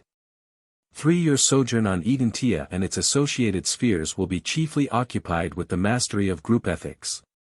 The secret of pleasant and profitable interrelationship between the various universe and superuniverse orders of intelligent personalities. 494.3, 43 minutes and 8.4 seconds on the mansion worlds you completed the unification of the evolving mortal personality. On the system capital you attained Jerusalem citizenship and achieved the willingness to submit the self to the disciplines of group activities and coordinated undertakings. But now on the constellation training worlds you are to achieve the real socialization of your evolving Urantia personality. This supernal cultural acquirement consists in learning how to 494.4, 43 minutes and 8.5 seconds 1. Live happily and work effectively with 10 diverse fellow Urantians, while 10 such groups are associated in companies of 100 and then federated in core of 1000. 494.5, 43 minutes and 8.6 seconds 2. Abide joyfully and cooperate heartily with 10 Univitatia, who, though similar intellectually to Urantia beings, are very different in every other way. And then must you function with this group of 10 as it coordinates with 10 other families, which are in turn confederated into a core of 1000 Univitatia. 494.6, 43 minutes and 8.7 seconds 3. Achieve simultaneous adjustment to both fellow Urantians and these host Univitatia. Acquire the ability voluntarily and effectively to cooperate with your own order of beings in close working association with a somewhat dissimilar group of intelligent creatures. 494.7, 43 minutes and 8.8 seconds 4. While thus socially functioning with beings like and unlike yourself, achieve intellectual harmony with, and make vocational adjustment to, both groups of associates. 494.8, 43 minutes and 8.9 seconds 5. While attaining satisfactory socialization of the personality on intellectual and vocational levels. Further perfect the ability to live in intimate contact with similar and slightly dissimilar beings with ever-lessening irritability and ever-diminishing resentment. The reversion directors contribute much to this latter attainment through their group play activities. 494.9, 43 minutes and 8.10 seconds 6. Adjust all of these various socialization techniques to the furtherance of the progressive coordination of the Paradise Ascension career. Augment universe insight by enhancing the ability to grasp the eternal goal meanings concealed within these seemingly insignificant time-space activities. 494.10, 43 minutes and 8.11 seconds 7. And then climax all of these procedures of multi-socialization with the concurrent enhancement of spiritual insight as it pertains to the augmentation of all phases of personal endowment through group spiritual association and Urantia coordination. Intellectually, socially, and spiritually two moral creatures do not merely double their personal potentials of universe achievement by partnership technique, they more nearly quadruple their attainment and accomplishment possibilities. 495.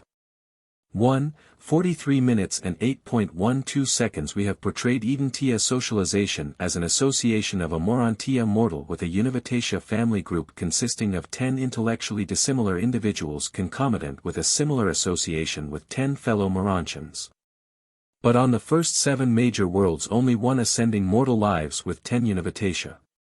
On the second group of 7 major worlds 2 mortals abide with each native group of 10, and so on up until, on the last group of 7 major spheres, 10 Urantia beings are domiciled with 10 Univitatia.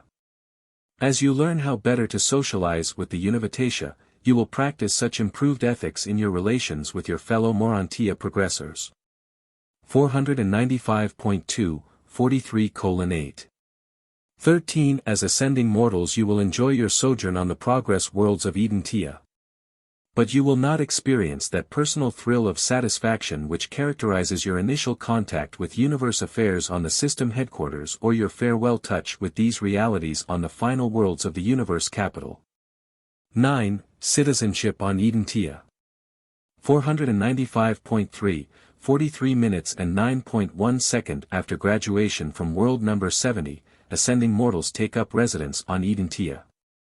Ascenders now, for the first time, attend the assemblies of paradise, and hear the story of their far-flung career as it is depicted by the faithful of days, the first of the Supreme Trinity origin personalities they have met. 495.4, 43:9. 2. This entire sojourn on the constellation training worlds, culminating in Urantia citizenship, is a period of true and heavenly bliss for the Urantia progressors. Throughout your sojourn on the system worlds you were evolving from a near animal to a Urantia creature, you were more material than spiritual.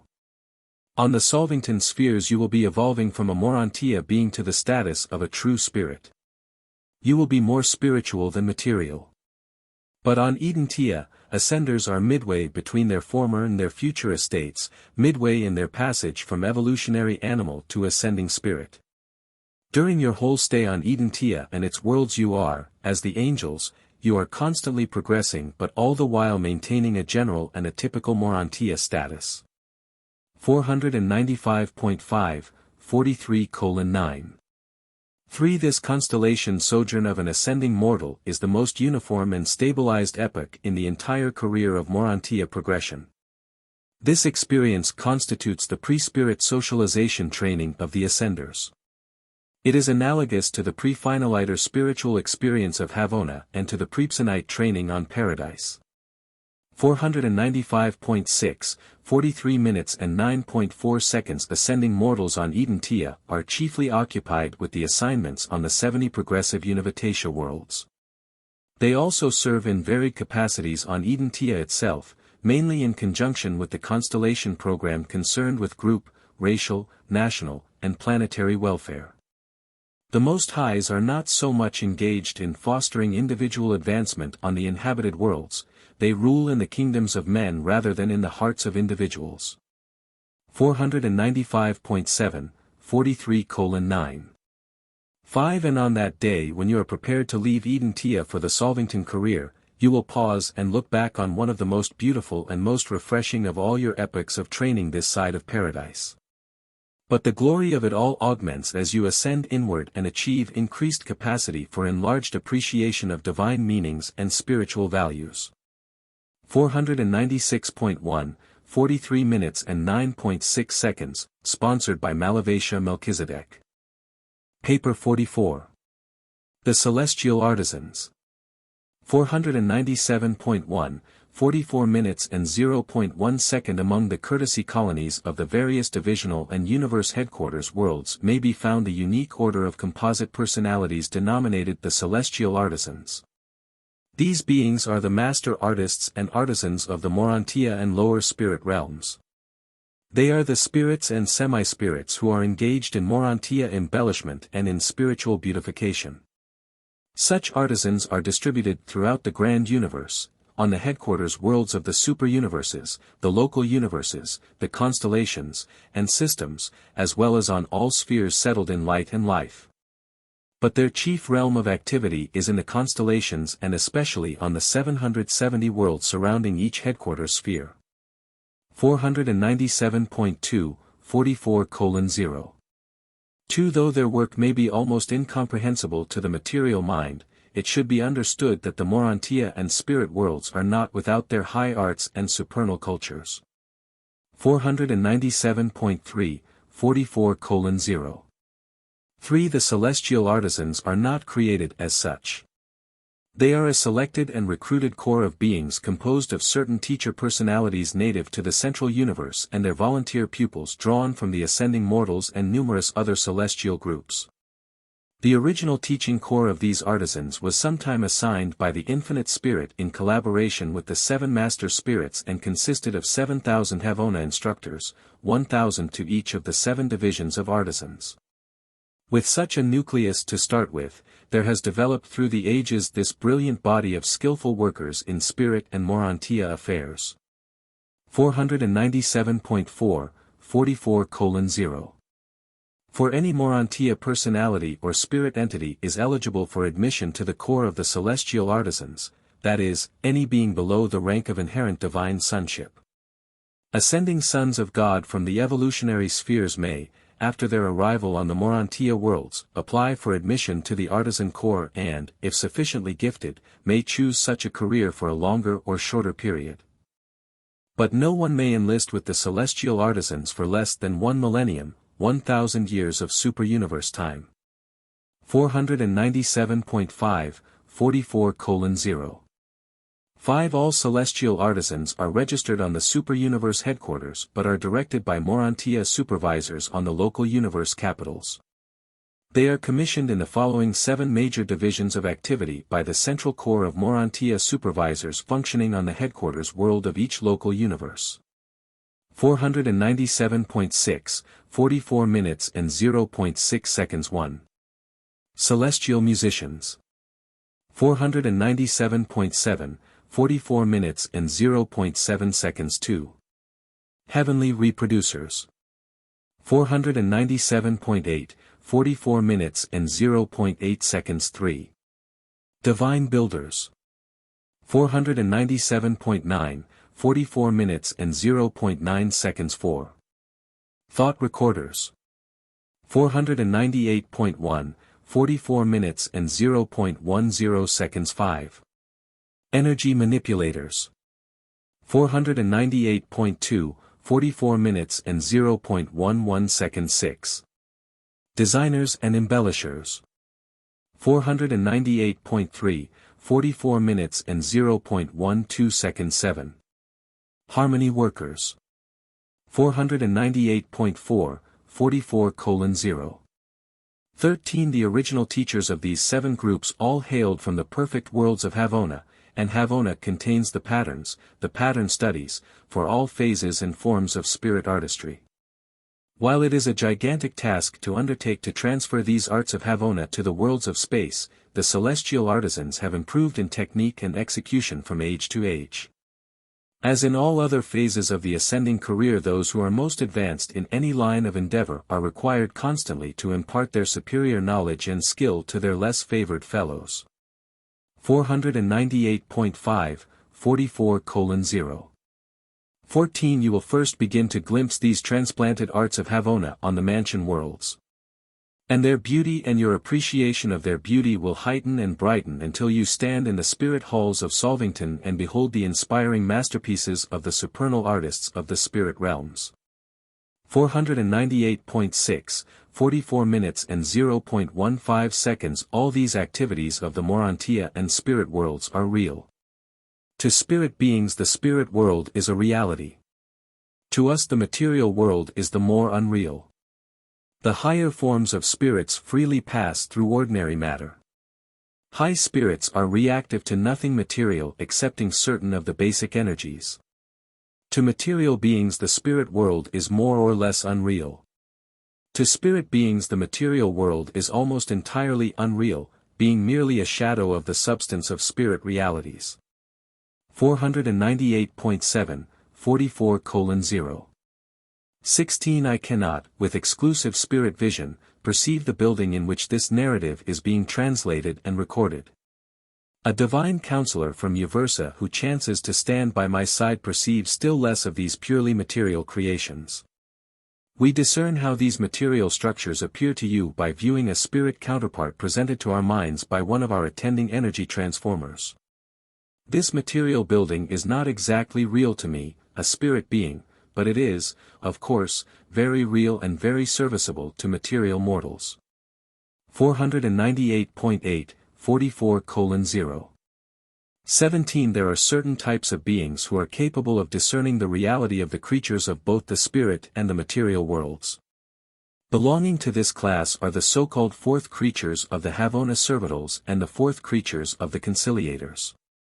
The angels of time and space are endowed with the ability to discern both spirit and material beings, as also are the ascending mortals subsequent to deliverance from the life in the flesh.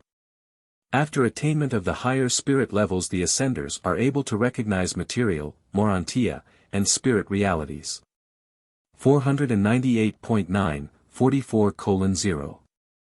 18 There is also here with me a mighty messenger from Uversa, an ascendant adjuster fused, one-time mortal being, and he perceives you as you are, and at the same time he visualizes the solitary messenger, the Supernaphim, and other celestial beings present. Never in your long ascendancy will you lose the power to recognize your associates of former existences. Always, as you ascend inward in the scale of life, will you retain the ability to recognize and fraternize with the fellow beings of your previous and lower levels of experience. Each new translation or resurrection will add one more group of spirit beings to your vision range without in the least depriving you of the ability to recognize your friends and fellows of former estates. 498.10, 44:0. 19 All this is made possible in the experience of ascending mortals by the action of the indwelling thought adjusters. Through their retention of the duplicates of your entire life's experiences, you are assured of never losing any true attribute you once had, and these adjusters are going through with you, as a part of you, in reality, as you. 499.1, 44:0. 20 But I almost despair of being able to convey to the material mind the nature of the work of the celestial artisans. I am under the necessity of constantly perverting thought and distorting language in an effort to unfold to the mortal mind the reality of these Urantia transactions and near-spirit phenomena. Your comprehension is incapable of grasping, and your language is inadequate for conveying, the meaning, value, and relationship of these semi-spirit activities.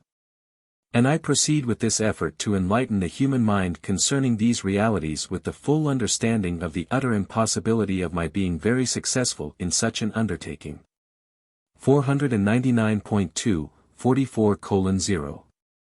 21 I can do no more than attempt to sketch a crude parallelism between mortal material activities and the manifold functions of the celestial artisans. If the Urantia races were more advanced in art and other cultural accomplishments, then could I go that much farther in an effort to project the human mind from the things of matter to those of Urantia. About all I can hope to accomplish is to make emphatic the fact of the reality of these transactions of the Urantia and the spirit worlds. 1. The celestial musicians. 499.3, 44:1. 1 With the limited range of mortal hearing, you can hardly conceive of Urantia melodies. There is even a material range of beautiful sound unrecognized by the human sense of hearing, not to mention the inconceivable scope of Urantia and spirit harmony. Spirit melodies are not material sound waves but spirit pulsations received by the spirits of celestial personalities. There is a vastness of range and a soul of expression, as well as a grandeur of execution, associated with the melody of the spheres, that are wholly beyond human comprehension. I have seen millions of enraptured beings held in sublime ecstasy while the melody of the realm rolled in upon the spirit energy of the celestial circuits. These marvelous melodies can be broadcast to the uttermost parts of a universe. 499. 44 minutes and 1.2 seconds The celestial musicians are occupied with the production of celestial harmony by the manipulation of the following spirit forces. 499.5, 44 minutes and 1.3 seconds 1. Spiritual sound, spirit current interruptions. 499.6, 44 minutes and 1.4 seconds 2. Spiritual light, the control and intensification of the light of the Urantia and spiritual realms. 499.7, 44 minutes and 1.5 seconds 3. Energy impingements, melody produced by the skillful management of the Urantia and spirit energies. 499.8, 44 minutes and 1.6 seconds 4. Color symphonies, melody of Urantia color tones, this ranks among the highest accomplishments of the celestial musicians. 499.9, 44 minutes and 1.7 seconds 5. Harmony of associated spirits, the very arrangement and association of different orders of Urantia and spirit beings produce majestic melodies. 499.10, 44 minutes and 1.8 seconds 6. Melody of thought, the thinking of spiritual thoughts can be so perfected as to burst forth in the melodies of Havona. 499.11, 44 minutes and 1.9 seconds 7. The music of space, by proper attunement the melodies of other spheres can be picked up on the universe broadcast circuits. 500.1, 44:1. 10 There are over 100,000 different modes of sound, color, and energy manipulation, techniques analogous to the human employment of musical instruments. Your ensembles of dancing undoubtedly represent a crude and grotesque attempt of material creatures to approach the celestial harmony of being placement and personality arrangement. The other 5 forms of Urantia melody are unrecognized by the sensory mechanism of material bodies. 500.2, 44 minutes and 1.11 seconds harmony, the music of the 7 levels of melodious association, is the one universal code of spirit communication. Music, such as Urantia mortals understand, attains its highest expression in the schools of Jerusalem, the system headquarters, where semi-material beings are taught the harmonies of sound. Mortals do not react to the other forms of Urantia melody and celestial harmony. 500.3, 44 minutes and 1.12 seconds appreciation of music on Urantia is both physical and spiritual. And your human musicians have done much to elevate musical taste from the barbarous monotony of your early ancestors to the higher levels of sound appreciation. The majority of Urantia mortals react to music so largely with the material muscles and so slightly with the mind and spirit, but there has been a steady improvement in musical appreciation for more than 35,000 years. 500.4, 44:1. 13 tuneful syncopation represents a transition from the musical monotony of primitive man to the expressionful harmony and meaningful melodies of your later-day musicians. These earlier types of rhythm stimulate the reaction of the music-loving sense without entailing the exertion of the higher intellectual powers of harmony appreciation and thus more generally appeal to immature or spiritually indolent individuals. 500.5, 44:1. 14 The best music of Urantia is just a fleeting echo of the magnificent strains heard by the celestial associates of your musicians, who left but snatches of these harmonies of Urantia forces on record as the musical melodies of sound harmonics. Spirit Urantia music not infrequently employs all 7 modes of expression and reproduction, so that the human mind is tremendously handicapped in any attempt to reduce these melodies of the higher spheres to mere notes of musical sound. Such an effort would be something like endeavoring to reproduce the strains of a great orchestra by means of a single musical instrument. 500.6, 44:1. 15 While you have assembled some beautiful melodies on Urantia, you have not progressed musically nearly so far as many of your neighboring planets in Satania. If Adam and Eve had only survived, then would you have had music in reality. But the gift of harmony, so large in their natures, has been so diluted by strains of unmusical tendencies that only once in 1,000 mortal lives is there any great appreciation of harmonics. But be not discouraged. Some day a real musician may appear on Urantia, and whole peoples will be enthralled by the magnificent strains of his melodies. One such human being could forever change the course of a whole nation, even the entire civilized world. It is literally true, melody has power a whole world to transform. Forever, music will remain the universal language of men, angels, and spirits. Harmony is the speech of Havona. 2. The heavenly reproducers. 500.7, 44:2. One mortal man can hardly hope for more than a meager and distorted concept of the functions of the heavenly reproducers, which I must attempt to illustrate through the gross and limited symbolism of your material language.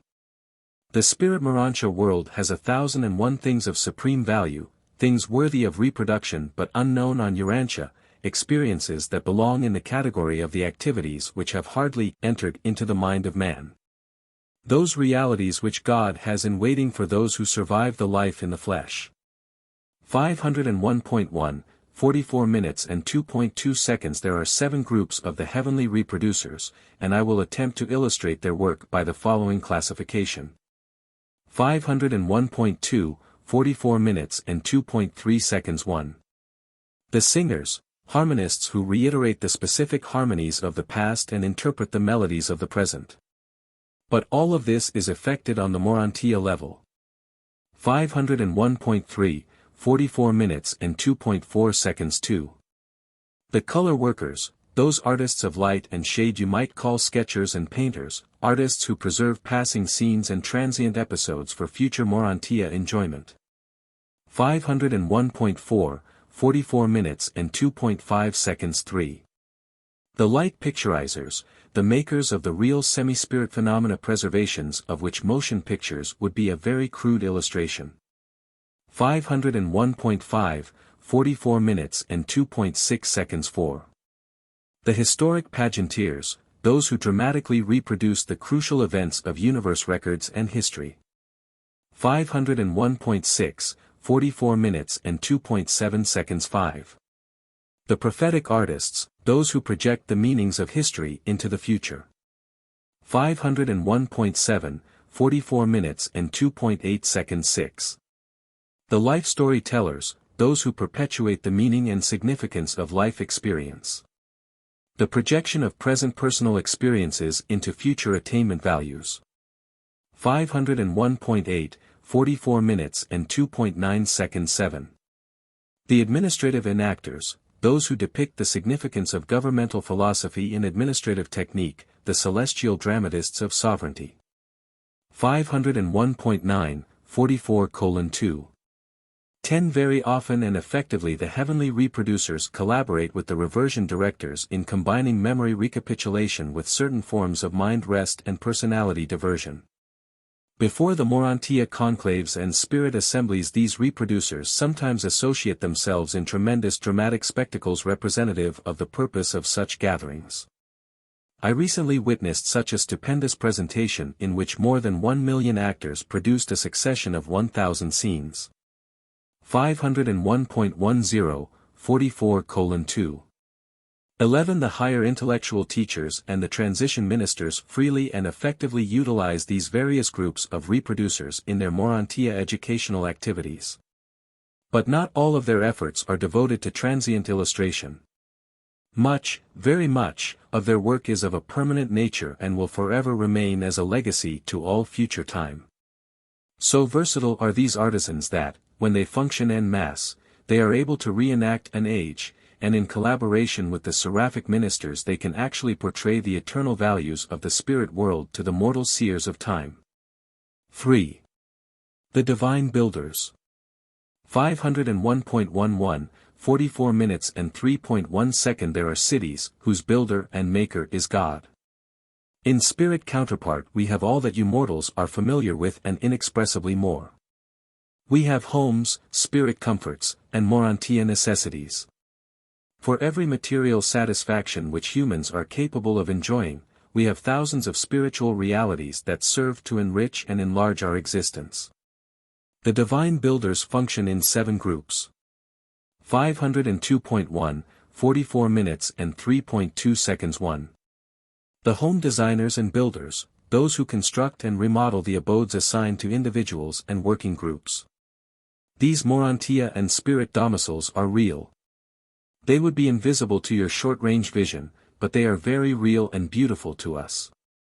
To a certain extent, all spirit beings may share with the builders certain details of the planning and creation of their Urantia or spirit abodes. These homes are fitted up and embellished in accordance with the needs of the Urantia or of the spirit creatures who are to inhabit them. There is abundant variety and ample opportunity for individual expression in all these constructions. 502. 2, 44 minutes and 3.3 seconds 2. The vocation builders, those who function in designing and assembling the abodes of the regular and routine workers of the spirit and Urantia realms. These builders are comparable to those who construct the Urantia workshops and other industrial plants. The transition worlds have a necessary economy of mutual ministry and specialized division of labor. We do not all do everything. There is diversity of function among Urantia beings and evolving spirits, and these vocation builders not only build better workshops but also contribute to the vocational enhancement of the worker. 502.3, 44 minutes and 3.4 seconds 3. The play builders. Enormous edifices are utilized during the seasons of rest, what mortals would call recreation and, in a certain sense, play. Provision is made for a suitable setting for the reversion directors, the humorists of the Urantia worlds, those transition spheres whereon takes place the training of ascendant beings but recently removed from the evolutionary planets. Even the higher spirits engage in a certain form of reminiscent humor during their periods of spiritual recharging. 502.4, 44 minutes and 3.5 seconds 4. The worship builders, the experienced architects of the spirit and the Urantia temples. All the worlds of mortal ascent have temples of worship, and they are the most exquisite creations of the Urantia realms and the spirit spheres. 502.5, 44 minutes and 3.6 seconds 5. The education builders, those who build the headquarters of Urantia training and advanced spirit learning. Always is the way open to acquire more knowledge, to gain additional information respecting one's present and future work as well as universal cultural knowledge. Information designed to make ascending mortals more intelligent and effective citizens of the Urantia and spirit worlds. 502.6, 44 minutes and 3.7 seconds 6. Urantia planners, those who build for the coordinate association of all the personalities of all realms as they are at any one time present on any one sphere. These planners collaborate with the Urantia power supervisors to enrich the coordination of the progressive Urantia life. 502.7, 44 minutes and 3.8 seconds 7. The public builders, the artisans who plan and construct the designated places of assembly other than those of worship. Great and magnificent are the places of common assembly. 502.8, 44:3. 9. While neither these structures nor their embellishment would be exactly real to the sensory comprehension of material mortals, they are very real to us. You would be unable to see these temples could you be there in the flesh. Nevertheless, all of these supermaterial creations are actually there, and we clearly discern them and just as fully enjoy them. 4. The thought recorders. 503.1, 44:4. 1. These artisans are devoted to the preservation and reproduction of the superior thought of the realms, and they function in 7 groups. 503.2, 44 minutes and 4.2 seconds 1. Thought preservers. These are the artisans dedicated to the preservation of the higher thought of the realms. On the Urantia worlds they truly treasure the gems of mentation. Before first coming to Urantia, I saw records and heard broadcasts of the ideation of some of the great minds of this planet. Thought recorders preserve such noble ideas in the tongue of Uversa. 503.3, 44:4. 3. Each superuniverse has its own language, a tongue spoken by its personalities and prevailing throughout its sectors. This is known as the tongue of Uversa in our superuniverse. Each local universe also has its own language. All of the higher orders of Nebadon are bilingual, speaking both the language of Nebadon and the tongue of Uversa. When two individuals from different local universes meet, they communicate in the tongue of Uversa. If, however, one of them hails from another superuniverse, they must have recourse to a translator. In the central universe there is little need of a language, there exists perfect and well-nigh complete understanding. There, only the gods are not fully comprehended. We are taught that a chance meeting on paradise reveals more of mutual understanding than could be communicated by a mortal language in 1,000 years. Even on Solvington we know as we are known. 503.4, 44 minutes and 4.4 seconds. The ability to translate thought into language in the Urantia and spirit spheres is beyond mortal comprehension. Our rate of reducing thought to a permanent record can be so speeded up by the expert recorders that the equivalent of over 500,000 words, or thought symbols, can be registered in 1 minute of Urantia time. These universe languages are far more replete than the speech of the evolving worlds. The concept symbols of Uversa embrace more than 1 billion characters, although the basic alphabet contains only 70 symbols. The language of Nebadon is not quite so elaborate, the basic symbols, or alphabet, being 48 in number. 503.5, 44 minutes and 4.5 seconds 2. Concept recorders. This second group of recorders are concerned with the preservation of concept pictures, idea patterns. This is a form of permanent recording unknown on the material realms, and by this method I could gain more knowledge in 1 hour of your time than you could gain in 100 years of perusing ordinary written language. 503.6, 44 minutes and 4.6 seconds 3. Ideograph recorders.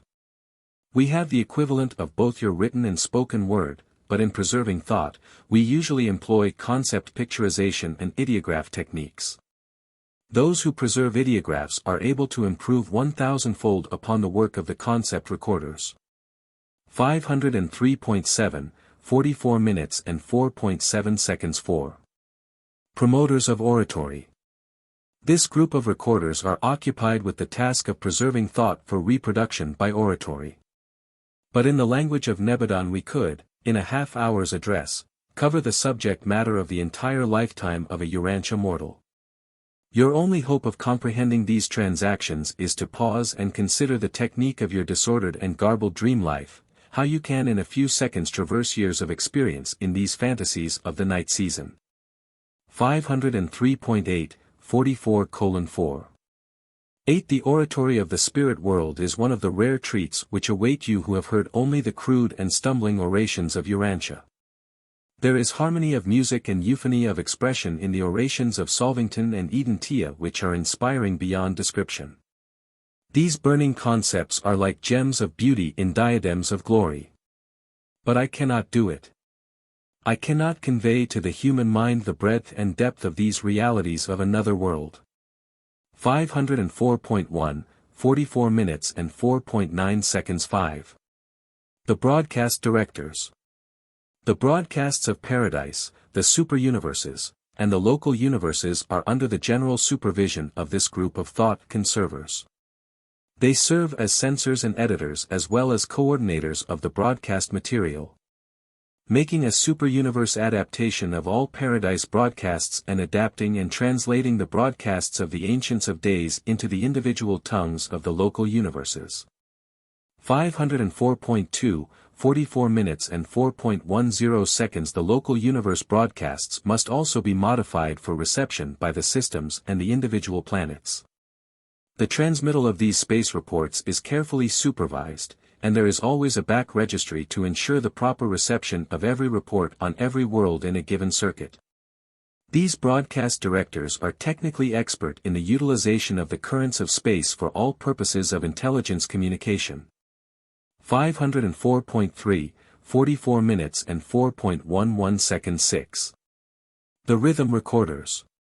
Urantians would undoubtedly denominate these artisans poets, although their work is very different from, and almost infinitely transcends, your poetic productions. Rhythm is less exhausting to both Urantia and spirit beings, and so an effort is frequently made to increase efficiency, as well as to augment pleasure, by executing numerous functions in rhythmic form. I only wish you might be privileged to hear some of the poetic broadcasts of the Urantia assemblies and to enjoy the richness of the color and tone of the constellation geniuses who are masters of this exquisite form of self-expression and social harmonization. 504.4, 44 minutes and 4.12 seconds 7. The Urantia Recorders. I am at a loss to know how to depict to the material mind the function of this important group of thought recorders assigned to the work of preserving the ensemble pictures of the various groupings of Urantia affairs and spirit transactions. Crudely illustrated, they are the group photographers of the transition worlds. They save for the future the vital scenes and associations of these progressive epochs, preserving them in the archives of the Urantia halls of records. 5. The Energy Manipulators. 504.5, 44 minutes and 5.1 seconds. These interesting and effective artisans are concerned with every kind of energy, physical, Mindao, and spiritual. 504.6, 44 minutes and 5.2 seconds 1. Physical Energy Manipulators. The physical energy manipulators serve for long periods with the power directors and are experts in the manipulation and control of many phases of physical energy. They are conversant with the 3 basic currents and the 30 subsidiary energy segregations of the superuniverses. These beings are of inestimable assistance to the Urantia power supervisors of the transition worlds. They are the persistent students of the cosmic projections of Paradise. 504.7, 44 minutes and 5.3 seconds 2. Mind Energy Manipulators. These are the experts of intercommunication between Urantia and other types of intelligent beings. This form of communication between mortals is practically non-existent on Urantia. These are the specialists who promote the ability of the ascending Urantia beings to communicate with one another. And their work embraces numerous unique adventures in intellect liaison which are far beyond my power to portray to the material mind. These artisans are the keen students of the mind circuits of the infinite spirit. 505.1, 44 minutes and 5.4 seconds 3. Spiritual energy manipulators. The manipulators of spiritual energy are an intriguing group. Spiritual energy acts in accordance with established laws, just as does physical energy. That is, spirit force, when studied, yields dependable deductions and can be precisely dealt with, even as can the physical energies. There are just as certain and reliable laws in the spirit world as obtain in the material realms. During the last few millions of years, many improved techniques for the intake of spiritual energy have been effected by these students of the fundamental laws of the eternal sun governing spirit energy as applied to the Urantia and other orders of celestial beings throughout the universes. 505.2, 44 minutes and 5.5 seconds 4. The compound manipulators. This is the adventurous group of well-trained beings who are dedicated to the functional association of the three original phases of divine energy manifested throughout the universes as physical, Mindao, and spiritual energies. These are the keen personalities who are in reality seeking to discover the universe presence of God the Supreme, for in this deity personality there must occur the experiential unification of all grand universe divinity. And to a certain extent, these artisans have in recent times met with some success. 505.3, 44 minutes and 5.6 seconds 5. The transport advisors. This corps of technical advisors to the transport seraphim are most proficient in collaborating with the star students in working out routings and in otherwise assisting the chiefs of transport on the worlds of space. They are the traffic supervisors of the spheres and are present on all inhabited planets. Urantia is served by a corps of 70 transport advisors. 505.4, 44 minutes and 5.7 seconds 6. The experts of communication. Urantia, likewise, is served by 12 technicians of interplanetary and inter-universe communication. These long-experienced beings are expert in the knowledge of the laws of transmittal and interference as applied to the communications of the realms. This corps is concerned with all forms of space messages except those of gravity and solitary messengers. On Urantia much of their work must be accomplished over the Archangel circuit. 505.5, 44 minutes and 5.8 seconds 7. The teachers of rest. Divine rest is associated with the technique of spiritual energy intake. Urantia and spirit energy must be replenished just as certainly as physical energy, but not for the same reasons.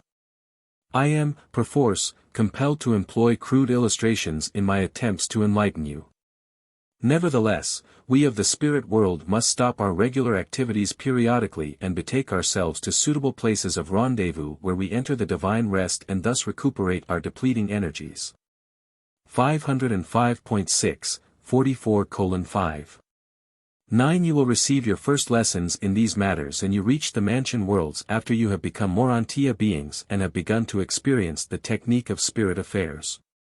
You know of the innermost circle of Havona and that, after the pilgrims of space have traversed the preceding circles, they must be inducted into the long and revivifying rest of paradise. This is not only a technical requirement of transit from the career of time to the service of eternity, but it is also a necessity. A form of rest required to replenish the energy losses incident to the final steps of the ascendant experience and to store reserves of spirit power for the next stage of the endless career. 506.1, 44:5.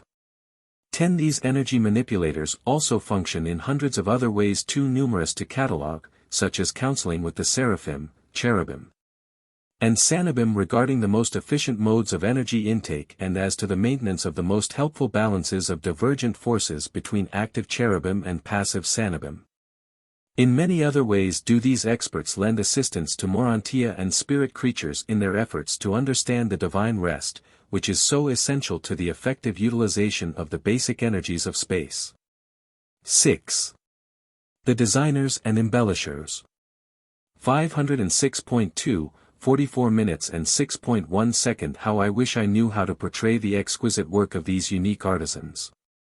Every attempt on my part to explain the work of spirit embellishment would only recall to material minds your own pitiful but worthy efforts to do these things on your world of mind and matter. 506.3, 44:6. To this core, while embracing over 1,000 subdivisions of activity, is grouped under the following 7 major heads. 506.4, 44 minutes and 6.3 seconds. 1. The craftworkers of color. These are they who make the 10,000 color tones of spirit reflection peal forth their exquisite messages of harmonious beauty. Aside from color perception, there is nothing in human experience to which these activities may be compared. 506. 5, 44 minutes and 6.4 seconds. 2. The sound designers. Spirit waves of diverse identity and Urantia appreciation are depicted by these designers of what you would call sound. These impulses are in reality the superb reflections of the naked and glorious spirit souls of the celestial hosts. 506.6, 44 minutes and 6.5 seconds. 3. The emotion designers.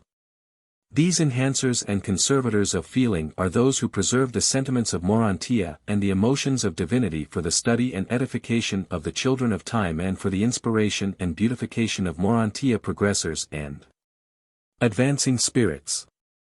506.7, 44 minutes and 6.6 seconds. 4. The artists of odor. This comparison of supernal spirit activities to the physical recognition of chemical odors is, indeed, unfortunate, but Urantia mortals could hardly recognize this ministry by any other name. These artisans create their varied symphonies for the edification and delight of the advancing children of light. You have nothing on earth to which this type of spiritual grandeur can be even remotely compared. 506.8, 44 minutes and 6.7 seconds. 5. The presence embellishers. These artisans are not occupied with the arts of self-adornment or the technique of creature beautification. They are devoted to the production of multitudinous and joyous reactions in individual Urantia and spirit creatures by dramatizing the significance of relationship through the positional values assigned to different Urantia and spirit orders in the composite ensembles of these diversified beings. These artists arrange supermaterial beings as you would living musical notes, odors, sights, and then blend them into the anthems of glory. 506.9, 44 minutes and 6.8 seconds. 6. The taste designers. And how can you be told of these artists? Faintly I might suggest that they are improvers of Urantia taste, and they also endeavor to increase the appreciation of beauty through the sharpening of the evolving spirit senses. 507.1, 44 minutes and 6.9 seconds. 7.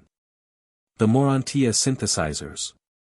These are the master craftsmen who, when all others have made their respective contributions, then add the culminating and finishing touches to the Urantia ensemble, thus achieving an inspiring portrayal of the divinely beautiful. An enduring inspiration to spirit beings and their Urantia associates. But you must await your deliverance from the animal body before you can begin to conceive of the artistic glories and aesthetic beauties of the Urantia and spirit worlds. 7. The harmony workers. 507.2, 44:7. 1. These artists are not concerned with music, painting, or anything similar, as you might be led to surmise. They are occupied with the manipulation and organization of specialized forces and energies which are present in the spirit world, but which are not recognized by mortals. If I had the least possible basis for comparison, I would attempt to portray this unique field of spirit achievement, but I despair. There is no hope of conveying to mortal minds this sphere of celestial artistry. Nevertheless, that which cannot be described may still be implied. 507.3, 44 minutes and 7.2 seconds. Beauty, rhythm, and harmony are intellectually associated and spiritually akin. Truth, fact, and relationship are intellectually inseparable and associated with the philosophic concepts of beauty. Goodness, righteousness, and justice are philosophically interrelated and spiritually bound up together with living truth and divine beauty. 507.4, 44:7. 3 cosmic concepts of true philosophy, the portrayal of celestial artistry, or the mortal attempt to depict the human recognition of divine beauty can never be truly satisfying if such attempted creature progression is ununified. These expressions of the divine urge within the evolving creature may be intellectually true, emotionally beautiful, and spiritually good. But the real soul of expression is absent unless these realities of truth, meanings of beauty, and values of goodness are unified in the life experience of the artisan, the scientist, or the philosopher. 507.5, 44:7. For these divine qualities are perfectly and absolutely unified in God. And every God-knowing man or angel possesses the potential of unlimited self-expression on ever-progressive levels of unified self-realization by the technique of the never-ending achievement of godlikeness, the experiential blending in the evolutionary experience of eternal truth, universal beauty, and divine goodness. 8. Mortal aspirations and Urantia achievements. 507.6, 44:8. 1. Although celestial artisans do not personally work on material planets, such as Urantia, they do come, from time to time, from the headquarters of the system to proffer help to the naturally gifted individuals of the mortal races. When thus assigned, these artisans temporarily work under the supervision of the planetary angels of progress. The Seraphic hosts cooperate with these artisans in attempting to assist those mortal artists who possess inherent endowments, and who also possess adjusters of special and previous experience. 507.7, 44:8. 2. There are 3 possible sources of special human ability. At the bottom always there exists the natural or inherent aptitude. Special ability is never an arbitrary gift of the gods. There is always an ancestral foundation for every outstanding talent. In addition to this natural ability, or rather supplemental thereto, there may be contributed the leadings of the thought adjuster in those individuals whose indwelling adjusters may have had actual and bona fide experiences along such lines on other worlds and in other mortal creatures.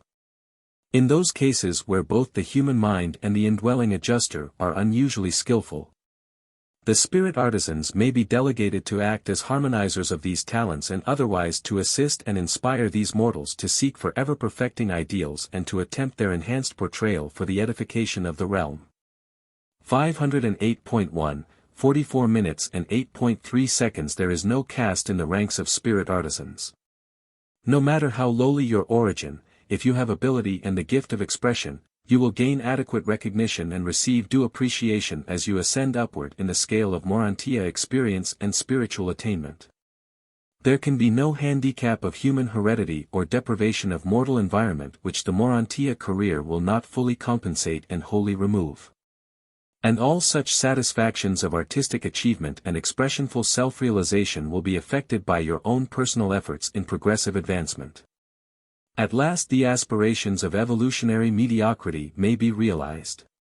While the gods do not arbitrarily bestow talents and ability upon the children of time, they do provide for the attainment of the satisfaction of all their noble longings and for the gratification of all human hunger for supernal self-expression.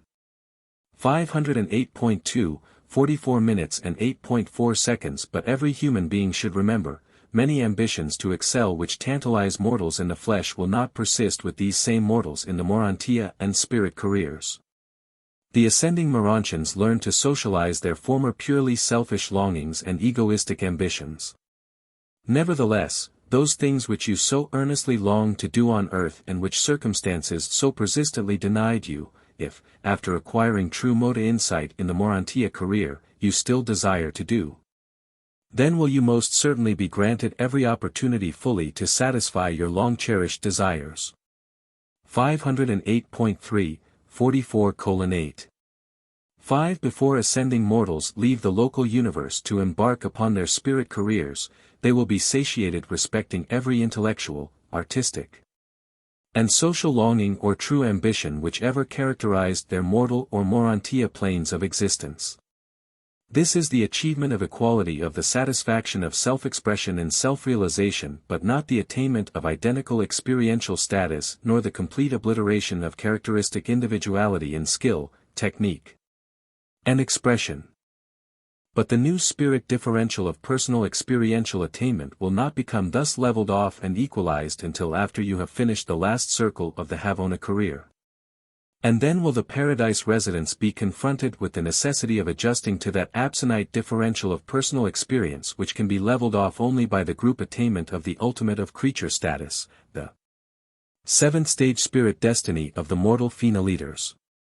508.4, 44 minutes and 8.6 seconds. And this is the story of the celestial artisans, that cosmopolitan body of exquisite workers who do so much to glorify the architectural spheres with the artistic portrayals of the divine beauty of the paradise creators. 508. 5, 44 minutes and 8.7 seconds, indited by an archangel of Nebadon. Paper 45. The Local System Administration. 509.1, 45 minutes and 0.1 second. The administrative center of Satania consists of a cluster of architectural spheres, 57 in number, Jerusalem itself, the 7 major satellites, and the 49 sub-satellites. Jerusalem, the system capital, is almost 100 times the size of Urantia, although its gravity is a trifle less. Jerusalem's major satellites are the 7 transition worlds, each of which is about 10 times as large as Urantia, while the 7 sub-satellites of these transition spheres are just about the size of Urantia. 509.2, 45:0. 2. The 7 mansion worlds are the 7 sub-satellites of transition world number 1. 509.3, 45:0. 3. This entire system of 57 architectural worlds is independently lighted, heated, watered, and energized by the coordination of the Satania Power Center and the master physical controllers in accordance with the established technique of the physical organization and arrangement of these specially created spheres. They are also physically cared for and otherwise maintained by the native Spornagia. 1. Transitional Culture Worlds. 509.4, 45 minutes and 1.1 second. The 7 major worlds swinging around Jerusalem are generally known as the transitional culture spheres. Their rulers are designated from time to time by the Jerusalem Supreme Executive Council. These spheres are numbered and named as follows. 509.5, 45 minutes and 1.2 seconds. Number 1. The Fina Leader World. This is the headquarters of the Fina Leader Corps of the local system and is surrounded by the receiving worlds, the 7 mansion worlds, dedicated so fully to the scheme of mortal ascension. The Fina Leader world is accessible to the inhabitants of all 7 mansion worlds. Transport Seraphim carry ascending personalities back and forth on these pilgrimages, which are designed to cultivate their faith in the ultimate destiny of transition mortals. Although the Fina leaders and their structures are not ordinarily perceptible to Urantia vision, you will be more than thrilled, from time to time, when the energy transformers and the Urantia power supervisors enable you momentarily to glimpse these high spirit personalities who have actually completed the paradise ascension, and who have returned to the very worlds where you are beginning this long journey, as the pledge of assurance that you may and can complete the stupendous undertaking. All mansion world sojourners go to the Fina Leader sphere at least once a year for these assemblies of Fina Leader visualization. 510.1, 45 minutes and 1.3 seconds. Number 2. The Urantia World. This planet is the headquarters of the supervisors of Urantia life and is surrounded by the 7 spheres whereon the Urantia chiefs train their associates and helpers, both Urantia beings and ascending mortals. 510.2, 45:1. For in passing through the 7 mansion worlds, you will also progress through these cultural and social spheres of increasing Urantia contact. When you advance from the first to the 2nd mansion world, you will become eligible for a visitor's permit to transitional headquarters number 2, the Urantia world, and so on. And when present on any one of these 6 cultural spheres, you may, on invitation, become a visitor and observer on any of the 7 surrounding worlds of associated group activities. 510.3, 45 minutes and 1.5 seconds. Number 3. The Angelic World. This is the headquarters of all the Seraphic hosts engaged in system activities and is surrounded by the 7 worlds of angelic training and instruction. These are the Seraphic social spheres. 510.4, 45 minutes and 1.6 seconds. Number 4. The Superangel World. This sphere is the Satania, home of the brilliant evening stars and a vast concourse of coordinate and near-coordinate beings. The 7 satellites of this world are assigned to the 7 major groups of these unnamed celestial beings. 510. 5, 45 minutes and 1.7 seconds. Number 5. The World of the Suns. This planet is the headquarters of the divine sons of all orders, including the creature trinitized suns. The surrounding 7 worlds are devoted to certain individual groupings of these divinely related suns. 510.6, 45 minutes and 1.8 seconds. Number 6. The World of the Spirit. This sphere serves as the system rendezvous of the high personalities of the infinite spirit. Its 7 surrounding satellites are assigned to individual groups of these diverse orders. But on transition world number 6 there is no representation of the spirit, neither is such a presence to be observed on the system capitals. The Divine Minister of Solvington is everywhere in Nebadon. 510.7, 45 minutes and 1.9 seconds. Number 7. The World of the Father. This is the silent sphere of the system. No group of beings is domiciled on it. The great Temple of Light occupies a central place, but no one can be discerned therein. All beings of all the system worlds are welcomed as worshippers. 510.8, 45:1. 10. The 7 satellites surrounding the Father's world are variously utilized in the different systems. In Satania they are now used as the detention spheres for the interned groups of the Lucifer Rebellion. The constellation capital, Urantia, has no analogous prison worlds.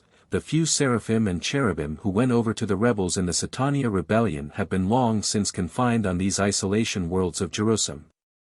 510.9, 45:1.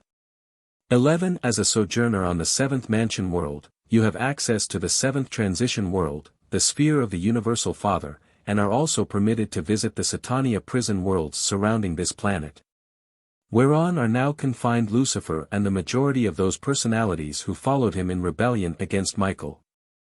And this sad spectacle has been observable during these recent ages and will continue to serve as a solemn warning to all Nebadon until the Ancients of Days shall adjudicate the sin of Lucifer and his fallen associates who rejected the salvation proffered by Michael, their Universe Father. 2. The System Sovereign. 511.1, 45 minutes and 2.1 seconds. The chief executive of a local system of inhabited worlds is a primary Lananandek son, the system sovereign. In our local universe these sovereigns are entrusted with large executive responsibilities, unusual personal prerogatives. Not all universes, even in Orvanton, are so organized as to permit the system sovereigns to exercise such unusually wide powers of personal discretion in the direction of system affairs. But in all the history of Nebadon these untrammeled executives have exhibited disloyalty only 3 times. The Lucifer Rebellion in the system of Satania was the last and the most widespread of all. 511.2, 45:2. 2. In Satania, even after this disastrous upheaval, absolutely no changes have been made in the technique of system administration. The present system sovereign possesses all the power and exercises all the authority that were invested in his unworthy predecessor except for certain matters now under the supervision of the Constellation Fathers which the Ancients of Days have not yet fully restored to Lanaforge, the successor of Lucifer. 511.3, 45 minutes and 2.3 seconds. The present head of Satania is a gracious and brilliant ruler, and he is a rebellion-tested sovereign. When serving as an assistant system sovereign, Lanaforge was faithful to Michael in an earlier upheaval in the universe of Nebadon. This mighty and brilliant Lord of Satania is a tried and tested administrator. At the time of the Second System Rebellion in Nebadon, when the system's sovereign stumbled and fell into darkness, Lana Forge, the first assistant to the erring chief, seized the reins of government and so conducted the affairs of the system that comparatively few personalities were lost either on the headquarters worlds or on the inhabited planets of that unfortunate system. Lana Forge bears the distinction of being the only primary Lananandek son in all Nebadon who thus functioned loyally in the service of Michael and in the very presence of the default of his brother of superior authority and antecedent rank. Lana Forge will probably not be removed from Jerusalem until all the results of the former folly have been overcome and the products of rebellion removed from Satania.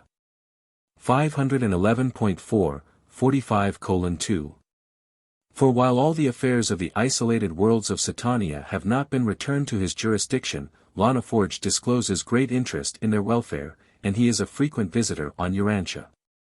As in other and normal systems, the sovereign presides over the system council of world rulers, the planetary princes and the resident governors general of the isolated worlds.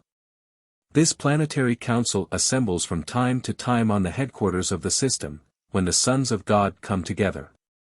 511.5, 45:2. 5 Once a week, every 10 days on Jerusalem, the sovereign holds a conclave with some one group of the various orders of personalities domiciled on the headquarters world. These are the charmingly informal hours of Jerusalem, and they are never to be forgotten occasions. On Jerusalem there exists the utmost fraternity between all the various orders of beings and between each of these groups and the system sovereign. 511.6, 45 minutes and 2.6 seconds. These unique assemblages occur on the Sea of Glass, the great gathering field of the system capital. They are purely social and spiritual occasions. Nothing pertaining to the planetary administration or even to the ascendant plan is ever discussed. Ascending mortals come together at these times merely to enjoy themselves and to meet their fellow Jerusalemites. Those groups which are not being entertained by the sovereign at these weekly relaxations meet at their own headquarters. 3. The system government. 512.1, 45:3. 1. The chief executive of a local system, the system sovereign, is always supported by 2 or 3 Lananandek sons, who function as first and second assistants. But at the present time the system of Satania is administered by a staff of 7 Lananandeks. 512.2, 45 minutes and 3.2 seconds. 1. The system sovereign, Lana Forge, number 2709 of the primary order and successor to the apostate Lucifer. 512.3, 45 minutes and 3.3 seconds. 2. The first assistant sovereign, Mansorosha, number 17,841 of the tertiary Lananandeks. He was dispatched to Satania along with Lana Forge. 512.4, 45 minutes and 3.4 seconds. 3. The second assistant sovereign, Sadib, number 271,402 of the tertiary order. Sadib also came to Satania with Lana Forge. 512.5, 45 minutes and 3.5 seconds. 4.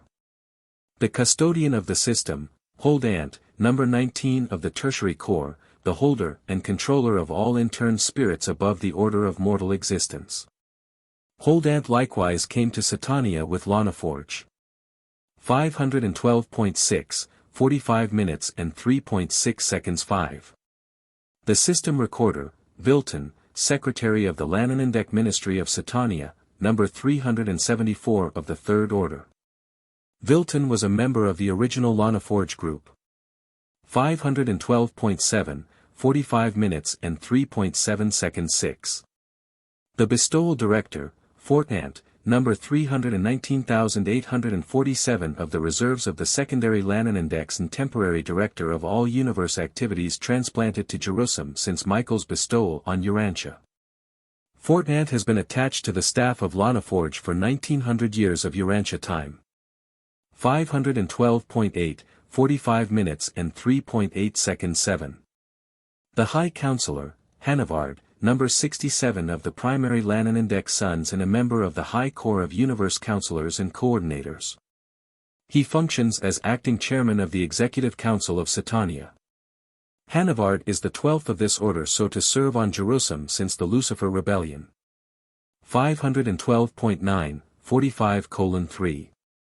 9. This executive group of 7 Index constitutes the expanded emergency administration made necessary by the exigencies of the Lucifer Rebellion.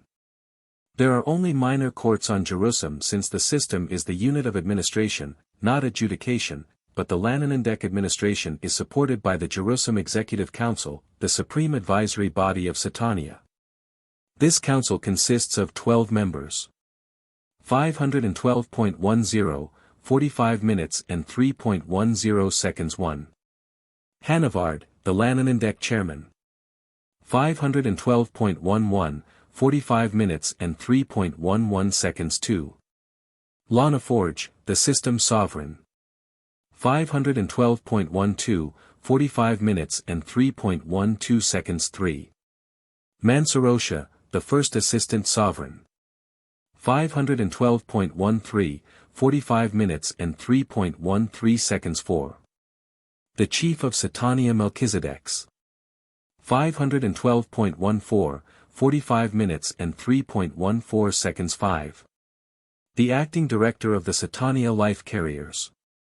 512.15, 45 minutes and 3.15 seconds 6. The chief of the Satania Fina Leaders.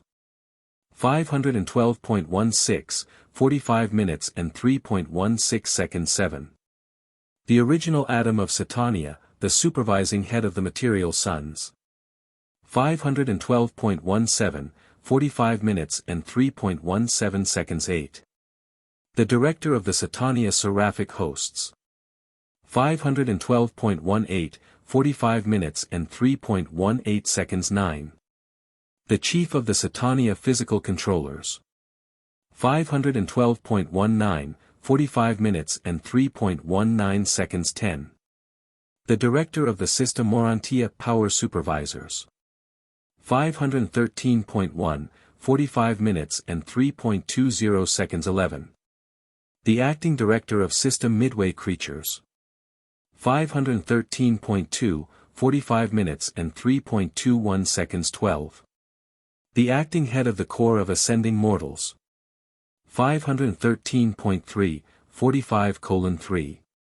22. This council periodically chooses 3 members to represent the local system on the Supreme Council at Universe Headquarters, but this representation is suspended by rebellion. Satania now has an observer at the headquarters of the local universe, but since the bestowal of Michael the system has resumed the election of 10 members to the Urantia legislature. 4. The 4 and 20 councillors. 513.4, 45:4. 1. At the center of the 7 angelic residential circles on Jerusalem is located the headquarters of the Urantia Advisory Council, the 4 and 20 councillors. John the Revelator called them the 4 and 20 elders, and round about the throne were 4 and 20 seats, and upon the seats I saw 4 and 20 elders sitting, clothed in white raiment. The throne in the center of this group is the judgment seat of the presiding archangel, the throne of the resurrection roll call of mercy and justice for all Satania.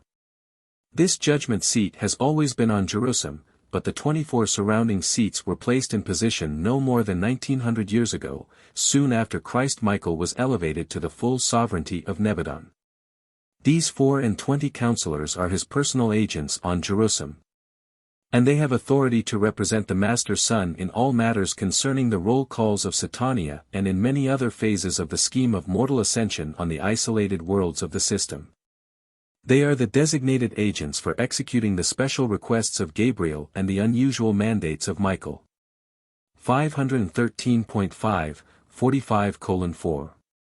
2. These 24 councillors have been recruited from the 8 Urantia races, and the last of this group were assembled at the time of the resurrection roll call of Michael, 1900 years ago. This Urantia Advisory Council is made up of the following members. 513.6, 45 minutes and 4.3 seconds 1. Onagar, the mastermind of the preplanetary Prince Age, who directed his fellows in the worship of the Breath Giver. 513.7, 45 minutes and 4.4 seconds 2. Mansant, the great teacher of the post-planetary Prince Age on Urantia, who pointed his fellows to the veneration of the Great Light. 513.8, 45 minutes and 4.5 seconds 3. Onamonolanton, a far distant leader of the Red Man and the one who directed this race from the worship of many gods to the veneration of the Great Spirit. 513.9, 45 minutes and 4.6 seconds 4. Orlandov, a prince of the Blue Men and their leader in the recognition of the divinity of the Supreme Chief. 513.10, 45 minutes and 4.7 seconds 5. Porshunta, the oracle of the extinct Orange race and the leader of this people in the worship of the Great Teacher. 513.11, 45 minutes and 4.8 seconds 6. Singlangton, the first of the Yellow Men to teach and lead his people in the worship of one truth, instead of many. Thousands of years ago the Yellow Man knew of the one God. 513.12, 45 minutes and 4.9 seconds 7. Fan Tad, the deliverer of the Green Men from darkness and their leader in the worship of the one source of life. 513.13, 45 minutes and 4.10 seconds 8.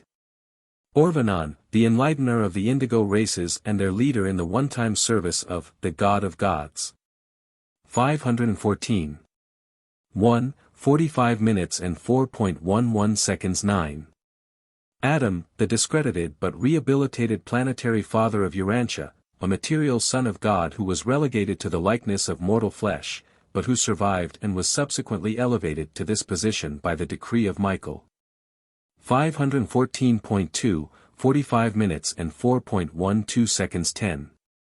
Eve, the mother of the violet race of Urantia, who suffered the penalty of default with her mate and was also rehabilitated with him and assigned to serve with this group of mortal survivors. 514.3, 45 minutes and 4.13 seconds 11. Enoch, the first of the mortals of Urantia to fuse with the thought adjuster during the mortal life in the flesh. 514.4, 45 minutes and 4.14 seconds 12. Moses, the emancipator of a remnant of the submerged violet race and the instigator of the revival of the worship of the Universal Father under the name of the God of Israel. 514.5, 45 minutes and 4.15 seconds 13. Elijah, a translated soul of brilliant spiritual achievement during the post-material Sun Age. 514.6, 45 minutes and 4.16 seconds 14. Mashaventa Melchizedek, the only son of this order to bestow himself upon the Urantia races. While still numbered as a Melchizedek, he has become, forever a minister of the Most High's, eternally assuming the assignment of service as a mortal ascender. Having sojourned on Urantia in the likeness of mortal flesh at Salem in the days of Abraham. This Melchizedek has latterly been proclaimed vicegerent planetary prince of Urantia with headquarters on Jerusalem and authority to act in behalf of Michael, who is actually the planetary prince of the world whereon he experienced his terminal bestowal in human form. Notwithstanding this, Urantia is still supervised by successive resident governors general, members of the 4 and 20 councillors. 514.7, 45 minutes and 4.17 seconds 15. John the Baptist, the forerunner of Michael's mission on Urantia and, in the flesh, distant cousin of the Son of Man. 514.8, 45 minutes and 4.18 seconds 16.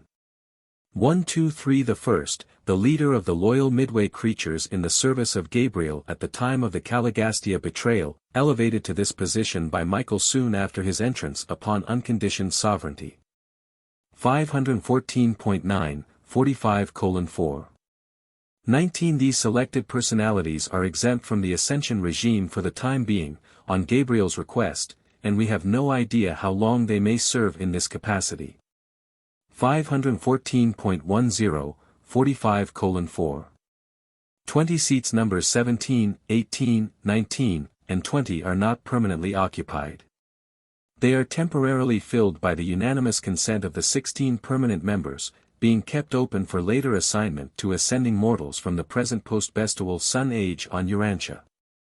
514.11, 45:4.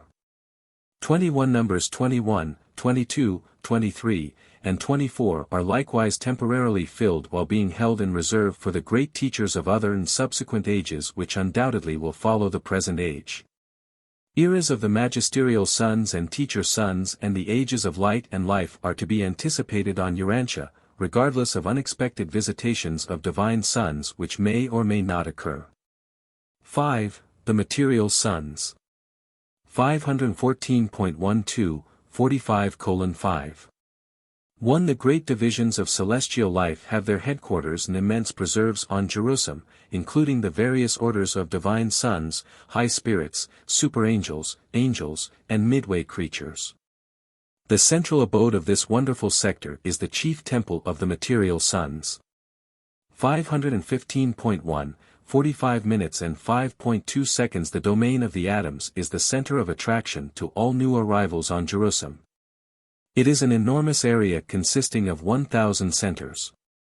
Although each family of material sons and daughters lives on an estate of its own up to the time of the departure of its members for service on the evolutionary worlds of space or until their embarkation upon the Paradise Ascension career. 515.2, 45 minutes and 5.3 seconds. These material sons are the highest type of sex-reproducing beings to be found on the training spheres of the evolving universes. And they are really material. Even the planetary Adams and Eves are plainly visible to the mortal races of the inhabited worlds. These material sons are the last and physical link in the chain of personalities extending from divinity and perfection above down to humanity and material existence below. These sons provide the inhabited worlds with a mutually contactable intermediary between the invisible planetary prince and the material creatures of the realms. 515.3, 45:5. For at the last millennial registration on Solvington there were of record in Nebadon 161,432,840 material sons and daughters of citizenship status on the local system capitals. The number of material sons varies in the different systems, and their number is being constantly increased by natural reproduction. In the exercise of their reproductive functions they are not guided wholly by the personal desires of the contacting personalities but also by the higher governing bodies and advisory councils. 515.4, 45:5. 5. These material sons and daughters are the permanent inhabitants of Jerusalem and its associated worlds. They occupy vast estates on Jerusalem and participate liberally in the local management of the capital sphere, administering practically all routine affairs with the assistance of the midwayers and the ascenders. 515.5, 45:5. 6. On Jerusalem these reproducing sons are permitted to experiment with the ideals of self-government after the manner of the Melchizedeks, and they are achieving a very high type of society. The higher orders of sonship reserve the veto functions of the realm, but in nearly every respect the Jerusalem Adamites govern themselves by universal suffrage and representative government. Sometime they hope to be granted virtually complete autonomy. 515.6, 45 minutes and 5.7 seconds. The character of the service of the material sons is largely determined by their ages. While they are not eligible for admission to the Melchizedek University of Solvington, being material and ordinarily limited to certain planets, nevertheless, the Melchizedeks maintain strong faculties of teachers on the headquarters of each system for the instruction of the younger generations of material sons. The educational and spiritual training systems provided for the development of the younger material sons and daughters are the acme of perfection in scope, technique, and practicability. 6. Adamic training of ascenders. 515.7, 45:6. 1. The material sons and daughters, together with their children, present an engaging spectacle which never fails to arouse the curiosity and intrigue the attention of all ascending mortals. They are so similar to your own material sex races that you both find much of common interest to engage your thoughts and occupy your seasons of fraternal contact. 515.8, 45:6. Two mortal survivors spend much of their leisure on the system capital observing and studying the life habits and conduct of these superior semi-physical sex creatures. For these citizens of Jerusalem are the immediate sponsors and mentors of the mortal survivors from the time they attain citizenship on the headquarters world until they take leave for Urantia. 516.1, 45:6.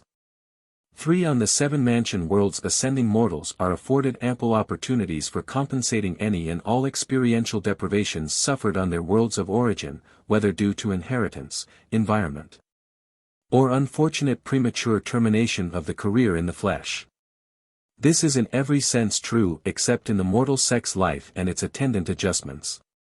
Thousands of mortals reach the mansion worlds without having benefited particularly from the disciplines derived from fairly average sex relations on their native spheres.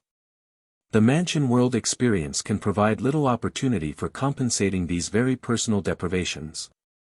Sex experience in a physical sense is past for these ascenders, but in close association with the material sons and daughters, both individually and as members of their families, these sex-deficient mortals are enabled to compensate the social, intellectual, emotional, and spiritual aspects of their deficiency. Thus are all those humans whom circumstances or bad judgment deprived of the benefits of advantageous sex association on the evolutionary worlds. Here on the system capitals afforded full opportunity to acquire these essential mortal experiences in close and loving association with the supernal Adamic sex creatures of permanent residence on the system capitals. 516.2, 45:6. For no surviving mortal, midwayer, or seraphim may ascend to paradise, attain the Father, and be mustered into the core of the finality without having passed through that sublime experience of achieving parental relationship to an evolving child of the worlds or some other experience analogous and equivalent thereto. The relationship of child and parent is fundamental to the essential concept of the universal Father and his universe children. Therefore does such an experience become indispensable to the experiential training of all ascenders. 516.3, 45:6. 5. The ascending midway creatures and the evolutionary seraphim must pass through this parenthood experience in association with the material sons and daughters of the system headquarters. Thus do such non-reproducing ascenders obtain the experience of parenthood by assisting the Jerusalem Adams and Eves in rearing and training their progeny. 516.4, 45:6. 6. All mortal survivors who have not experienced parenthood on the evolutionary worlds must also obtain this necessary training while sojourning in the homes of the Jerusalem material sons and as parental associates of these superb fathers and mothers. This is true except in so far as such mortals have been able to compensate their deficiencies on the system nursery located on the first transitional culture world of Jerusalem. 516.5, 45:6. 7. This probation nursery of Satania is maintained by certain Urantia personalities on the final Eater's world, one half of the planet being devoted to this work of child rearing. Here are received and reassembled certain children of surviving mortals, such as those offspring who perished on the evolutionary worlds before acquiring spiritual status as individuals. The ascension of either of its natural parents ensures that such a mortal child of the realms will be accorded repersonalization on the system final Eater planet and there be permitted to demonstrate by subsequent free will choice whether or not it elects to follow the parental path of mortal ascension. Children here appear as on the nativity world except for the absence of sex differentiation. There is no reproduction of mortal kind after the life experience on the inhabited worlds. 517.1, 45:6. 8. Mansion world students who have one or more children in the probationary nursery on the final Eater's world, and who are deficient in essential parental experience, may apply for a Melchizedek permit which will effect their temporary transfer from ascension duties on the mansion worlds to the final Eater world, where they are granted opportunity to function as associate parents to their own and other children. This service of parental ministry may be later accredited on Jerusalem as the fulfillment of one half of the training which such ascenders are required to undergo in the families of the material sons and daughters. 517.2, 45:6. 9. The probation nursery itself is supervised by 1,000 couples of material sons and daughters, volunteers from the Jerusalem colony of their order. They are immediately assisted by about an equal number of volunteer Midsonite parental groups who stop off here to render this service on their way from the Midsonite world of Satania to the unrevealed destiny on their special worlds of reservation. Among the Fina leader spheres of Solvington. 7. The Melchizedek Schools. 517.3, 45:7. 1. The Melchizedeks are the directors of that large corps of instructors, partially spiritualized will creatures and others, who function so acceptably on Jerusalem and its associated worlds but especially on the 7 mansion worlds. These are the detention planets, where those mortals who fail to achieve fusion with their indwelling adjusters during the life in the flesh are rehabilitated in transient form to receive further help and to enjoy extended opportunity for continuing their strivings for spiritual attainment. Those very efforts which were prematurely interrupted by death, or if, for any other reason of hereditary handicap, unfavorable environment, or conspiracy of circumstances, this soul attainment was not completed, no matter what the reason, all who are true of purpose and worthy in spirit find themselves as themselves, present on the continuing planets, where they must learn to master the essentials of the eternal career, to possess themselves of traits which they could not, or did not, acquire during the lifetime in the flesh. 517.4, 45 minutes and 7.2 seconds. The brilliant evening stars, and their unnamed coordinates, frequently serve as teachers in the various educational enterprises of the universe, including those sponsored by the Melchizedeks. Also do the Trinity teacher sons collaborate, and they impart the touches of paradise perfection to these progressive training schools. But all these activities are not exclusively devoted to the advancement of ascending mortals. Many are equally occupied with the progressive training of the native spirit personalities of Nebadon. 517.5, 45 minutes and 7.3 seconds. The Melchizedek sons conduct upward of 30 different educational centers on Jerusalem. These training schools begin with the College of Self-Evaluation and end with the Schools of Jerusalem Citizenship, wherein the material sons and daughters join with the Melchizedeks and others in their supreme effort to qualify the mortal survivors for the assumption of the high responsibilities of representative government. The entire universe is organized and administered on the representative plan. Representative government is the divine ideal of self-government among non-perfect beings. 517.6, 45:7. For every 100 years of universe time each system selects its 10 representatives to sit in the Constellation legislature. They are chosen by the Jerusalem Council of 1,000, an elective body charged with the duty of representing the system groups in all such delegated or appointive matters. All representatives or other delegates are selected by the Council of 1,000 electors, and they must be graduates of the highest school of the Melchizedek College of Administration, as also are all of those who constitute this group of 1,000 electors. This school is fostered by the Melchizedeks, latterly assisted by the Fina leaders. 518.1, 45:7. 5. There are many elective bodies on Jerusalem, and they are voted into authority from time to time by 3 orders of citizenship, the material sons and daughters, the seraphim and their associates, including midway creatures, and the ascending mortals. To receive nomination for representative honor a candidate must have gained requisite recognition from the Melchizedek schools of administration. 518.2, 45:7. 6. Suffrage is universal on Jerusalem among these 3 groups of citizenship, but the vote is differentially cast in accordance with the recognized and duly registered personal possession of Urantia wisdom. The vote cast at a Jerusalem election by any one personality has a value ranging from 1 up to 1,000. Jerusalem citizens are thus classified in accordance with their mota achievement. 518.3, 45:7. 7. From time to time Jerusalem citizens present themselves to the Melchizedek examiners, who certify to their attainment of Urantia wisdom. Then they go before the examining corps of the brilliant evening stars or their designates, who ascertain the degree of spirit insight Next they appear in the presence of the 24 counselors and their associates, who pass upon their status of experiential attainment of socialization. These three factors are then carried to the citizenship registrars of representative government, who quickly compute the mota status and assign suffrage qualifications in accordance therewith. 518.4, 45:7. 8. Under the supervision of the Melchizedeks, the ascending mortals, especially those who are tardy in their personality unification on the new Urantia levels, are taken in hand by the material sons and are given intensive training designed to rectify such deficiencies.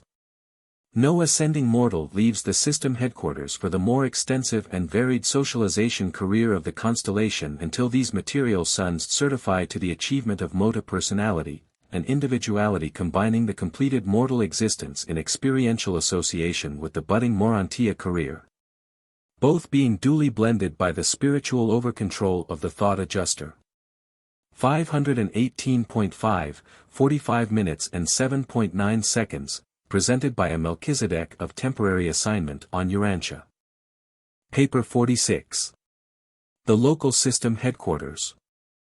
519.1, 46:0. 1. Jerusalem, the headquarters of Satania, is an average capital of a local system, and aside from numerous irregularities occasioned by the Lucifer rebellion and the bestowal of Michael on Urantia, it is typical of similar spheres. Your local system has passed through some stormy experiences, but it is at present being administered most efficiently, and as the ages pass, the results of disharmony are being slowly but surely eradicated. Order and goodwill are being restored, and the conditions on Jerusalem are more and more approaching the heavenly status of your traditions. For the system headquarters is truly the heaven visualized by the majority of 20th century religious believers. 1. Physical aspects of Jerusalem. 519.2, 46 minutes and 1.1 second. Jerusalem is divided into 1,000 latitudinal sectors and 10,000 longitudinal zones. The sphere has 7 major capitals and 70 minor administrative centers. The 7 sectional capitals are concerned with diverse activities, and the system sovereign is present in each at least once a year. 519.3, 46 minutes and 1.2 seconds. The standard mile of Jerusalem is equivalent to about 7 Urantia miles. The standard weight, the grad ant, is built up through the decimal system from the mature ultimaton and represents almost exactly 10 ounces of your weight. The Satania day equals 3 days of Urantia time, less 1 hour, 4 minutes, and 15 seconds, that being the time of the axial revolution of Jerusalem. The system year consists of 100 Jerusalem days. The time of the system is broadcast by the master chronoldex. 519.4, 46:1. 3. The energy of Jerusalem is superbly controlled and circulates about the sphere in the zone channels, which are directly fed from the energy charges of space and expertly administered by the master physical controllers. The natural resistance to the passage of these energies through the physical channels of conduction yields the heat required for the production of the equable temperature of Jerusalem. The full light temperature is maintained at about 70 degrees Fahrenheit, while during the period of light recession it falls to a little lower than 50 degrees. 519.5, 46:1. For the lighting system of Jerusalem should not be so difficult for you to comprehend. There are no days and nights, no seasons of heat and cold. The power transformers maintain 100,000 centers from which rarefied energies are projected upward through the planetary atmosphere, undergoing certain changes, until they reach the electric air ceiling of the sphere. And then these energies are reflected back and down as a gentle, sifting, and even light of about the intensity of Urantia sunlight when the sun is shining overhead at 10 o'clock in the morning. 520.1, 46:1. 5. Under such conditions of lighting, the light rays do not seem to come from one place, they just sift out of the sky, emanating equally from all space directions. This light is very similar to natural sunlight except that it contains very much less heat. Thus it will be recognized that such headquarters worlds are not luminous in space. If Jerusalem were very near Urantia, it would not be visible. 520. 2, 46:1. 6. The gases which reflect this light energy from the Jerusalem upper ionosphere back to the ground are very similar to those in the Urantia upper air belts which are concerned with the auroral phenomena of your so-called northern lights. Although these are produced by different causes. On Urantia it is this same gas shield which prevents the escape of the terrestrial broadcast waves, reflecting them earthward when they strike this gas belt in their direct outward flight. In this way broadcasts are held near the surface as they journey through the air around your world. 520.3, 46:1. 7. This lighting of the sphere is uniformly maintained for 75% of the Jerusalem day, and then there is a gradual recession until, at the time of minimum illumination, the light is about that of your full moon on a clear night. This is the quiet hour for all Jerusalem. Only the broadcast receiving stations are in operation during this period of rest and rehabilitation. 520.4, 46:1.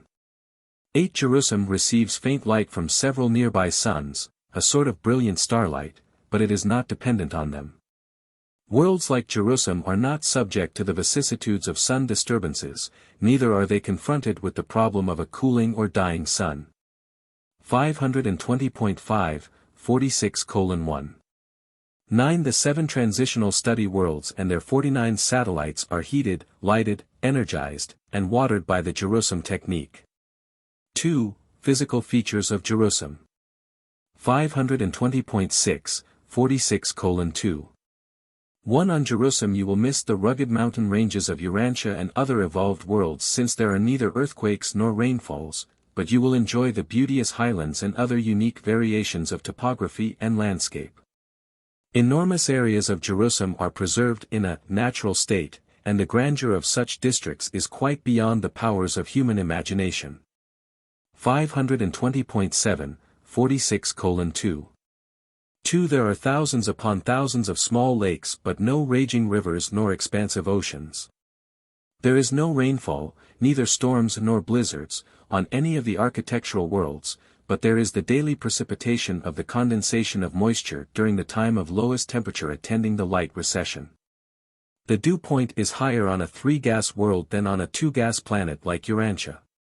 The physical plant life and the Urantia world of living things both require moisture, but this is largely supplied by the subsoil system of circulation which extends all over the sphere, even up to the very tops of the highlands. This water system is not entirely subsurface, for there are many canals interconnecting the sparkling lakes of Jerusalem. 520.8, 46 minutes and 2.3 seconds. The atmosphere of Jerusalem is a 3-gas mixture. This air is very similar to that of Urantia with the addition of a gas adapted to the respiration of the Urantia order of life. This third gas in no way unfits the air for the respiration of animals or plants of the material orders. 521.1, 46:2. For the transportation system is allied with the circulatory streams of energy movement, these main energy currents being located at 10-mile intervals. By adjustment of physical mechanisms the material beings of the planet can proceed at a pace varying from 2 to 500 miles per hour. The transport birds fly at about 100 miles an hour. The air mechanisms of the material suns travel around 500 miles per hour. Material and early Urantia beings must utilize these mechanical means of transport, but spirit personalities proceed by liaison with the superior forces and spirit sources of energy. 521.2, 46:2.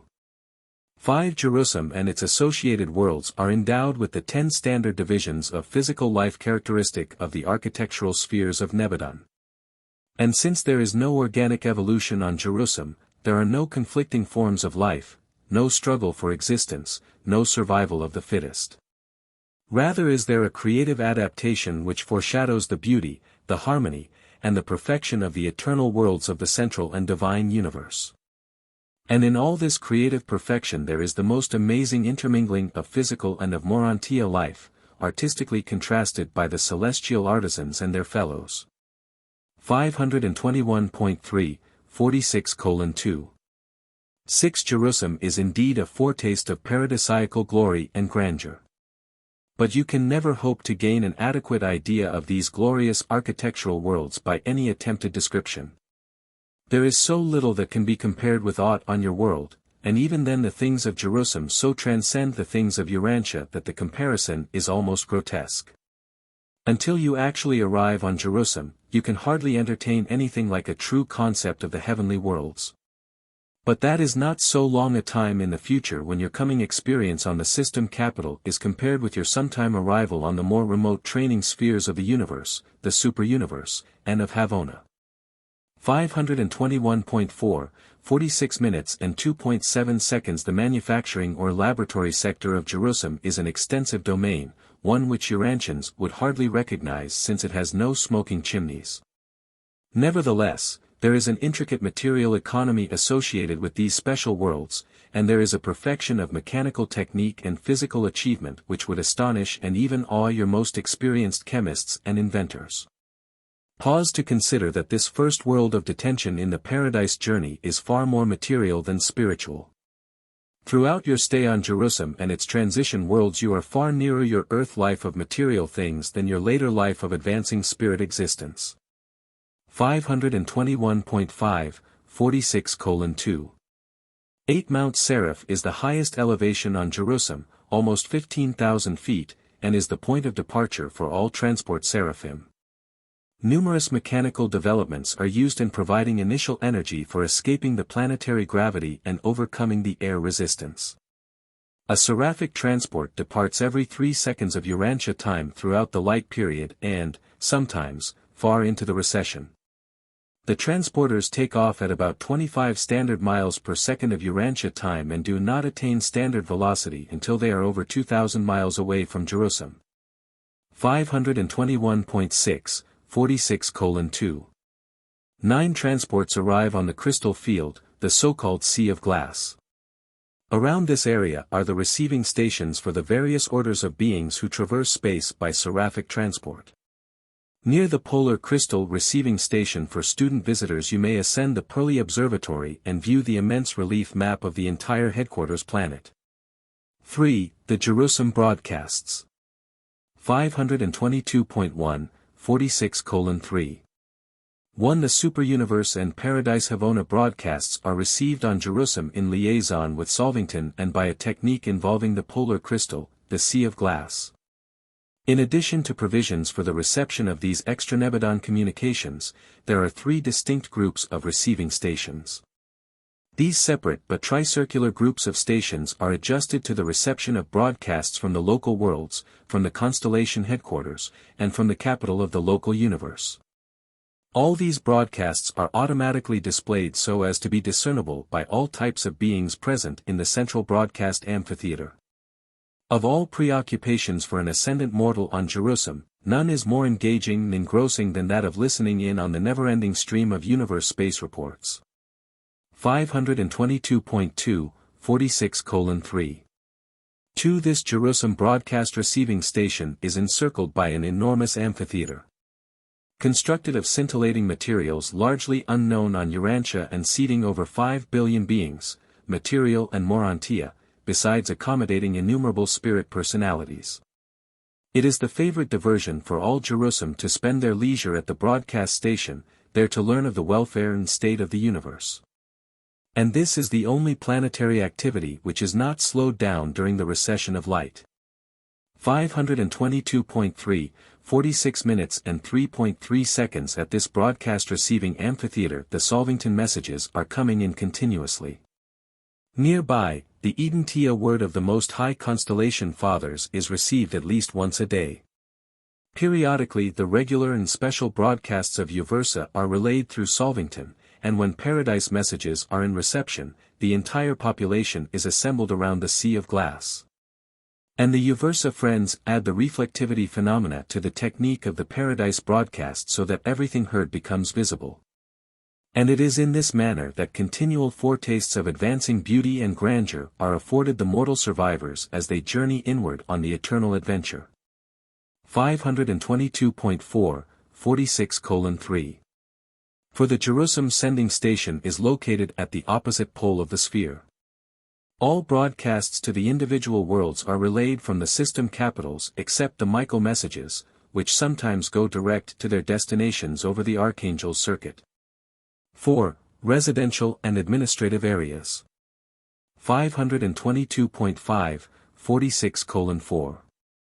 1. Considerable portions of Jerusalem are assigned as residential areas, while other portions of the system capital are given over to the necessary administrative functions involving the supervision of the affairs of 619 inhabited spheres.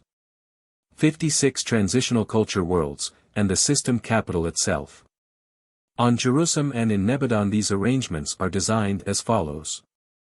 522.6, 46 minutes and 4.2 seconds 1. The circles, the non-native residential areas. 522.7, 46 minutes and 4.3 seconds 2. The squares, the system executive administrative areas. 522.8, 46 minutes and 4.4 seconds 3. The rectangles, the rendezvous of the lower native life.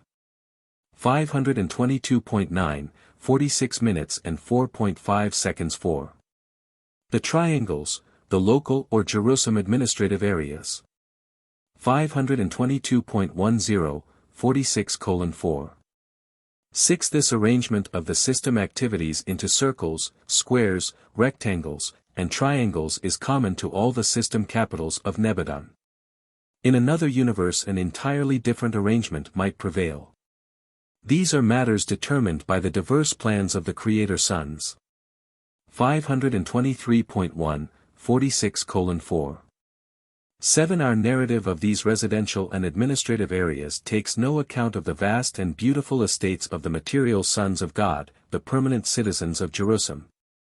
Neither do we mention numerous other fascinating orders of spirit and near-spirit creatures. For example, Jerusalem enjoys the efficient services of the Spironah of design for system function. These beings are devoted to spiritual ministry in behalf of the supermaterial residents and visitors. They are a wonderful group of intelligent and beautiful beings who are the transition servants of the higher Urantia creatures and of the Urantia helpers who labor for the upkeep and embellishment of all Urantia creations. They are on Jerusalem what the midway creatures are on Urantia, midway helpers functioning between the material and the spiritual. 523.2, 46:4. 8. The system capitals are unique in that they are the only worlds which exhibit well-nigh perfectly all three phases of universe existence, the material, the morantial, and the spiritual. Whether you are a material, Urantia, or spirit personality, you will feel at home on Jerusalem, so also do the combined beings, such as the midway creatures and the material sons. 523.3, 46:4. 9. Jerusalem has great buildings of both material and Urantia types, while the embellishment of the purely spiritual zones is no less exquisite and replete. If I only had words to tell you of the Urantia counterparts of the marvelous physical equipment of Jerusalem. If I could only go on to portray the sublime grandeur and exquisite perfection of the spiritual appointments of this headquarters world. Your most imaginative concept of perfection of beauty and repleteness of appointment would hardly approach these grandeurs. And Jerusalem is but the first step on the way to the supernal perfection of paradise beauty. 5. The Jerusalem circles. 523. 4. 46 minutes and 5.1 second. The residential reservations assigned to the major groups of universe life are designated the Jerusalem circles. Those circle groups which find mention in these narratives are the following. 523.5, 46 minutes and 5.2 seconds 1. The circles of the sons of God. 523.6, 46 minutes and 5.3 seconds 2. The circles of the angels and higher spirits. 523.7, 46 minutes and 5.4 seconds 3. The circles of the universe aids, including the creature trinitized sons not assigned to the Trinity teacher sons. 523.8, 46 minutes and 5.5 seconds 4. The circles of the master physical controllers. 523.9, 46 minutes and 5.6 seconds 5. The circles of the assigned ascending mortals, including the midway creatures. 523.10, 46 minutes and 5.7 seconds 6. The circles of the courtesy colonies. 523.11, 46 minutes and 5.8 seconds 7. The circles of the core of the finality.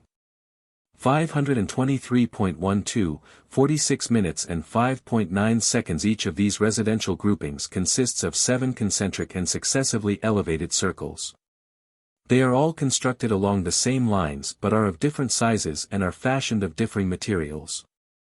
They are all surrounded by far-reaching enclosures, which mount up to form extensive promenades entirely encompassing every group of 7 concentric circles. 524.1, 46 minutes and 5.10 seconds 1. Circles of the Sons of God. Though the Sons of God possess a social planet of their own, one of the transitional culture worlds, they also occupy these extensive domains on Jerusalem. On their transitional culture world the ascending mortals freely mingle with all orders of divine sonship. There you will personally know and love these sons, but their social life is largely confined to this special world and its satellites. In the Jerusalem circles, however, these various groups of sonship may be observed at work. And since Urantia vision is of enormous range, you can walk about on the sun's promenades and overlook the intriguing activities of their numerous orders.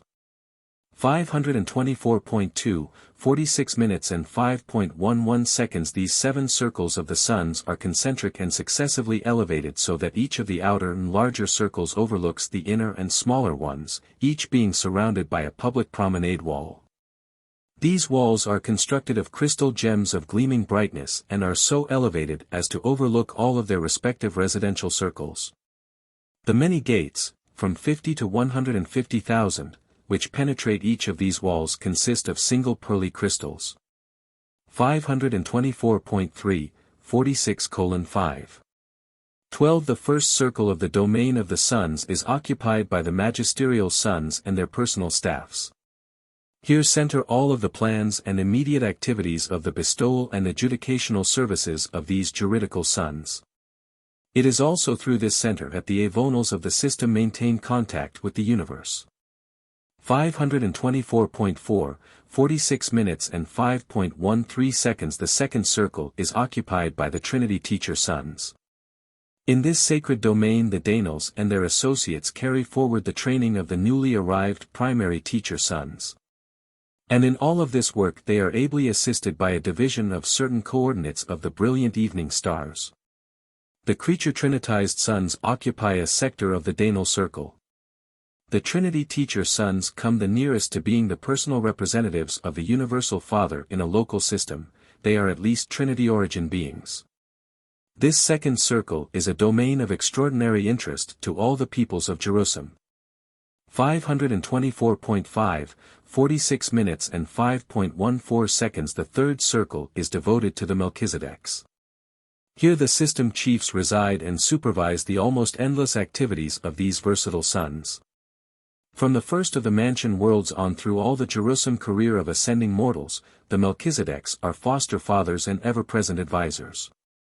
It would not be amiss to say that they are the dominant influence on Jerusalem aside from the ever-present activities of the material sons and daughters. 524.6, 46:5. 15. The fourth circle is the home of the Vorandadics and all other orders of the visiting and observer sons who are not otherwise provided for. The Most High Constellation Fathers take up their abode in this circle when on visits of inspection to the local system. Perfectars of wisdom, divine counselors, and universal censors all reside in this circle when on duty in the system. 524. 7, 46 minutes and 5.16 seconds. The fifth circle is the abode of the Lananandex, the sonship order of the system sovereigns and the planetary princes. The three groups mingle as one when at home in this domain. The system reserves are held in this circle, while the system sovereign has a temple situated at the center of the governing group of structures on Administration Hill. 524.8, 46:5. 17. The sixth circle is the tarrying place of the system life carriers. All orders of these sons are here assembled, and from here they go forth on their world assignments.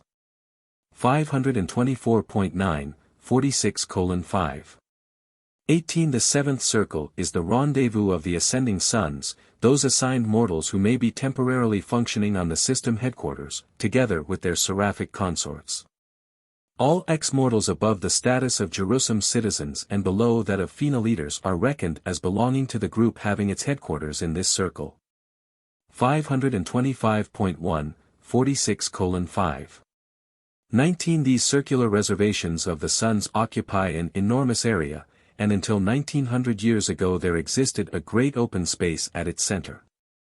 This central region is now occupied by the Michael Memorial, completed some 500 years ago. 495 years ago, when this temple was dedicated, Michael was present in person, and all Jerusalem heard the touching story of the Master Son's bestowal on Urantia, the least of Satania. The Michael Memorial is now the center of all activities embraced in the modified management of the system occasioned by Michael's bestowal, including most of the more recently transplanted Solvington activities. The memorial staff consists of over 1 million personalities. 525.2, 46 minutes and 5.20 seconds. 2. The circles of the angels. Like the residential area of the suns, these circles of the angels consist of 7 concentric and successively elevated circles, each overlooking the inner areas. 525.3, 46:5. 21. The first circle of the angels is occupied by the higher personalities of the infinite spirit who may be stationed on the headquarters world, solitary messengers and their associates. The second circle is dedicated to the messenger hosts, technical advisors, companions, inspectors, and recorders as they may chance to function on Jerusalem from time to time. The third circle is held by the ministering spirits of the higher orders and groupings. 525.4, 46:5. 22. The fourth circle is held by the administrator Seraphim, and the Seraphim serving in a local system like Satania are an innumerable host of angels.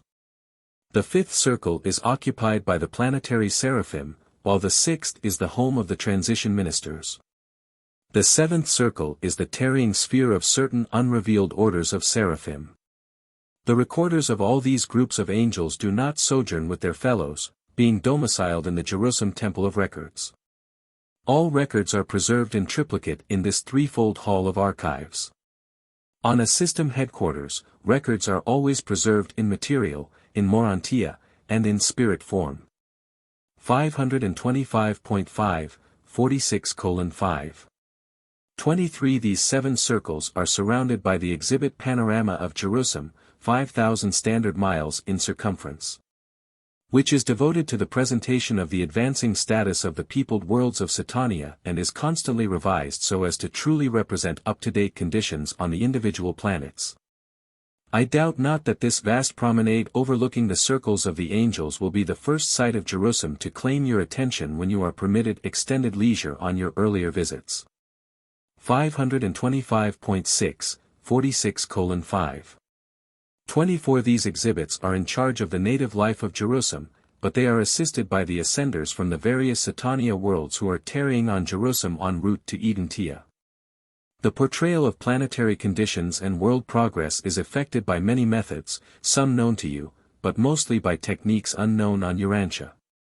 These exhibits occupy the outer edge of this vast wall. The remainder of the promenade is almost entirely open, being highly and magnificently embellished. 525.7, 46 minutes and 5.25 seconds. 3. The circles of the universe aids have the headquarters of the evening stars situated in the enormous central space. Here is located the system headquarters of Galantia, the associate head of this powerful group of super angels, being the first commissioned of all the ascendant evening stars. This is one of the most magnificent of all the administrative sectors of Jerusalem, even though it is among the more recent constructions. This center is 50 miles in diameter. The Galantia headquarters is a monolithic cast crystal, wholly transparent. These material Urantia crystals are greatly appreciated by both Urantia and material beings. The created evening stars exert their influence all over Jerusalem, being possessed of such extrapersonality attributes. The entire world has been rendered spiritually fragrant since so many of their activities were transferred here from Solvington. 526.1, 46 minutes and 5.26 seconds 4. The circles of the master physical controllers. The various orders of the master physical controllers are concentrically arranged around the vast temple of power, wherein presides the power chief of the system in association with the chief of the Urantia power supervisors. This temple of power is one of two sectors on Jerusalem where ascending mortals and midway creatures are not permitted. The other one is the dematerializing sector in the area of the material suns, a series of laboratories wherein the transport seraphim transform material beings into a state quite like that of the Urantia order of existence. 526.2, 46 minutes and 5.27 seconds 5. The circles of the ascending mortals. The central area of the circles of the ascending mortals is occupied by a group of 619 planetary memorials representative of the inhabited worlds of the system, and these structures periodically undergo extensive changes. It is the privilege of the mortals from each world to agree, from time to time, upon certain of the alterations or additions to their planetary memorials. Many changes are even now being made in the Urantia structures. The center of these 619 temples is occupied by a working model of Urantia and its many worlds of ascendant culture. This model is 40 miles in diameter and is an actual reproduction of the Urantia system, true to the original in every detail. 526.3, 46 minutes and 5.28 seconds. Ascenders enjoy their Jerusalem services and take pleasure in observing the techniques of other groups. Everything done in these various circles is open to the full observation of all Jerusalem. 526.4, 46:5. 29 The activities of such a world are of three distinct varieties: work, progress, and play. Stated otherwise, they are service, study, and relaxation. The composite activities consist of social intercourse, group entertainment, and divine worship. There is great educational value in mingling with diverse groups of personalities, orders very different from one's own fellows. 526.5, 46 minutes and 5.30 seconds 6. The circles of the courtesy colonies.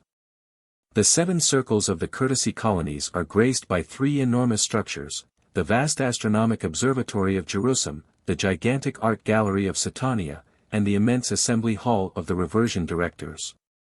The theater of Urantia activities devoted to rest and recreation.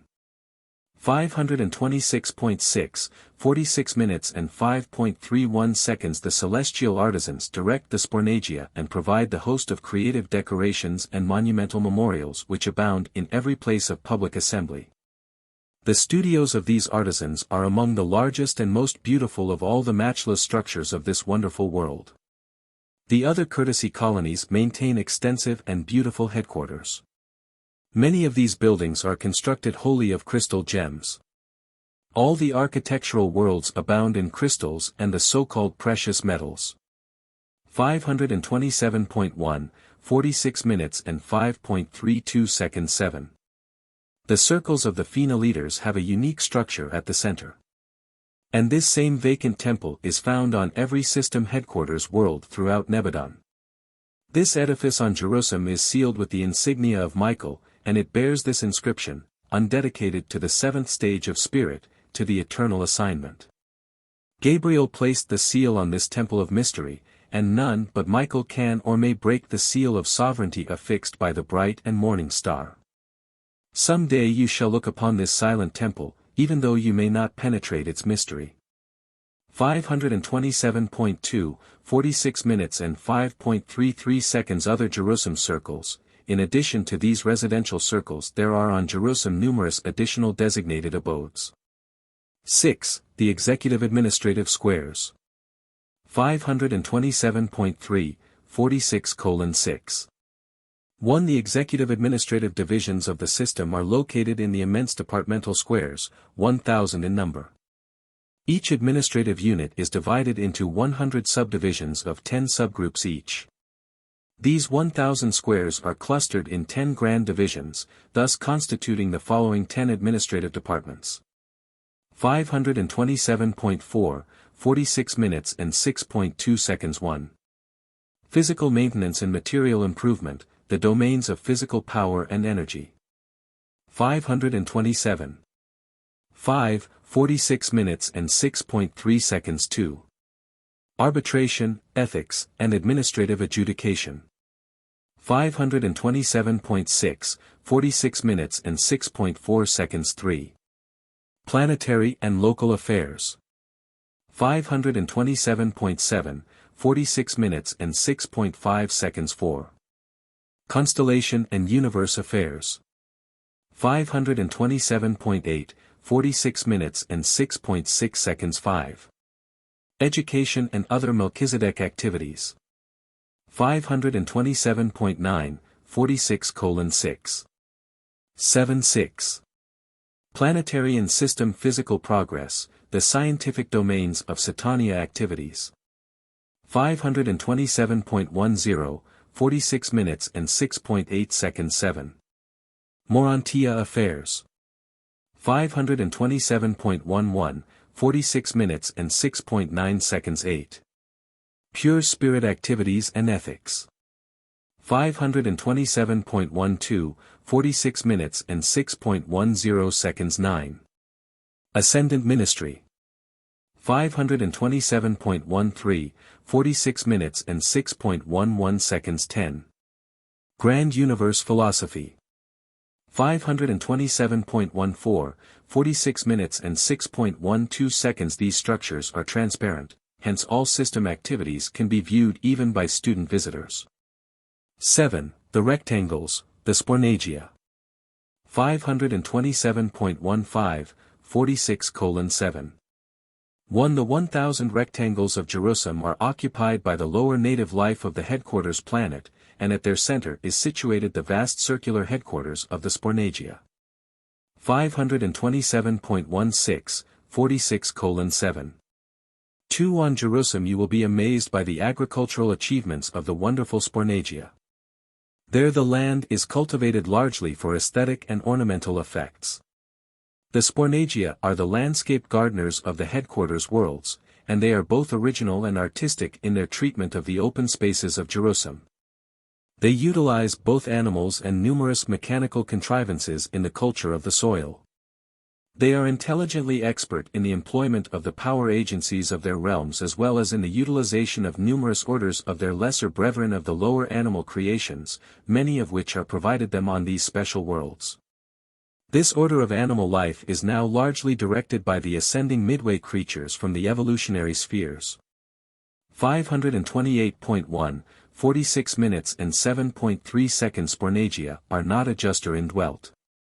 They do not possess survival souls, but they do enjoy long lives, sometimes to the extent of 40 to 50,000 standard years.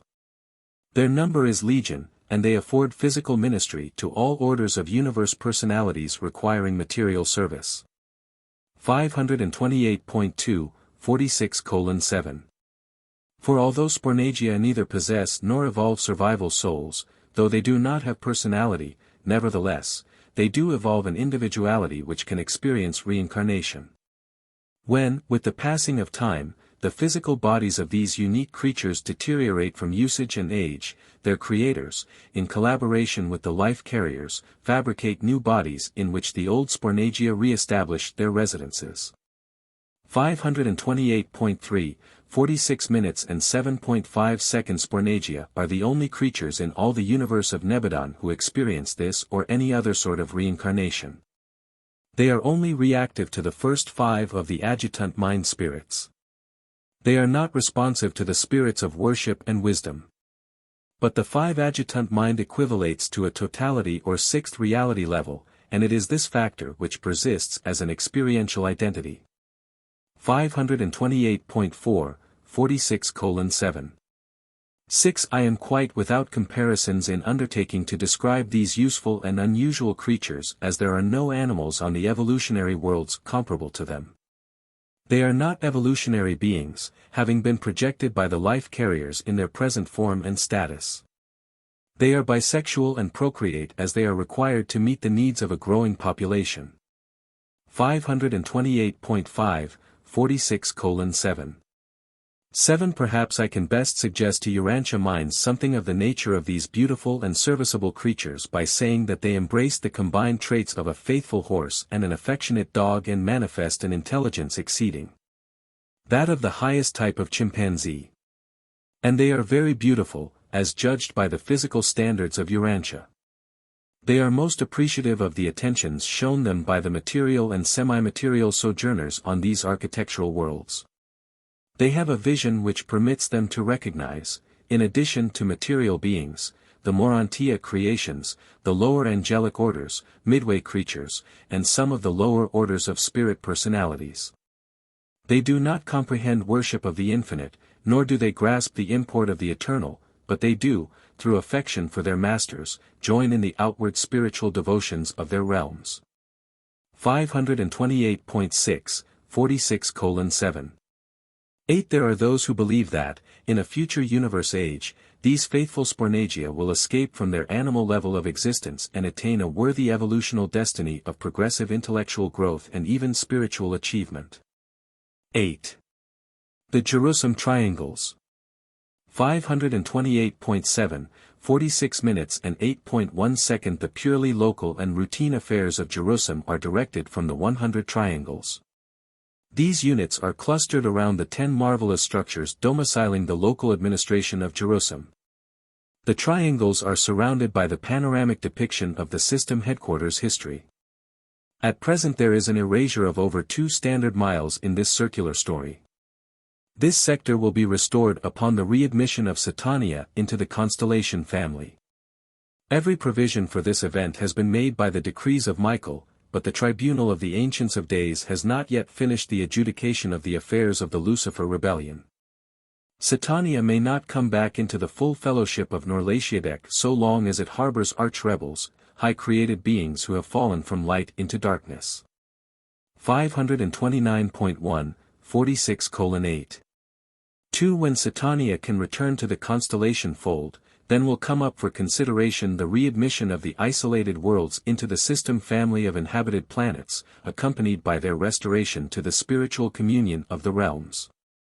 But even if Urantia were restored to the system circuits, you would still be embarrassed by the fact that your whole system rests under a Norlatiadec quarantine partially segregating it from all other systems. 529.2, 46:8.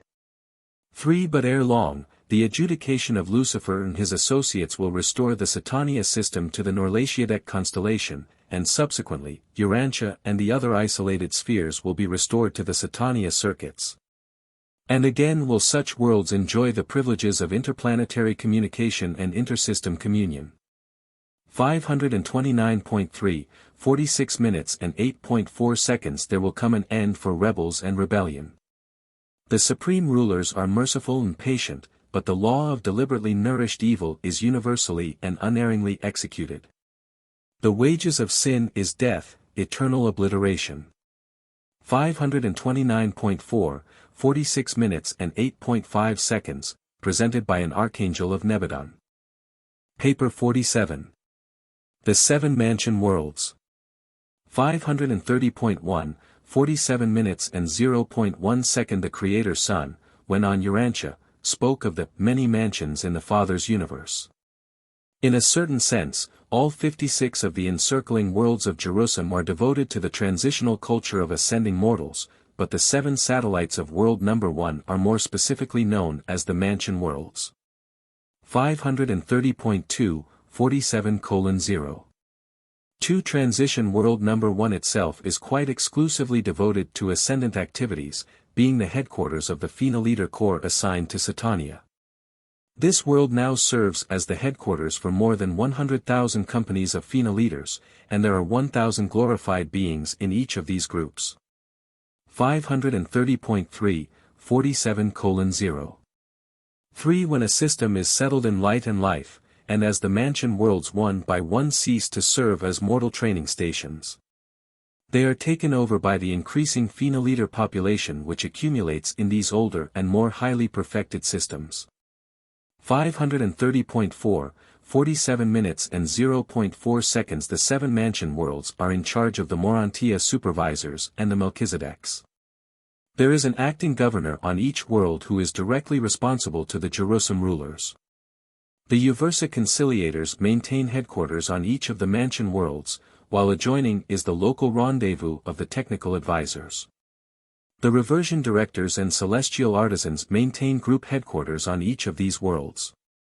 The Spirona function from mansion world number 2 onward, while all 7, in common with the other transitional culture planets and the headquarters world, are abundantly provided with spornagia of standard creation. 1. The Finaliters world. 530.5, 47:1. 1. Although only phenoliters and certain groups of salvaged children and their caretakers are resident on transitional world number 1, provision is made for the entertainment of all classes of spirit beings, transition mortals, and student visitors. The spornagia, who function on all of these worlds, are hospitable hosts to all beings whom they can recognize. They have a vague feeling concerning the phenoliters but cannot visualize them. They must regard them much as you do the angels in your present physical state. 530.6, 47:1. 2. Though the phenoliter world is a sphere of exquisite physical beauty and extraordinary Urantia embellishment, the Great Spirit abode located at the center of activities, the temple of the phenoliters, is not visible to the unaided material or early Urantia vision. But the energy transformers are able to visualize many of these realities to ascending mortals, and from time to time they do thus function, as on the occasions of the class assemblies of the mansion world students on this cultural sphere. 531. 1, 47:1. 3. All through the mansion world experience you are in a way spiritually aware of the presence of your glorified brethren of paradise attainment, but it is very refreshing, now and then, actually to perceive them as they function in their headquarters abodes. You will not spontaneously visualize phenoliters until you acquire true spirit vision. 531.2, 47 minutes and 1.4 seconds. On the first mansion world all survivors must pass the requirements of the parental commission from their native planets. The present Urantia commission consists of 12 parental couples, recently arrived, who have had mortal experience in rearing 3 or more children to the pubescent age. Service on this commission is rotational and is for only 10 years as a rule. All who fail to satisfy these commissioners as to their parental experience must further qualify by service in the homes of the material sons on Jerusalem or in part in the probationary nursery on the Finaliters world. 531.3, 47:1. 5. But irrespective of parental experience, mansion world parents who have growing children in the probation nursery are given every opportunity to collaborate with the Urantia custodians of such children regarding their instruction and training. These parents are permitted to journey there for visits as often as 4 times a year. And it is one of the most touchingly beautiful scenes of all the ascending career to observe the mansion world parents embrace their material offspring on the occasions of their periodic pilgrimages to the phenoliter world. While one or both parents may leave a mansion world ahead of the child, they are quite often contemporary for a season. 531.4, 47:1. 6. No ascending mortal can escape the experience of rearing children, their own or others, either on the material worlds or subsequently on the phenoliter world or on Jerusalem. Fathers must pass through this essential experience just as certainly as mothers. It is an unfortunate and mistaken notion of modern peoples on Urantia that child culture is largely the task of mothers. Children need fathers as well as mothers, and fathers need this parental experience as much as do mothers. 2. The probationary nursery. 531.5, 47:2. 1. The infant receiving schools of Satania are situated on the phenoliter world, the first of the Jerusalem transition culture spheres. These infant receiving schools are enterprises devoted to the nurture and training of the children of time, including those who have died on the evolutionary worlds of space before the acquirement of individual status on the universe records. In the event of the survival of either or both of such a child's parents, the guardian of destiny deputizes her associated cherubim as the custodian of the child's potential identity, charging the cherubim with the responsibility of delivering this undeveloped soul into the hands of the mansion world teachers in the probationary nurseries of the Urantia worlds. 531.6, 47 minutes and 2.2 seconds. It is these same deserted cherubim who, as mansion world teachers, under the supervision of the Melchizedeks, maintain such extensive educational facilities for the training of the probationary wards of the Fina leaders. These wards of the Fina leaders, these infants of ascending mortals, are always personalized as of their exact physical status at the time of death except for reproductive potential. This awakening occurs at the exact time of the parental arrival on the first mansion world. And then are these children given every opportunity, as they are, to choose the heavenly way just as they would have made such a choice on the worlds where death so untimely terminated their careers. 532.1, 47:2. 3. On the nursery world, probationary creatures are grouped according to whether or not they have adjusters, for the adjusters come to indwell these material children just as on the worlds of time. Children of pre-adjuster ages are cared for in families of 5, ranging in ages from 1 year and under up to approximately 5 years, or that age when the adjuster arrives. 532.2, 47:2. For all children on the evolving worlds who have thought adjusters, but who before death had not made a choice concerning the paradise career, are also repersonalized on the Fina leader world of the system, where they likewise grow up in the families of the material sons and their associates as do those little ones who arrived without adjusters, but who will subsequently receive the mystery monitors after attaining the requisite age of moral choice. 532.3, 47 minutes and 2.5 seconds. The adjuster indwelt children and youths on the Fina leader world are also reared in families of 5, ranging in ages from 6 to 14. Approximately, these families consist of children whose ages are 6, 8, 10, 12, and 14. Any time after 16, if final choice has been made, they translate to the first mansion world and begin their paradise ascent. Some make a choice before this age and go on to the ascension spheres, but very few children under 16 years of age, as reckoned by Urantia standards, will be found on the mansion worlds. 532.4, 47:2. 6. The guardian seraphim attend these youths in the probationary nursery on the Fina leader world just as they spiritually minister to mortals on the evolutionary planets, while the faithful Spornagia minister to their physical necessities. And so do these children grow up on the transition world until such time as they make their final choice. 532.5, 47:2.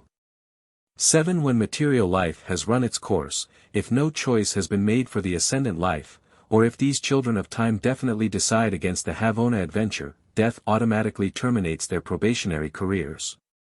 There is no adjudication of such cases, there is no resurrection from such a second death. They simply become as though they had not been. 532.6, 47:2. 8. But if they choose the paradise path of perfection, they are immediately made ready for translation to the first mansion world, where many of them arrive in time to join their parents in the Havona ascent. After passing through Havona and attaining the deities, these salvaged souls of mortal origin constitute the permanent ascendant citizenship of paradise. These children who have been deprived of the valuable and essential evolutionary experience on the worlds of mortal nativity are not mustered into the core of the finality.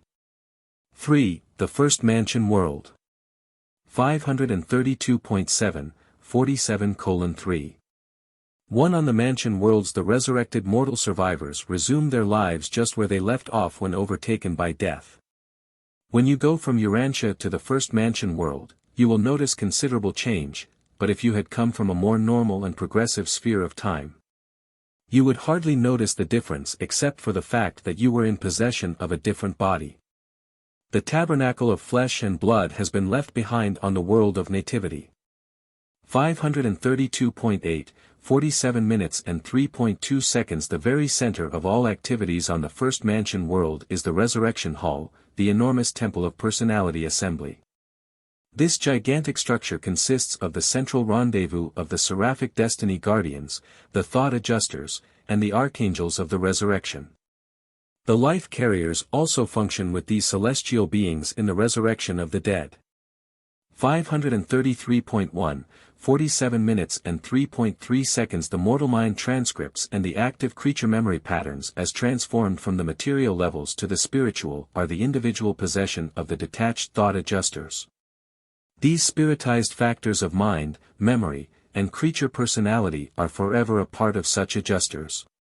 The creature mind matrix and the passive potentials of identity are present in the Urantia soul entrusted to the keeping of the Seraphic Destiny Guardians.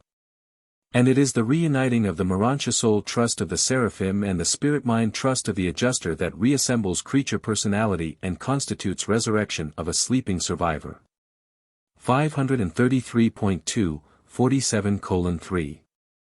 For if a transitory personality of mortal origin should never be thus reassembled, the spirit elements of the non-surviving mortal creature would forever continue as an integral part of the individual experiential endowment of the one-time indwelling adjuster. 533.3, 47 minutes and 3.5 seconds. From the Temple of New Life there extend 7 radial wings, the resurrection halls of the mortal races. Each of these structures is devoted to the assembly of one of the 7 races of time.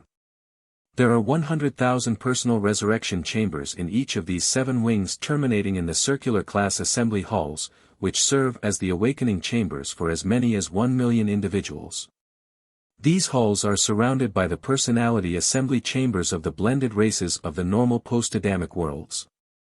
Regardless of the technique which may be employed on the individual worlds of time in connection with special or dispensational resurrections, the real and conscious reassembly of actual and complete personality takes place in the resurrection halls of Mansonia No. 1.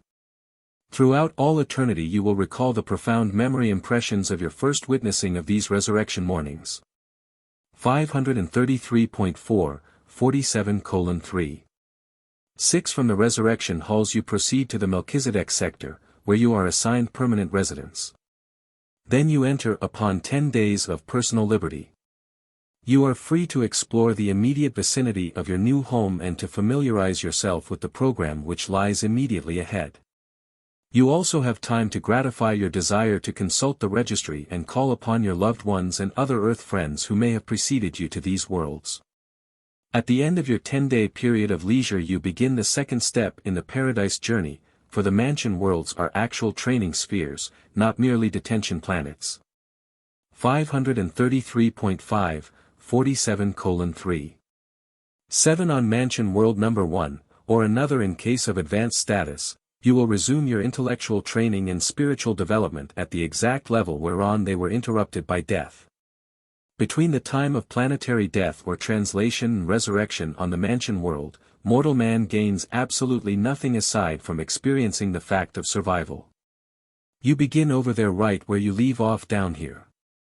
533.6, 47:3. 8. Almost the entire experience of Mansion World No. 1 pertains to deficiency ministry.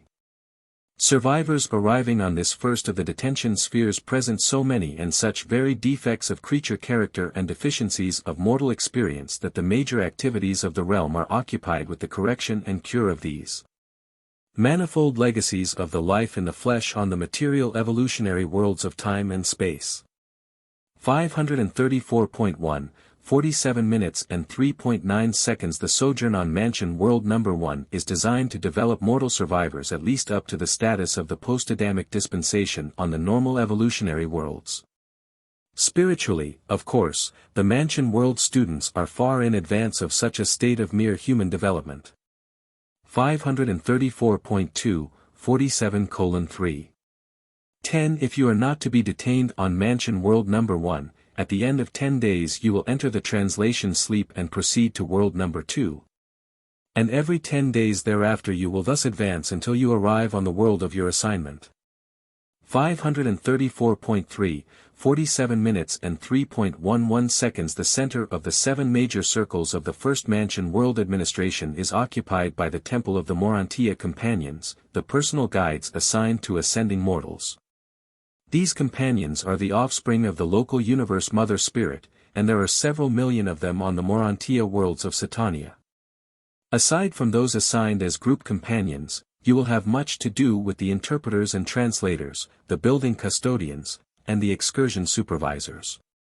And all of these companions are most cooperative with those who have to do with developing your personality factors of mind and spirit within the Urantia body. 534.4, 47:3. 12. As you start out on the first mansion world, one Urantia companion is assigned to each company of 1,000 ascending mortals, but you will encounter larger numbers as you progress through the 7 mansion spheres. These beautiful and versatile beings are companionable associates and charming guides. They are free to accompany individuals or selected groups to any of the transition culture spheres, including their satellite worlds. They are the excursion guides and leisure associates of all ascending mortals. They often accompany survivor groups on periodic visits to Jerusalem, and on any day you are there. You can go to the registry sector of the system capital and meet ascending mortals from all 7 of the mansion worlds, since they freely journey back and forth between their residential abodes and the system headquarters. 4. The second mansion world. 534.5, 47 minutes and 4.1 seconds. It is on this sphere that you are more fully inducted into the Mansonia life. The groupings of the Urantia life begin to take form. Working groups and social organizations start to function, communities take on formal proportions, and the advancing mortals inaugurate new social orders and governmental arrangements. 534.6, 47:4. 2 spirit-fused survivors occupy the mansion worlds in common with the adjuster-fused ascending mortals. While the various orders of celestial life differ, they are all friendly and fraternal. In all the worlds of ascension you will find nothing comparable to human intolerance and the discriminations of inconsiderate caste systems. 534.7, 47:4. 3. As you ascend the mansion worlds one by one, they become more crowded with the Urantia activities of advancing survivors. As you go forward, you will recognize more and more of the Jerusalem features added to the mansion worlds. The Sea of Glass makes its appearance on the second Mansonia. 534.8, 47 minutes and 4.4 seconds. A newly developed and suitably adjusted Urantia body is acquired at the time of each advance from one mansion world to another. You go to sleep with the Seraphic transport and awake with the new but undeveloped body in the resurrection halls.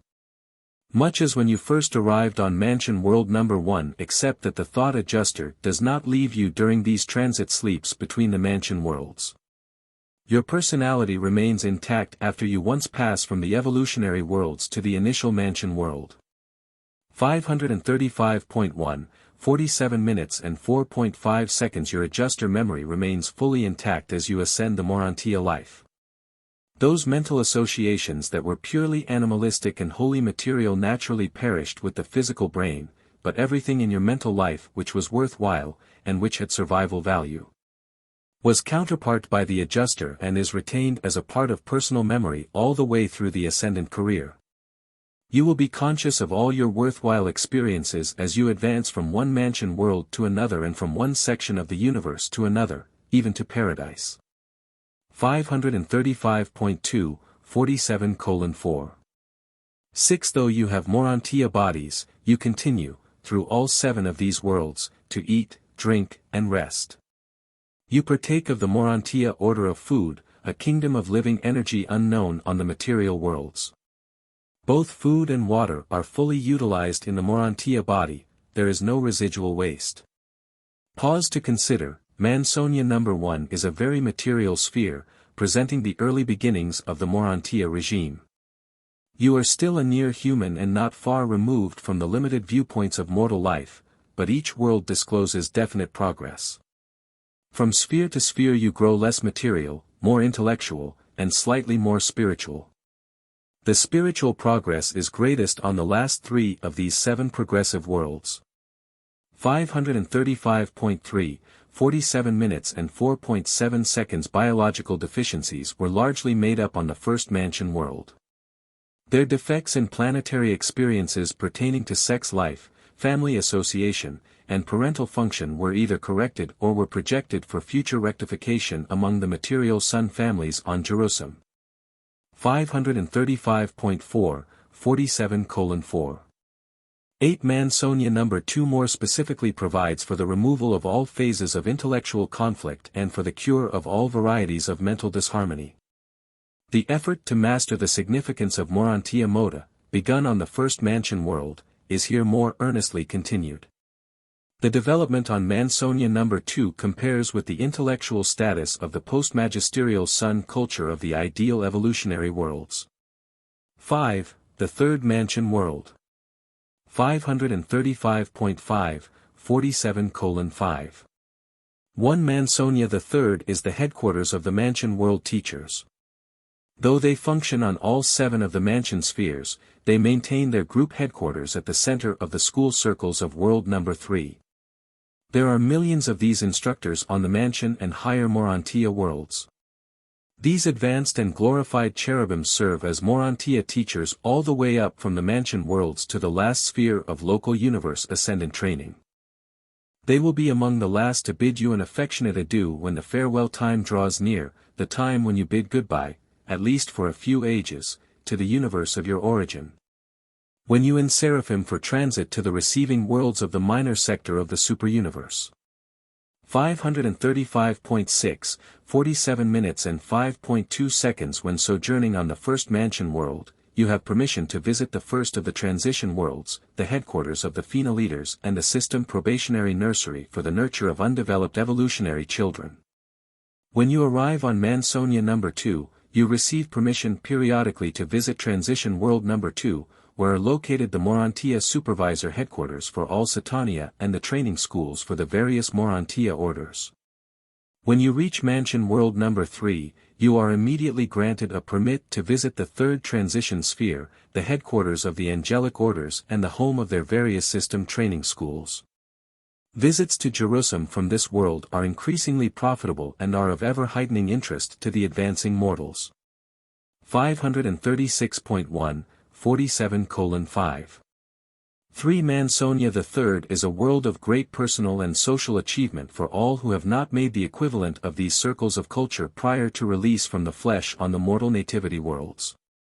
On this sphere more positive educational work is begun. The training of the first 2 mansion worlds is mostly of a deficiency nature, negative, in that it has to do with supplementing the experience of the life in the flesh. On this third mansion world the survivors really begin their progressive Urantia culture. The chief purpose of this training is to enhance the understanding of the correlation of Urantia Mota and mortal logic, the coordination of Urantia Mota and human philosophy. Surviving mortals now gain practical insight into true metaphysics. This is the real introduction to the intelligent comprehension of cosmic meanings and universe interrelationships. The culture of the third mansion world partakes of the nature of the post-bestial sun age of a normal inhabited planet. 6. The fourth mansion world. 536.2, 47 minutes and 6.1 seconds. When you arrive on the fourth mansion world, you have well entered upon the Urantia career, you have progressed a long way from the initial material existence. Now are you given permission to make visits to transition world number 4, there to become familiar with the headquarters and training schools of the super angels, including the brilliant evening stars. Through the good offices of these super angels of the fourth transition world the Urantia visitors are enabled to draw very close to the various orders of the sons of God during the periodic visits to Jerusalem.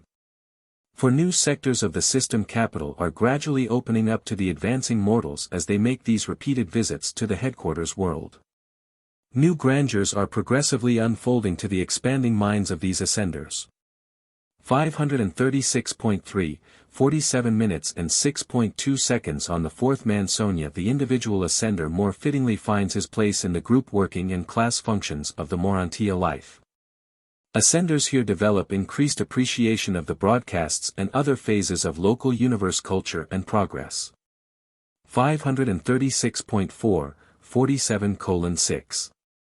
3. It is during the period of training on world number 4 that the ascending mortals are really first introduced to the demands and delights of the true social life of Urantia creatures. And it is indeed a new experience for evolutionary creatures to participate in social activities which are predicated neither on personal aggrandizement nor on self-seeking conquest. A new social order is being introduced, one based on the understanding sympathy of mutual appreciation, the unselfish love of mutual service, and the overmastering motivation of the realization of a common and supreme destiny, the paradise goal of worshipful and divine perfection. Ascenders are all becoming self-conscious of God-knowing, God-revealing, God-seeking, and God-finding. 536.5, 47:6. For the intellectual and social culture of this fourth mansion world is comparable to the mental and social life of the post-teacher sun age on the planets of normal evolution. The spiritual status is much in advance of such a mortal dispensation. 7. The fifth mansion world. 537.1, 47 minutes and 7.1 second transport to the fifth mansion world represents a tremendous forward step in the life of a Urantia progressor. The experience on this world is a real foretaste of Jerusalem life. Here you begin to realize the high destiny of the loyal evolutionary worlds, since they may normally progress to this stage during their natural planetary development. The culture of this mansion world corresponds in general to that of the early era of light and life on the planets of normal evolutionary progress. And from this you can understand why it is so arranged that the highly cultured and progressive types of beings who sometimes inhabit these advanced evolutionary worlds are exempt from passing through one or more, or even all, of the mansion spheres. 537.2, 47:7. 2. Having mastered the local universe language before leaving the fourth mansion world, you now devote more time to the perfection of the tongue of Uversa to the end that you may be proficient in both languages before arriving on Jerusalem with residential status. All ascending mortals are bilingual from the system headquarters up to Havona. And then it is only necessary to enlarge the superuniverse vocabulary, still additional enlargement being required for residence on Paradise. 537.3, 47:7. 3. Upon arrival on Mansonia number 5, the pilgrim is given permission to visit the transition world of corresponding number, the sun's headquarters. Here the ascendant mortal becomes personally familiar with the various groups of divine sonship. He has heard of these superb beings and has already met them on Jerusalem, but now he comes really to know them. 537.4, 47 minutes and 7.4 seconds. On the fifth Mansonia you begin to learn of the constellation study worlds. Here you meet the first of the instructors who begin to prepare you for the subsequent constellation sojourn. More of this preparation continues on worlds 6 and 7, while the finishing touches are supplied in the sector of the ascending mortals on Jerusalem. 537.5, 47 minutes and 7.5 seconds. A real birth of cosmic consciousness takes place on Mansonia number 5. You are becoming universe-minded. This is indeed a time of expanding horizons.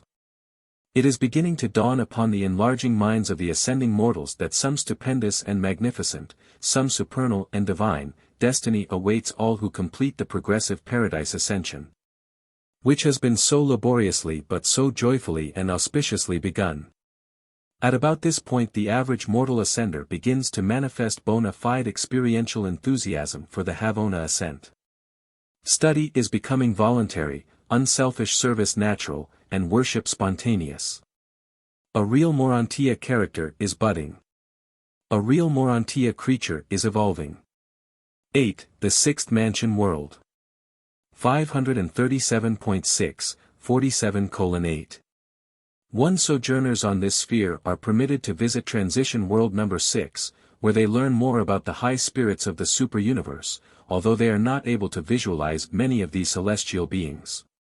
Here they also receive their first lessons in the prospective spirit career which so immediately follows graduation from the Urantia training of the local universe. 537.7, 47:8. 2. The assistant system sovereign makes frequent visits to this world, and the initial instruction is here begun in the technique of universe administration. The first lessons embracing the affairs of a whole universe are now imparted. 538.1, 47:8. 3. This is a brilliant age for ascending mortals and usually witnesses the perfect fusion of the human mind and the divine adjuster. In potential, this fusion may have occurred previously, but the actual working identity many times is not achieved until the time of the sojourn on the fifth mansion world or even the sixth. 538.2, 47:8. For the union of the evolving immortal soul with the eternal and divine adjuster is signalized by the seraphic summoning of the supervising superangel for resurrected survivors and of the archangel of record for those going to judgment on the third day. And then, in the presence of such a survivor's Urantia associates, these messengers of confirmation speak, "This is a beloved son in whom I am well pleased." This simple ceremony marks the entrance of an ascending mortal upon the eternal career of paradise service. 538.3, 47:8. 5. Immediately upon the confirmation of adjuster fusion the new Urantia being is introduced to his fellows for the first time by his new name and is granted the 40 days of spiritual retirement from all routine activities wherein to commune with himself and to choose some one of the optional routes to Havona and to select from the differential techniques of paradise attainment. 538.4, 47 minutes and 8.6 seconds. But still are these brilliant beings more or less material, they are far from being true spirits, they are more like supermortals, spiritually speaking, still a little lower than the angels. But they are truly becoming marvelous creatures. 538.5, 47:8. 7. During the sojourn on world number 6 the mansion world students achieve a status which is comparable with the exalted development characterizing those evolutionary worlds which have normally progressed beyond the initial stage of light and life. The organization of society on this Mansonia is of a high order. The shadow of the mortal nature grows less and less as these worlds are ascended one by one. You are becoming more and more adorable as you leave behind the coarse vestiges of planetary animal origin. Coming up through great tribulation serves to make glorified mortals very kind and understanding, very sympathetic and tolerant. 9. The seventh mansion world. 538.6, 47 minutes and 9.1 seconds. The experience on this sphere is the crowning achievement of the immediate post-mortal career. During your sojourn here you will receive the instruction of many teachers, all of whom will cooperate in the task of preparing you for residence on Jerusalem. Any discernible differences between those mortals hailing from the isolated and retarded worlds and those survivors from the more advanced and enlightened spheres are virtually obliterated during the sojourn on the seventh mansion world. Here you will be purged of all the remnants of unfortunate heredity, unwholesome environment, and unspiritual planetary tendencies. The last remnants of the mark of the beast are here eradicated. 538.7, 47:9. 2. While sojourning on Mansonia number 7, permission is granted to visit transition world number 7, the world of the Universal Father. Here you begin a new and more spiritual worship of the unseen Father, a habit you will increasingly pursue all the way up through your long ascending career. You find the Father's temple on this world of transitional culture, but you do not see the Father. 538.8, 47 minutes and 9.3 seconds. Now begins the formation of classes for graduation to Jerusalem. You have gone from world to world as individuals, but now you prepare to depart for Jerusalem in groups, although, within certain limits. An ascender may elect to tarry on the seventh mansion world for the purpose of enabling a tardy member of his earthly or Mansonia working group to catch up with him. 539.1, 47 minutes and 9.4 seconds. The personnel of the seventh Mansonia assemble on the Sea of Glass to witness your departure for Jerusalem with residential status. Hundreds or thousands of times you may have visited Jerusalem, but always as a guest. Never before have you proceeded toward the system capital in the company of a group of your fellows who were bidding an eternal farewell to the whole Mansonia career as ascending mortals. You will soon be welcomed on the receiving field of the headquarters world as Jerusalem citizens.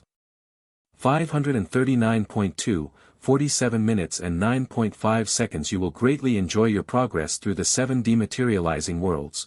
They are really demortalizing spheres.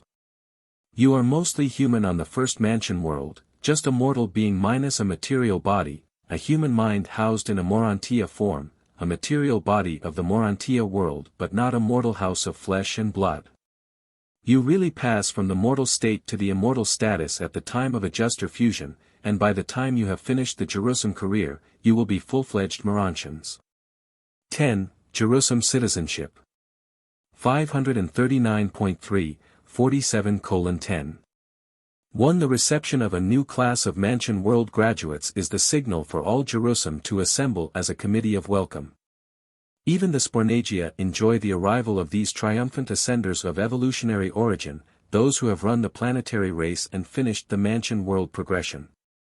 Only the physical controllers and Urantia power supervisors are absent from these occasions of rejoicing. 539.4, 47:10. 2 John the Revelator saw a vision of the arrival of a class of advancing mortals from the 7th mansion world to their first heaven, the glories of Jerusalem. He recorded, "And I saw as it were a sea of glass mingled with fire. And those who had gained the victory over the beast that was originally in them and over the image that persisted through the mansion worlds and finally over the last mark and trace, standing on the sea of glass, having the harps of God. And singing the song of deliverance from mortal fear and death." Perfected space communication is to be had on all these worlds. And your anywhere reception of such communications is made possible by carrying the harp of God. A Urantia contrivance compensating for the inability to directly adjust the immature Urantia sensory mechanism to the reception of space communications. 539.5, 47:10. 3. Paul also had a view of the ascendant citizen corps of perfecting mortals on Jerusalem, for he wrote, "But you have come to Mount Zion and to the city of the living God, the heavenly Jerusalem, and to an innumerable company of angels. To the grand assembly of Michael, and to the spirits of just men being made perfect." 539.6, 47 minutes and 10.4 seconds. After mortals have attained residence on the system headquarters, no more literal resurrections will be experienced. The Urantia form granted you on departure from the Mansion World career is such as will see you through to the end of the local universe experience. Changes will be made from time to time, but you will retain this same form until you bid it farewell when you emerge as first-stage spirits preparatory for transit to the superuniverse worlds of ascending culture and spirit training. 540.1, 47:10. 5-7 times do those mortals who pass through the entire Mansonia career experience the adjustment sleep and the resurrection awakening. But the last resurrection hall, the final awakening chamber, was left behind on the 7th mansion world.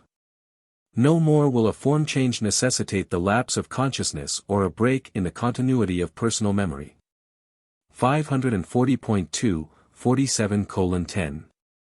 6. The mortal personality initiated on the evolutionary worlds and tabernacled in the flesh, indwelt by the mystery monitors and invested by the spirit of truth, is not fully mobilized, realized, and unified until that day when such a Jerusalem citizen is given clearance for Urantia and proclaimed a true member of the Urantia corps of Nebadon, an immortal survivor of adjuster association, a paradise ascender, a personality of Urantia status, and a true child of the Most Highs. 540.3, 47 minutes and 10.7 seconds. Mortal death is a technique of escape from the material life in the flesh. And the Mansonia experience of progressive life through 7 worlds of corrective training in cultural education represents the introduction of mortal survivors to the Urantia career.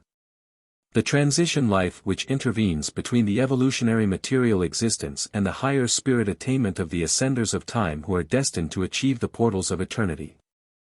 540.4, 47 minutes and 10.8 seconds, sponsored by a brilliant evening star.